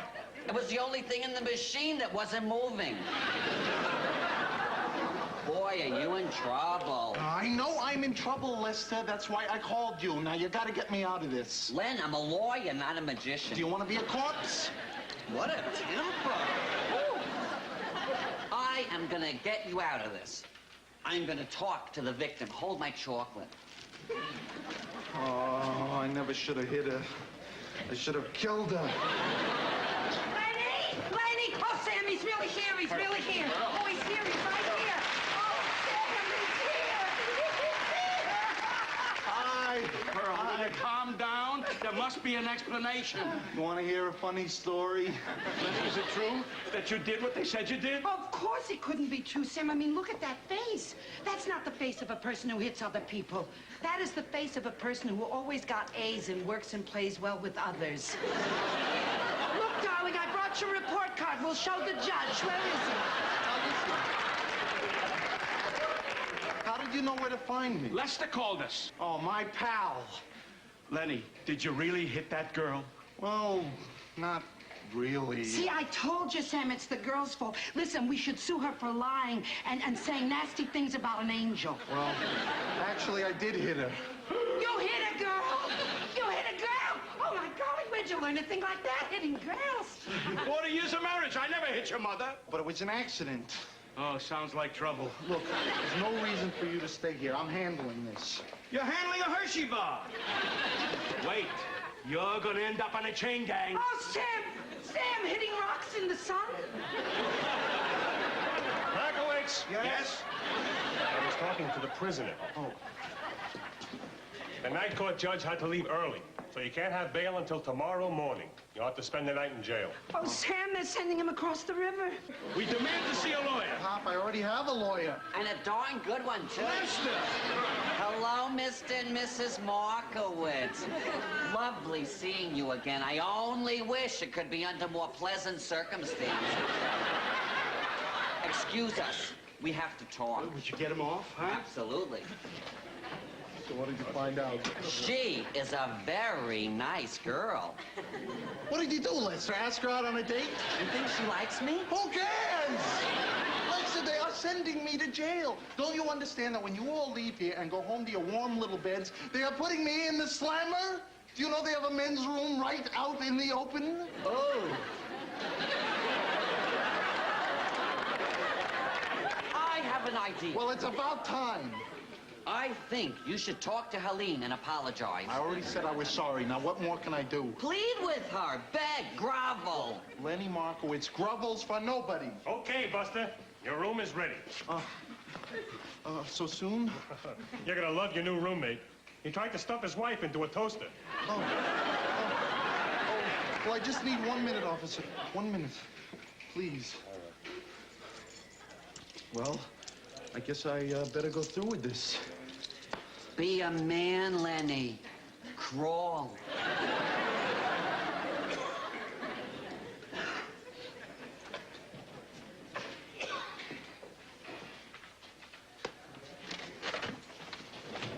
So, how are things? Broken and bruised. Well, you know, you're one of the few girls I've ever met who looks great in bandages. I'm not dropping the charges, Lenny. All right, okay. I'm not gonna beg. I'm not gonna grovel. But you know as well as I do that my hitting you was an accident. I suppose so. You suppose so? Then why don't we forget about all this? Because you hurt me, Lenny. I'm sorry about that, but that was an accident. Now, I'll pay for all the damages. No, I don't care about that. I opened my heart up to you and you rejected me. I cannot put bandages where you hurt me, Lenny. But it wasn't you I was rejecting, Helene. I'm not ready to settle down with anybody. I just had to assert myself. Well, that's good. That's real good. I think it's great that you don't want to be stepped on anymore. That's healthy. But the solution is not stepping on other people. That's wacko.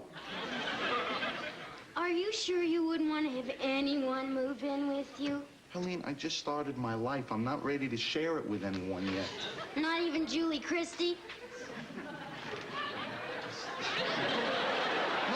No, I'm telling you the truth.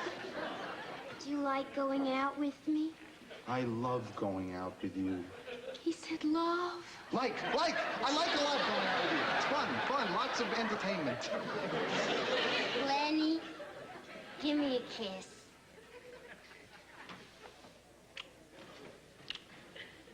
Now, that's the kind of assertiveness I like.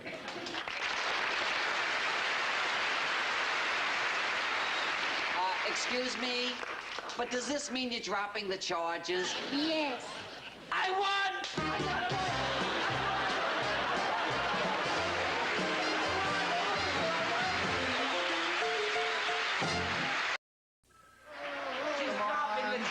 We'll get out of here. We'll pick up your stuff. I'll take you home. Hey, hold it, halt. I'm an eyewitness. I seen the whole thing. She pulled a gun on him. What are you doing? I'm getting you out of this. I'm out of it. See, it worked. Come on.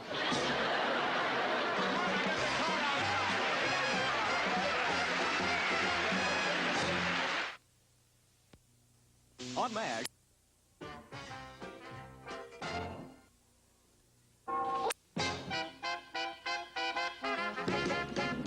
Tomorrow night, meet one of the fastest rising stars of the fashion world when Who's Who visits Princess Diane von Furstenberg.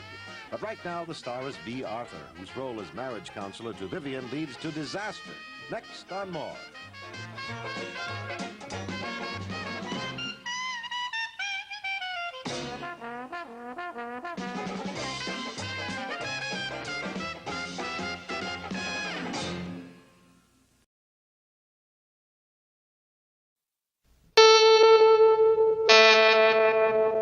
CBS presents this program in color.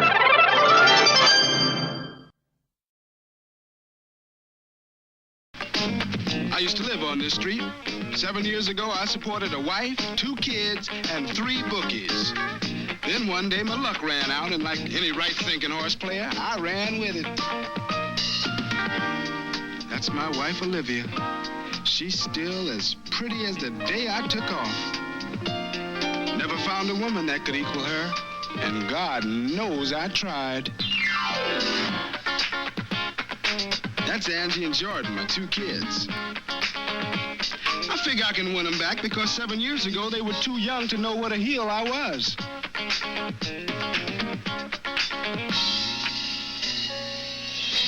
That's my mother-in-law, Lizelle. Lizelle is French for killer. The day she moved in with us, the rats moved next door. I'll say one thing for that woman, she never gives up. Even though I showed up after 7 years and moved right upstairs, she still thinks she can get rid of me. But don't count on it, because, baby, I am back. All right. Sign here and here. What is all this stuff? What you told the judge. You haven't seen Ray in 7 years, and you don't know anybody else who has seen him. As far as you know, he's gone for good. That's it. In the eyes of the law, Raymond Ellis is now officially dead, and you, Olivia, are now officially a widow.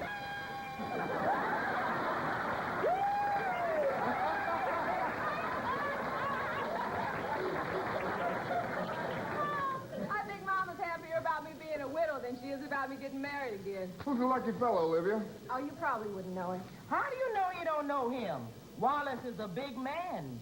He's married her boss at the Pentagon. Kind of wild and sticky. Mama's so excited about it, I might send her on the honeymoon. Of course I'm excited about my daughter marrying a good army man. War is steady. Something you can count on.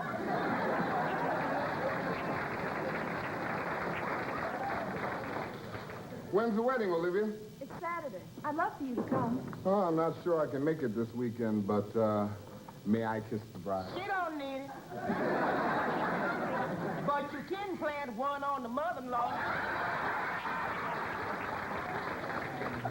Mama, let me get you out of here before you get arrested. I mean, I've heard of dirty old men, but you are ridiculous. Honey, this is a new day for women.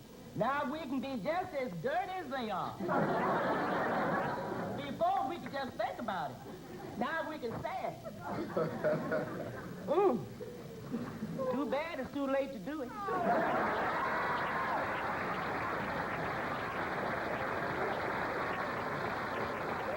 Between horses. Now it's contrary lady in front. Decorator dancer second on the outside, and bakery moving up strongly on the rail. And here comes Royal Lure on the extreme outside. Bakery second with contrary lady finishing third. Hey, give me 3 tickets on number 8.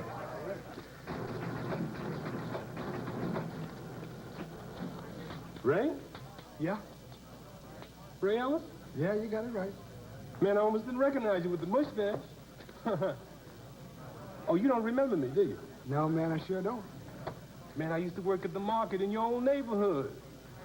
Oh. Yeah. Wow, you sure look great for a guy that's dead. Dead? That's the word, man. Your mother-in-law, Lucille, going around telling everybody the 7 years is up.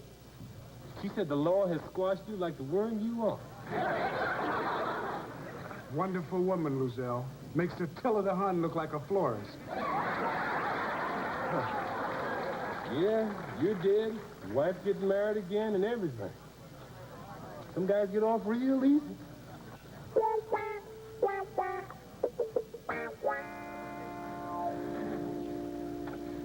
Mama, what is this? A wedding present? Yeah, but what do you do with it? Return it. Jordan, you bounce that ball one more time in this house, and I'm going to bounce your butt. Okay, let's set the table. Jordan! I dropped it. Where did that come from? To George Compton. Well, they've got some nerve. That's the same punch bowl I sent to them. Oh, Mama, you got some lousy taste. Mama, if you change your mind, do you have to send all these presents back? Angie, I told you, the wedding is tomorrow, and there is no way I'm changing my mind. And you shouldn't want me to. Wallace is a very fine man, and he'll make you a good father. I don't need Kojak for father. That's not funny. Don't you get it, Mom? They're both balls. I get it, and it's still not funny. Besides, you know how sensitive Wallace is about his head. What should I call him? Daddy. But I already got a daddy. Oh, yeah? Well, how come I don't see no daddy around here? There's no daddy in the kitchen. There ain't no daddy in the bathroom. And judging from your mother's nerves, there ain't been no dad in the bedroom the last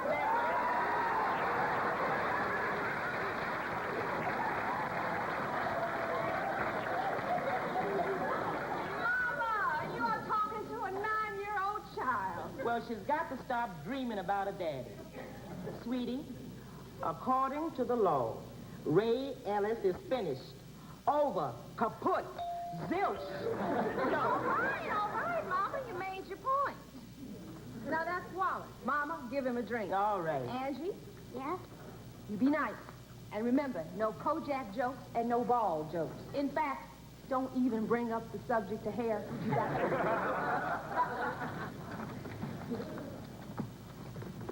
Evening, Mother Wilson. Jordan. Angie. Now hear this. Daddy is here. Right on, sir. Cousin Wallace. Olivia's out there painting and powdering, trying to get as gorgeous as you are. How about a drink? Why not? What do you have? The usual. One scalp and salt, Cousin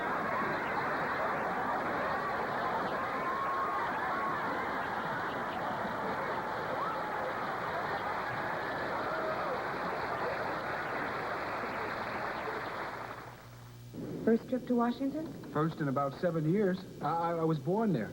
Oh, just visiting or moving back? Well, that depends on a very special woman. Your wife? My widow.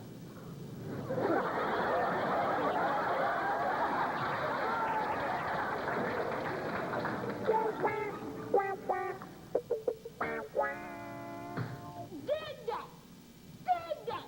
That's how Dr. J went from the ghetto to millionaire. You're too short to be rich. And you too young to die. Is Wallace rich? That's your butt. He's loaded. How do you know? 'Cause he's in the army, dummy. I'm not gonna call him Daddy. Girl, what's the matter with you? What you got against Wallace? He's just not a daddy, that's all. What's your idea of a daddy? Somebody that's cuddly, like Walter Cronkite.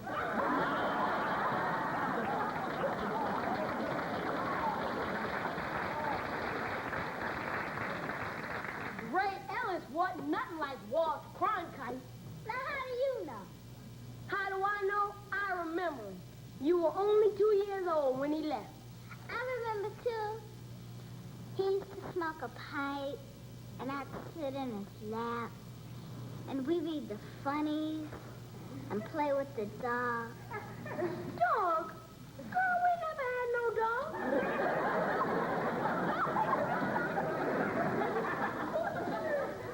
We did, too. I'm telling you, we never had no dog. Forget about Raymond Ellis, will you? We gotta like what Mom can get.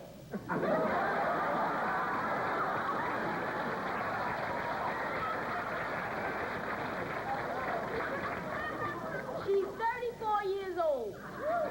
She's just lucky that Wallace is bald and can't get anyone else.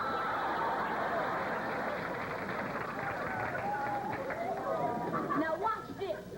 We one-on-one. Fake him out, dunk him in. Good shooting, Dr. J. I should have aimed for your mouth. No way I could have missed that.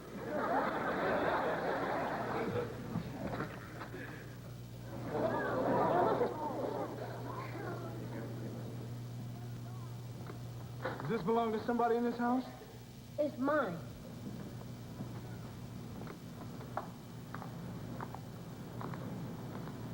Hi there. You can't come in here. You're a stranger. Yeah, we don't know who you are. Yeah, but I know who you are. You're Jordan, and you're Angie. I'm a friend of the family's. You know my mom? I used to know her real well. How about my daddy? Did you know him? I knew him better than anybody. Well, did we or didn't we have a dog? Don't pay her no mind. She was only 2 years old when my father walked out and left her.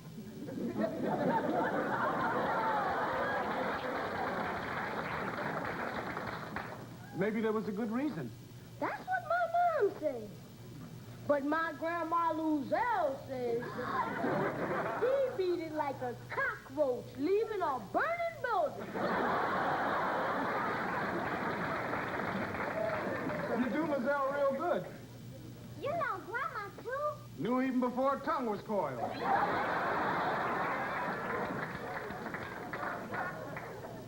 Say, when's your mom coming home?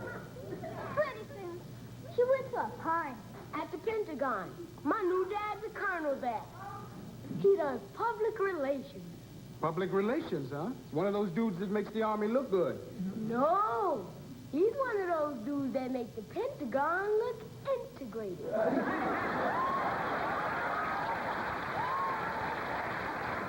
Are you guys happy about your mom marrying the colonel? Not me. She don't know nothing. I've been the man of this family for 7 years. And he gets to be alone. I know the feeling. I have to tell you something, though. Your father really wasn't such a bad guy. He had a lot of friends. A lot of people thought that he was kind of, Scum!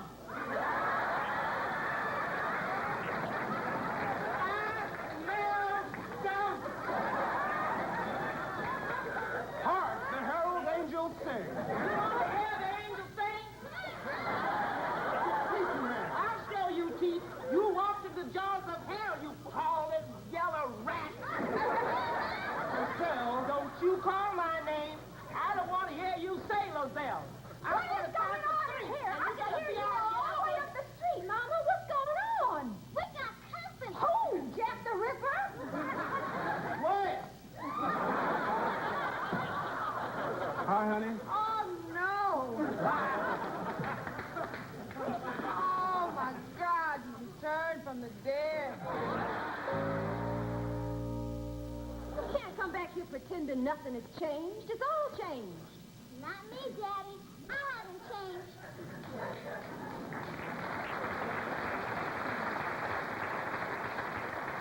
I've changed. I used to think I needed a father. Hey, wait a minute now, Jordan. We had some good times together. I don't remember no good times with you. Oh, sure you do. We used to go watch the Redskins play. We used to go out to the airport and watch the planes take off and play catch out in the street. I don't remember none of that. Well, what do you remember? I remember you leaving.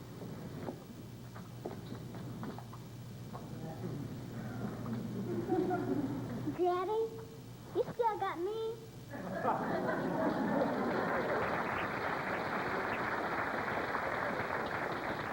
Thank you, sweetheart. I love you even if you were a shiftless, no-count horse plant. Lozelle, thank you for keeping my memory alive. Honey, I don't play the horses anymore. Hey, don't snow the child. You still taking bets, aren't you? Only at the pari-mutuel windows. I'm so straight I could be an Osmond brother. Daddy, will you stay here and read me the funnies like you used to do? You remember that, huh? Sure do. We used to go to the park and ride the ponies and throw a stick for the dog. The dog! I knew we had a dog! Jordan, we have a dog! You're not reading. Promise? Jordan, we have a dog! Raymond Ellis, you may plead and you may bleed, but you will not succeed.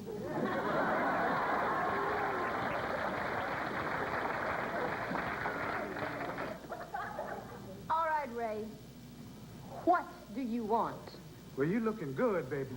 I'm not your baby. Well, you still wearing my wedding band. How come you didn't throw it away? I did. Once. I actually threw it in the trash. Then I reached in and dug it out. Well, you always were sentimental. Mm-hmm. Especially when I remembered it was me who paid for it. Baby, those were other times with another guy. This Ray Ellis gets up in the morning, goes to work, pays all his bills. Don't take that other dude out on me.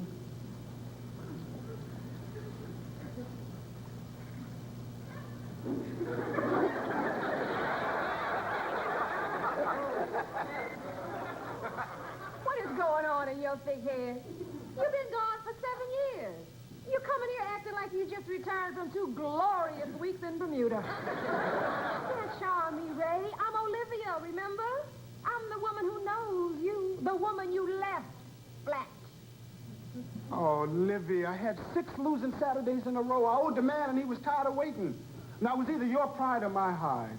Nobody forced you to book bets, Ray. Oh, yeah, sure. I could have stayed home, let you go to work, and sat out on the front stoop and wait till you come home and put a worm in my mouth. Other men got jobs. Yeah, if I'd have been 2 feet taller, I could have played basketball. If I was 2 feet shorter, I could have sucked out glove compartments at the car wash. Oh,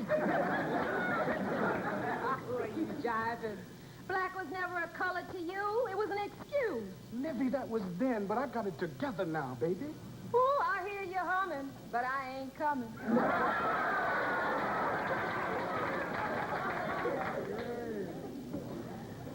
Livy, don't be mad no more. Mad? Who's mad? I ought to thank you. 7 years ago, you did me a big favor. When you start thanking me, I'm in trouble. For a long time after you left, all I did was sit around here and beat my breast. Well, you had more fun than I did.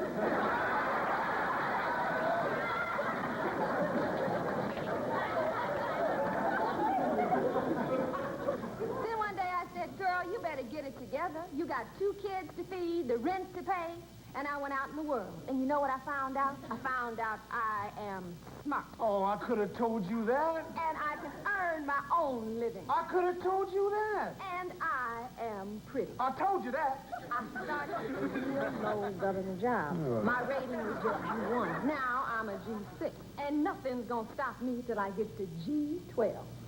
Well, it's part of getting to G12, getting it on with the boss. You're disgusting. Wallace never would even think of something like that to say. No wonder we don't win wars no more. Goodbye, Ray. Olivia, why are you marrying this guy? Because I need a husband and my children need a father. You've got a husband, and they've got a father. Thank you for your very kind offer, but your subscription has expired. Well, let me hear you say you love him. Let me hear you say goodbye. You first.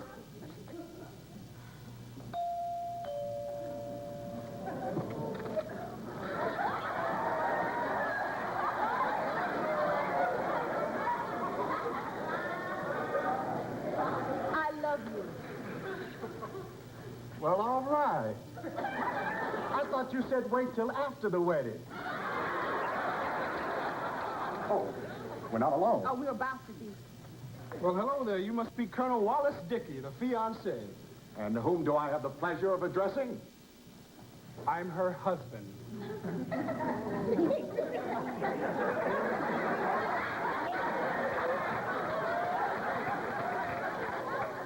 Her husband? Her husband is dead. Why aren't you dead? Damn civilians can't get anything right. Now listen, Wallace. Ray's being here does not change one thing. Olivia, somehow I think it does. That's why they made the man a colonel. All I know is, legally, he is dead. And emotionally, he is buried. Then physically, he is gone. Bye, Colonel. Olivia? Wait until after the wedding? Girl, you have changed.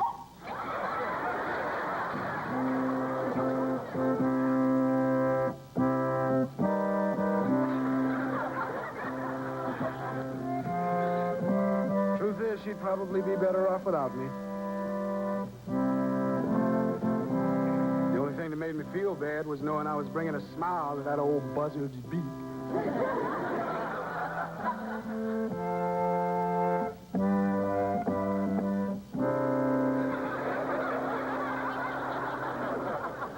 Jordan would have never bought me coming back.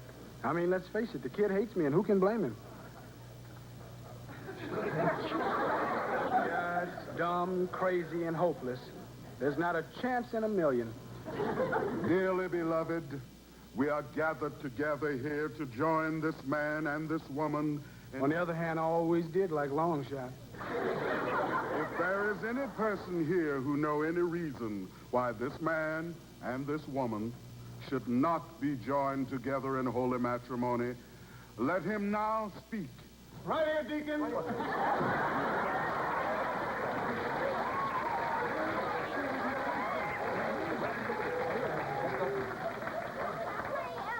What the hell are you doing here? Move it, Rev. Get along with the man and wife bit. I don't really know if I can. Why, this was never covered in divinity school. Reverend, this man has no right here.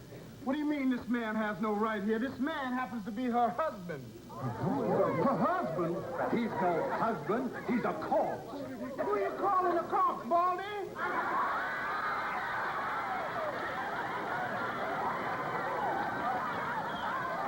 Baldy? You got a nerve calling a man Baldy just because he has no hair. You don't have to take that from him. Hit him, Kojak.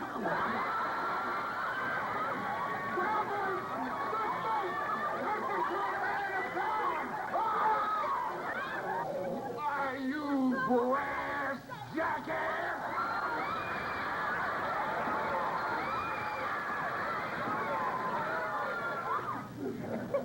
We'll never get that reverend to marry us again. How can we get married with Raymond around? We have seen the last of Ray Ellis. Now, I know that man. The minute there's trouble, he is gone. Blows through town like a Klansman through Harlem.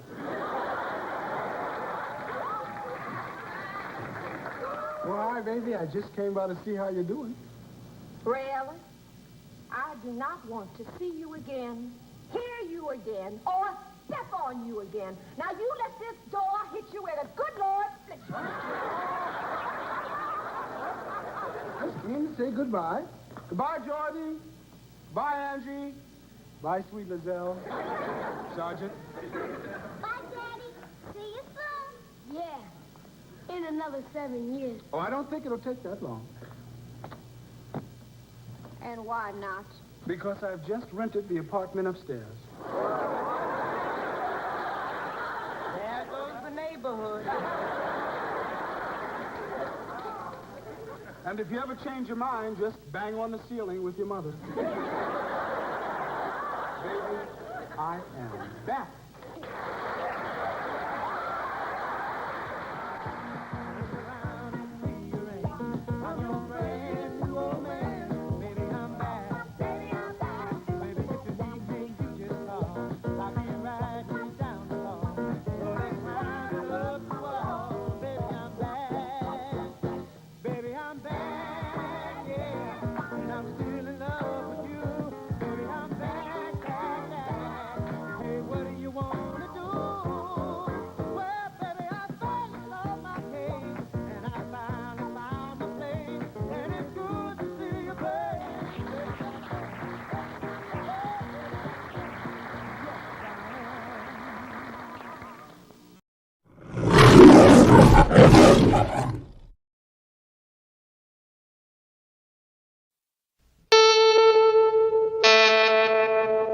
CBS presents this program in color.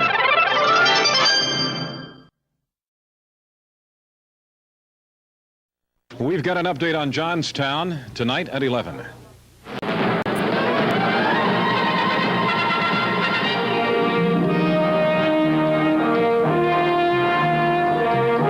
Tonight, the hard-hitting drama that won 5 Academy Awards.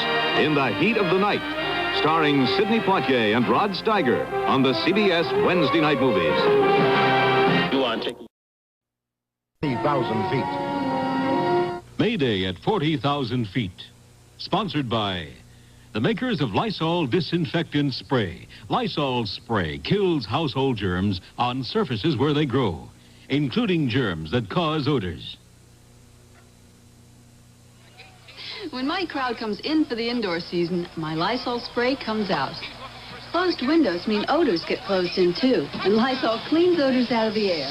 Has a fresh, clean scent that doesn't hang around. Lysol kills household germs and their odors on surfaces where germs grow. That's important when we're all indoors.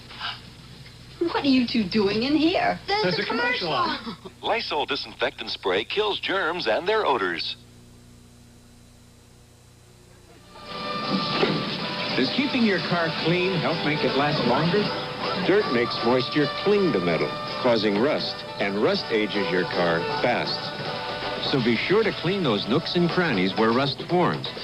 It's just as important to clean the parts that don't show as it is to clean the parts that do. Learn more about how to help your car last in the Car Fix-Up book, free at participating Shell dealers. Come to Shell for answers. When I get a headache, I want a pain reliever that's strong, but doesn't have any aspirin in it. I hear you, friend. Why don't you try Datril 500? It has extra strength for your headache, and it's aspirin-free.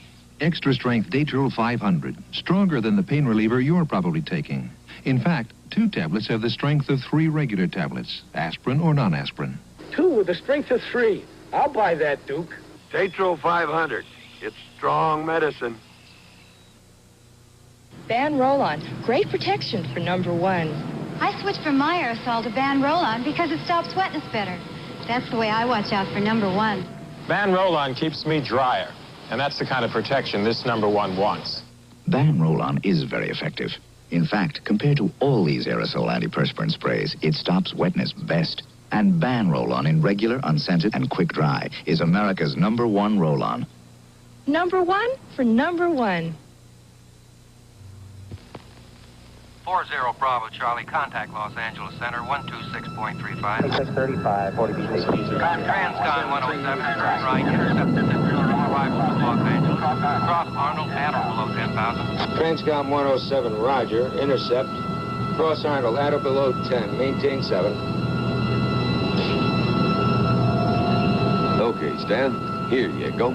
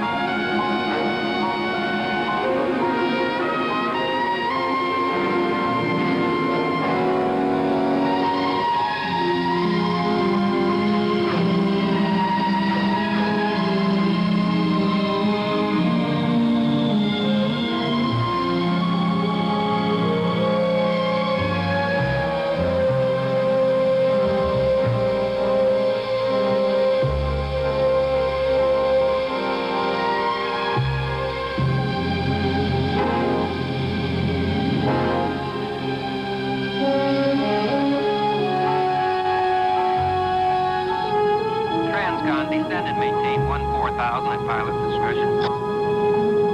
Pilot's discretion, 14,000, Transcom 107.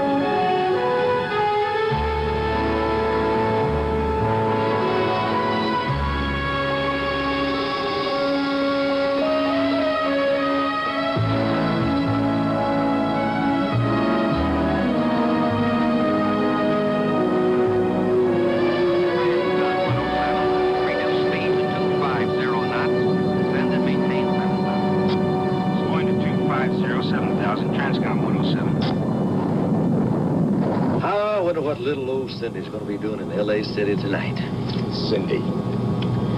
How do you keep track of your ladies? I mean, from one side of the country to the other. No, man, I'm talking about our new stew. You have noticed that beautiful little body sitting under that pretty little head of hers? Yeah, I noticed. I also noticed she still has her baby fat. Ha! I got to tell you, partner, if they're old enough to stay... Uh-oh, here's Terry. If you weren't sitting down, Terry would give you a swift kick in your brains. Anybody like a cup before we stow the coffee? What I'd like is a little less talk and more work. Excuse me?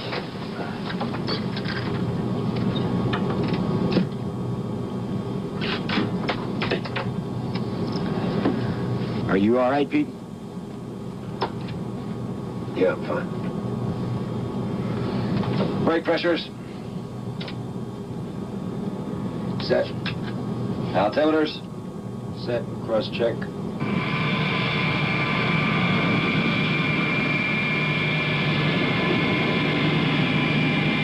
Marshal Reese, Chief Pilot Jensen. They're waiting for you in my office.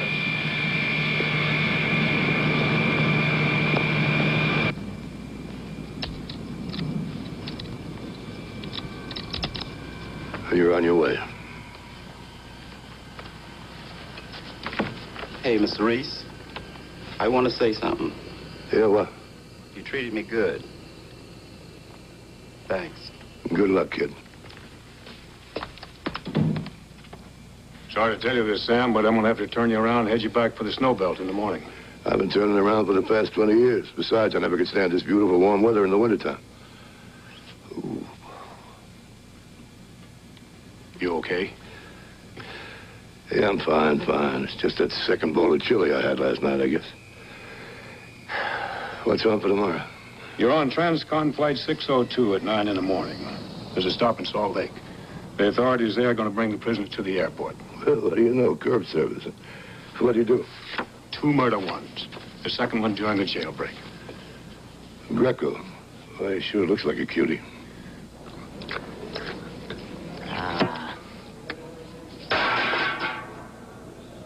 Hey, Pick!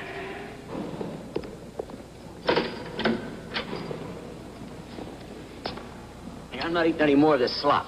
And you call us pigs.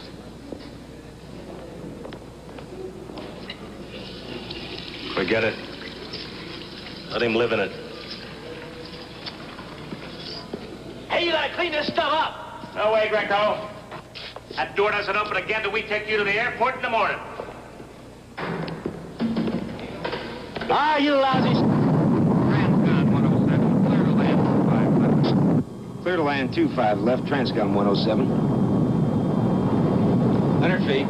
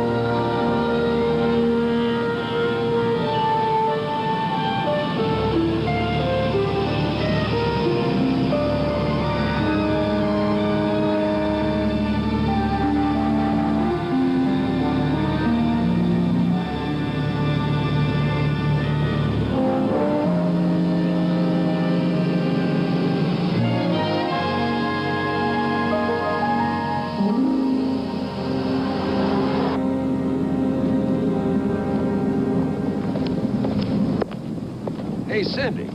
Hi.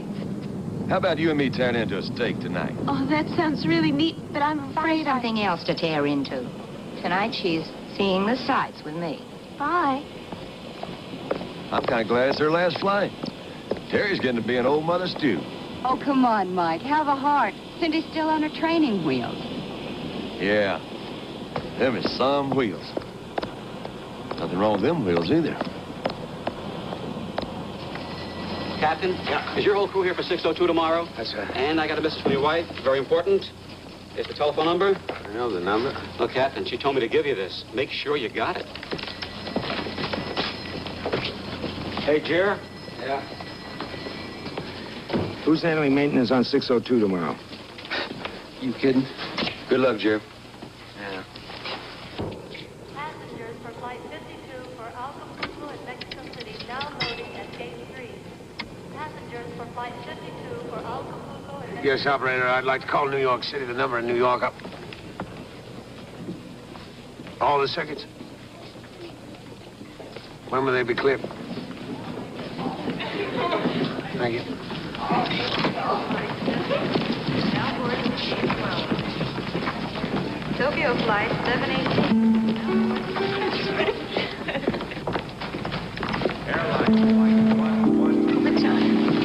What's wrong with you? Did you see a ghost?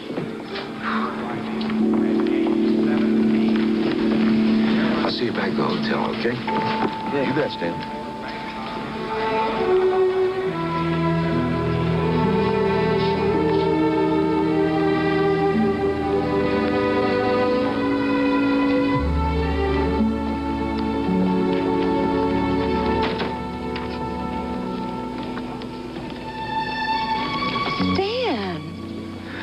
Well, Susan. I can't believe it. You're really that surprised to see me? No, I shouldn't be, should I? I mean, in the airport. What's it been, anyway? About 6 years? 7. Here, are you in a hurry? Do you have some time for coffee? Sure. Why not? You know, it's funny, I really don't know where to start. I know what you mean. You'd think that after all this time, one of us would have thought of something to say. All right. Let's start with, what are you doing in Los Angeles? Oh, I've been working at a hospital here. But I just got a much better offer, so I'm going back. New York again? Mm-hmm. I'm moving there. For good? Who knows?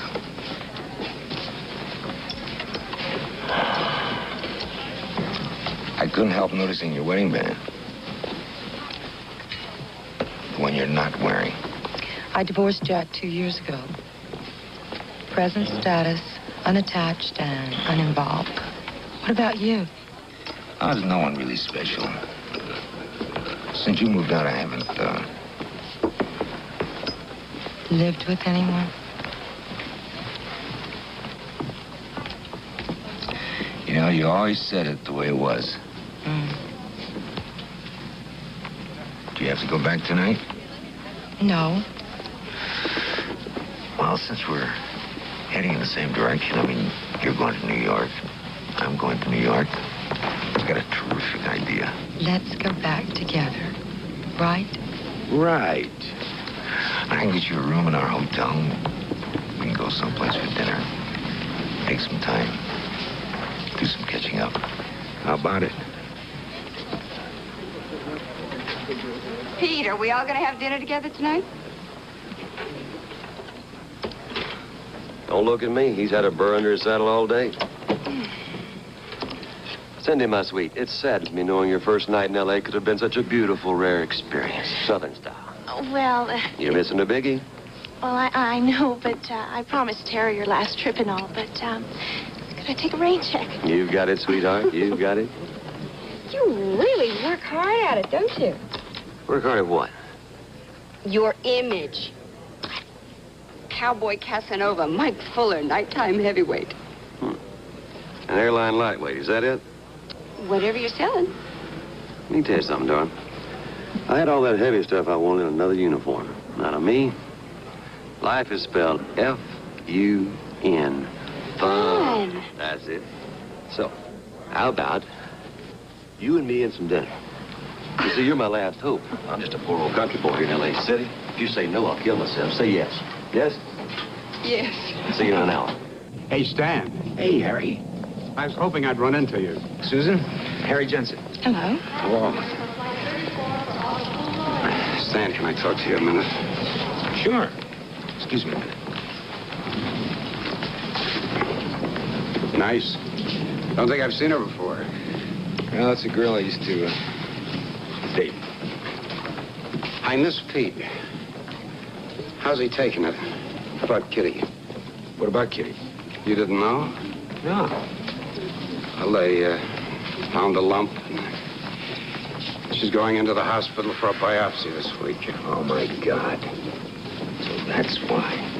What do you mean? Is it affecting his flying? No. Just his mood. Hey, thanks for telling me, Harry. I'll see you later. Is there a problem? No, just pilot talk, mostly. Here you are, Mr. Burkhart. Have a nice evening. Thank you.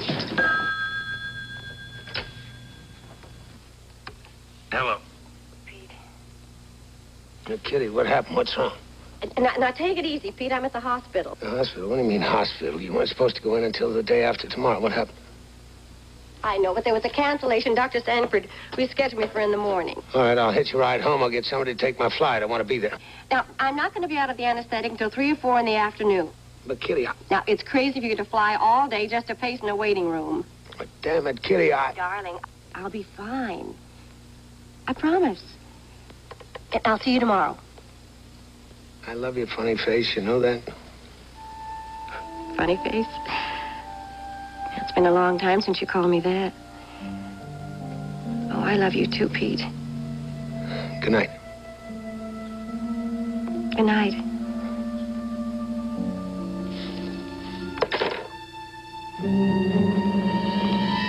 Hey, what do you mean about the airport? You going someplace? Yeah, been extradited back to Chicago. Yeah? What'd they make you for? Bank job, jailbreak, wasted a couple of guys, little items like that. Sounds to me like they're gonna bury you in Chicago. Oh, does, huh? Well, you forget just one little thing. First, they gotta get me there. Now, let me see if I read the ad right.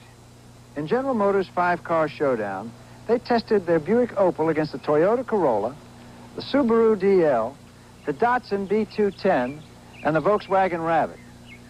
There were 4 different tests. Okay, now GM did the tests, but the overall winner was the VW Rabbit. Oh, okay, General Motors, you convinced me. I'll buy the Rabbit.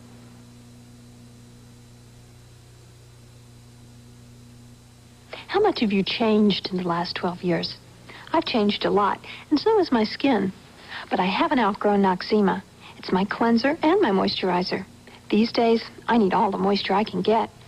Every night, I moisturize with medicated Noxzema skin cream. It's greaseless, vanishes in, really softens, and moisturizes. Noxzema, I'll never outgrow it. Good skin starts young and stays younger looking with Noxzema. 200 million people, no two are quite the same. Each doing things their own way, each plays a different game.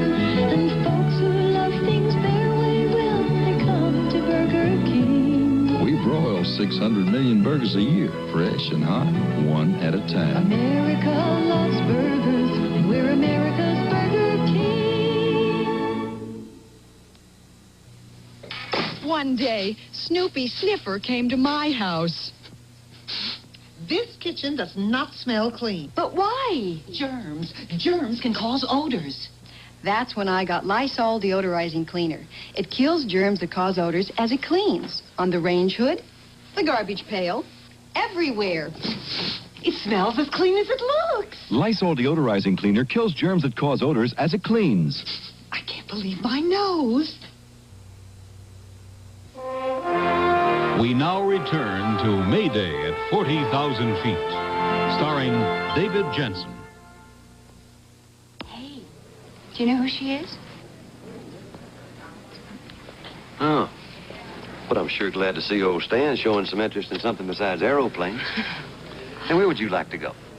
Well, I don't know. Is there a rodeo in town? Hey, this ain't nothing. Back in Mount Vernon, Texas, they call me Mickey Joe Fuller, the last of the Longhorns. I'll bet. And you'd win. How would you like some Mexican food? Hey, I think that sounds terrific. I could really go for some paella. Paella ain't Mexican food. It's Italian. Spanish, dummy, Spanish. Mother stew, mother stew. Hey, y'all have fun now, yeah? Come on, cowboy. You got it.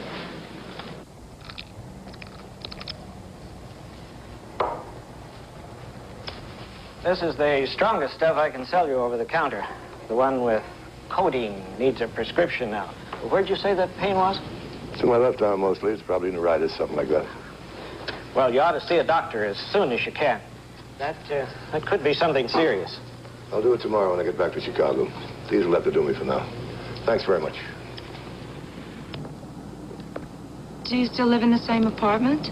No, I moved out about a month after you left. It's funny. I used to fantasize that you were living there with somebody else. Hated it. Want to hear how much I hate it? Hearing you were married? I didn't even think you'd notice I was gone. Oh, I noticed. Noticed that right away.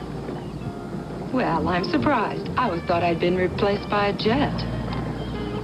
You knew I had to be sure about the job. I mean, you must have known I wanted a family and kids. I guess you never had time to explain it to me. Darn it, Susan, maybe my head was screwed on wrong. Why don't you give it a chance? Okay. But let's not take off too fast. Sure, lady. I mean, both my feet right on the ground.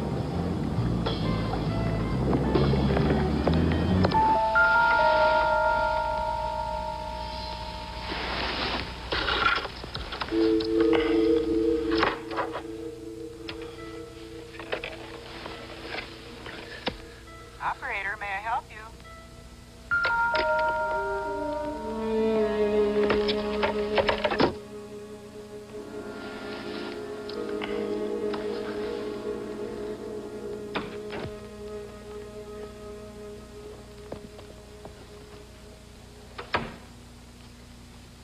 Boy, there's one thing about hotel rooms. They're not subtle, are they? I mean, here's the darn bed right out in the middle of the room.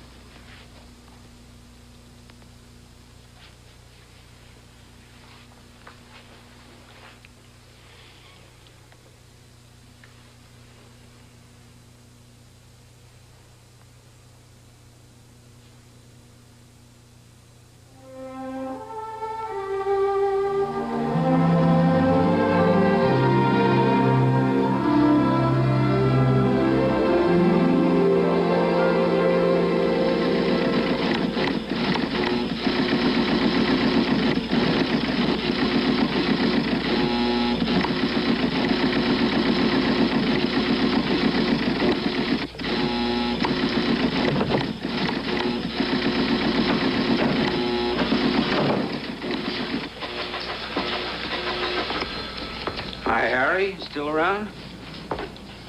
Back again like an old homing pigeon. Thought I'd take a last check on that big weather front.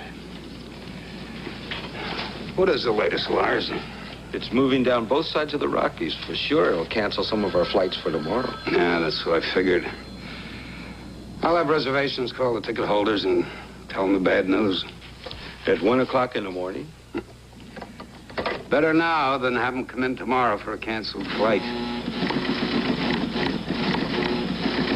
Here's something. What's closing? Billings closed, Boise, and they predicted Denver and Salt Lake City closed by tomorrow noon. It's going to close Salt Lake City? Yeah, it's snowing there right now.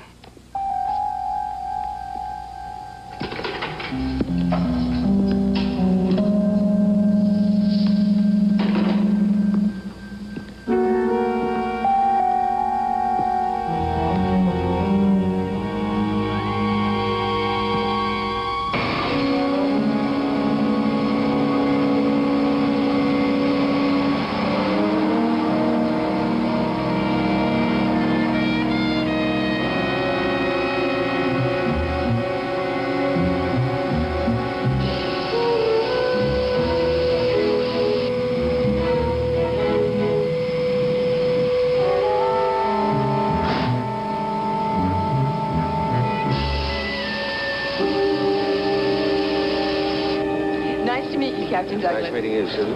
Mr. Fuller? Thank you, ma'am. It's a bad day for it. We're going to have a little snow in Salt Lake. I'll see you in operation.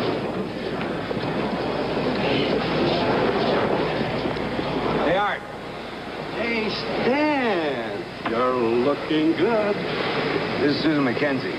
She's going to be on that flight to New York with us. I want you to take good care of her. Take good care of her? I'm going to talk her into staying here. Now, you go do whatever co-pilots do, and we'll work it out. Thank you.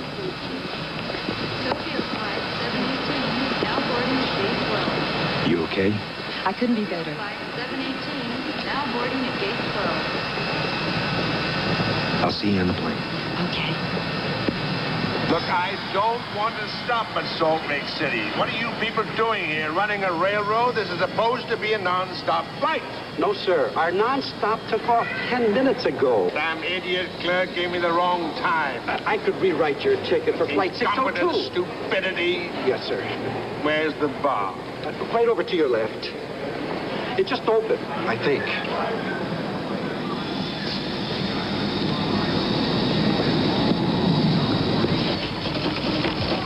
Oh.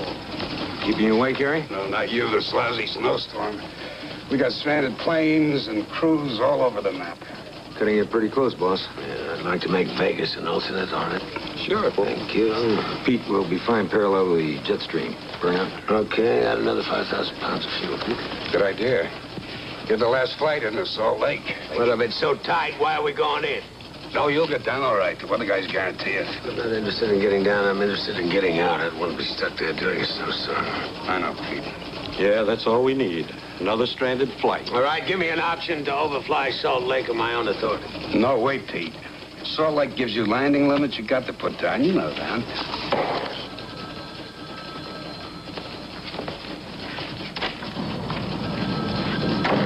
What's the matter with him? Oh, nothing. It's just anxious to get home, that's all. Well, who the heck isn't anxious to get home? Let's go. Let's go. You get dressed. Come on. We gotta leave early on account of the snow. Come on. Come on. Hey, take it easy on the lemon there, will you, huh? Go get your breakfast on the plane.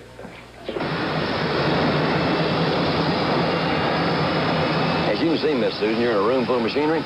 But lucky for these two guys, I went to machine school right outside of Mount Vernon, Texas, and I developed me some magic fingers.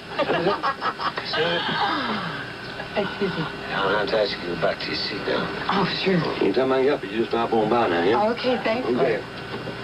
Will you give me the departure plate?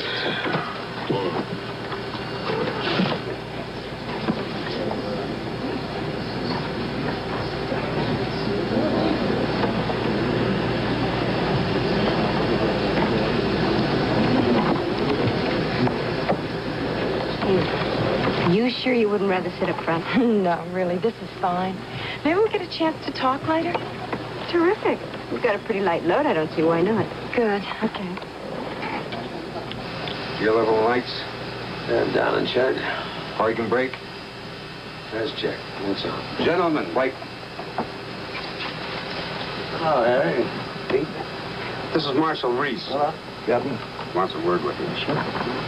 Marshal, are you flying with us this morning? Yeah, I am. Picking up a prisoner in Salt Lake City, getting off with him in Chicago. You armed? Yeah, I sure am.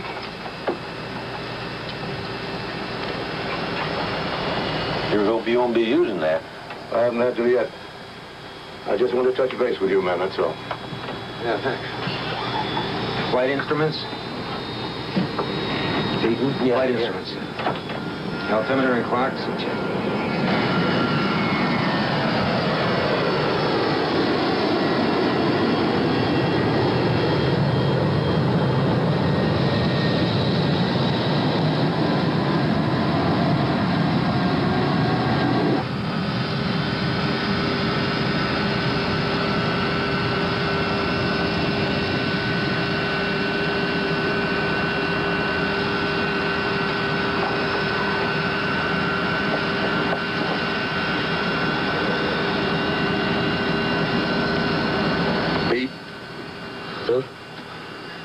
Kitty.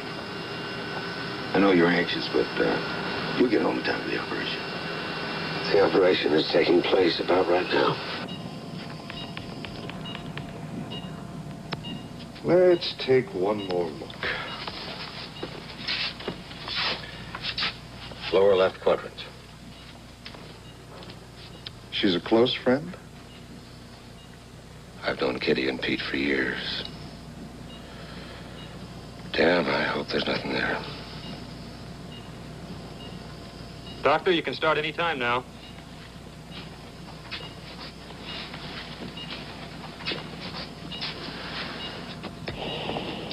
Scalpel.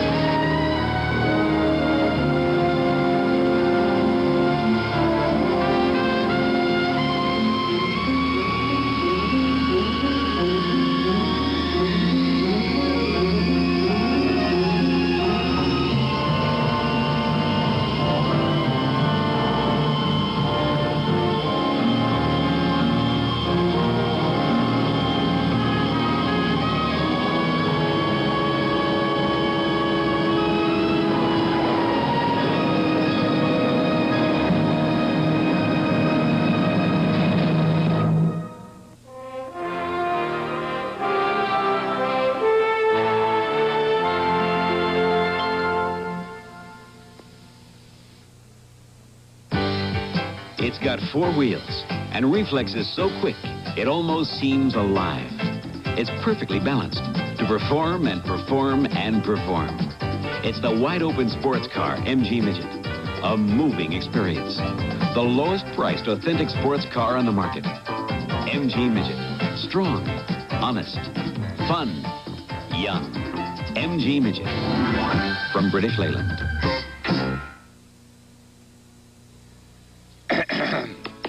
Hi, Ben. Hey, that's what I want. Roll of Lifesavers. Peppermint. Bad taste in my mouth. Can't have any. Just sold the last roll to myself. You don't have one roll of Peppermint Lifesavers? No. I'll sell you half a roll. Their cool flavor has been around for years and years. That's more like it. You're a lifesaver. No, I'm a merchant.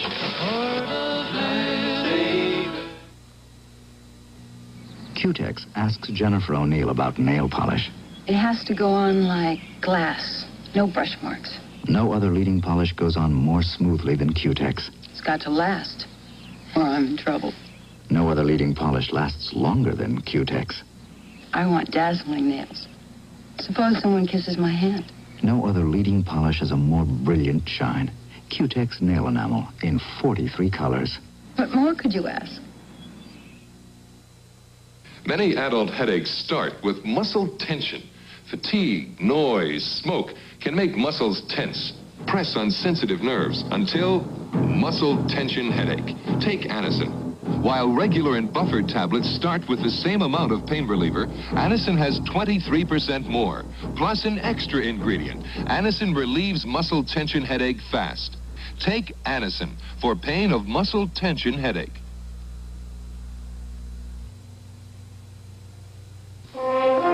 We will return to Mayday at 40,000 feet, starring David Jensen. On Betty White, everybody loves a visitor. Well, she follows me around like a lost puppy. I can't get rid of her. Well, why don't you tie her to a tree? Well, if there's anything I cannot stand, it's a person with a holier-than-thou attitude. And then there's Maude, right after Betty White. Monday night on CBS. Introducing Orbit, a very special sugar-free gum for you and your family. Orbit is special. It's not just another sugar-free gum.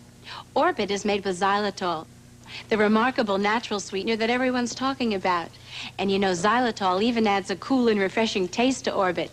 My family really enjoys Orbit. Yours will, too. Orbit with xylitol, a very special sugar-free gum from Wrigley's. The Mattress Factory store at Certis Plant claims to be the only factory in Denver selling brand-name, nationally advertised mattresses to the public. Well, you're looking at World of Sleep's Denver factory right now, manufacturing and distributing Guestmaster, the area's fastest-growing brand, selling from coast to coast and Canada.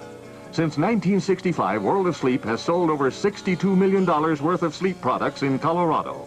Compare ours, compare theirs, then compare price. You'll be glad you did.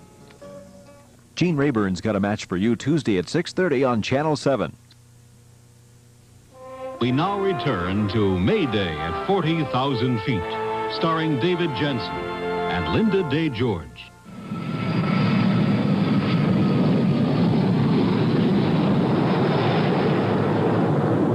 Ignition. Off. Seatbelt, no smoke. Check. Landing lights. Off. Logo light. Off. Gear lever. Off.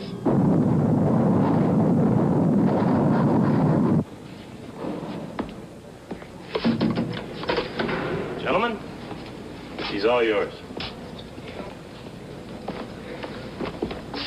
Put your right leg up on the cot.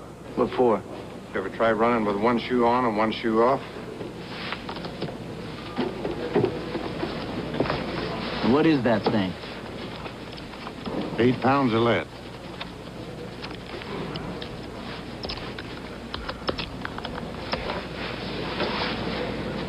Put it on.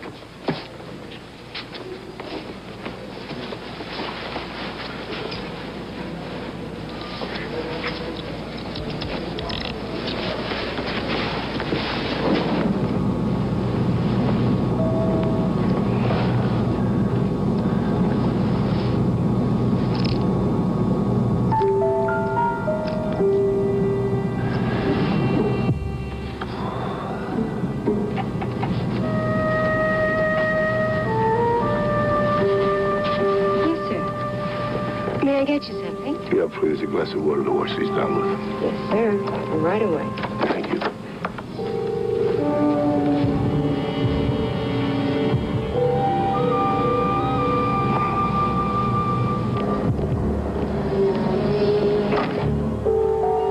I don't want to drive all the way out there and turn around and come back if the place is closed down. They said maybe. Will you check it out?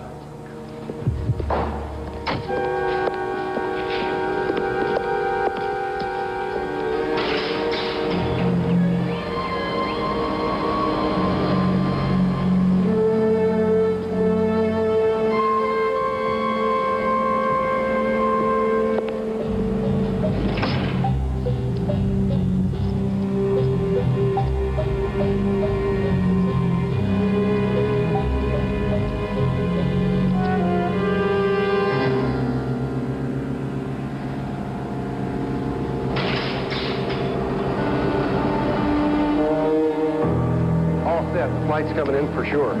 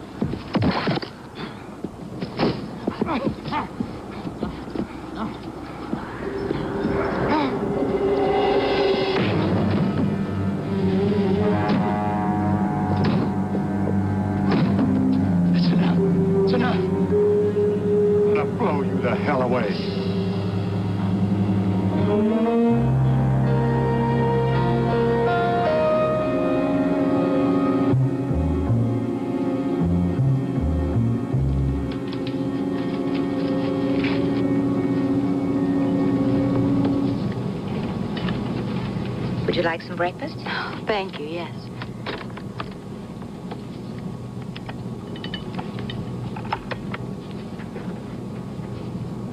Here's your breakfast, sir. Oh, thank you.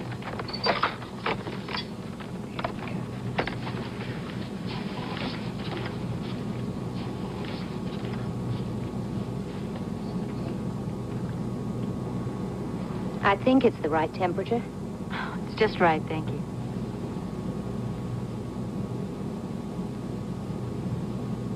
Do you have children? No, but I'm expecting. You? Really? My husband and I are planning to adopt. As a matter of fact, this is my last day on the job. We bought a place in Connecticut. Oh, that sounds perfect. Not quite. Tom wants a girl, and I want a boy. Thank you.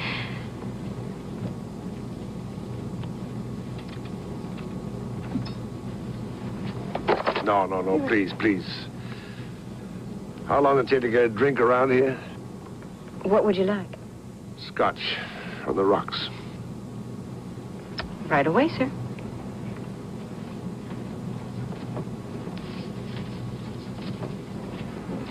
You like a drink, sir? Before breakfast? Well, you never know. No, thank you. Mm-hmm.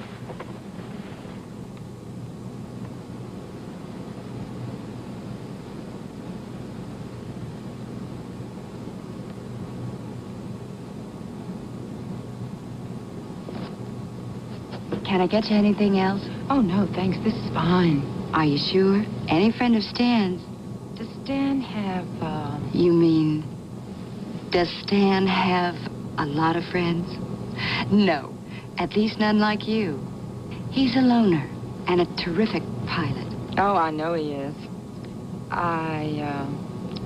Knew him when he was getting to be a terrific pilot. Really? Mm-hmm. Did he tell you? We went together. Why, no. And here you are again, together. At least on this flight. Oh, I want to hear more about this. I'll be right back. Pilot's coffee call.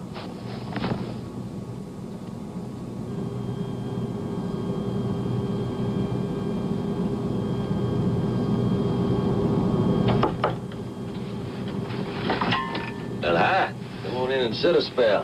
I'm afraid I can't do that. Friendly campfire. Hey, Stan, that friend of yours is really nice. Yeah, I know. It's hard to believe she's back there. Well, she was the last time I looked. Stop by anytime you want to. Thank you.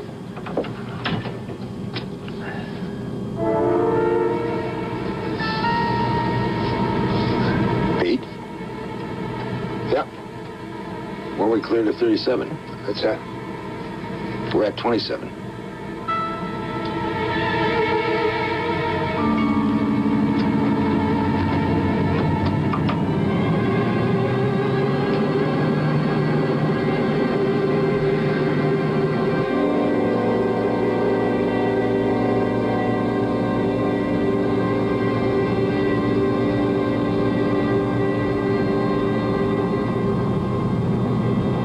Ladies and gentlemen, this is your captain.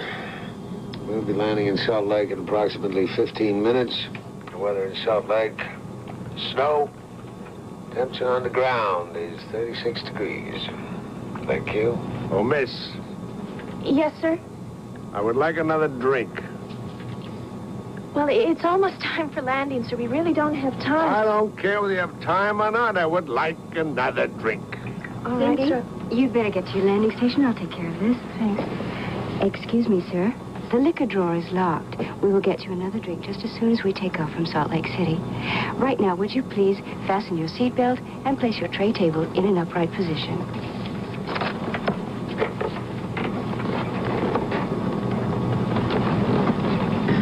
.602, cleared to land. Visibility half a mile. Deteriorating. Hope you're wrong about getting snowed in here. Yeah, me too. We'll get out if I have to carry this damn thing on my back.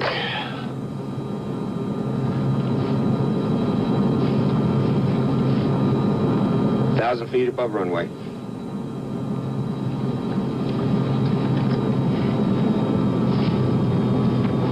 Give me some wipers. Wipers, half speed.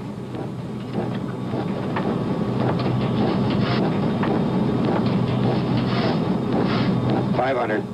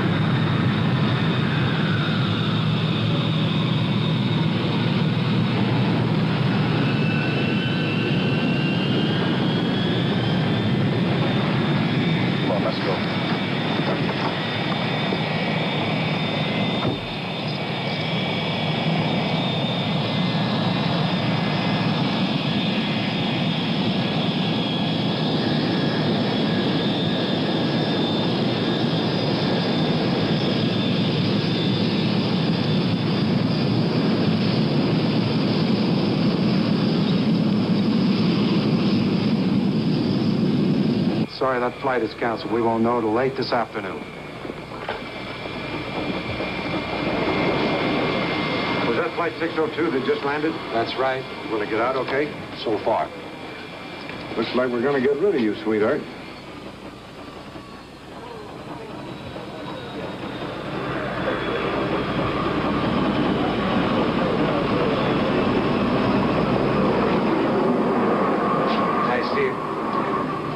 Get out of here as soon as we're refueled. You can't do that. Yes, I can. Take a look outside. I'm not going to get stuck here. You get the man on the horn, I'll get you no kick. I don't think you'll go. I think he'll go for it. Come on. Excuse me. Jim, Captain Douglas, Flight 602. He wants to talk to Andy. What? See if you can find him. It's important. Are you by yourself, Marshal? One prisoner, one marshal. That's enough, isn't it? Hey, you try and take it? Yeah, he tried. Both of us on the way down here. Oh, don't worry. I've been in this racket a long time. I've handled punks like him before.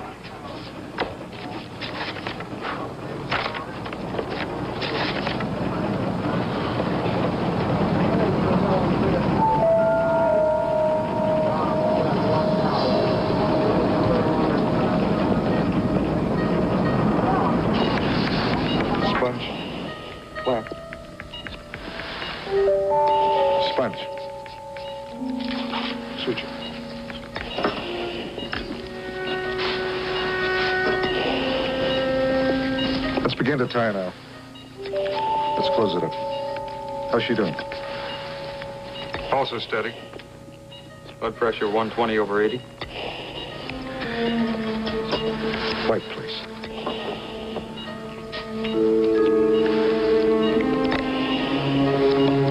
Sponge.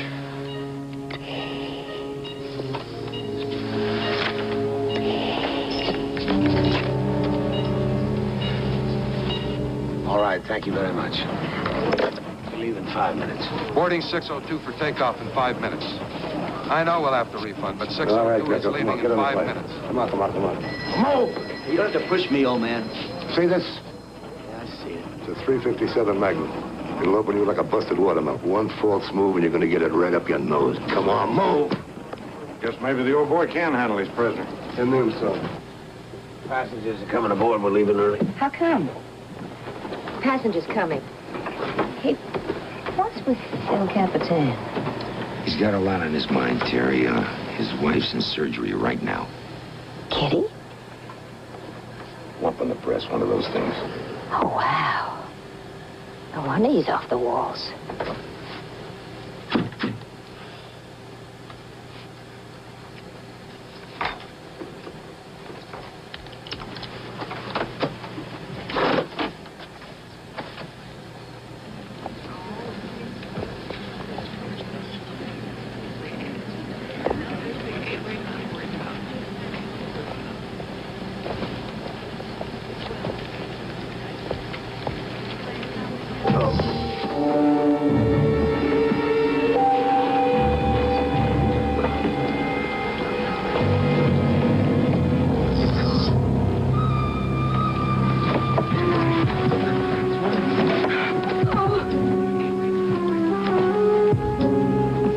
Sit down.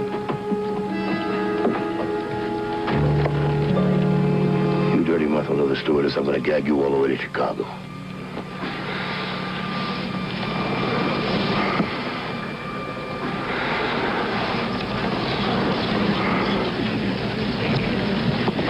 Waitress! Waitress!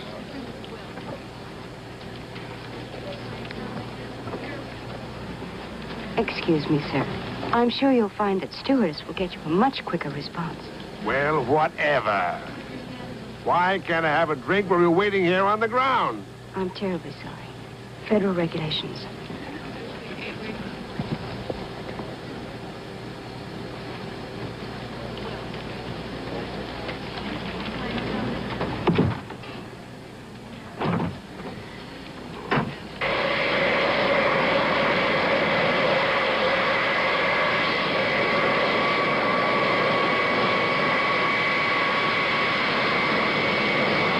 Transcon 602, cleared for takeoff. Maintain runway heading vector.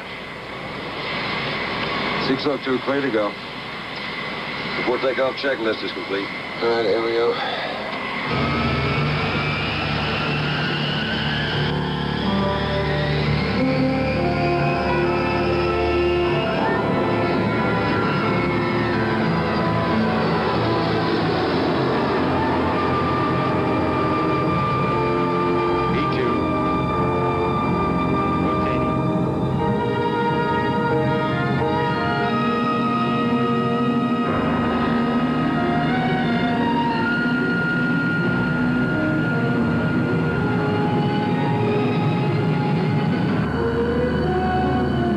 Gear up. You're up.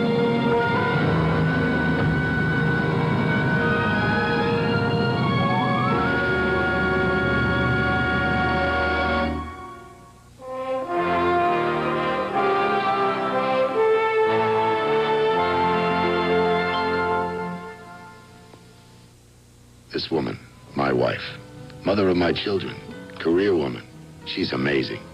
You know, in an average day, she does more than lots of people do in a week. Oh, honey, we both do a lot. But busy as I am, I find the time to do the right things to take care of myself. Like taking Geritol every day. Geritol, to be sure you get enough iron and some very important vitamins. Take a look at what Geritol can do for you. Isn't she something? Oh, come on, enough already. Geritol every day. How many peanuts make 1 jar of Skippy peanut butter? Oh, more than that. You see, on the average, every jar of Skippy peanut butter is made from over 1.5 jars of peanuts. More ground roasted peanuts than any other national brand. And there's another thing. The other national brands add more sugars. That's right, more sugars. So for that real peanut taste, get Skippy. More peanuts, less sugars. That would be such a help. If you could just come by about 7, it's no trouble. Everyone's busy this time of year. With Avon, you never looked so good. Gifts just never seem so good. Gifts just never gleam so good. You know, the busier you are, the more you need Avon. With Avon, gifts never look so good.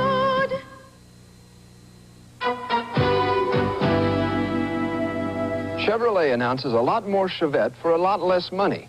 New Chevette standard equipment includes a radio, white wall tires, console, sports steering wheel, 1.6-liter engine, 17 new standard features in all. Front bucket seats, plus a wide hatch, carpeting, front disc brakes, rack and pinion steering, and more.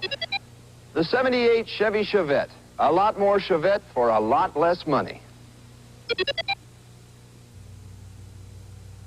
We will return to May Day at 40,000 feet, starring David Jensen and Don Meredith. This week on the CBS Wednesday night movie, Elizabeth Montgomery, O.J. Simpson, 2 police partners who dare to commit their own social crime. No, if we're stuck with each other, let's really be stuck.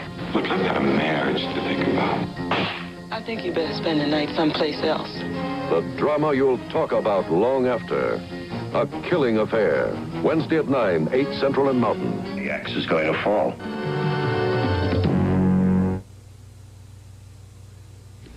This is CBS. How can a savings account start you thinking happy? By earning you membership in the Capital Federal Savings Pass Card Club.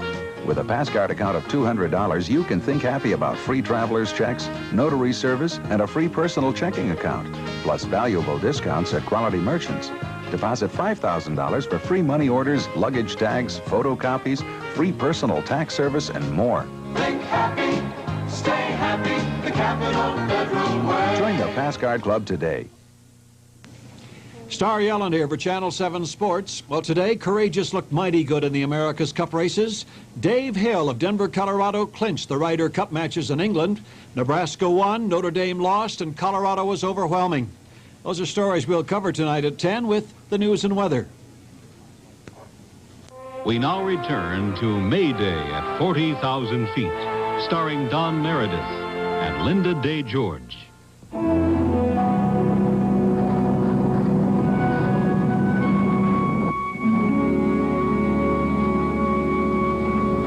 Here's your scotch, as promised, sir. It's on the house. Some house.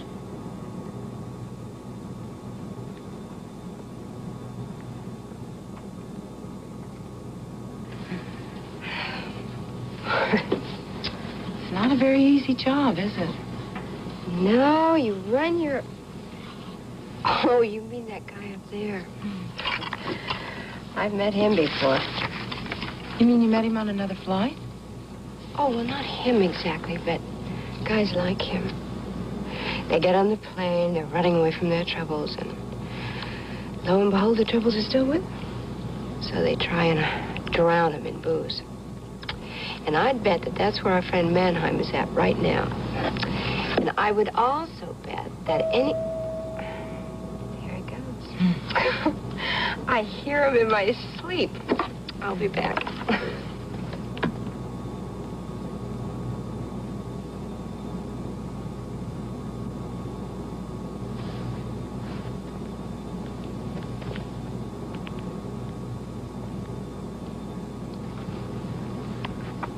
Doctor, who dropped these? Oh, thank you. May I sit down for a minute? You called me doctor. I don't know you. We've never met, but I'm a nurse, and I was in the hospital when they brought the Thompson girl in. I don't want to talk about it. I know you did everything you could, Doctor. I did too much. I should have left her in her car. Let her die right there. I didn't know how things are in California. I was just visiting. But, Doctor, you shouldn't blame yourself. It's... But I know now. Let them die in the street. Don't try to save them. Look the other way. There's a thing called malpractice, very big out there. It can cost you your reputation, a lifetime of hard work. It fixes everything. And so does this. May I get you some coffee? No. Nor tea, nor sympathy. Just leave me alone. Excuse me? Thank you.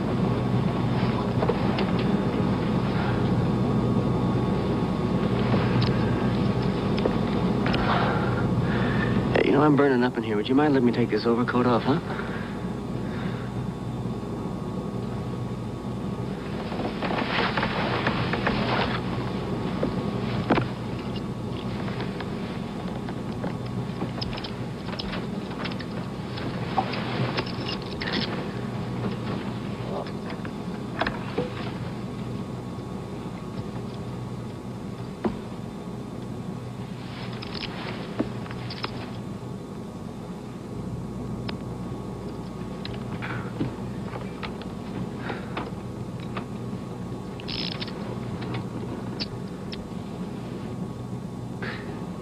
As long as we're having a conversation, you know, they promised me some breakfast back there at the jail.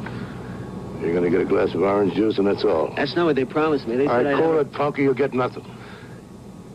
Yes, sir.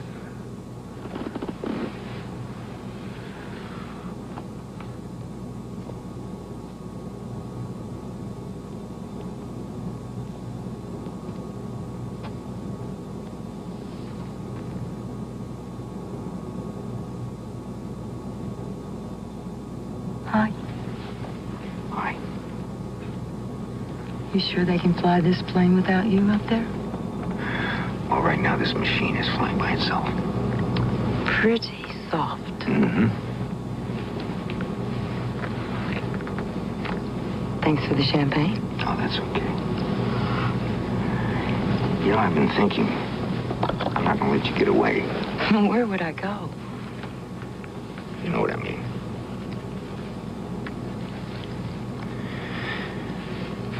I want you to marry me.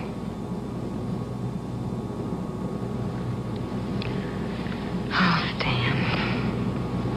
This is perfect. You proposing to me in an airplane 40,000 feet in the sky. Did you plan to have your captain marry us? Will you be serious?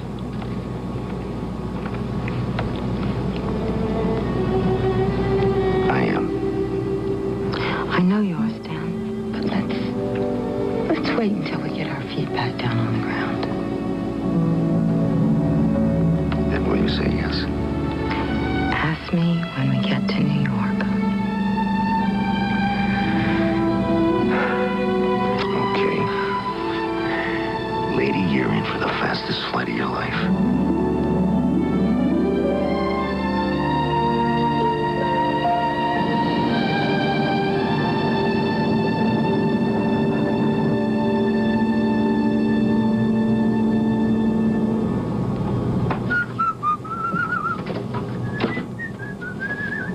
First time.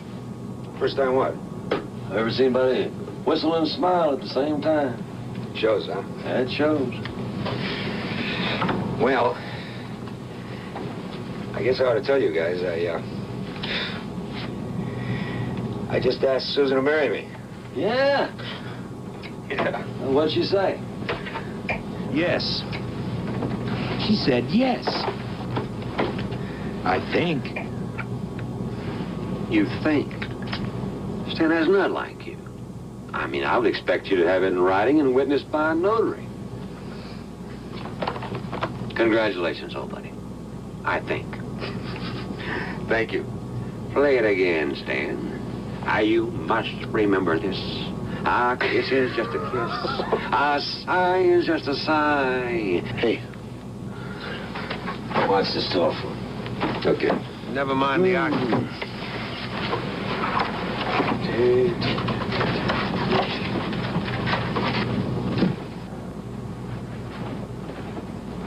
Hi, Terry. Pete? Huh? Stan told me about Kitty. Oh. I just want you to know that... Well, that I know, I guess. I'm pulling for her. Well, I'm sorry. I have been less than my charming self on this flight. Forget it. You're entitled. I'm sure the doctor already told you, you know, but the odds are in her favor. He told us a lot of women get breast cancer.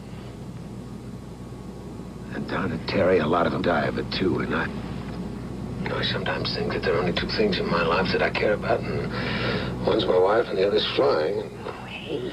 Wait, flying's not enough. Come on, Pete. Kitty isn't gonna die. That's a guarantee. I'll take it in writing. I'm sorry. You know what I mean. Yeah. Gonna miss you around here, Redhead. Likewise. Not that I miss everything about the job. Take a look at the boozer in 14D. He's a terrific going-away present. I'll talk to him. No, we're doing fine. Just take a look. Okay.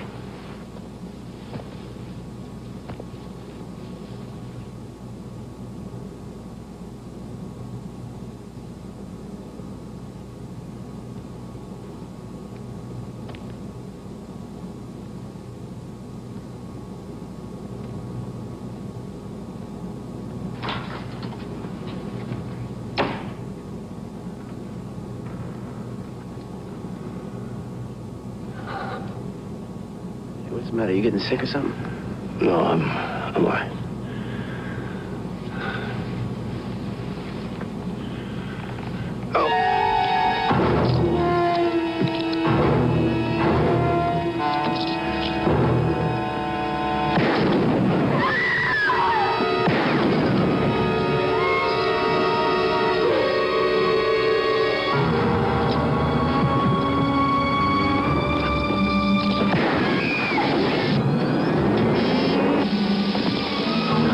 You need me. Pressure and quantity falling, both systems. If you kill me, who's going to fly the plane? Think about it. Don't you make a move. Don't anybody move!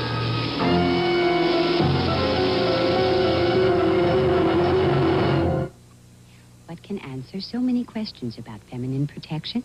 So many times, stay-free mini pads.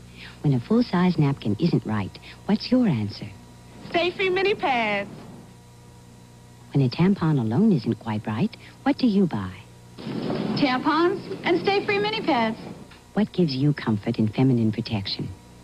Stay-free mini pads. They're small, beltless, really comfortable. Stay-free mini pads. So many times, it's the answer. When you foam the tub, you don't have to scrub with the only foam that's Lysol. When you foam the basin, it's germs you're chasing with the only foam that's Lysol. Killing germs in the bathroom, that's important to me. So I use Lysol Basin Tub and Tile Cleaner. It kills household germs and their odors, cleans and shines without scratching, stops mold and mildew. Lysol Basin Tub and Tile Cleaner. The only foam that's Lysol. I'm A.J. Johnson. They call me A.J. because I love apple juice. This is my brother G.J. We call him G.J. because he loves grape juice. We both love this Frigidaire refrigerator because it's the only one that gives him G.J. and me A.J. without opening the door. And that's okay with I.W. He likes ice water. The Refreshment Center refrigerator, only from Frigidaire. Frigidaire, why settle for less? Oh, for Pete's sakes, Carol, some of this stuff's got to go. Look at this. 2 antiperspirants. This is my secret. Secret? Can't you use mine? But I never know what you're going to buy. And I know Secret Strong, and it's for women. Secret Strong? Yep. Really helps stop wetness. Well, let's both use it. I told you, Secret's for women. It smells pretty. See? But as long as it's strong. Sorry, darling. Secret. Strong enough for a man, but made for a woman. We now return to May Day at 40,000 feet. starring David Jensen and Linda Day George.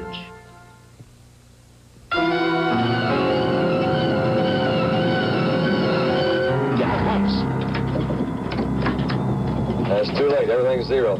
We've lost both main systems. All right, get the manual out. This thing's handling like a tank. Captain, forward, please. Will the captain please come forward?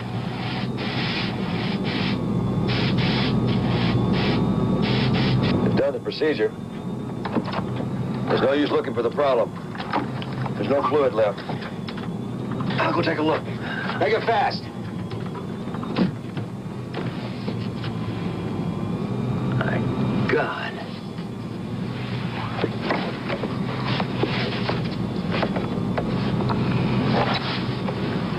I'm all right. I'm all right.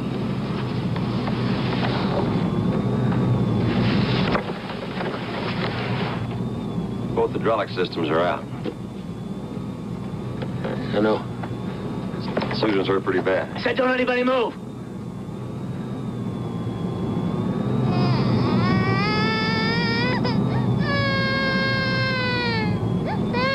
Shut that kid up, you...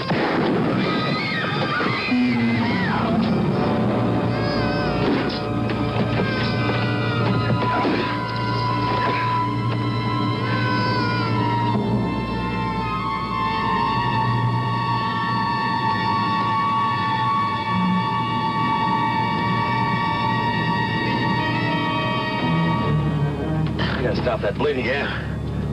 Let me have your time. Can I help? Get the keys to the handcuff and shackle him to a seat. Okay. Ladies and gentlemen, if there's a doctor on board, will he please identify himself to one of the stewardesses? If there is a doctor on board, please identify yourself, please. We don't have any doctors. Yeah, who else is there? Kathy, just a scratch. Susan's hurt pretty bad. You take care of them. She'll take care of me. All right. Go on. Come on. Make that a little tighter. Okay, take your seats. Everything's okay. Fasten your seatbelts. Okay, babe. Okay, Cindy, give me the first aid kit and some napkins. Come on, Cindy. Move. Kathy.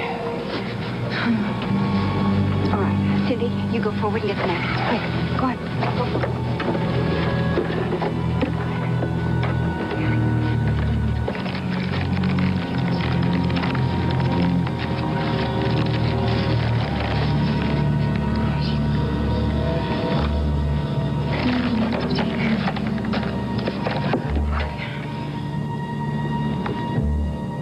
Sir, could you hand me the tape, please?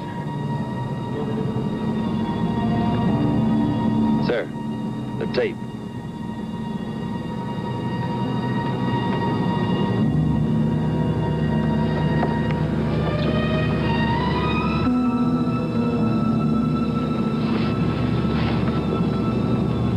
Are you Mannheim?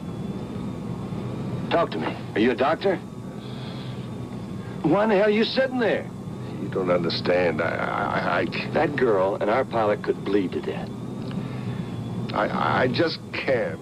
I just can't help you. You miserable... So what is it? You don't make house calls?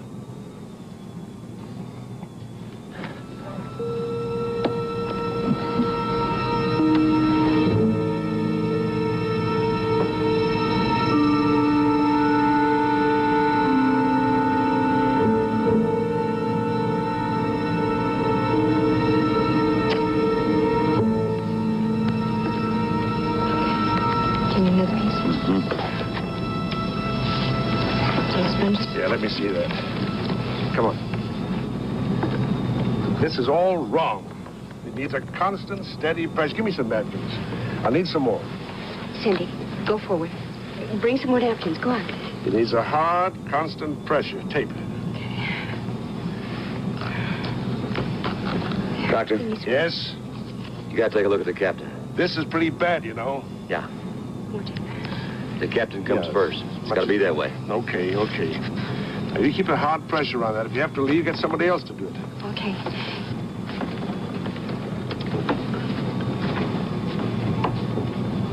Would you help the stewardess, that wounded girl? I'll be there as soon as I can.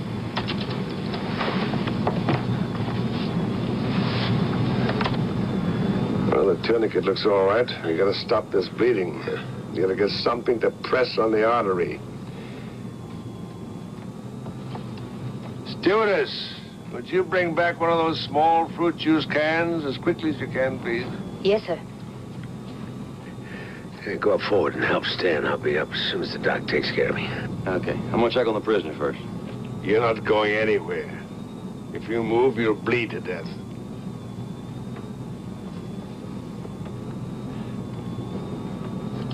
I reckon you know how to use one of these hog legs. Hey, man, I'm in computers. Yeah? Well, all you do is squeeze the trigger. Well, I found these bullets in the marshal's pocket, too. Okay. If he gives you any trouble... Yeah, I know. I punch his cancel button. Right. Only try not to knock any more holes in the plane.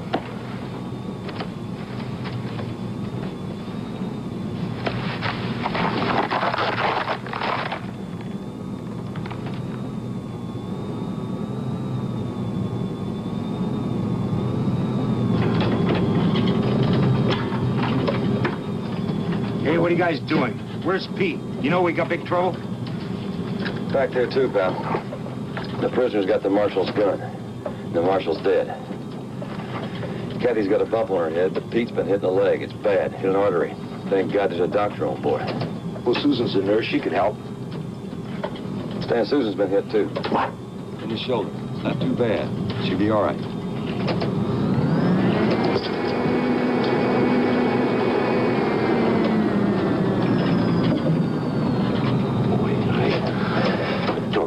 Flying with us. Hey, don't you go misty on me.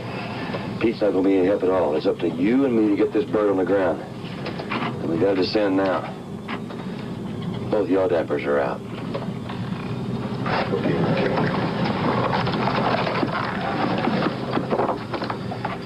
Call dispatch. Good weather for the nearest airport. Crash facilities. Tell them what's going on up here. Rick will tell everyone what's going on. Transworld 48, climb to 370. Transworld 48, roger.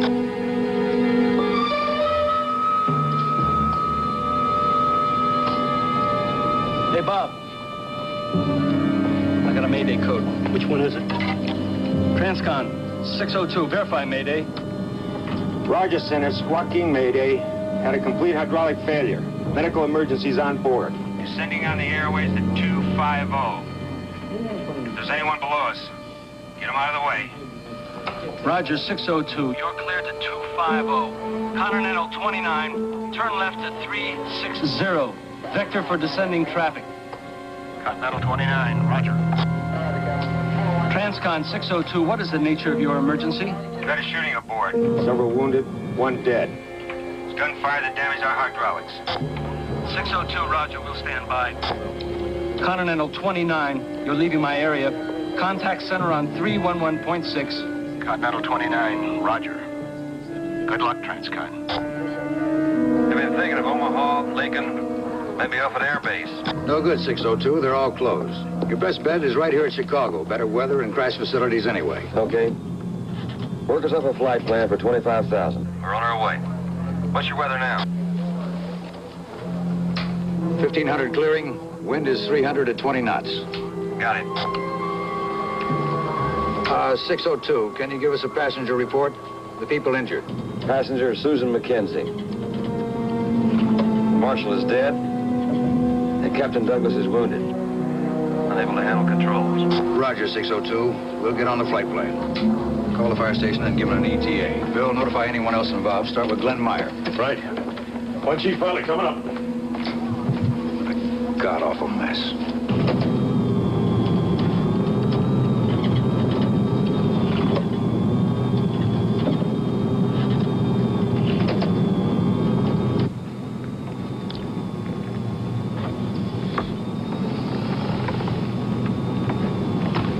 Hey, Doc.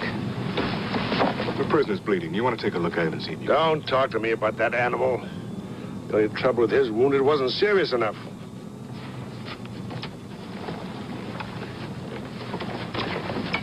How is she? Not good. I told you not to move around. You'll bleed to death. That's you told me. Come on.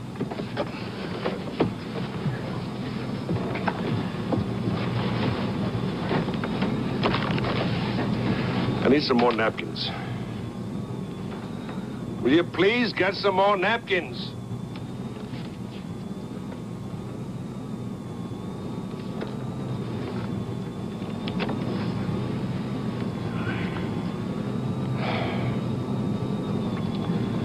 I know it's a little late, but I'd like to apologize for my behavior earlier on. That's all right, Doctor. Every once in a while, we need a grump. Sort of keeps us on our toes. Yeah, I suppose it does.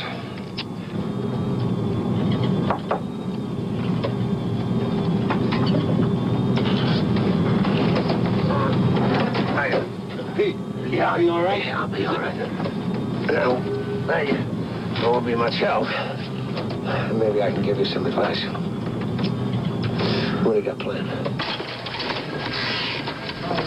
Ben, here's the info on Burkhardt. Thanks.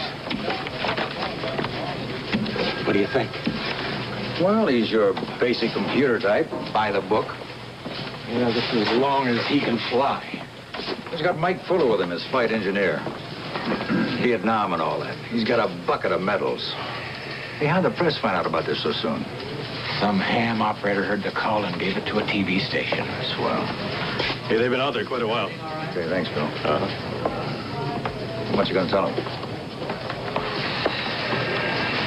As little as I can and get out as fast as I can. As fast as we can. I was afraid of that. Going to Chicago. Chicago. Everything else was socked in. Well, that's a little farther than I hoped.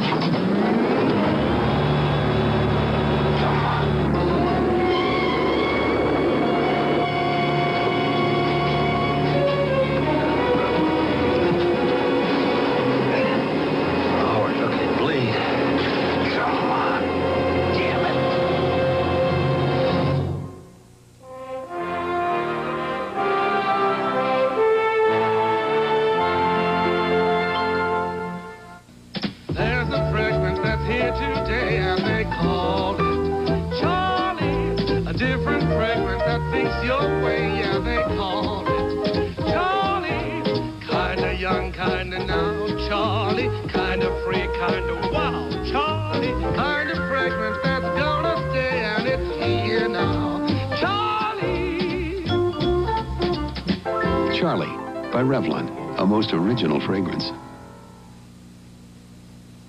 I had a terrible day, and I'm pooped, but I still have to make dinner. Boy, do I need help. Hi. Who are you? I'm the helping hand you get from Hamburger Helper. How can you help? Hamburger Helper can help you make a skillet dinner in a snap. That's handy. Not just handy, it's hearty. It'll make a delicious dish your family will enjoy. I'll try it. This is good, Mom. Yeah, you deserve a hand. I've already got one. Hamburger Helper, when you need a helping hand. Thank you for flying with us. Why is Sominex the best-selling sleeping aid in America? Well, I guess it works for a lot of other people every bit as well as it works for me.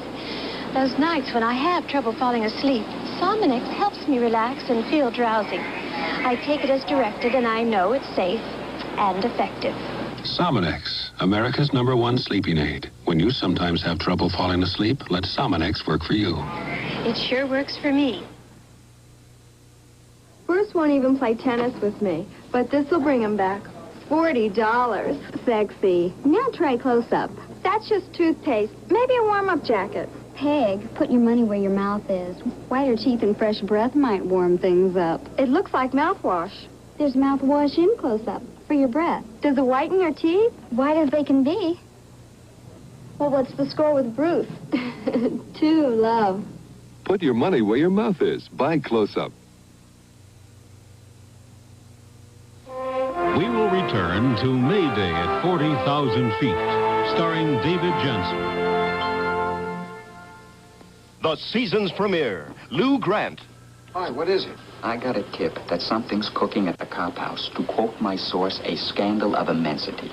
I'm turning the kid loose, George. We're going for the story. May I present Christine Farrell? Lou Grant gets involved. Tuesday at 10, 9 Central and Malcolm on CBS. Tomorrow, May D&F smashes prices. May D&F Sunday Smash gives you simply smashing savings. It's a one-day sale tomorrow only at all May D&F stores except downtown. You'll save throughout the store on clothing for the entire family, plus furniture, appliances, carpeting, and more. The Sunday Smash tomorrow from 9 to 6 at May D&F. It's your one-day chance to get simply smashing savings. While not as violent as the struggle between the Hatfields and the McCoys, or as classic as the conflict between the Montagues and the Capulets, there is a contest that sets hearts pounding. It's Family Feud, a new nighttime game pitting entire families against one another. Richard Dawson is the host for this mental struggle of the family trees. Family Feud. Watch for it at 6:30.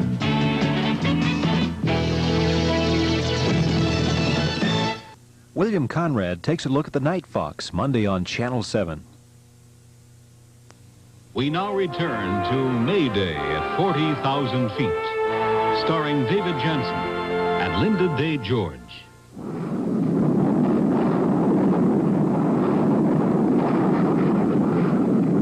Loss of blood, severe pain, he's fainted. But he's coming around. He and that girl back there need transfusions, and the sooner the better. You mean Susan? Yes, I think that's her name. How long before we land? Over an hour. An hour? That girl could be dead. Dead? What do you mean dead?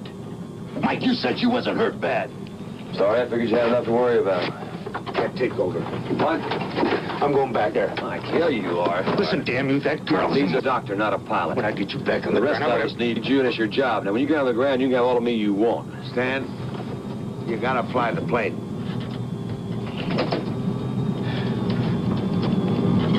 Doctor? I'll do everything I can, but I will not lie to you.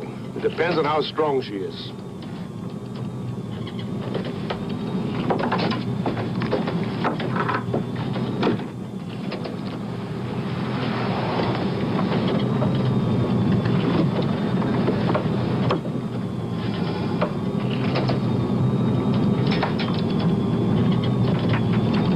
Look, I'm sorry. That's all right, Mike. You're right. She'll make it. Yeah, I hope we all make it.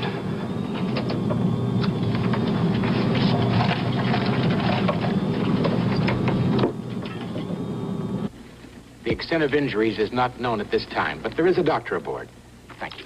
Glenn, why is the flight coming into O'Hare? Why not land sooner? O'Hare is the nearest airport that hasn't been shut down by the weather. You said that the airplane was damaged. How bad? The hydraulic systems have been knocked out by... Glenn, what does that mean in terms of controlling the airplane? It means the crew will have their work cut out for them. All the flight controls, the ailerons, elevators, rudders, all have to be operated by muscle power. It's about like flying a tank. Also lowering the flaps, landing gear, all that has to be done by hand, too. All those things can be done manually? Yes. So then what you're telling us is that it'll be rough, but that they're not in any real danger. Not exactly. They can't steer once they touch down. In a strong crosswind, they could go off the runway. And coming in at 100 knots like they will. But they got a real old pro for a captain, Pete Douglas, right? Captain Douglas is wounded. Co-pilot Burkhart is flying the plane. Who's that? Spell it. Yeah, what's his first name? Stan Burkhart. B-U-R-K-H-A-R-T.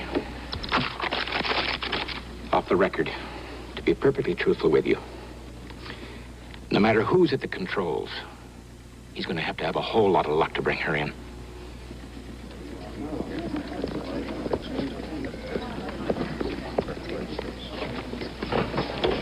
You have to be that truthful, Glenn?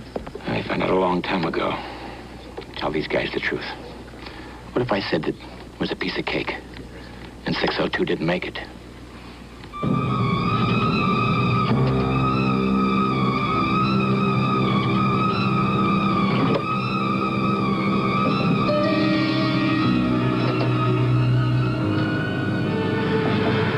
prep for evacuation, Terry. We'll be there in about 45 minutes. Okay. About 45 minutes.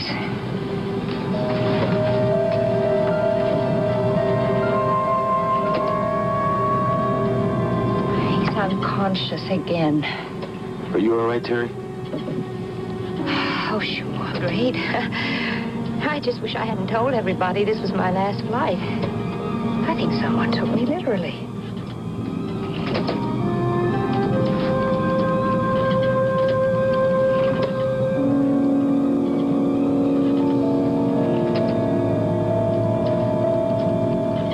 And that's the weather outlook for the East Coast.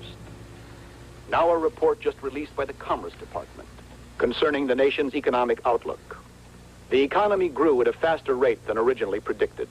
The Commerce Department said the gross national product, or total output of goods and services, grew at an annual rate of 8.5%. Well, how's my star patient? Last month, the Oh, John, how nice. You must be recovering if you can take television. I'm just catching up on the news. See what I missed today. I still feel a little high. Are you sure what you gave me was legal? That was some of our best stuff. We save it for our special patients. Here is a bulletin just handed me. Aboard a jetliner en route to New York from Los Angeles. I guess you figured it out. Drama is being Biopsy came back negative. There's nothing to worry about. Now, isn't that what I kept telling you and Pete? Oh, how nice to have an optimistic patient. And how much nicer that the old family doctor can verify the optimism. Transcon Airlines Flight 602 in the skies over northern Nebraska. One person is known dead. He's flying the 602 in from the coast. Now, Kitty, take it easy. Nurse, turn that off. No, John, I want to hear it. Flight 602 was due to land in Kennedy this afternoon. The jetliner's hydraulic systems are crippled, and a spokesman for Transcon has indicated that the possibility of a crash does exist. Flight 602 is estimated to arrive in Chicago in about 40 minutes.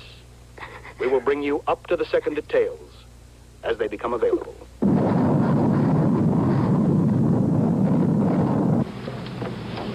Very gentle there. Okay. Oh, that's... There you go.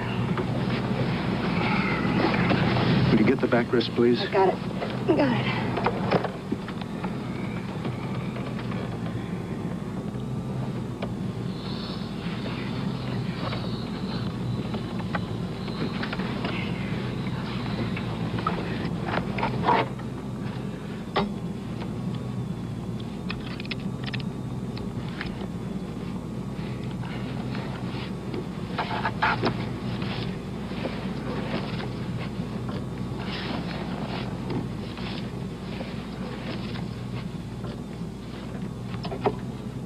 Ladies and gentlemen, as soon as the flight attendants have collected all sharp objects, we will be showing you how to brace yourselves for the landing and evacuation procedure when we're down.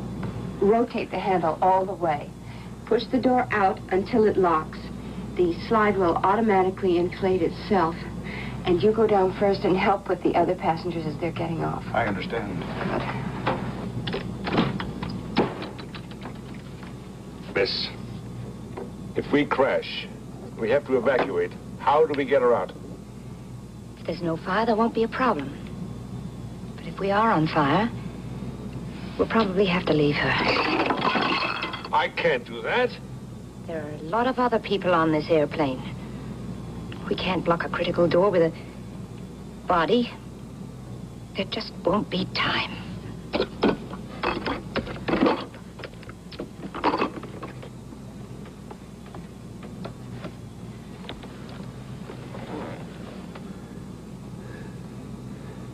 I'll get you out.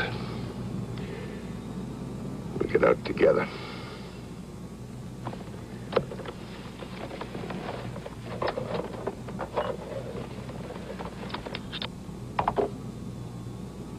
Ladies and gentlemen, when I give the brace signal, everyone make sure your seatbelts are tight. Then bend forward over the pillow on your knees and assume the impact position. When the airplane has completely stopped, unfasten your seatbelts and move quickly to the nearest exit.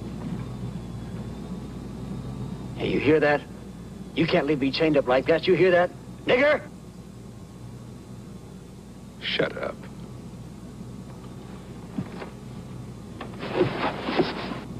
All set? All set. How much time have we got? About 25 minutes. Miss, we can't leave that man back there alone. Hey, he's right. You can't leave me handcuffed back here like that. You hear me? Huh? Get me out of here. No, I suppose you're right. Come on, we'll go talk to the co-pilot. I'm not gonna let him go. You can't do that. Grow up, girl. You're not getting paid to come unglued. Shape up. I can't do it. Stay here. I'm not gonna let the passengers see you like this. Was it for him, we wouldn't be in this mess. Stan. Okay. Bring him forward. But hurry.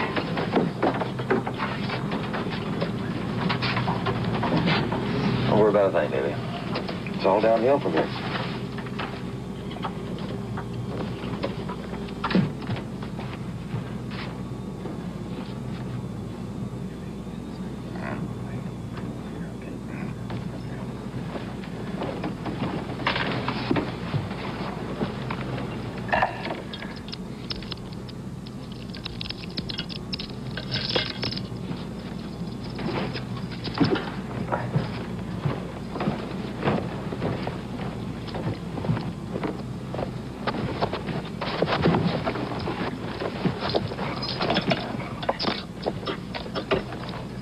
Okay, that ought to do it. Looks a little uncomfortable, doesn't he? Yeah, and my heart bleeds for you like a potato. You do what I said, okay? Right. But not any sooner than you have to.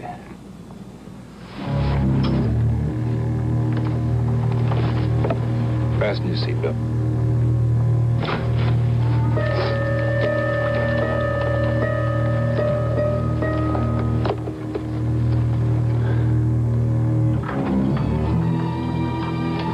Everything's ready back there.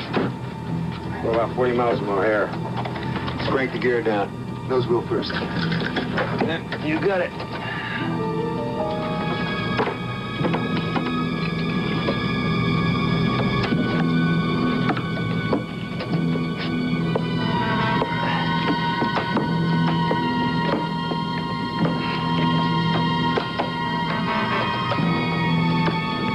Okay, left main coming down. Are you ready? Ready. Bring with the right main. The drag is making her yaw. Okay, coming down.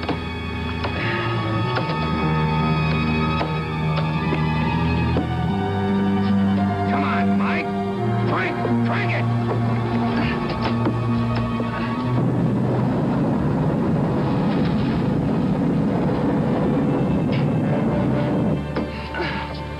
That's all she'll go. There's no green light.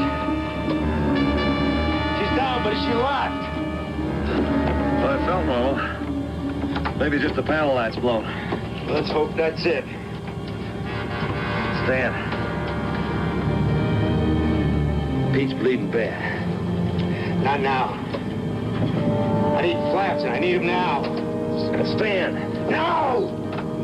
Damn it. Thought I'd already fought my war.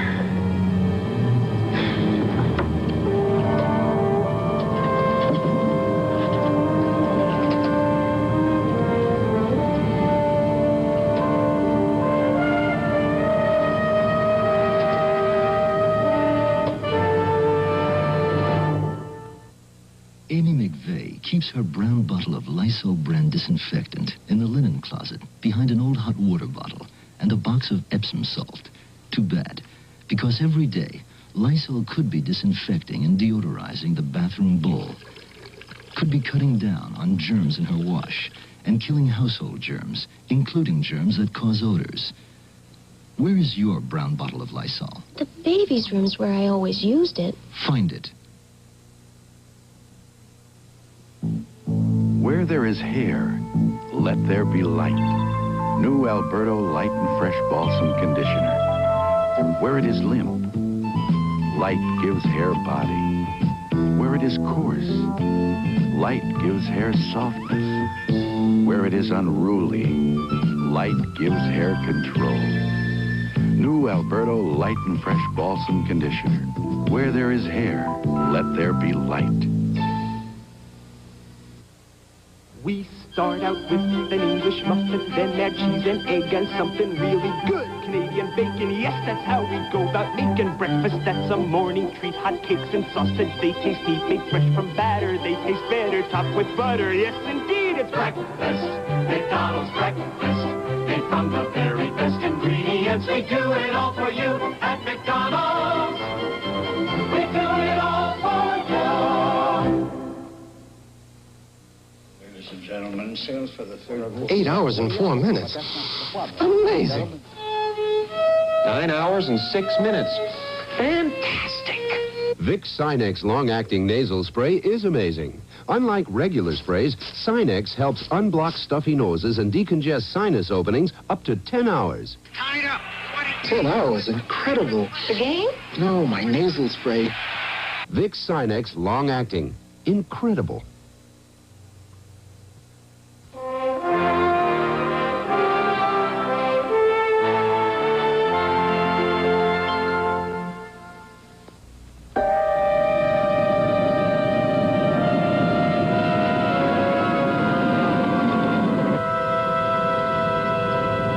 Control. Transcon 602, 4,000. Roger, 602. You're 30 miles from the airport.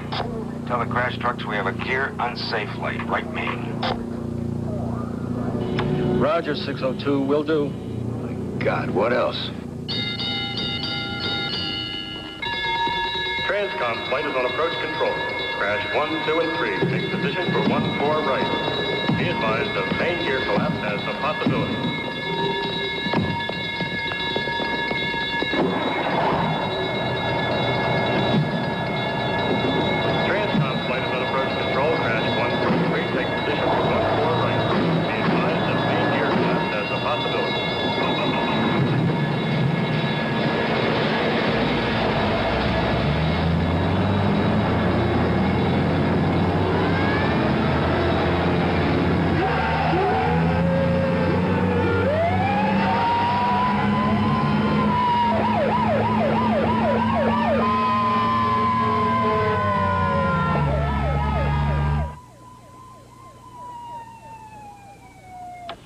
.602, you're 15 miles from touchdown, and there's no need to acknowledge.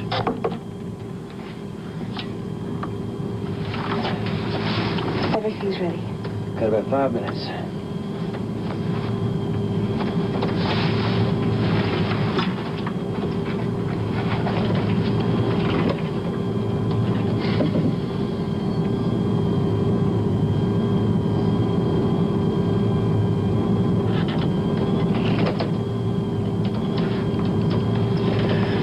Left seat. Okay, Terry, this is it. Get them braced.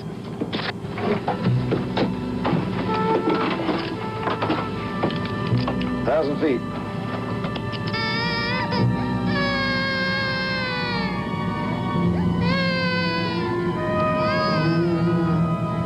Unlock it, put it on your wrist.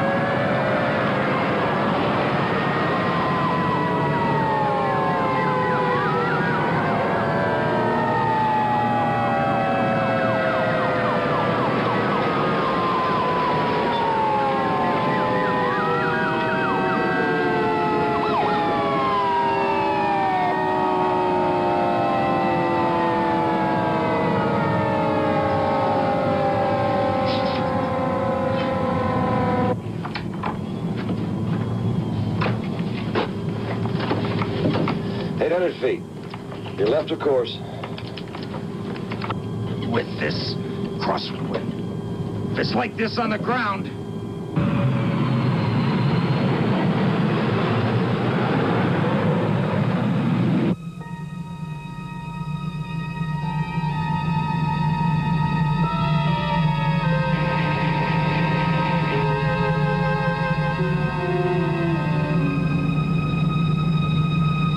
600 feet. You said the lights were at 600 feet. Where are they? 500 feet. Come on, baby, you can make it.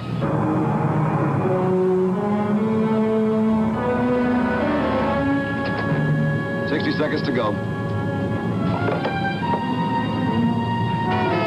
Ladies and gentlemen, we'll be landing in approximately 60 seconds. Take your impact positions and stay there until the airplane has completely stopped. Thank you.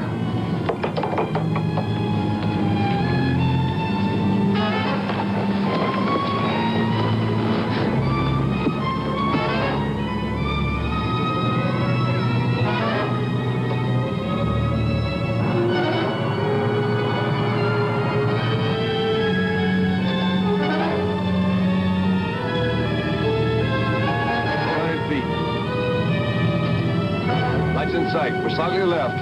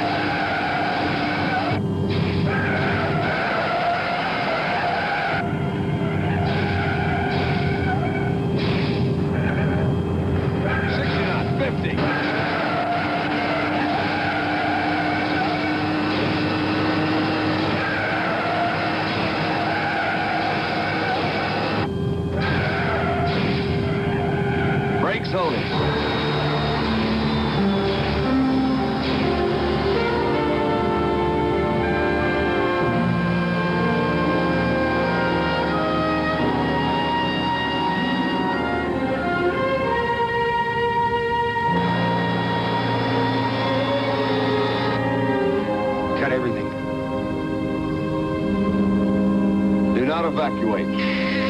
Everything's all right.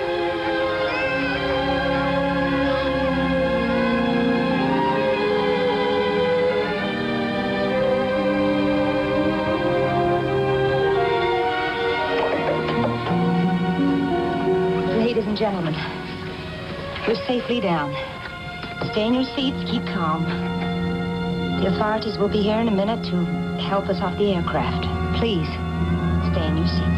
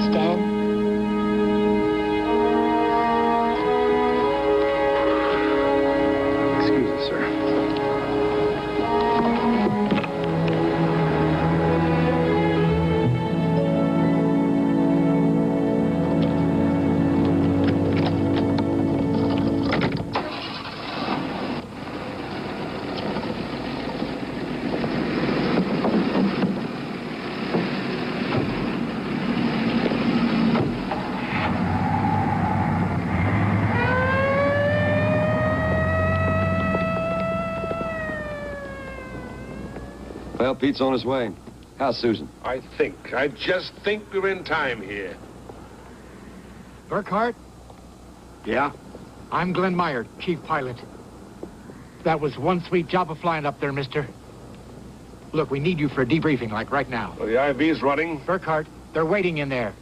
All the airline brass, the news people are waiting to hear what happened up there. We better get going. Sorry, no contest.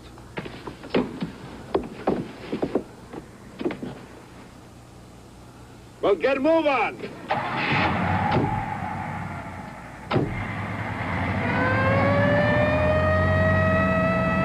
How about me filling in for Burkhart? I'm Mike Fuller, the engineer. I guess you'll do, Fuller. Is he always that cavalier with superiors? Why? You think about canning him or something? Hell no. Well, let's go.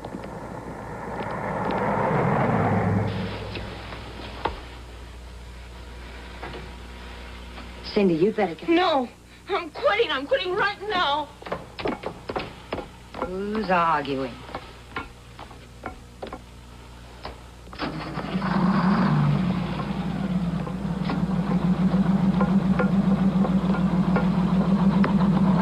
Just a moment.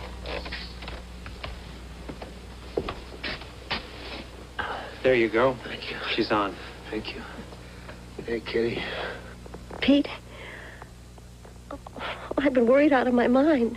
Hey, you first. I've been worrying longer. Tell me. Oh, Lord, I nearly forgot. It's benign.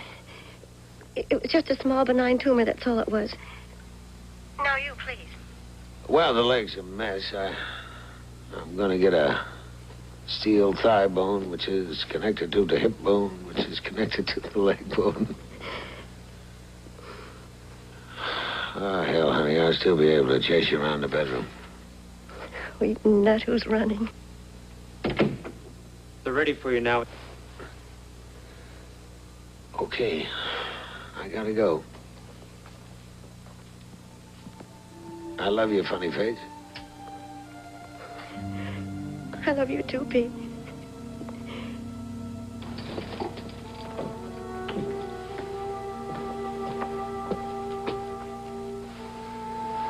She's coming out of it. It'll take time, but she should recover completely. Thank you, Doctor. In some strange way, I feel as if I should be thanking you people.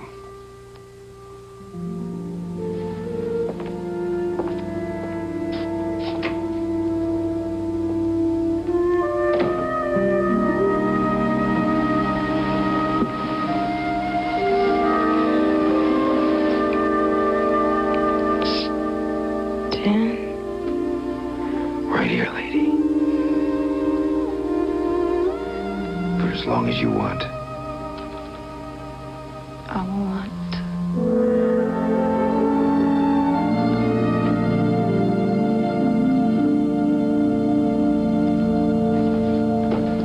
I called the hospital. Pete and Susan will be just fine. Oh, good. How'd the briefing go? Okay. I can't make enough answers to all their questions. Glad you hung around. Yeah, I have to talk to you about something else.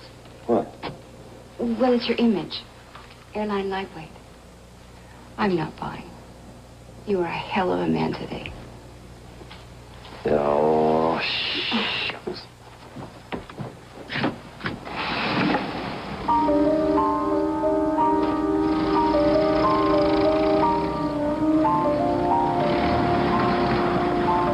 Hey, you know what? What? I left my hat in there. Oh, you won't need it tonight, Mickey Joe. Out of sight.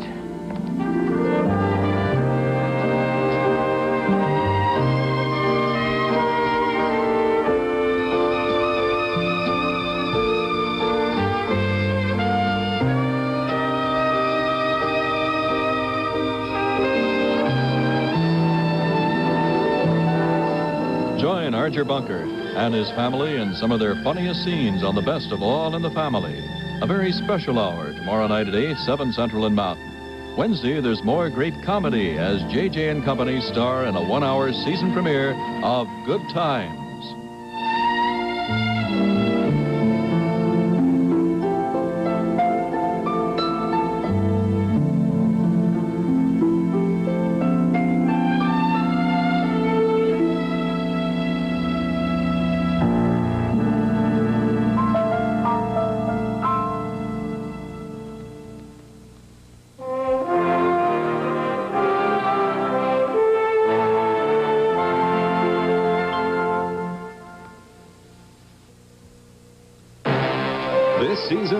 movies are better than ever on CBS. This here's Sam Dodd, Judge. Genuine murder. Do you have anything to say before we find you guilty? I'm not guilty of nothing. I am a bean, and we beans just don't know when we'll live. Is that a bullet hole through my heart?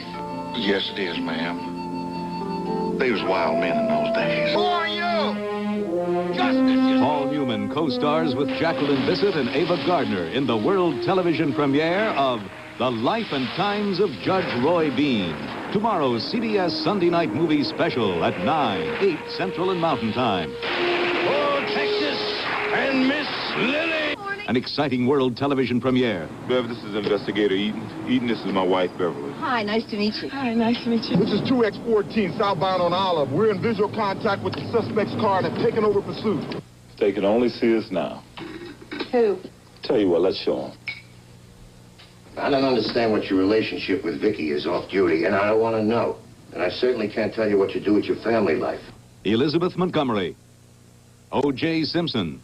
Lieutenant, would it make any difference if I was a white cop? A Killing Affair on next week's CBS Wednesday night movie. You got some ID? 2 kids stole my purse. Shut that tramp yap of yours. Got no idea, and I mean no idea at all, what it's like on the inside. Be quiet. We're cop killers. In coming weeks, see Jackson County Jail starring Yvette Mimieux and Tommy Lee Jones. Please, baby. Please, honey, don't make trouble now. Mother brought her in and said she fell and hurt her arm. Mary Jane is always falling. I bet you $100 that mother is lying. The anger and the fear and the frustration are here, and the kids are the victim, just like always. A social problem too long hidden. Mary Jane Harper cried last night, starring Susan Day in a television premiere. Sorry, I hurt you, babe. Welcome to the penal colony of French Guiana. Whose prisoners you are. Get moving! And from which there is no escape. It's up to you. You're worth just as much dead as you are alive. The true story of one man's struggle to escape a living death. Steve McQueen, Dustin Hoffman. Happy on. That's entertainment. A film extravaganza with many of the greatest stars in the history of Hollywood, together in a motion picture that really shows what entertainment is all about. Hold me closer. Closer. Closer. I hold you any closer, I'll be in back of you. Good morning to you.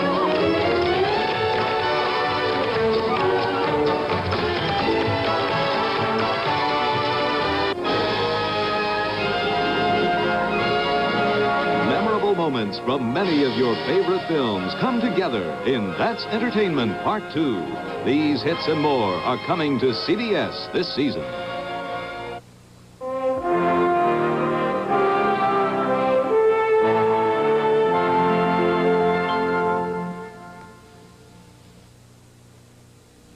How much influence does the gun lobby have with your congressman? Why are your car insurance rates going up? Is somebody else's phony pain causing you a pain in your pocketbook? These stories and more on this week's edition of 60 Minutes. Tomorrow at 7, 6 Central and Mountain on CBS. Will Burt Lance stay on as budget director, or will he have to go? The question still hasn't been answered. The latest on Lance is next on the news. It's time for the promise of Viva. It's time for the promise of Viva. Viva, a whole family of fine, low-fat dairy products. As part of your sensible eating and exercise plan, they can help promise you a new kind of living. Viva 2% milk, cottage cheese, natural fruit-flavored yogurt. Viva for today's living. That's the promise of Viva. From Medical. Channel 7 is the place to be on Wednesday nights this fall for a great lineup of hit movies, like Clute. Well, she's dead. Yours, Mine, and Ours. For a few dollars more. Fuzz. And there was a crooked man. Something special in the air this fall on Channel 7. Do you know that more than 50% of the collisions between motor vehicles and bicycles occur at intersections? Preventing accidents is being aware of all vehicles and traffic signals. Remember, stop signs are for the cyclists as well as the motorists. When approaching an intersection, stop, look both ways, and then proceed with caution. For further information on bicycle safety, contact your local cycling club. Bicycle safety is everyone's business, and now that you know, arrive alive.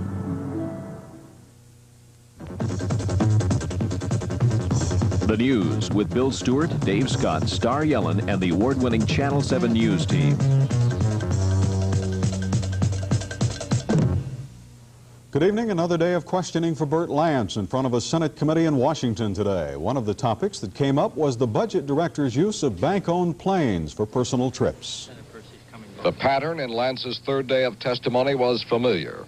The most aggressive questioning again came from the Republican side of the committee. Lance acknowledged that if he had it to do over again, he would not repeat some practices such as overdrafts, but insisted he had done nothing illegal or improper under the circumstances then. Lance took issue with the release of the names of others involved in overdrafts. I didn't care what they said about me, Senator, and I didn't care what they disclosed about me. Harry Truman once said, Mr. Lance, if you can't stand the heat, get out of the kitchen. First of all, let me just say in response to Senator Javits' last statement about the heat in the kitchen, I think that Burt Lance, if nothing else, has demonstrated in the last 3 days that he has stayed in the kitchen, he's stood the heat, and he's done a little cooking on his own. Back on the Republican side, Senator Roth suggested that Lance's use of a bank-owned airplane constituted a tax loophole. Senator Percy asked about specific plane trips, such as a flight to attend a football game last November. Was it the National Bank of Georgia's airplane that you and your family flew on to Jacksonville, Florida to attend the football game? It was. Have you reimbursed the National Bank of Georgia for expenses related to the use of the plane for this trip to the University of Georgia football game in Jacksonville, Florida? Not that I'm aware of, because that was a time for me to be present, because it was a circumstance when there were many Georgia people around, and I thought it was worthwhile for me to be there and be able to carry forth the normal activities that I said to you earlier in my statement, that I was always working for the National Bank of Georgia. So I think it was entirely a situation where I could say that it was a worthwhile effort from the relationship as it related to the National Bank of Georgia. President Carter seems pleased with the way things have gone for Lance during the hearings. Carter says he thinks Lance has enhanced his position since going before that Senate committee. During a working session at the White House today, the president also spoke about another issue. Carter says he'll support the Puerto Rican people if they want to be a commonwealth, a state, or an independent nation. The construction of a controversial gymnasium annex on Kent State campus is going ahead despite protests from some students at the school. Today, workers began to remove trees from the construction site, accompanied by National Guardsmen. Demonstrators tried to slow their progress by burying 2 members of the group in the ground, but the protesters were quickly removed.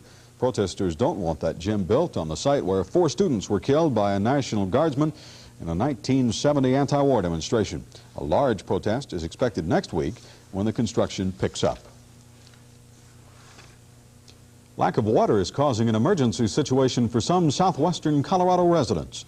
Residents of Montrose and San Juan counties and the small towns of Redvale and Egnar will be getting their water from 2 3,000-gallon emergency tanks.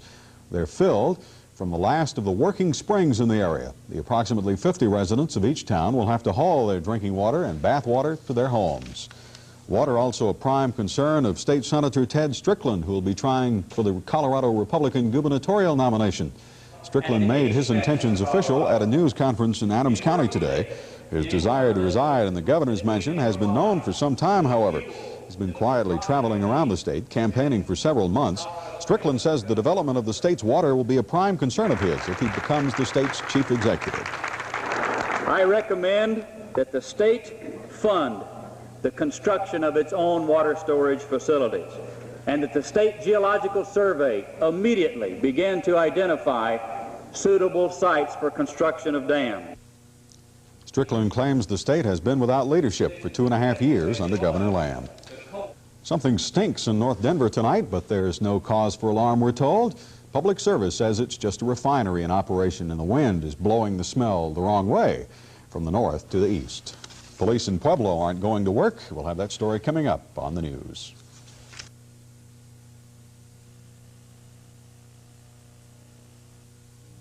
Boy, I'd love that Celica, but what I need is a truck. Channel 2, New York. Incredible Hulk.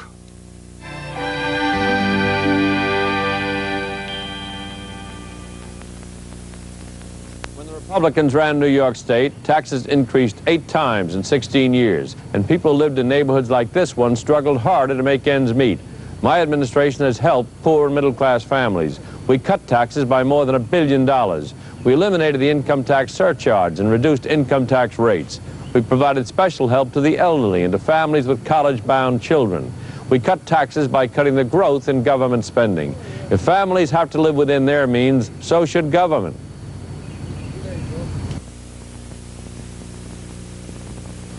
Tomorrow night, reach into the unknown with Dr. Strange. You believe in evil, Doctor? You're telling me you're a sorcerer. Don't defy me, Stephen, or I'll take my pleasure from you in another way. John Mills is the power of good. Jessica Walter is the power of evil, and mankind's fate hangs in the balance. Peter Hooton stars in Dr. Strange, tomorrow night at 8, 7 Central and Mountain Time. On Friday night, the award-winning drama of a Heisman Trophy winner and his young brother, Joey. Nice try, Yo-Yo. We'll get it together one of these days, huh? He loves you so much that there's nothing you can do for him that would be better than just making him proud of you. Joey lives with pain all the time. The event that stunned the sports world. Something for Joey this Friday night. On Saturday night, Clint Eastwood stars in the hard-hitting police drama, Magnum Force. He's better known as Dirty Harry, tough on criminals, tougher on himself. Clint Eastwood in Magnum Force, Saturday at 9, 8 Central and Mountain Time.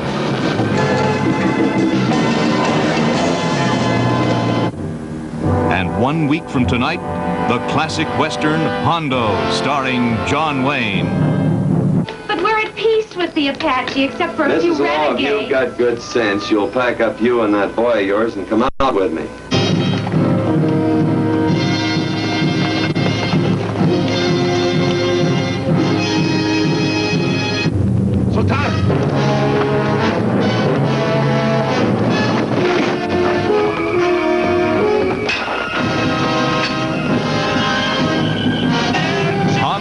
Next Tuesday at 9, 8 Central and Mountain Time.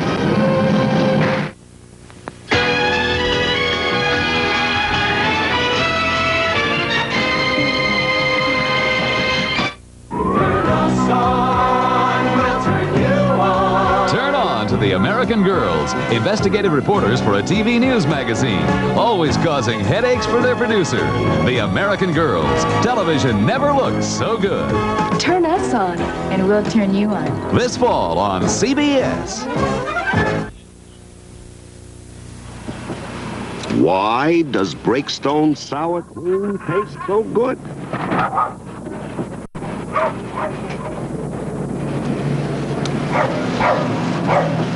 In his day, Sam Breakstone was one of the most demanding men alive.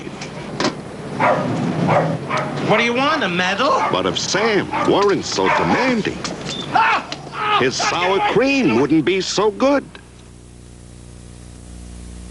1, 2, 3, 4, 5, 6, 7, 8. Announcing 8 new shades from Lip Quencher. Wet, wonderful colors drenched with moisturizers. So your lips look as good as they feel. 1, 2, 3, 4, 5, 6, 7, 8. 8 new shades from Lip Quencher. They won't just wet your whistle. They'll ring your chimes. For the next few seconds, we're going to make your mouth water. It's the best way we know to show you why we named this frozen pizza La Pizzeria. Just look at all that gooey cheese and sauce. Like pizzeria pizza. And big hunks of sausage and pepperoni. Like pizzeria pizza. So what else could we name it but La Pizzeria? The frozen pizza that's as good as pizza you go out for. Cheryl Teagues joins Mike tomorrow at 4:30. Legionnaire's disease has come to New York City, claiming at least one life and suspected of infecting a number of victims. The leaders of Israel and Egypt closeted with President Carter tonight in the Maryland mountains. The subject, peace. Yonkers teachers and school officials are still talking in an effort to avert a strike tomorrow. And Channel 2 News tonight begins a station project on crime and crime victims in the inner city.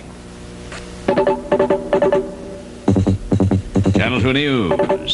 The 11 o'clock report, an expanded edition because of the newspaper strike with Rollins Smith and Vic Miles.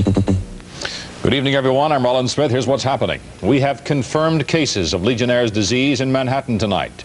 2 men who worked in Manhattan's garment district have died, and 3 others employed there are hospitalized with confirmed or suspected cases of the dreaded Philadelphia illness dubbed Legionnaire's disease.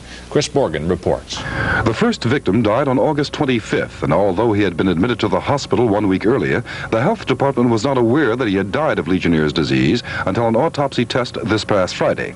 The dead victim's 2 brothers, both in their late 20s, were also hospitalized on August 24th, but recovered from the dread disease and are now about to be discharged. Dr. John Marr said a 4th possible victim of the disease took sick on Wednesday and died yesterday, but he has to wait for the results of the tests to be sure. The only way you can make a really 100% diagnosis is getting a small specimen of lung tissue and looking at it under the microscope, and that was done in the definite case, and it was definitely positive. We do have the 3 other cases, which we are in hospitals, and we'll have to rely on indirect methods that are blood tests, and these blood tests have to be separated anywhere from 2 to 3 weeks apart.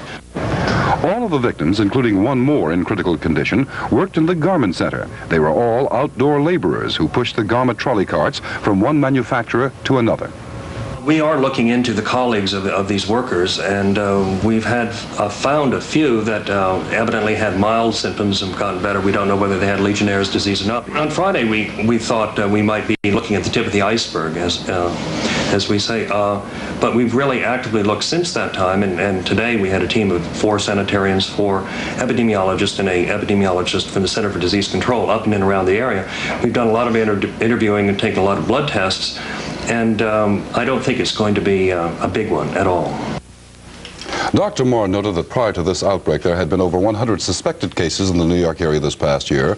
Of those 100 cases, only 5 were proved positive, only 1 fatality, an 85-year-old man. The symptoms today generally muscular aches, possible diarrhea, high fever, chest pains, difficulty in breathing, and in the late stages, the development of pneumonia. All of the symptoms are severe. In other words, you know when you are sick. Vic? Thank you, Chris. Shrouded in wartime secrecy, the Camp David summit is nearing its time of decision tonight, with President Carter conducting a round of preliminary talks with Israeli Prime Minister Begin. Tomorrow, Mr. Carter will hold a similar session with Egyptian President Sadat before the official opening of plenary discussions. Upon his arrival in Washington this afternoon, Sadat made it clear he expects the summit to provide swift and definitive progress. He called it a crucial crossroads. The challenge is tremendous, but we have no choice except to accept the challenge. We cannot afford to fail the hopes of nations all over the world. No one has the right to block the road to peace. This is no time for maneuvers and worn-out ideas. It is time for magnanimity and reason.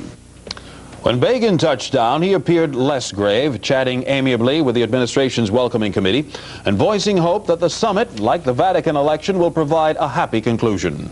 And let us all hope that out of that unique political conclave, a day will come when the nations of the world will say, Habemus pacem. We have peace. Thank you. Later at Camp David, government security men clamped a tight veil of secrecy on the talks, which are expected to last at least 3 days. And far away in Jerusalem, word of the talks triggered a violent reaction. A powerful time bomb set by Palestinian guerrillas ripped through a small gas station, critically wounding an Israeli bomb squad expert sent to investigate the suspicious device. The victim, identified only as Stephen A., is a former American policeman who served in the Vietnam War. And in a little more than an hour, starting at 12:15, CBS News will present a half-hour special report on the Mideast Summit, entitled High Stakes at Camp David. Hello. Yonkers teachers and the school board are still talking at this hour, trying to avert a strike threatened for the opening day of school tomorrow. There's no hard word on how things are going, but earlier tonight, the head of the teachers union told Roseanne Coletti what advice he'd given his rank and file. They should plan on listening for that phone. If the phone doesn't ring, they go, and if the phone rings, they don't go. The board says there is no money for this increase. Yeah, they say that. But if you noticed, what we gave out at the meeting here was a copy of a newspaper article in August where the city of Yonkers announced that it had a surplus of $4.6 million. So on one hand, the board says the city doesn't have any money, and on the other hand, the city says we have a surplus. I'm not a dreamer. This is not a Christmas tree. This is a real story. And we don't have the money. We only asked them to mark time for a year, and the second year we've offered them an increase. It was minimal, but it was something. It was 3.5%. But despite all that gloom, both sides have vowed to remain at the bargaining table all night, if necessary, until there's no longer any hope. Frank Collazo is 14 years old. Tonight he faces the possibility of spending the next 15 years in jail. The Manhattan youngster is the first juvenile arrested and charged as an adult under the new state law on juvenile crime.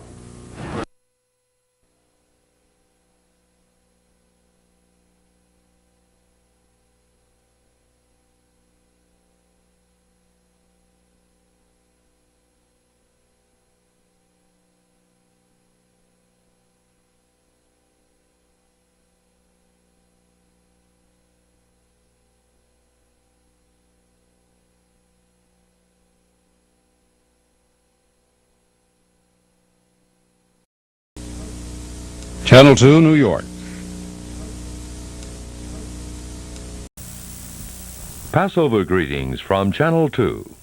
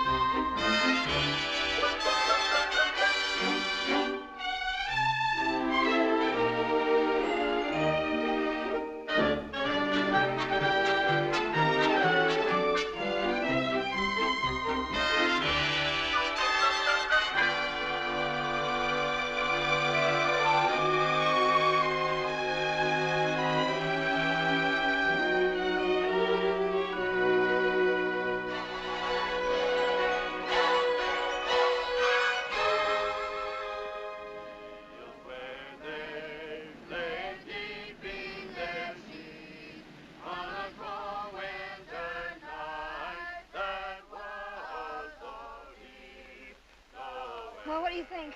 I don't see how he can do much better than that. Oh, come on. I'm tired shopping. Okay.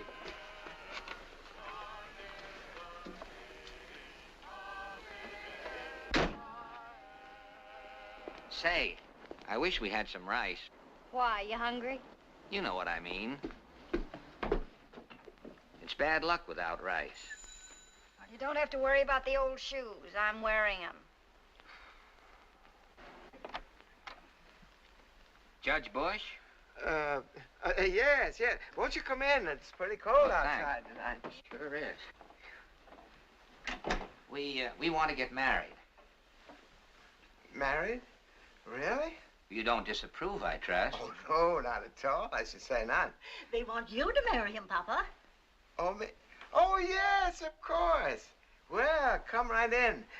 This is Mrs. Bush. How do you do, Mrs. Bush? Good evening. Merry Christmas to you. Thank you, Mrs. Bush. The same to you. Yes. Oh, look at the little cat. Oh, hello. Let's see now. You said you want to get married. That's right. You mean now? Well, anytime within the next 4 or 5 minutes. Oh, splendid. Now, if I could just find those certificates I have. I had them around here this morning. What do you call them, dear? Licenses, Papa. Oh, yes. Yeah, I think these... Yes, here it is. Here's a brand new pad. Marriage license. 1 or 2? 2 people, 1 marriage. Yeah. 1, I think, Papa. It is 1, isn't it? Well, don't you know? May I see? Yes, go ahead. Yes, this is it. Yes, you see, there's a place for you. Yes. And there's a place for him. Now, would you sit down here and fill it out, please? Certainly. Here's a pen. Thank you very much. That's all right. Now, I've got a little black book around here somewhere that tells the whole thing. I saw it around here this morning somewhere. I beg your pardon, Judge. Yes? May I ask you how long you've been in this business? Oh, about 3 or 4 hours. Hours? Yes, the man brought the letter about 6 or 6:30, didn't he? 6:35 exactly. Oh, yeah. Oh, it was like a beautiful Christmas present. Yes. Wasn't it, dear? Yes, indeed. What sort of letter? His appointment. He's just been appointed. This is his first marriage. Yes, my very first. Oh, say. Steve. Yes? Age. 44. Color. Pearl gray. Here it is. Oh. Yes, this is it. Thank you, Mama. Now we're all set. Good. See? Signed by the governor. Governor Bush is Judge Bush's nephew. Really? But are you sure you know how to marry people? Well, it's all right here in the book. What's to stop us? Oh, I don't know. What do you think, honey? You mean try another one? Why not? Oh, no. Please. What good would that do? Everybody has the same book. But they know where to look in the book. They don't have to go fumbling around through the index to find out how to get started. Please don't go. This is our first marriage. And on Christmas Eve. I believe it would break my heart if we failed at it. Well, we're not blaming you, Mrs. Bush, but we can't afford to take any chances. If we're married by tomorrow, we have a chance at a top radio program. It's a breakfast show, and we'll be a fine, wholesome, young American couple having a bit of good, clean, nauseating fun over the bacon and eggs every morning. Oh. However revolting this may appear to you, it means a very pretty penny to Miss Goody Two-Shoes and to me. And besides, we love each other. That's right, too. And we naturally wouldn't want anything fouled up right here at the post. Who's going to foul it up? All I got to do is read it out of the book. Well, I'm sorry, but this is my first time out, too. And I think I'd rather have it handled by somebody who's already up in the part. Wouldn't you, doll baby? Would you really like to see an old hand take charge here? May I see the book? Page 46. We'll need another witness, too. Oh, that's right. It starts right about there. Yeah, I see. For heaven's sake, you're right. Hey, you. Take off your coat. You're not being married in a pool room. Say, how do you know so much? Don't ask. Have you got the ring? My friends, we are gathered here on this occasion to unite these young people. Wait till I give you the cue. Oh, no. Come on. Come along. Put right under here, huh? Right. You stay there, laughing boy. All right, now. Silent night. Now, all we need is...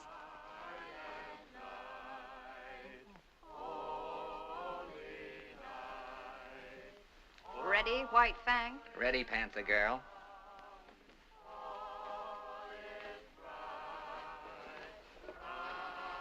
Take it, Judge.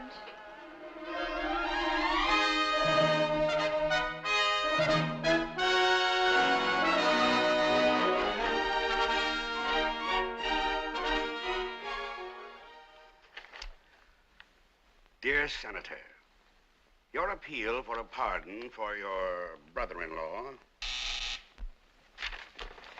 Yes? Your Uncle Melvin's here. Oh, really? Send him in. Your grandfather's here. Hello, honey. How are you? Hi, Grandpa. How's Grandma? Oh, she's fine, I guess. How are you, Uncle Melvin? What brings you up here? I don't know. Frank called me up on the phone last night and told me to be here at 11 o'clock. Yes? The Attorney General's here. Send him in. Here he is now. How are you, Cousin Frank? You dope. Hey, see, that's the way he was to me over the phone last night. This is a letter to my office from the Attorney General's office in Sacramento, California. There's a woman out there named Grice who sued for divorce last week on the grounds of mental cruelty. Her husband refused to pass the salt. She had 2 eyewitnesses to the charge, and so the divorce was granted.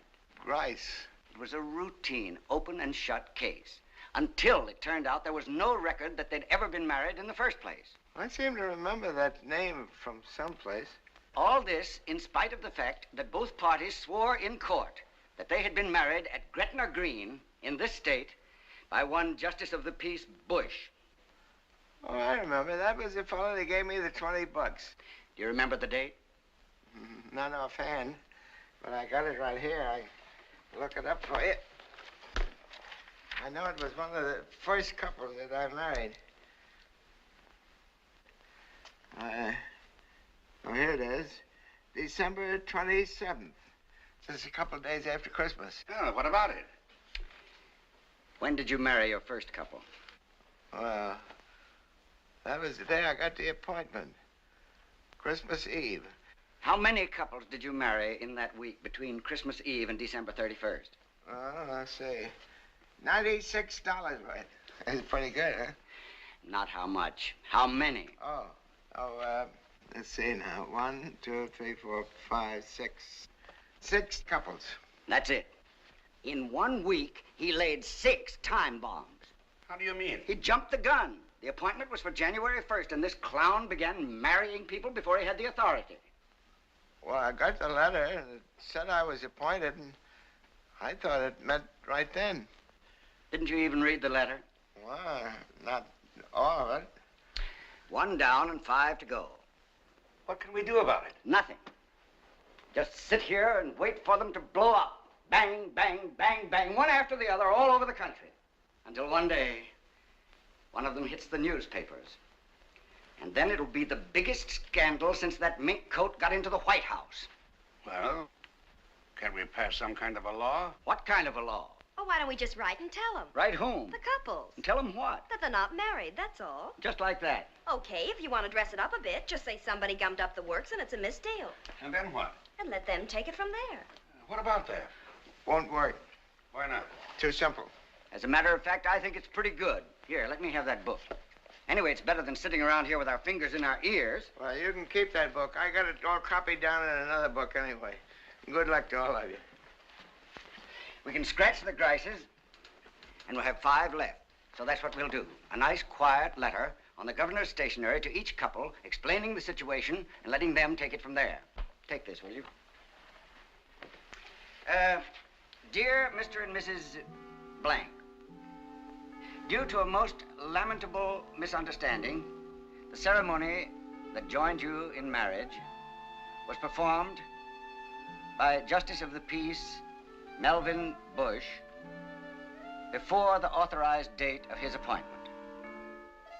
Accordingly, we are compelled to inform you that you are not legally married.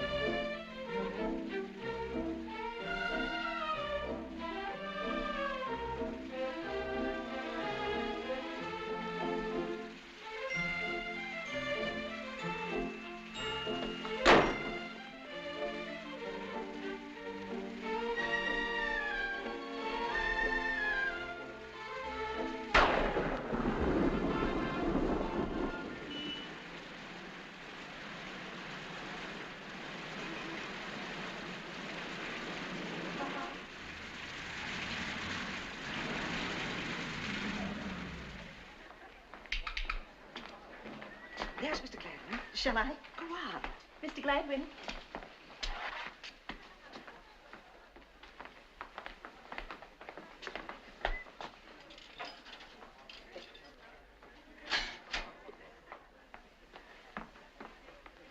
Mr. Gladwin, I just want to tell you what a great and wonderful thing you and Mrs. Gladwin did for me.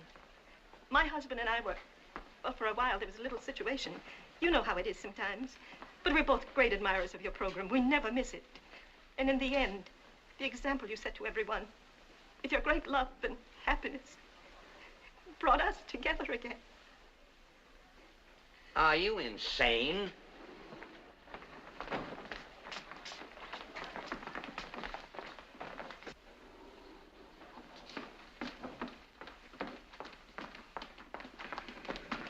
Morning, Henry.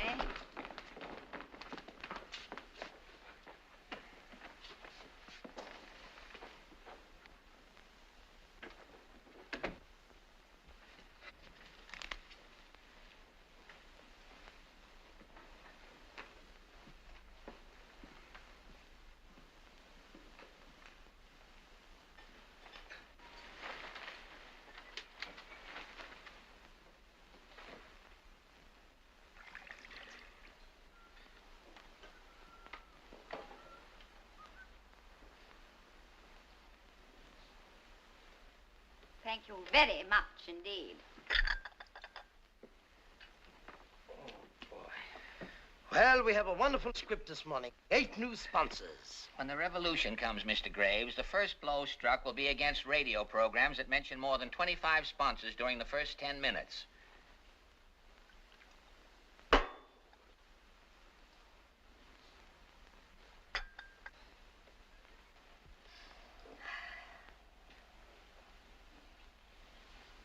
Did you drop some flug in this cup? No, but then I didn't think of it. Why, what do you mean? That's McKeester's Vitafresh, one of our own products. I know. We're going to be arrested yet for hustling this laundry juice. Say, what happened to that fella? Remember the fella tried that breakfast food we recommended? Is his widow still kicking up a fuss? No, we're okay there, I think. We gave her 2 tickets to the Doodles Weaver show. You can't kid me. With all this muck we're peddling, Mrs. Gruesome and I are going to end up in an electric love seats yet. Who are the new chumps? Well, we have Primos Pre-Shrunk Piccalilli. Pre-shrunk by whom? They wash it first in alum, stupid.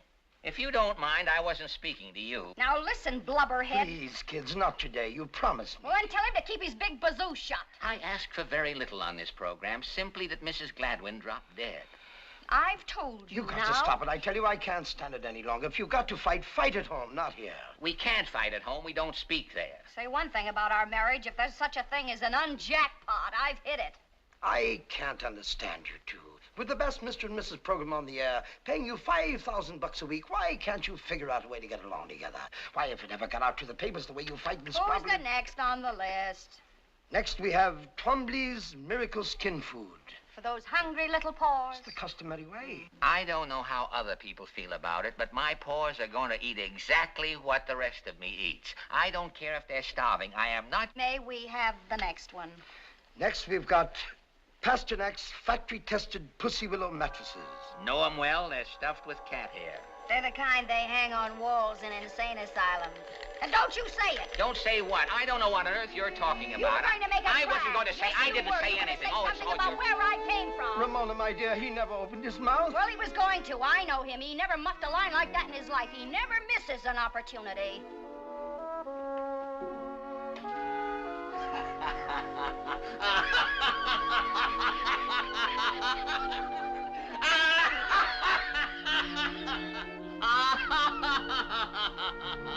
Who's dead?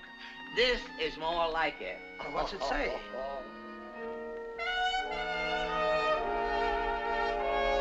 Oh, no. Yes, yes. Oh, no, I don't believe it.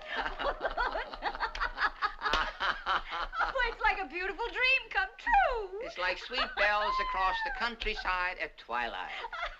This is dreadful. You'll have to get remarried at once. I mean it. This is a Mr. and Mrs. program. You may not be happy, but by Godfrey, you're supposedly married anyway. Go away, little man. Go away. This news has unseated this poor fellow's reason. I'll have to see Mr. Twitchell about this immediately. What a glorious day it is, to be sure. If there were birds this high, they'd be singing away like a choir of Mario Lanzas. Gladwin. Yes, Mr. Twitchell? Let's get organized here. What is all this nonsense about your not wanting to get married again? Well, it's true, sir. Heaven has finally blessed our union with a little annulment. Well, I'm afraid you'll have to skip it this time. We've got a nice setup here, and if you're not married, we're cooked. They'd laugh us off the air if our all-American couple blew a gasket in the middle of the wheat cakes. Check on a church or something for these people to get married again right away. Congratulations, folks. Just a minute there. Yes? You're a little ahead of yourself, Mr. Twitchell. We're not getting married again. Why not? Because Mrs. Gladwin and I have built too many of our hopes on this day to have our happiness destroyed with the wave of a hand. In addition to which, I can't stand him. What were you two doing before we put this little bundle together? Well, I was a news commentator with a small but highly regarded program, The News Behind the News Behind the News. 200 a week tops. And you? I was the Blueberry Muffin Girl on WHAM. 1 1/4 at the outside. And what are you getting here? $5,000 a week. See what I mean? You've forgotten one thing, haven't you, Mr. Twitchell? What's that? The contract. What contract? A contract dated April 18th for 5 straight years at 5 G's a week, drawn up by the United States Broadcasting Company and signed by Mr. and Mrs.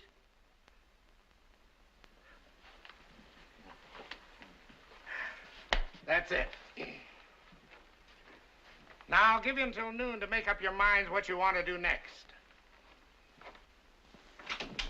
You rockhead. Now, just a minute. You certainly handled that one like a champion. So why didn't you take over? You're so smart. You mean step in front of Mr. Brains himself? Yes, this is a free country. We have free speech here. No one was holding his hand over your mouth. Steve, please, we're on. Now, you keep out of this. Who insisted that we sign that contract, Mr. and Mrs.? I told you then we should sign it individually. I told What do you mean I insisted upon signing it, Mr. and Mrs.? It was your lawyer, that crook friend of yours, who told me what to do. I told you then. It was absolutely ridiculous. Francis X. Moriarty is not a crook. He's a very highly regarded Harvard man and also one of the biggest mouthpieces in New York. You're on, honey. Holy Moses.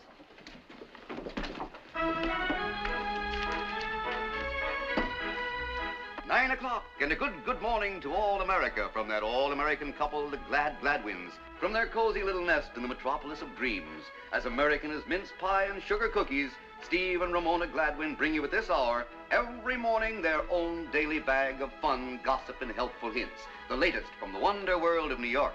So settle back for 15 minutes of relaxation and diversion while we take you to the homey little breakfast table of Steve and Ramona Gladwin. Good morning, darling. Good morning, Angel. Oh, but you look so rested this wonderful morning, sweetheart. Yes, thanks to our luscious Pasternak factory-tested Pussy Willow mattress. The mattress that takes all of the guesswork out of sleeping. So soft, so restful. And only $17.50 at Muck and Fuss Brothers. Yes, only the hearts of the tender Pussy Willows are used. Breakfast ready, McCushler? Yes, Papa Mia.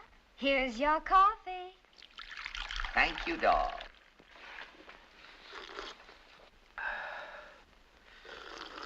Ah, what coffee, what aromatic fragrance. It must be... You're right, love. I knew it, I knew it. Yes, it's McKeister's Vita-Fresh coffee. The coffee with that locked-up goodness for everybody. Grind or drip. Quick, precious, another cup. There you are.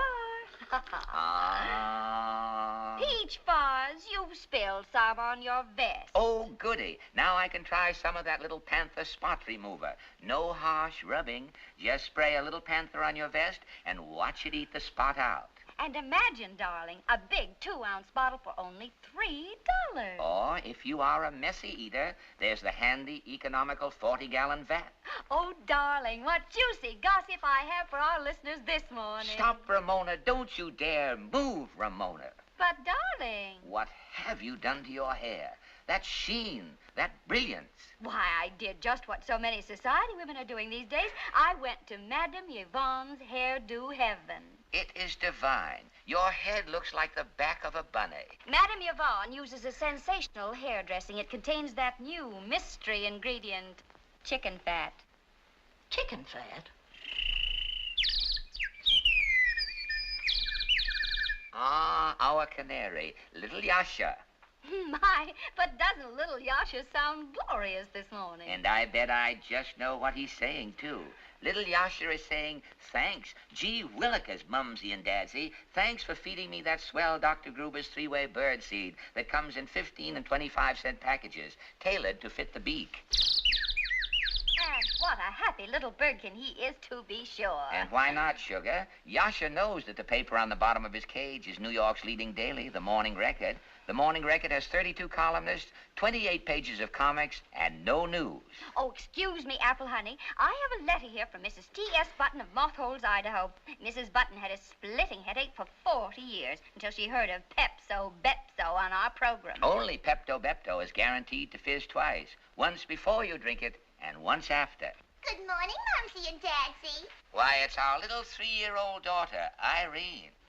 Irene, Pet, I love the way your tooth is shining this morning. Yes, I brushed it with Dr. Pratt's homogenized toothpaste. And what does Dr. Pratt's toothpaste do, baby? Dr. Pratt's homogenized toothpaste gets into your mouth, rolls up its sleeves, and really does a job on your filthy old fangs. Isn't she cute? Now run along to school, baby. Now, Papa, I want you... Mama, we don't have to send their money back. They're crazy about each other. Yes, but I don't know if that's the right way to look at it, Papa. You can't just fool around with people's lives like that. This is a serious responsibility. Now, if all these people are not really married, well, I don't know if it's honest to keep their money. Why should I send their money back when they're just as happy as if they were really married? But that's not the point, Melvin. Now, look, Mama. When these people get that letter from the governor, they'll have a choice that other people never get. Now, if they like each other, all they got to do is to say yes again. And if they don't, well, it's all over, and that's the end of it. Who else ever got a second chance like that for a few bucks? Well, if you say so. People that lucky ought to be sending me money. Well, that leaves 4 more couples that you married that week. Well, who's next? Next, Mr. and Mrs. Jefferson D. Norris, Senatobia, Mississippi. Oh, yes. That was that cute, shy little girl and that jerk of a fella. Why, he wasn't any jerk at all. He just had a lot of foolish ideas about who was going to be boss in the house. Yeah, that's what I said, a jerk. But that little girl, oh, wasn't she cute? You remember how she blushed about everything? Mrs. Hattiesburg.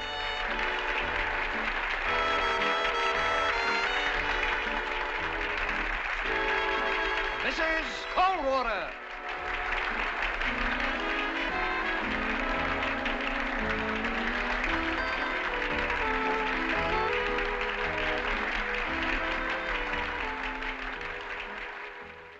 And now, ladies and gentlemen, the winner and new state champion, Mrs. Senatobia.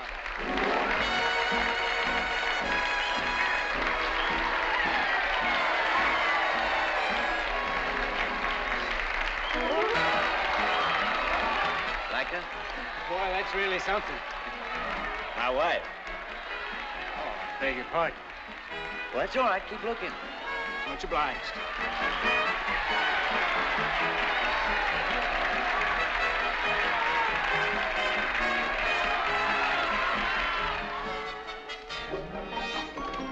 Let's go. A few things about this story. Don't worry now. Tell me one thing. Are you going to carry this idea out of other states? Oh, definitely. Definitely in other states, yes. Hi, honey. Hi, darling. Hi, sweetheart. Oh, I'll see you later. Come on, that governor's waiting. I'm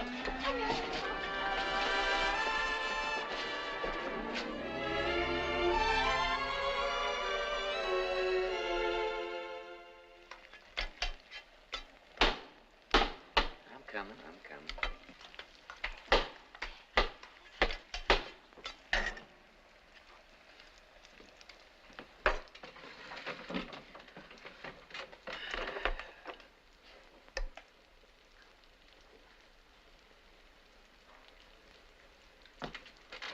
Now, open your mouth.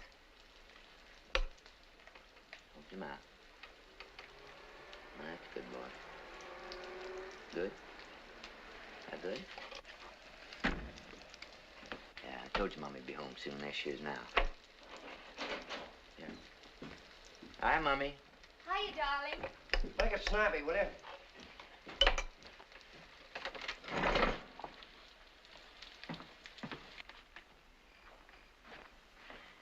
Is she going out again? Yeah, we're going to that Legion party. I want to get the Legion to back us to Atlantic City. But she's already been out all day. Look, we got to get the financing done, don't we? Hurry her up, will you, please?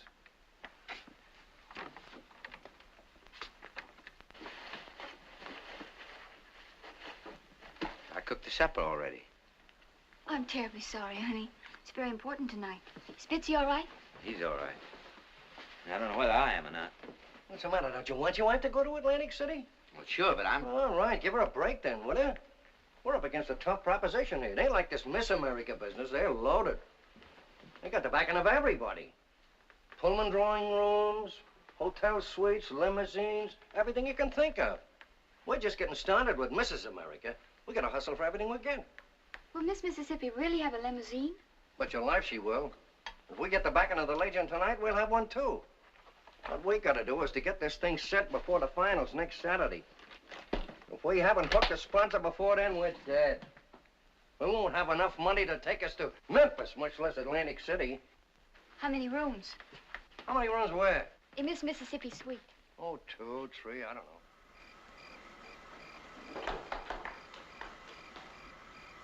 Both ways? Both ways what? Miss Mississippi's drawing room.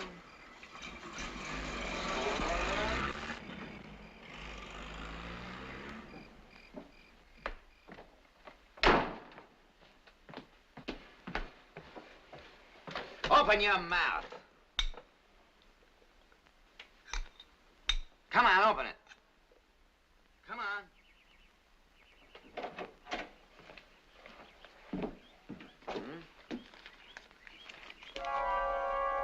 Where's Mrs. Norris? At the office? Why don't you just deliver the mail? Save those jokes for your wife.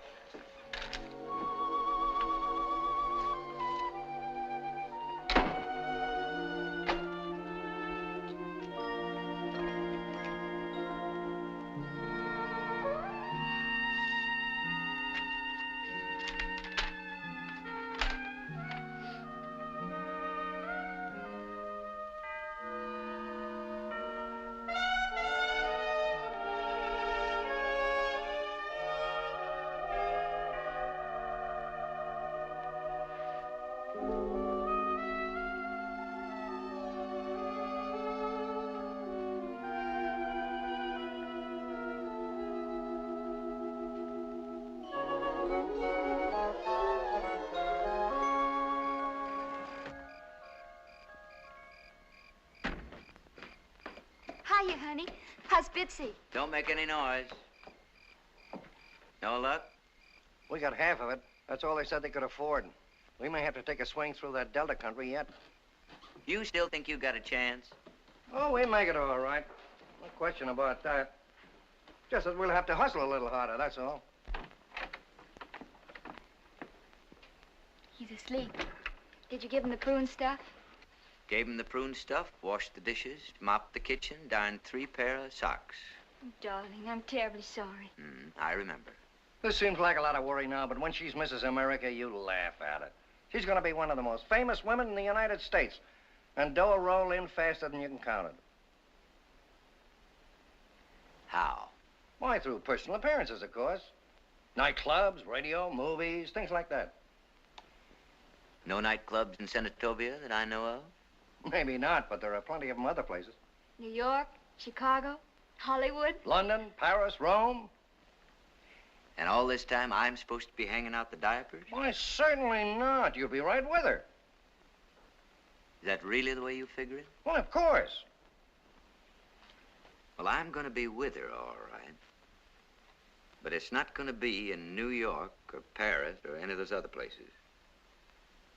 I'm going to be with her right here in Senatobia, in this very house where we are now.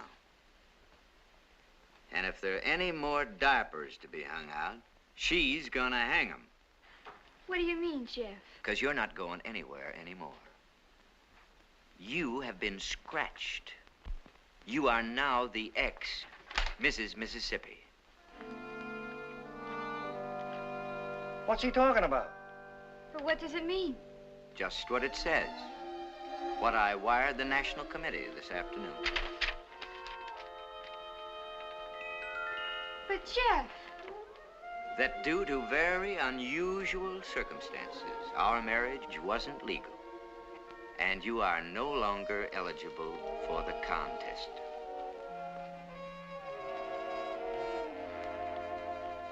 You mean it means we're not married anymore? It does. Darling! How wonderful! And now, ladies and gentlemen, the winner and new state champion, Miss Mississippi.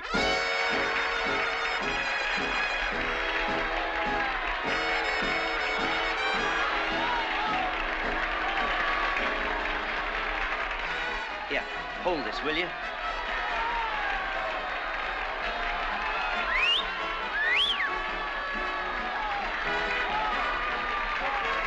Thank you. You know her? Yeah, my fiancée. Oh, I beg your pardon. That's all right. Go ahead and look. I gotta get used to it sooner or later.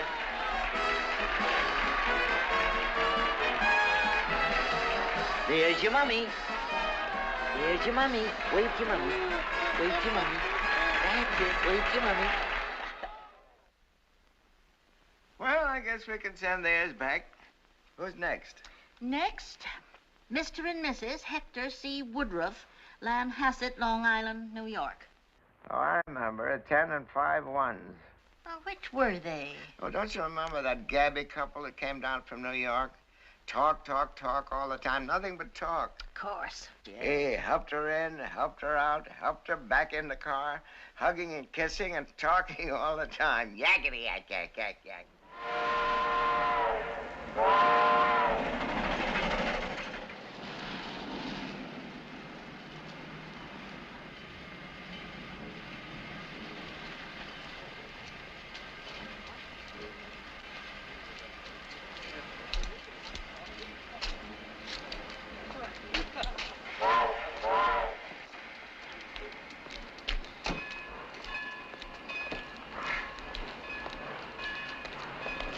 Hello, dear. Hello, Katie. Hi.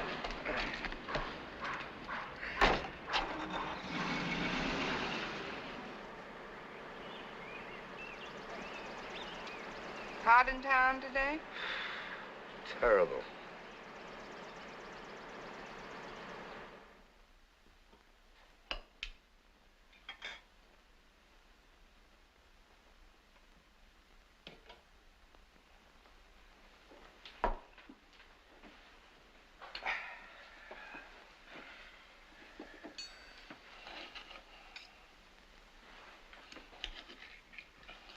Madge called today.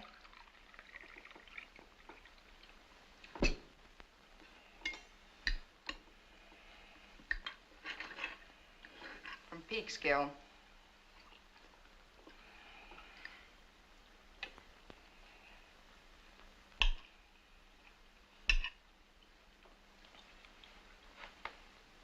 What you have to say? Oh, nothing much.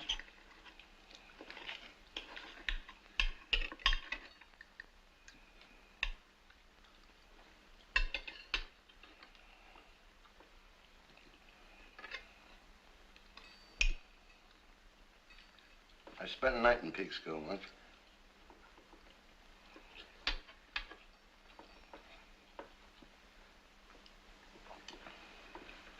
Book of the month came today.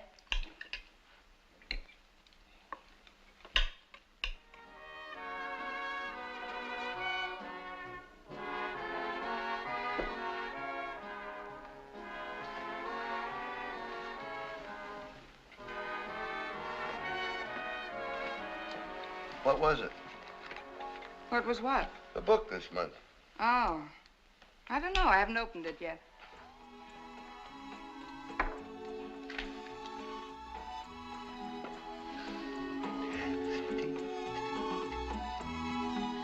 Remember that?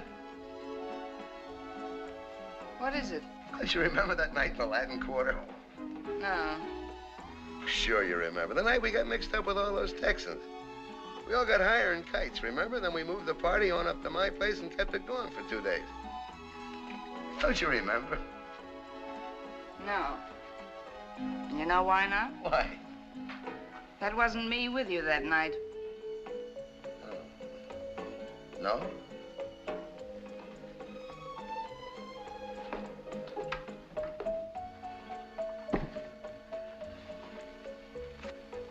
Never been in the Latin Quarter in my life. I could have sworn it was you. Barbara, probably. If it wasn't you, I don't remember who it was. Oh, that girl with those wonderful big gums. What was her name? Why do you keep saying that? Her gums weren't any bigger than anybody else's. Or maybe it was Frankie. I don't even know a Frankie. Wasn't that her name? That fat one you picked up at a bus stop. Francesca, and she wasn't fat either. She looked like a bag full of watermelons. Cut it out, will you?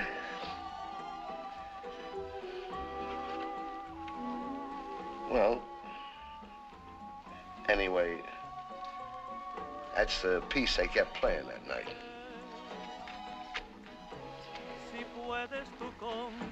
Where are you going?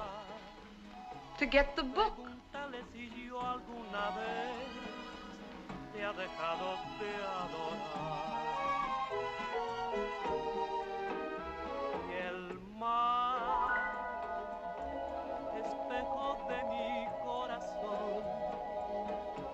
Las veces que me has visto llorar, la perfidia de tu amor. Te he buscado donde quiera que yo voy y no te puedo hallar. ¿Para qué quiero otros besos si tus labios ya no quieren más besar?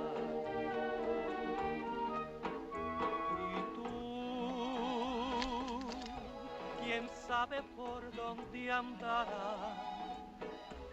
¿Quién sabe qué aventura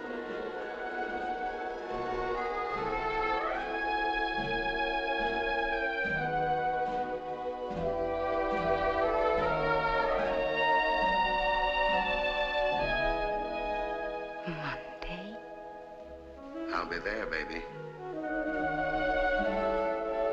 Tuesday. Look for me, sweet stuff. Wednesday. If I can wait. Thursday. Thursday. Friday. Friday. Saturday.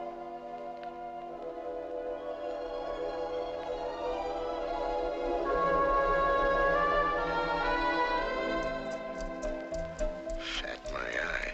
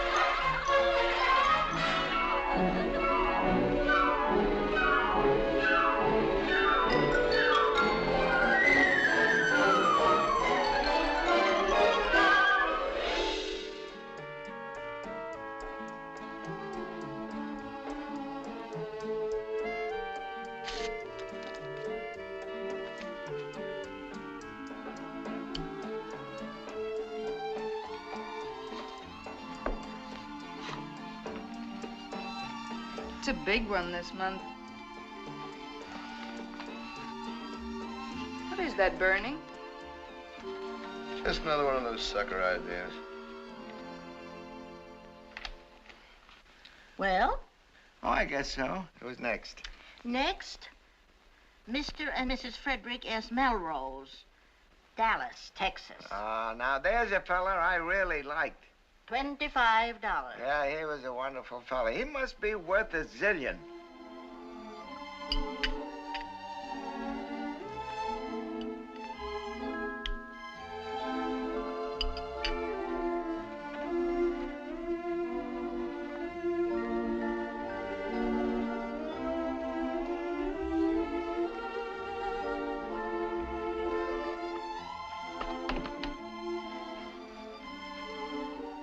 Freddie.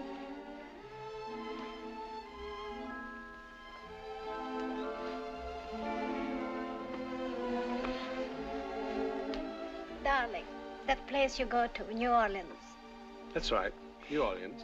is it fun there? Do you mean for me? No, I mean nice restaurants with music and dancing like that. Oh, I imagine so. I never tried it myself. Now, don't you ever go out in the evenings? No. But what do you do after you're through with your business? Go straight back to the hotel? As a rule, yes. Occasionally, I drop in somewhere for a bowl of puffed rice first. How would you like me to fly down and join you there one night? Maybe tonight. And we took a look around the town together, just for the fun of it. Indeed, I would, Poochie. I did. We might have another shot at the rumba, eh? What time do you get through with your business? Oh, 9:30, 10, something like that. I could meet you. Wouldn't be necessary. I'll have dinner on the plane, take a taxi straight to the hotel. No trouble at all. What hotel is it? You know, the Calvin Coolidge where I always stay. All right, then. It is a deal. Absolutely, and a jolly good one, too. Look here. Do you think I should have a cold bottle of the bubbly waiting for you? That's the idea. It'll be there. And more where that came from. You won't change your mind now, will you? Don't be silly. You just be there in the room. You and the champagne. And I take care of the rest of it. We'll be there all right. Oh, yes. And don't forget to register for me. Oh, of course not.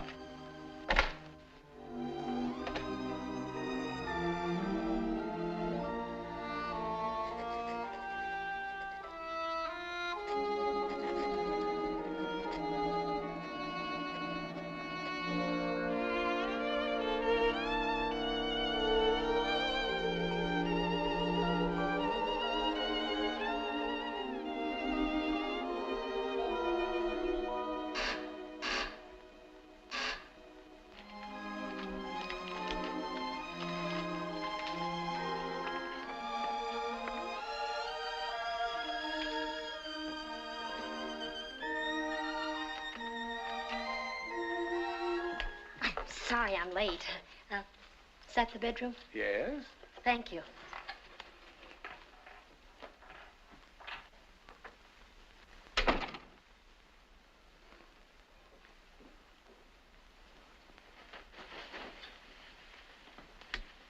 You know, I'm so mad I could spit. My watch stopped. I kept thinking it looked mighty late to be 9:30. I'm afraid we're a bit at 6s and 7s, aren't we? What do you mean, 6s and 7s? Well, I'm afraid you have the wrong room. Oh, have I? Oh, isn't this 907? Yes. Melrose? Well, that's my name, of course. We're okay, honey. I beg your pardon? Oh, did you shut that door? Well, yes. Open it, will ya? But I... Go ahead. Open it. They'll be here in a minute. Oh, really?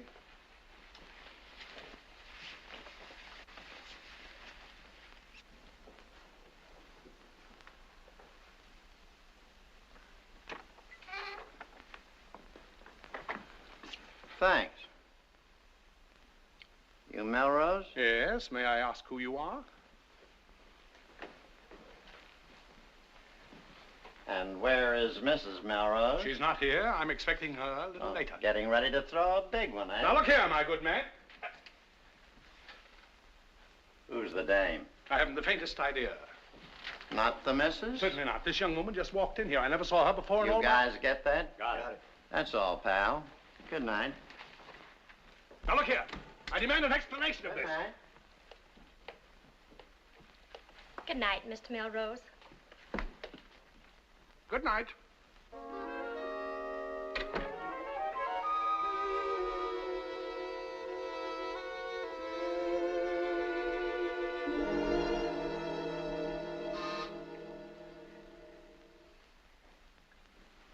Yes? Mrs. Melrose is here. Is she alone? No, sir. Tell them to come in, please.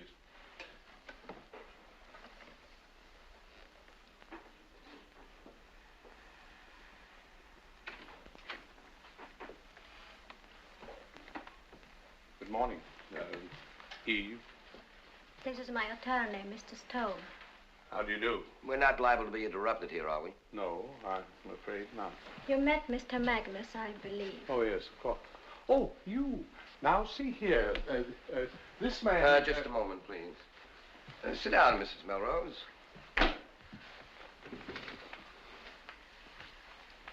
I understand you're not contesting the divorce action. No, but... You're smart. Because I hate to think of the job we could do on you if you tried to get tough about it. Now, look here, that's not it at all. I'm not opposing Mrs. Melrose's action for divorce for the simple reason that I have no wish to hold her against her will. If I had suspected for one moment that she no longer loved me... Okay, then, we can get to the meat and potatoes. You know what a property settlement is, don't you? What course? Sit down, will you? And you know about the community property law we've got in this state. In a sense. Well, the sense in this case is that Mrs. Melrose is already entitled under the law to 50% of the estate. 50%? 1/2 of the total. Now, that part of it we don't even have to discuss. Oh, but look here, that doesn't seem quite fair to me. Well, does it to you? Yes, but think of how it simplifies the situation. How do you mean? With that much of it settled, all we have to discuss now is how much of your half she wants. My half? Look here, I think I'd better get my lawyer, Mr. Longstreet. You may take my word for it that you'll be very sorry if you do. I've got a list of your assets here somewhere. Mrs. Melrose has had some difficulty in locating some of the items, but the law takes a very stern view of concealed assets, so I'm sure we can count on your cooperation in completing it. Now, see here. If you think I'm going to give Mrs. Melrose 1 cent more than she's entitled to, you're wasting your time. You're not? I am not. Well, that's final. Mr. Melrose, I had hoped we could all be spared this embarrassment, but if you're going to be unreasonable about this, I have no course but to remind you that there are laws in this country, criminal laws, against the kind of entertainment you have permitted yourself on business trips. Do I make myself clear? Criminal laws? Entirely aside from the divorce action, there are aspects of this case that would be of the greatest interest to the district attorney if we chose to call his attention to them. Okay, you wouldn't dare do that. This was obviously a frame-up. I never saw that hotel woman in my life. Would you like to explain that to a judge and jury? Well, I most certainly would.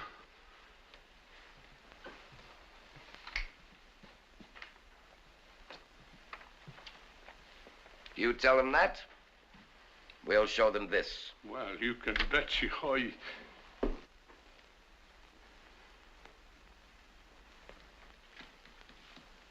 Is that your handwriting or not?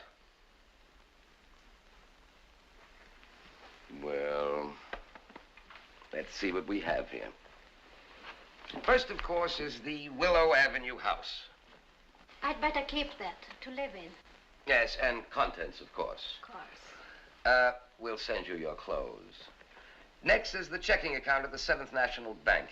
I'll need that, too, for running expenses. Yes, we'd better slap a court order on that one immediately before he writes any more checks. But I'm a little short already. Next looks like the jackpot. The AT&T stock. You really went to town on that one, didn't you? 30,000 shares. That's the one I'm really interested in. It's blackmail. That's all it is. It's blackmail. Please, Mr. Melrose. Mrs. Melrose is still your wife. Next, we have 2 cars, 1 limousine and 1 Jeep. I take the limousine. Very wise choice. Government bonds to the value of, let's see now, 1,007.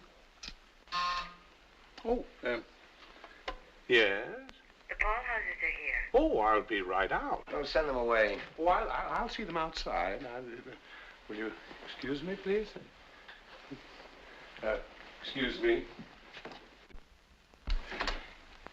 Get Mr. Longstreet on the phone, quickly.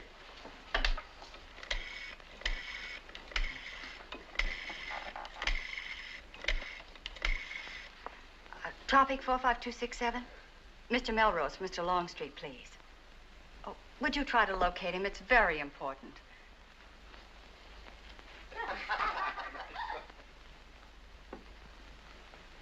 He's out of his office. I'm waiting. Would you like to see the mail? This one looks important. From the governor's office.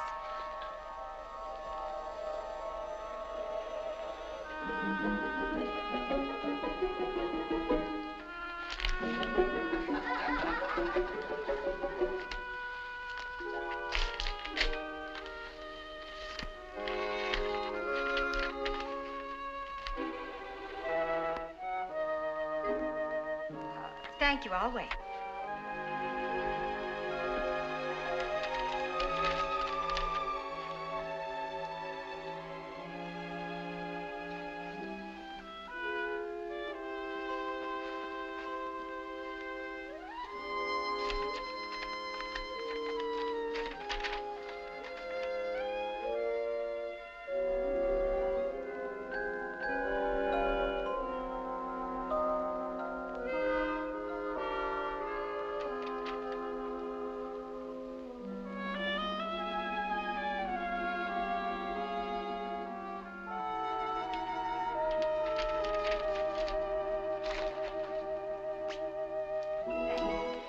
Mr. Longstreet on the phone. I don't need him now. What? Oh! Oh! Oh, permit me. Oh, thanks. Well, shall we proceed?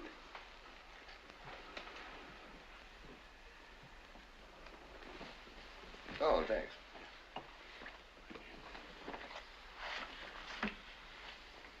Now then, government bonds to the value of 125,000. 228,000.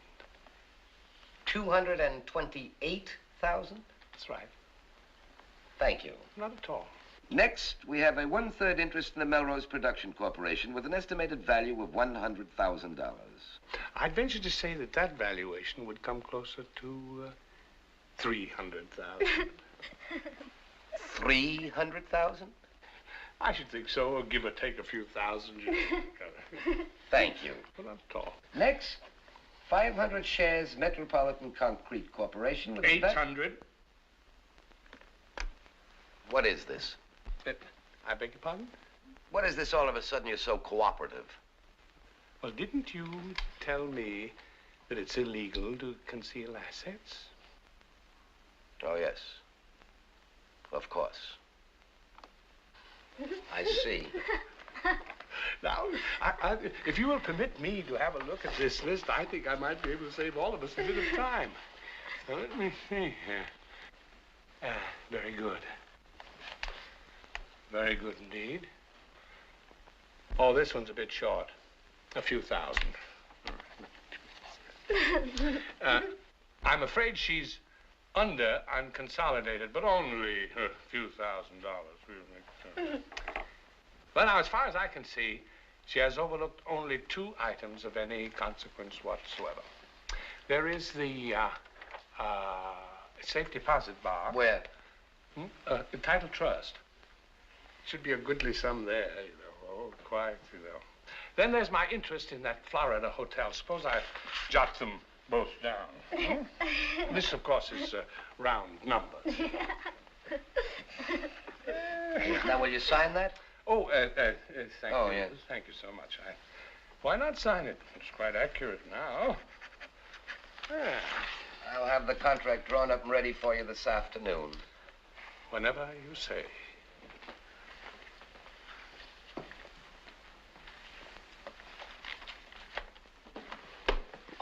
then, let's go. Eve, this is the end, I suppose. It is. Then might I have perhaps just 1 or 2 moments with you before you go? Sure. Eh?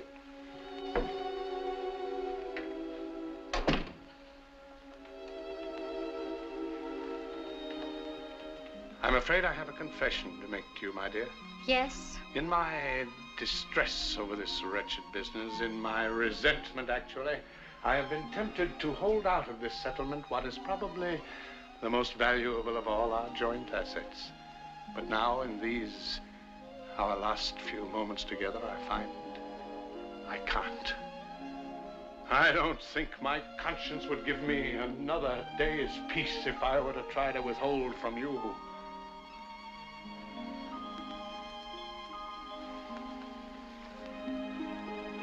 It's just a few simple words on a simple sheet of paper. But take it, my dear, and bless you.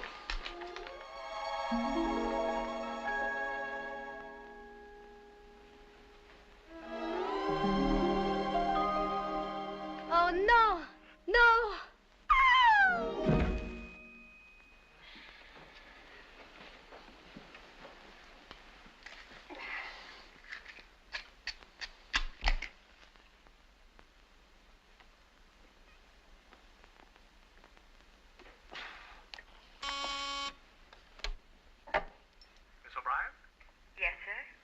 Are the 2 gentlemen still there?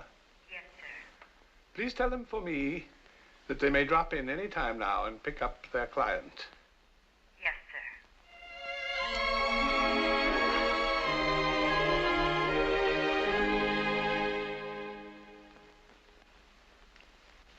Any more? One more. Mr. and Mrs. Wilson Boswell Fisher, Richmond, Virginia. That was the couple whose fathers came chasing after them. He was going in the army, and she was that cute little stenographer.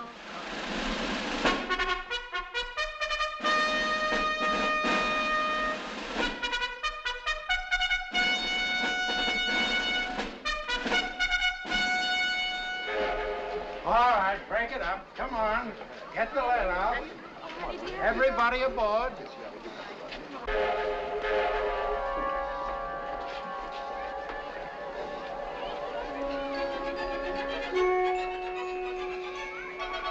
All right, Fisher. Let's get rolling.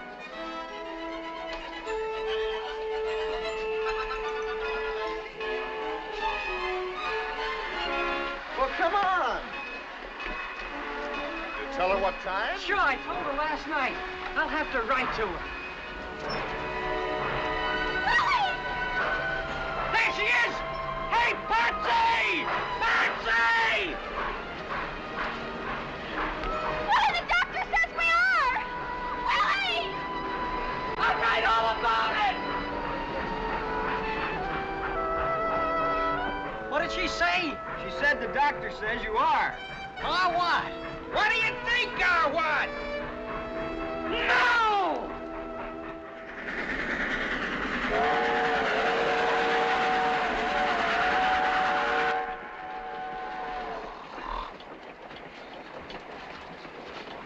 Sarge, can you step back to the smoker for just a second? What is it? Willie Fisher's in something of a situation.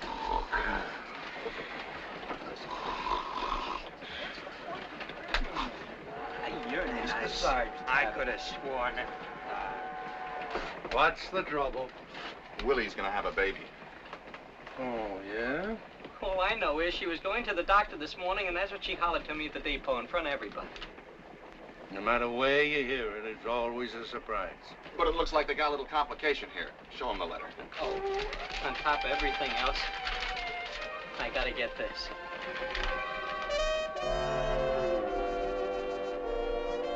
Well, That's the way I figure it, too. looks like you hit the jackpot. What do you mean? If this was on the level, you don't have to pay this dame a nickel. Who's talking about nickels? This is serious stuff. Somebody's trying to throw a curve at my kid. How do you mean? Well, it's like this, Sarge. You don't like to come right out and say it. But if he ain't married like it says in the letter, how about the kid? Will he be what they say, legitimate? Oh. What I mean, we're headed for overseas, and I can figure on marrying again when I get back, but what if I don't get back? What about the kid then? Will he be all right? No. But it's not our fault, Sarge. It's their fault. If they don't know how to run their own business... The law don't care whose fault it is. If you ain't married to the dame when the kid is born, it's a foul ball. But what can he do, Sarge? Look, he don't want to leave no foul ball on his wife's hands. Marry her again, I guess, if that's the way he sees it. But how? Are we going to get some leave before we sail? Nope, we're going aboard tomorrow afternoon and sail tomorrow night. But in a case like this, when a guy's wife is in a situation, couldn't you explain it to the CO? What's he got to do with it? This is orders from the old man.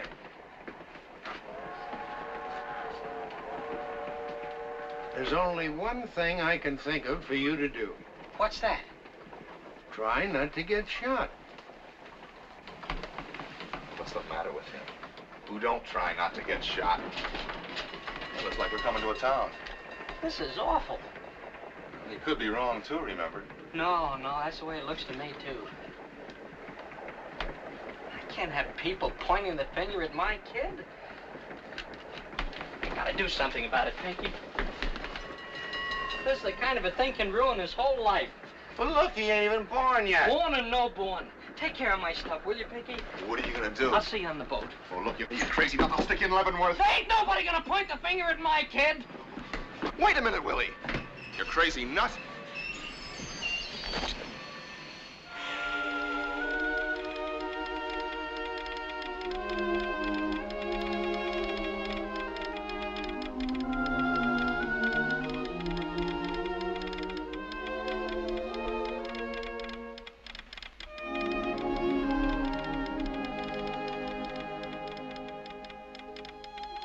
Hello, airport.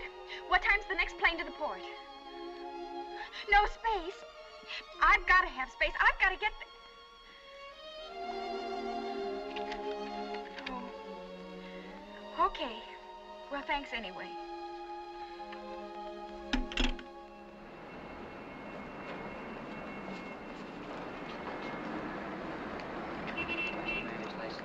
Out at the end of the corridor, to your right.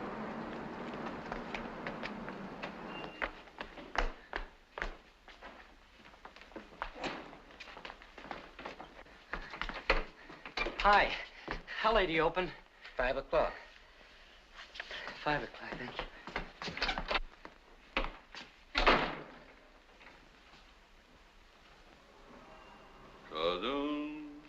Cuddles, I forget all my troubles when I'm with Cuddles.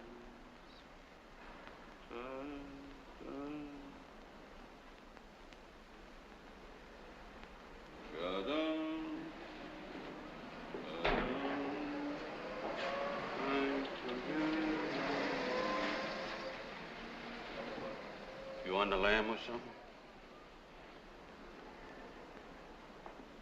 Cuddles, cuddles.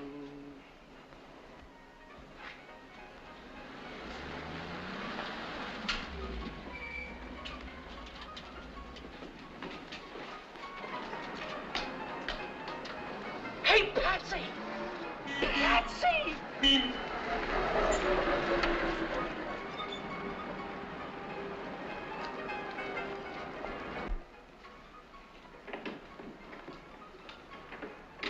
Cuddles, cuddles, I forget. How about a cup of joe? Okay. You after some guy? Why? Take a look in yonder.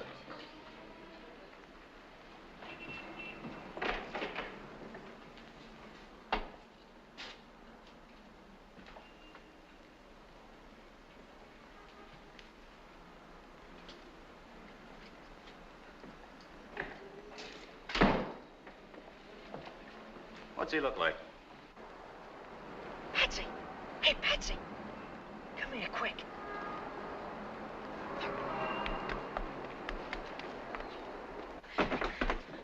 What on earth is it, Willie?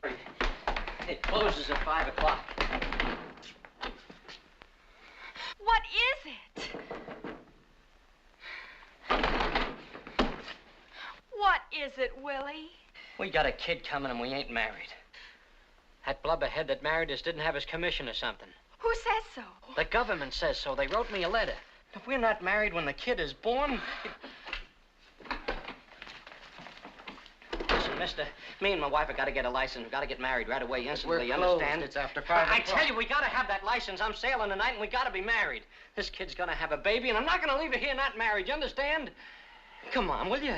Well, I'd certainly like to do whatever I could. All right, then let's have it. There's an application. I know. Where's the pen? Oh, come here, honey. Groom's name, age, color, patient. What about that one, number 6? Single, widowed, or divorced. Check 1. Gee whiz.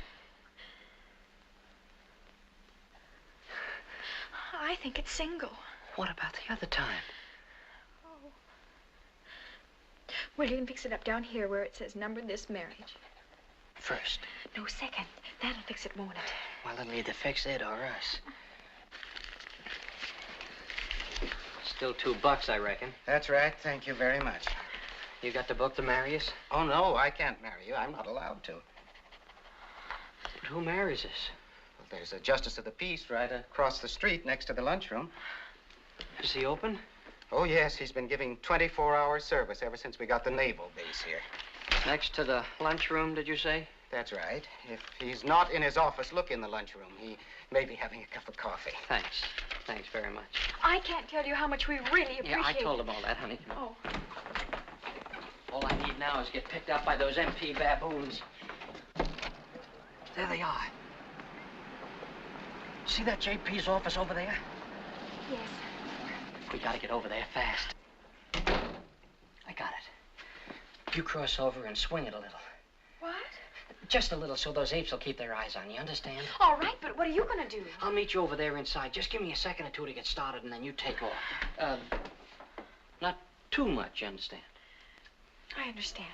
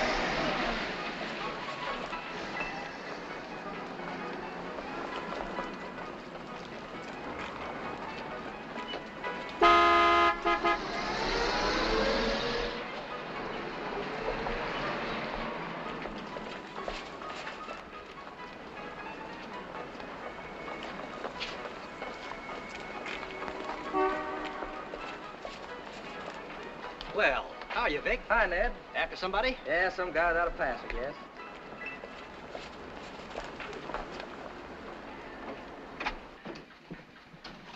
Where's the judge? Oh, come on. Judge? It's a star drag. Fix it. So long, Judge. Be seeing you, Judge. Good afternoon. Look, you got a commission or something that says you have the right to marry people? Why, of course. Let me but see it. Certainly. There it is. Nothing personal. It's just that I took a guy's word for it once. So where's the date? Right there. Oh, thanks. Okay. We want to get married. Have you a marriage license? Yeah, it's right here, sir. Come here, honey. A physical report? A physical what? You have to have a physical report, too. Is that the law? In this state, it is.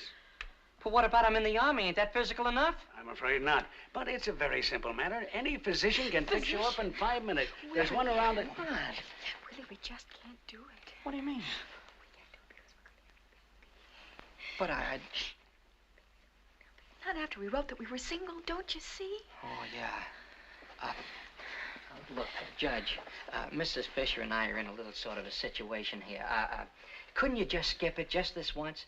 For a sawbuck, maybe. Don't be ridiculous. But the fact is, if she went to a physician... I just won't do it, that's all. I simply won't do it. I'd rather take a chance, Willie.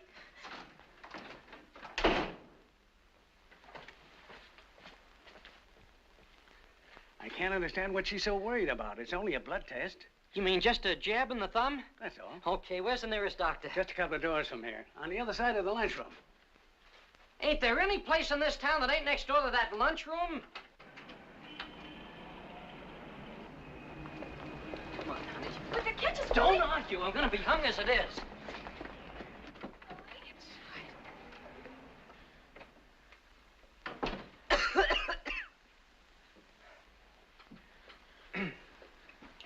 Is the doc in?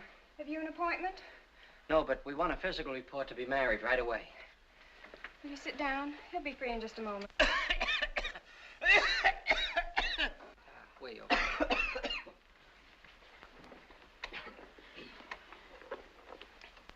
He said it's just a blood test. All they do is jab you in the thumb.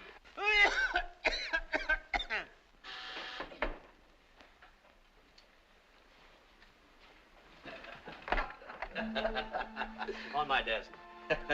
Yes, sir, he's a nice fellow. I've always liked him. Well, Doc, we'll be seeing you. Fine. Drop in again, both of you.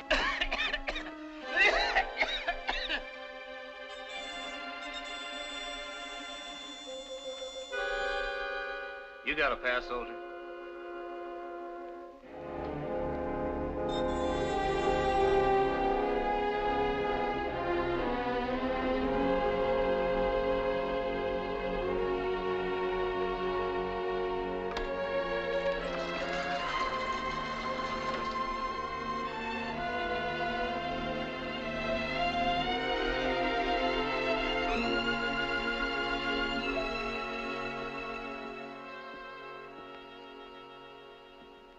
Which was it? Your husband or your boyfriend? Both. On the same ship? What business is it of yours? None, of course. But there might be something I could do for you. Aren't you a little old for this kind of cruising? A little old, for one thing. And for another, I'm a chaplain. Oh, I'm sorry, sir. I didn't see your cross. Oh, that's all right. It's rather flattering, in fact. Now do you feel like talking about it a bit? What's the use now? Well, how can we tell until I know what the problem is? It's no use now. It's too late. But, oh, Padre, how we could have used you 2 hours ago.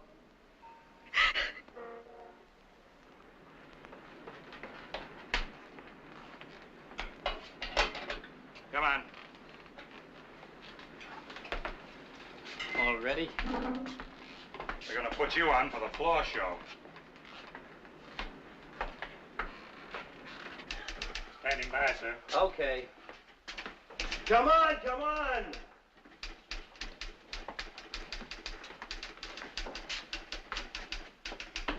All right, Fisher, over here.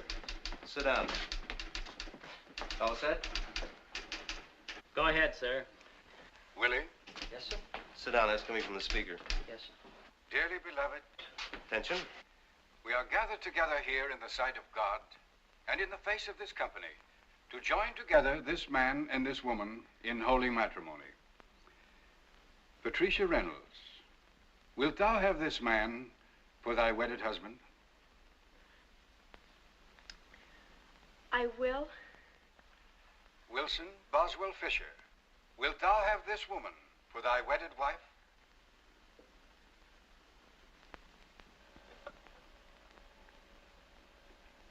Are you sure this is legal, sir? Answer the man, you jughead.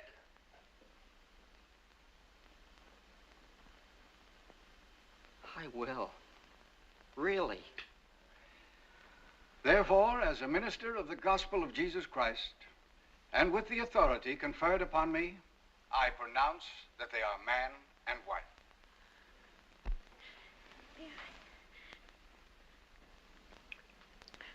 Hi, honey. Hi, baby doll. That's all, I'm afraid, dear.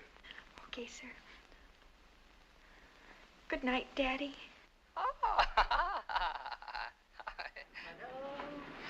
I forget all of my time.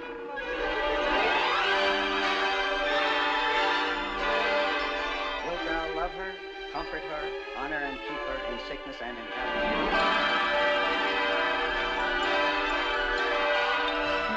All right, now hold it, everybody, please. Thank you.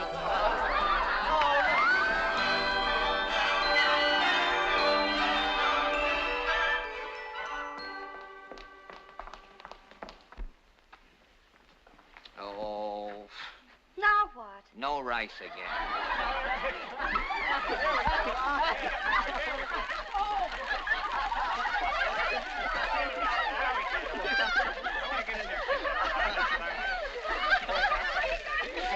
Come on. Just a minute.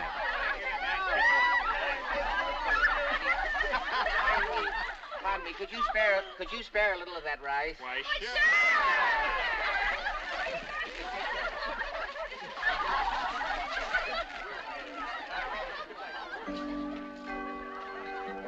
Will you join me? I'd love to. Do you mind if I bring a friend?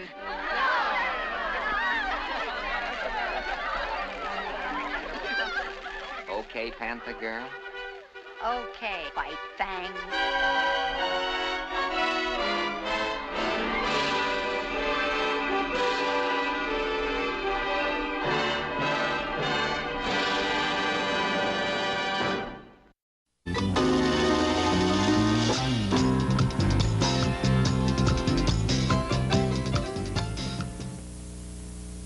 The sun has made a veil of gold so lovely that my body aches. Above the heavens shriek with blue, convinced I've smiled by some mistake. The world's abloom and seems to smile.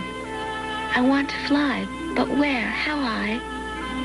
If in barbed wire things can bloom, why can't I? I will not die. The children of barracks L318, Terezin concentration camp. At Terezin once, there were 15,000 children. Now there are none. None because the world forgot to love, but remembered to hate. At Terezin, many died. But from that rubble, that shame, that hate, a lesson lives. Stand not idly by plight and poverty and oppression, but love thy neighbor as thyself. A simple rule, a simple lesson, if we would only listen. Channel 2, New York.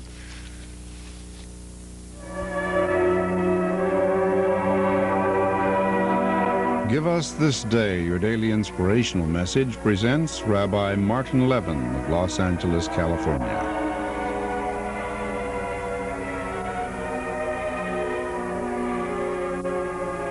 Most interesting letters ever to come from a child to a newspaper writer appeared a number of years ago in the New York City Globe.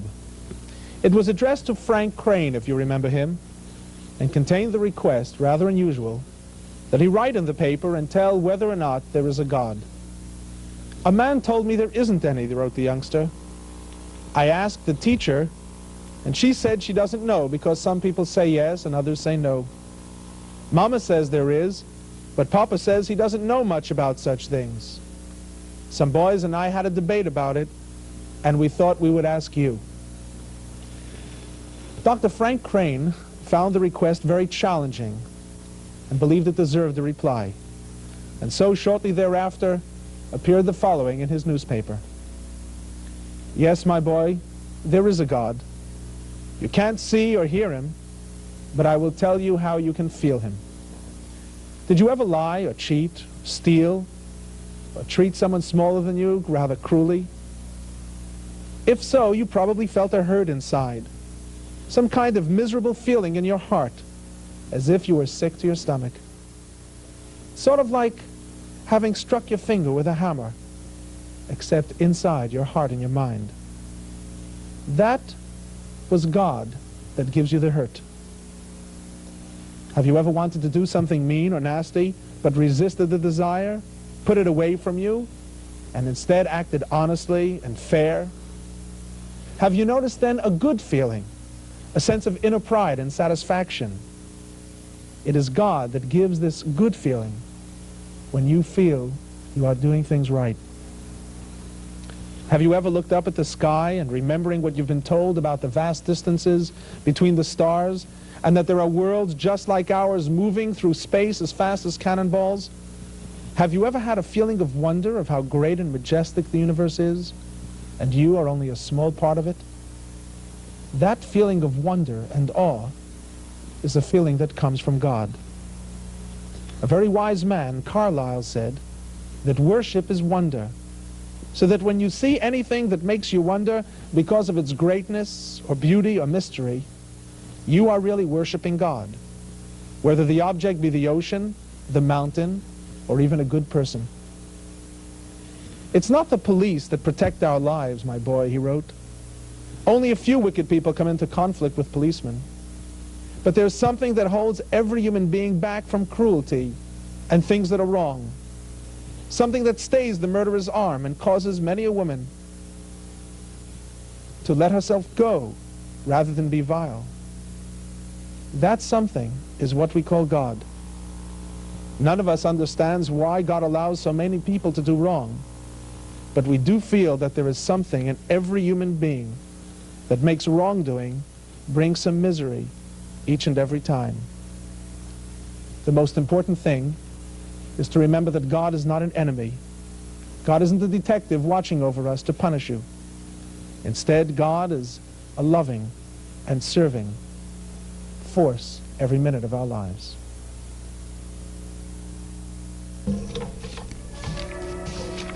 That was Rabbi Martin Levin of Los Angeles, California. Give Us This Day was presented in cooperation with New York Board of Rabbis. This is the seal of good practice. It identifies WCBS-TV as a subscriber to the television code of the National Association of Broadcasters. This is WCBS-TV in New York City, transmitting on Channel 2 by authority of the Federal Communications Commission. WCBS-TV is owned by CBS Incorporated and operated by the CBS Television Stations Division.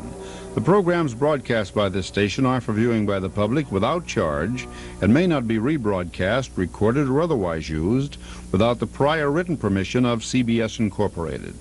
Our next regularly scheduled program will come to you at 6:05 a.m. Good morning.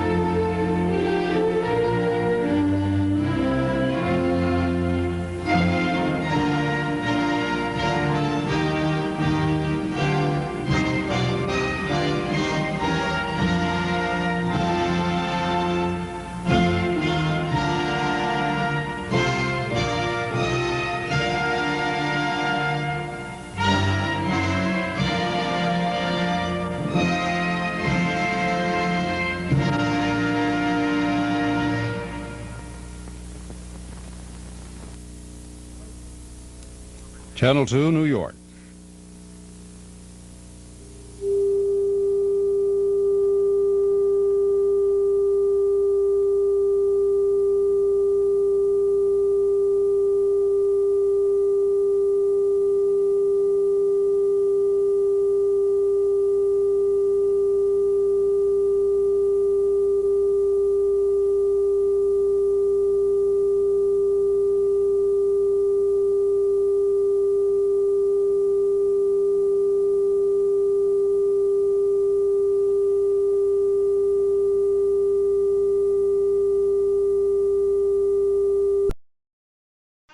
That is our time warp for today. All this month, we're going to have some Ab Curry Presents like hell we're going to have. And all your kind of shows.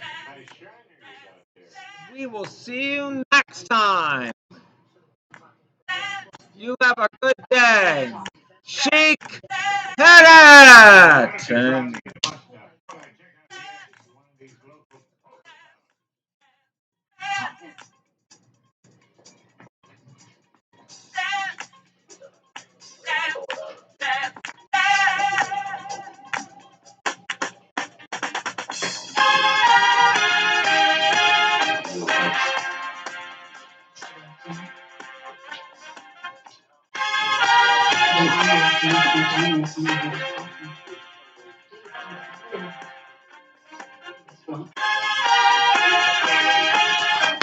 What we got here? this I'm has Laverne been a Taylor, and this is presentation my of daughter Adam David Candy, Cup of Curry her production. husband Bob.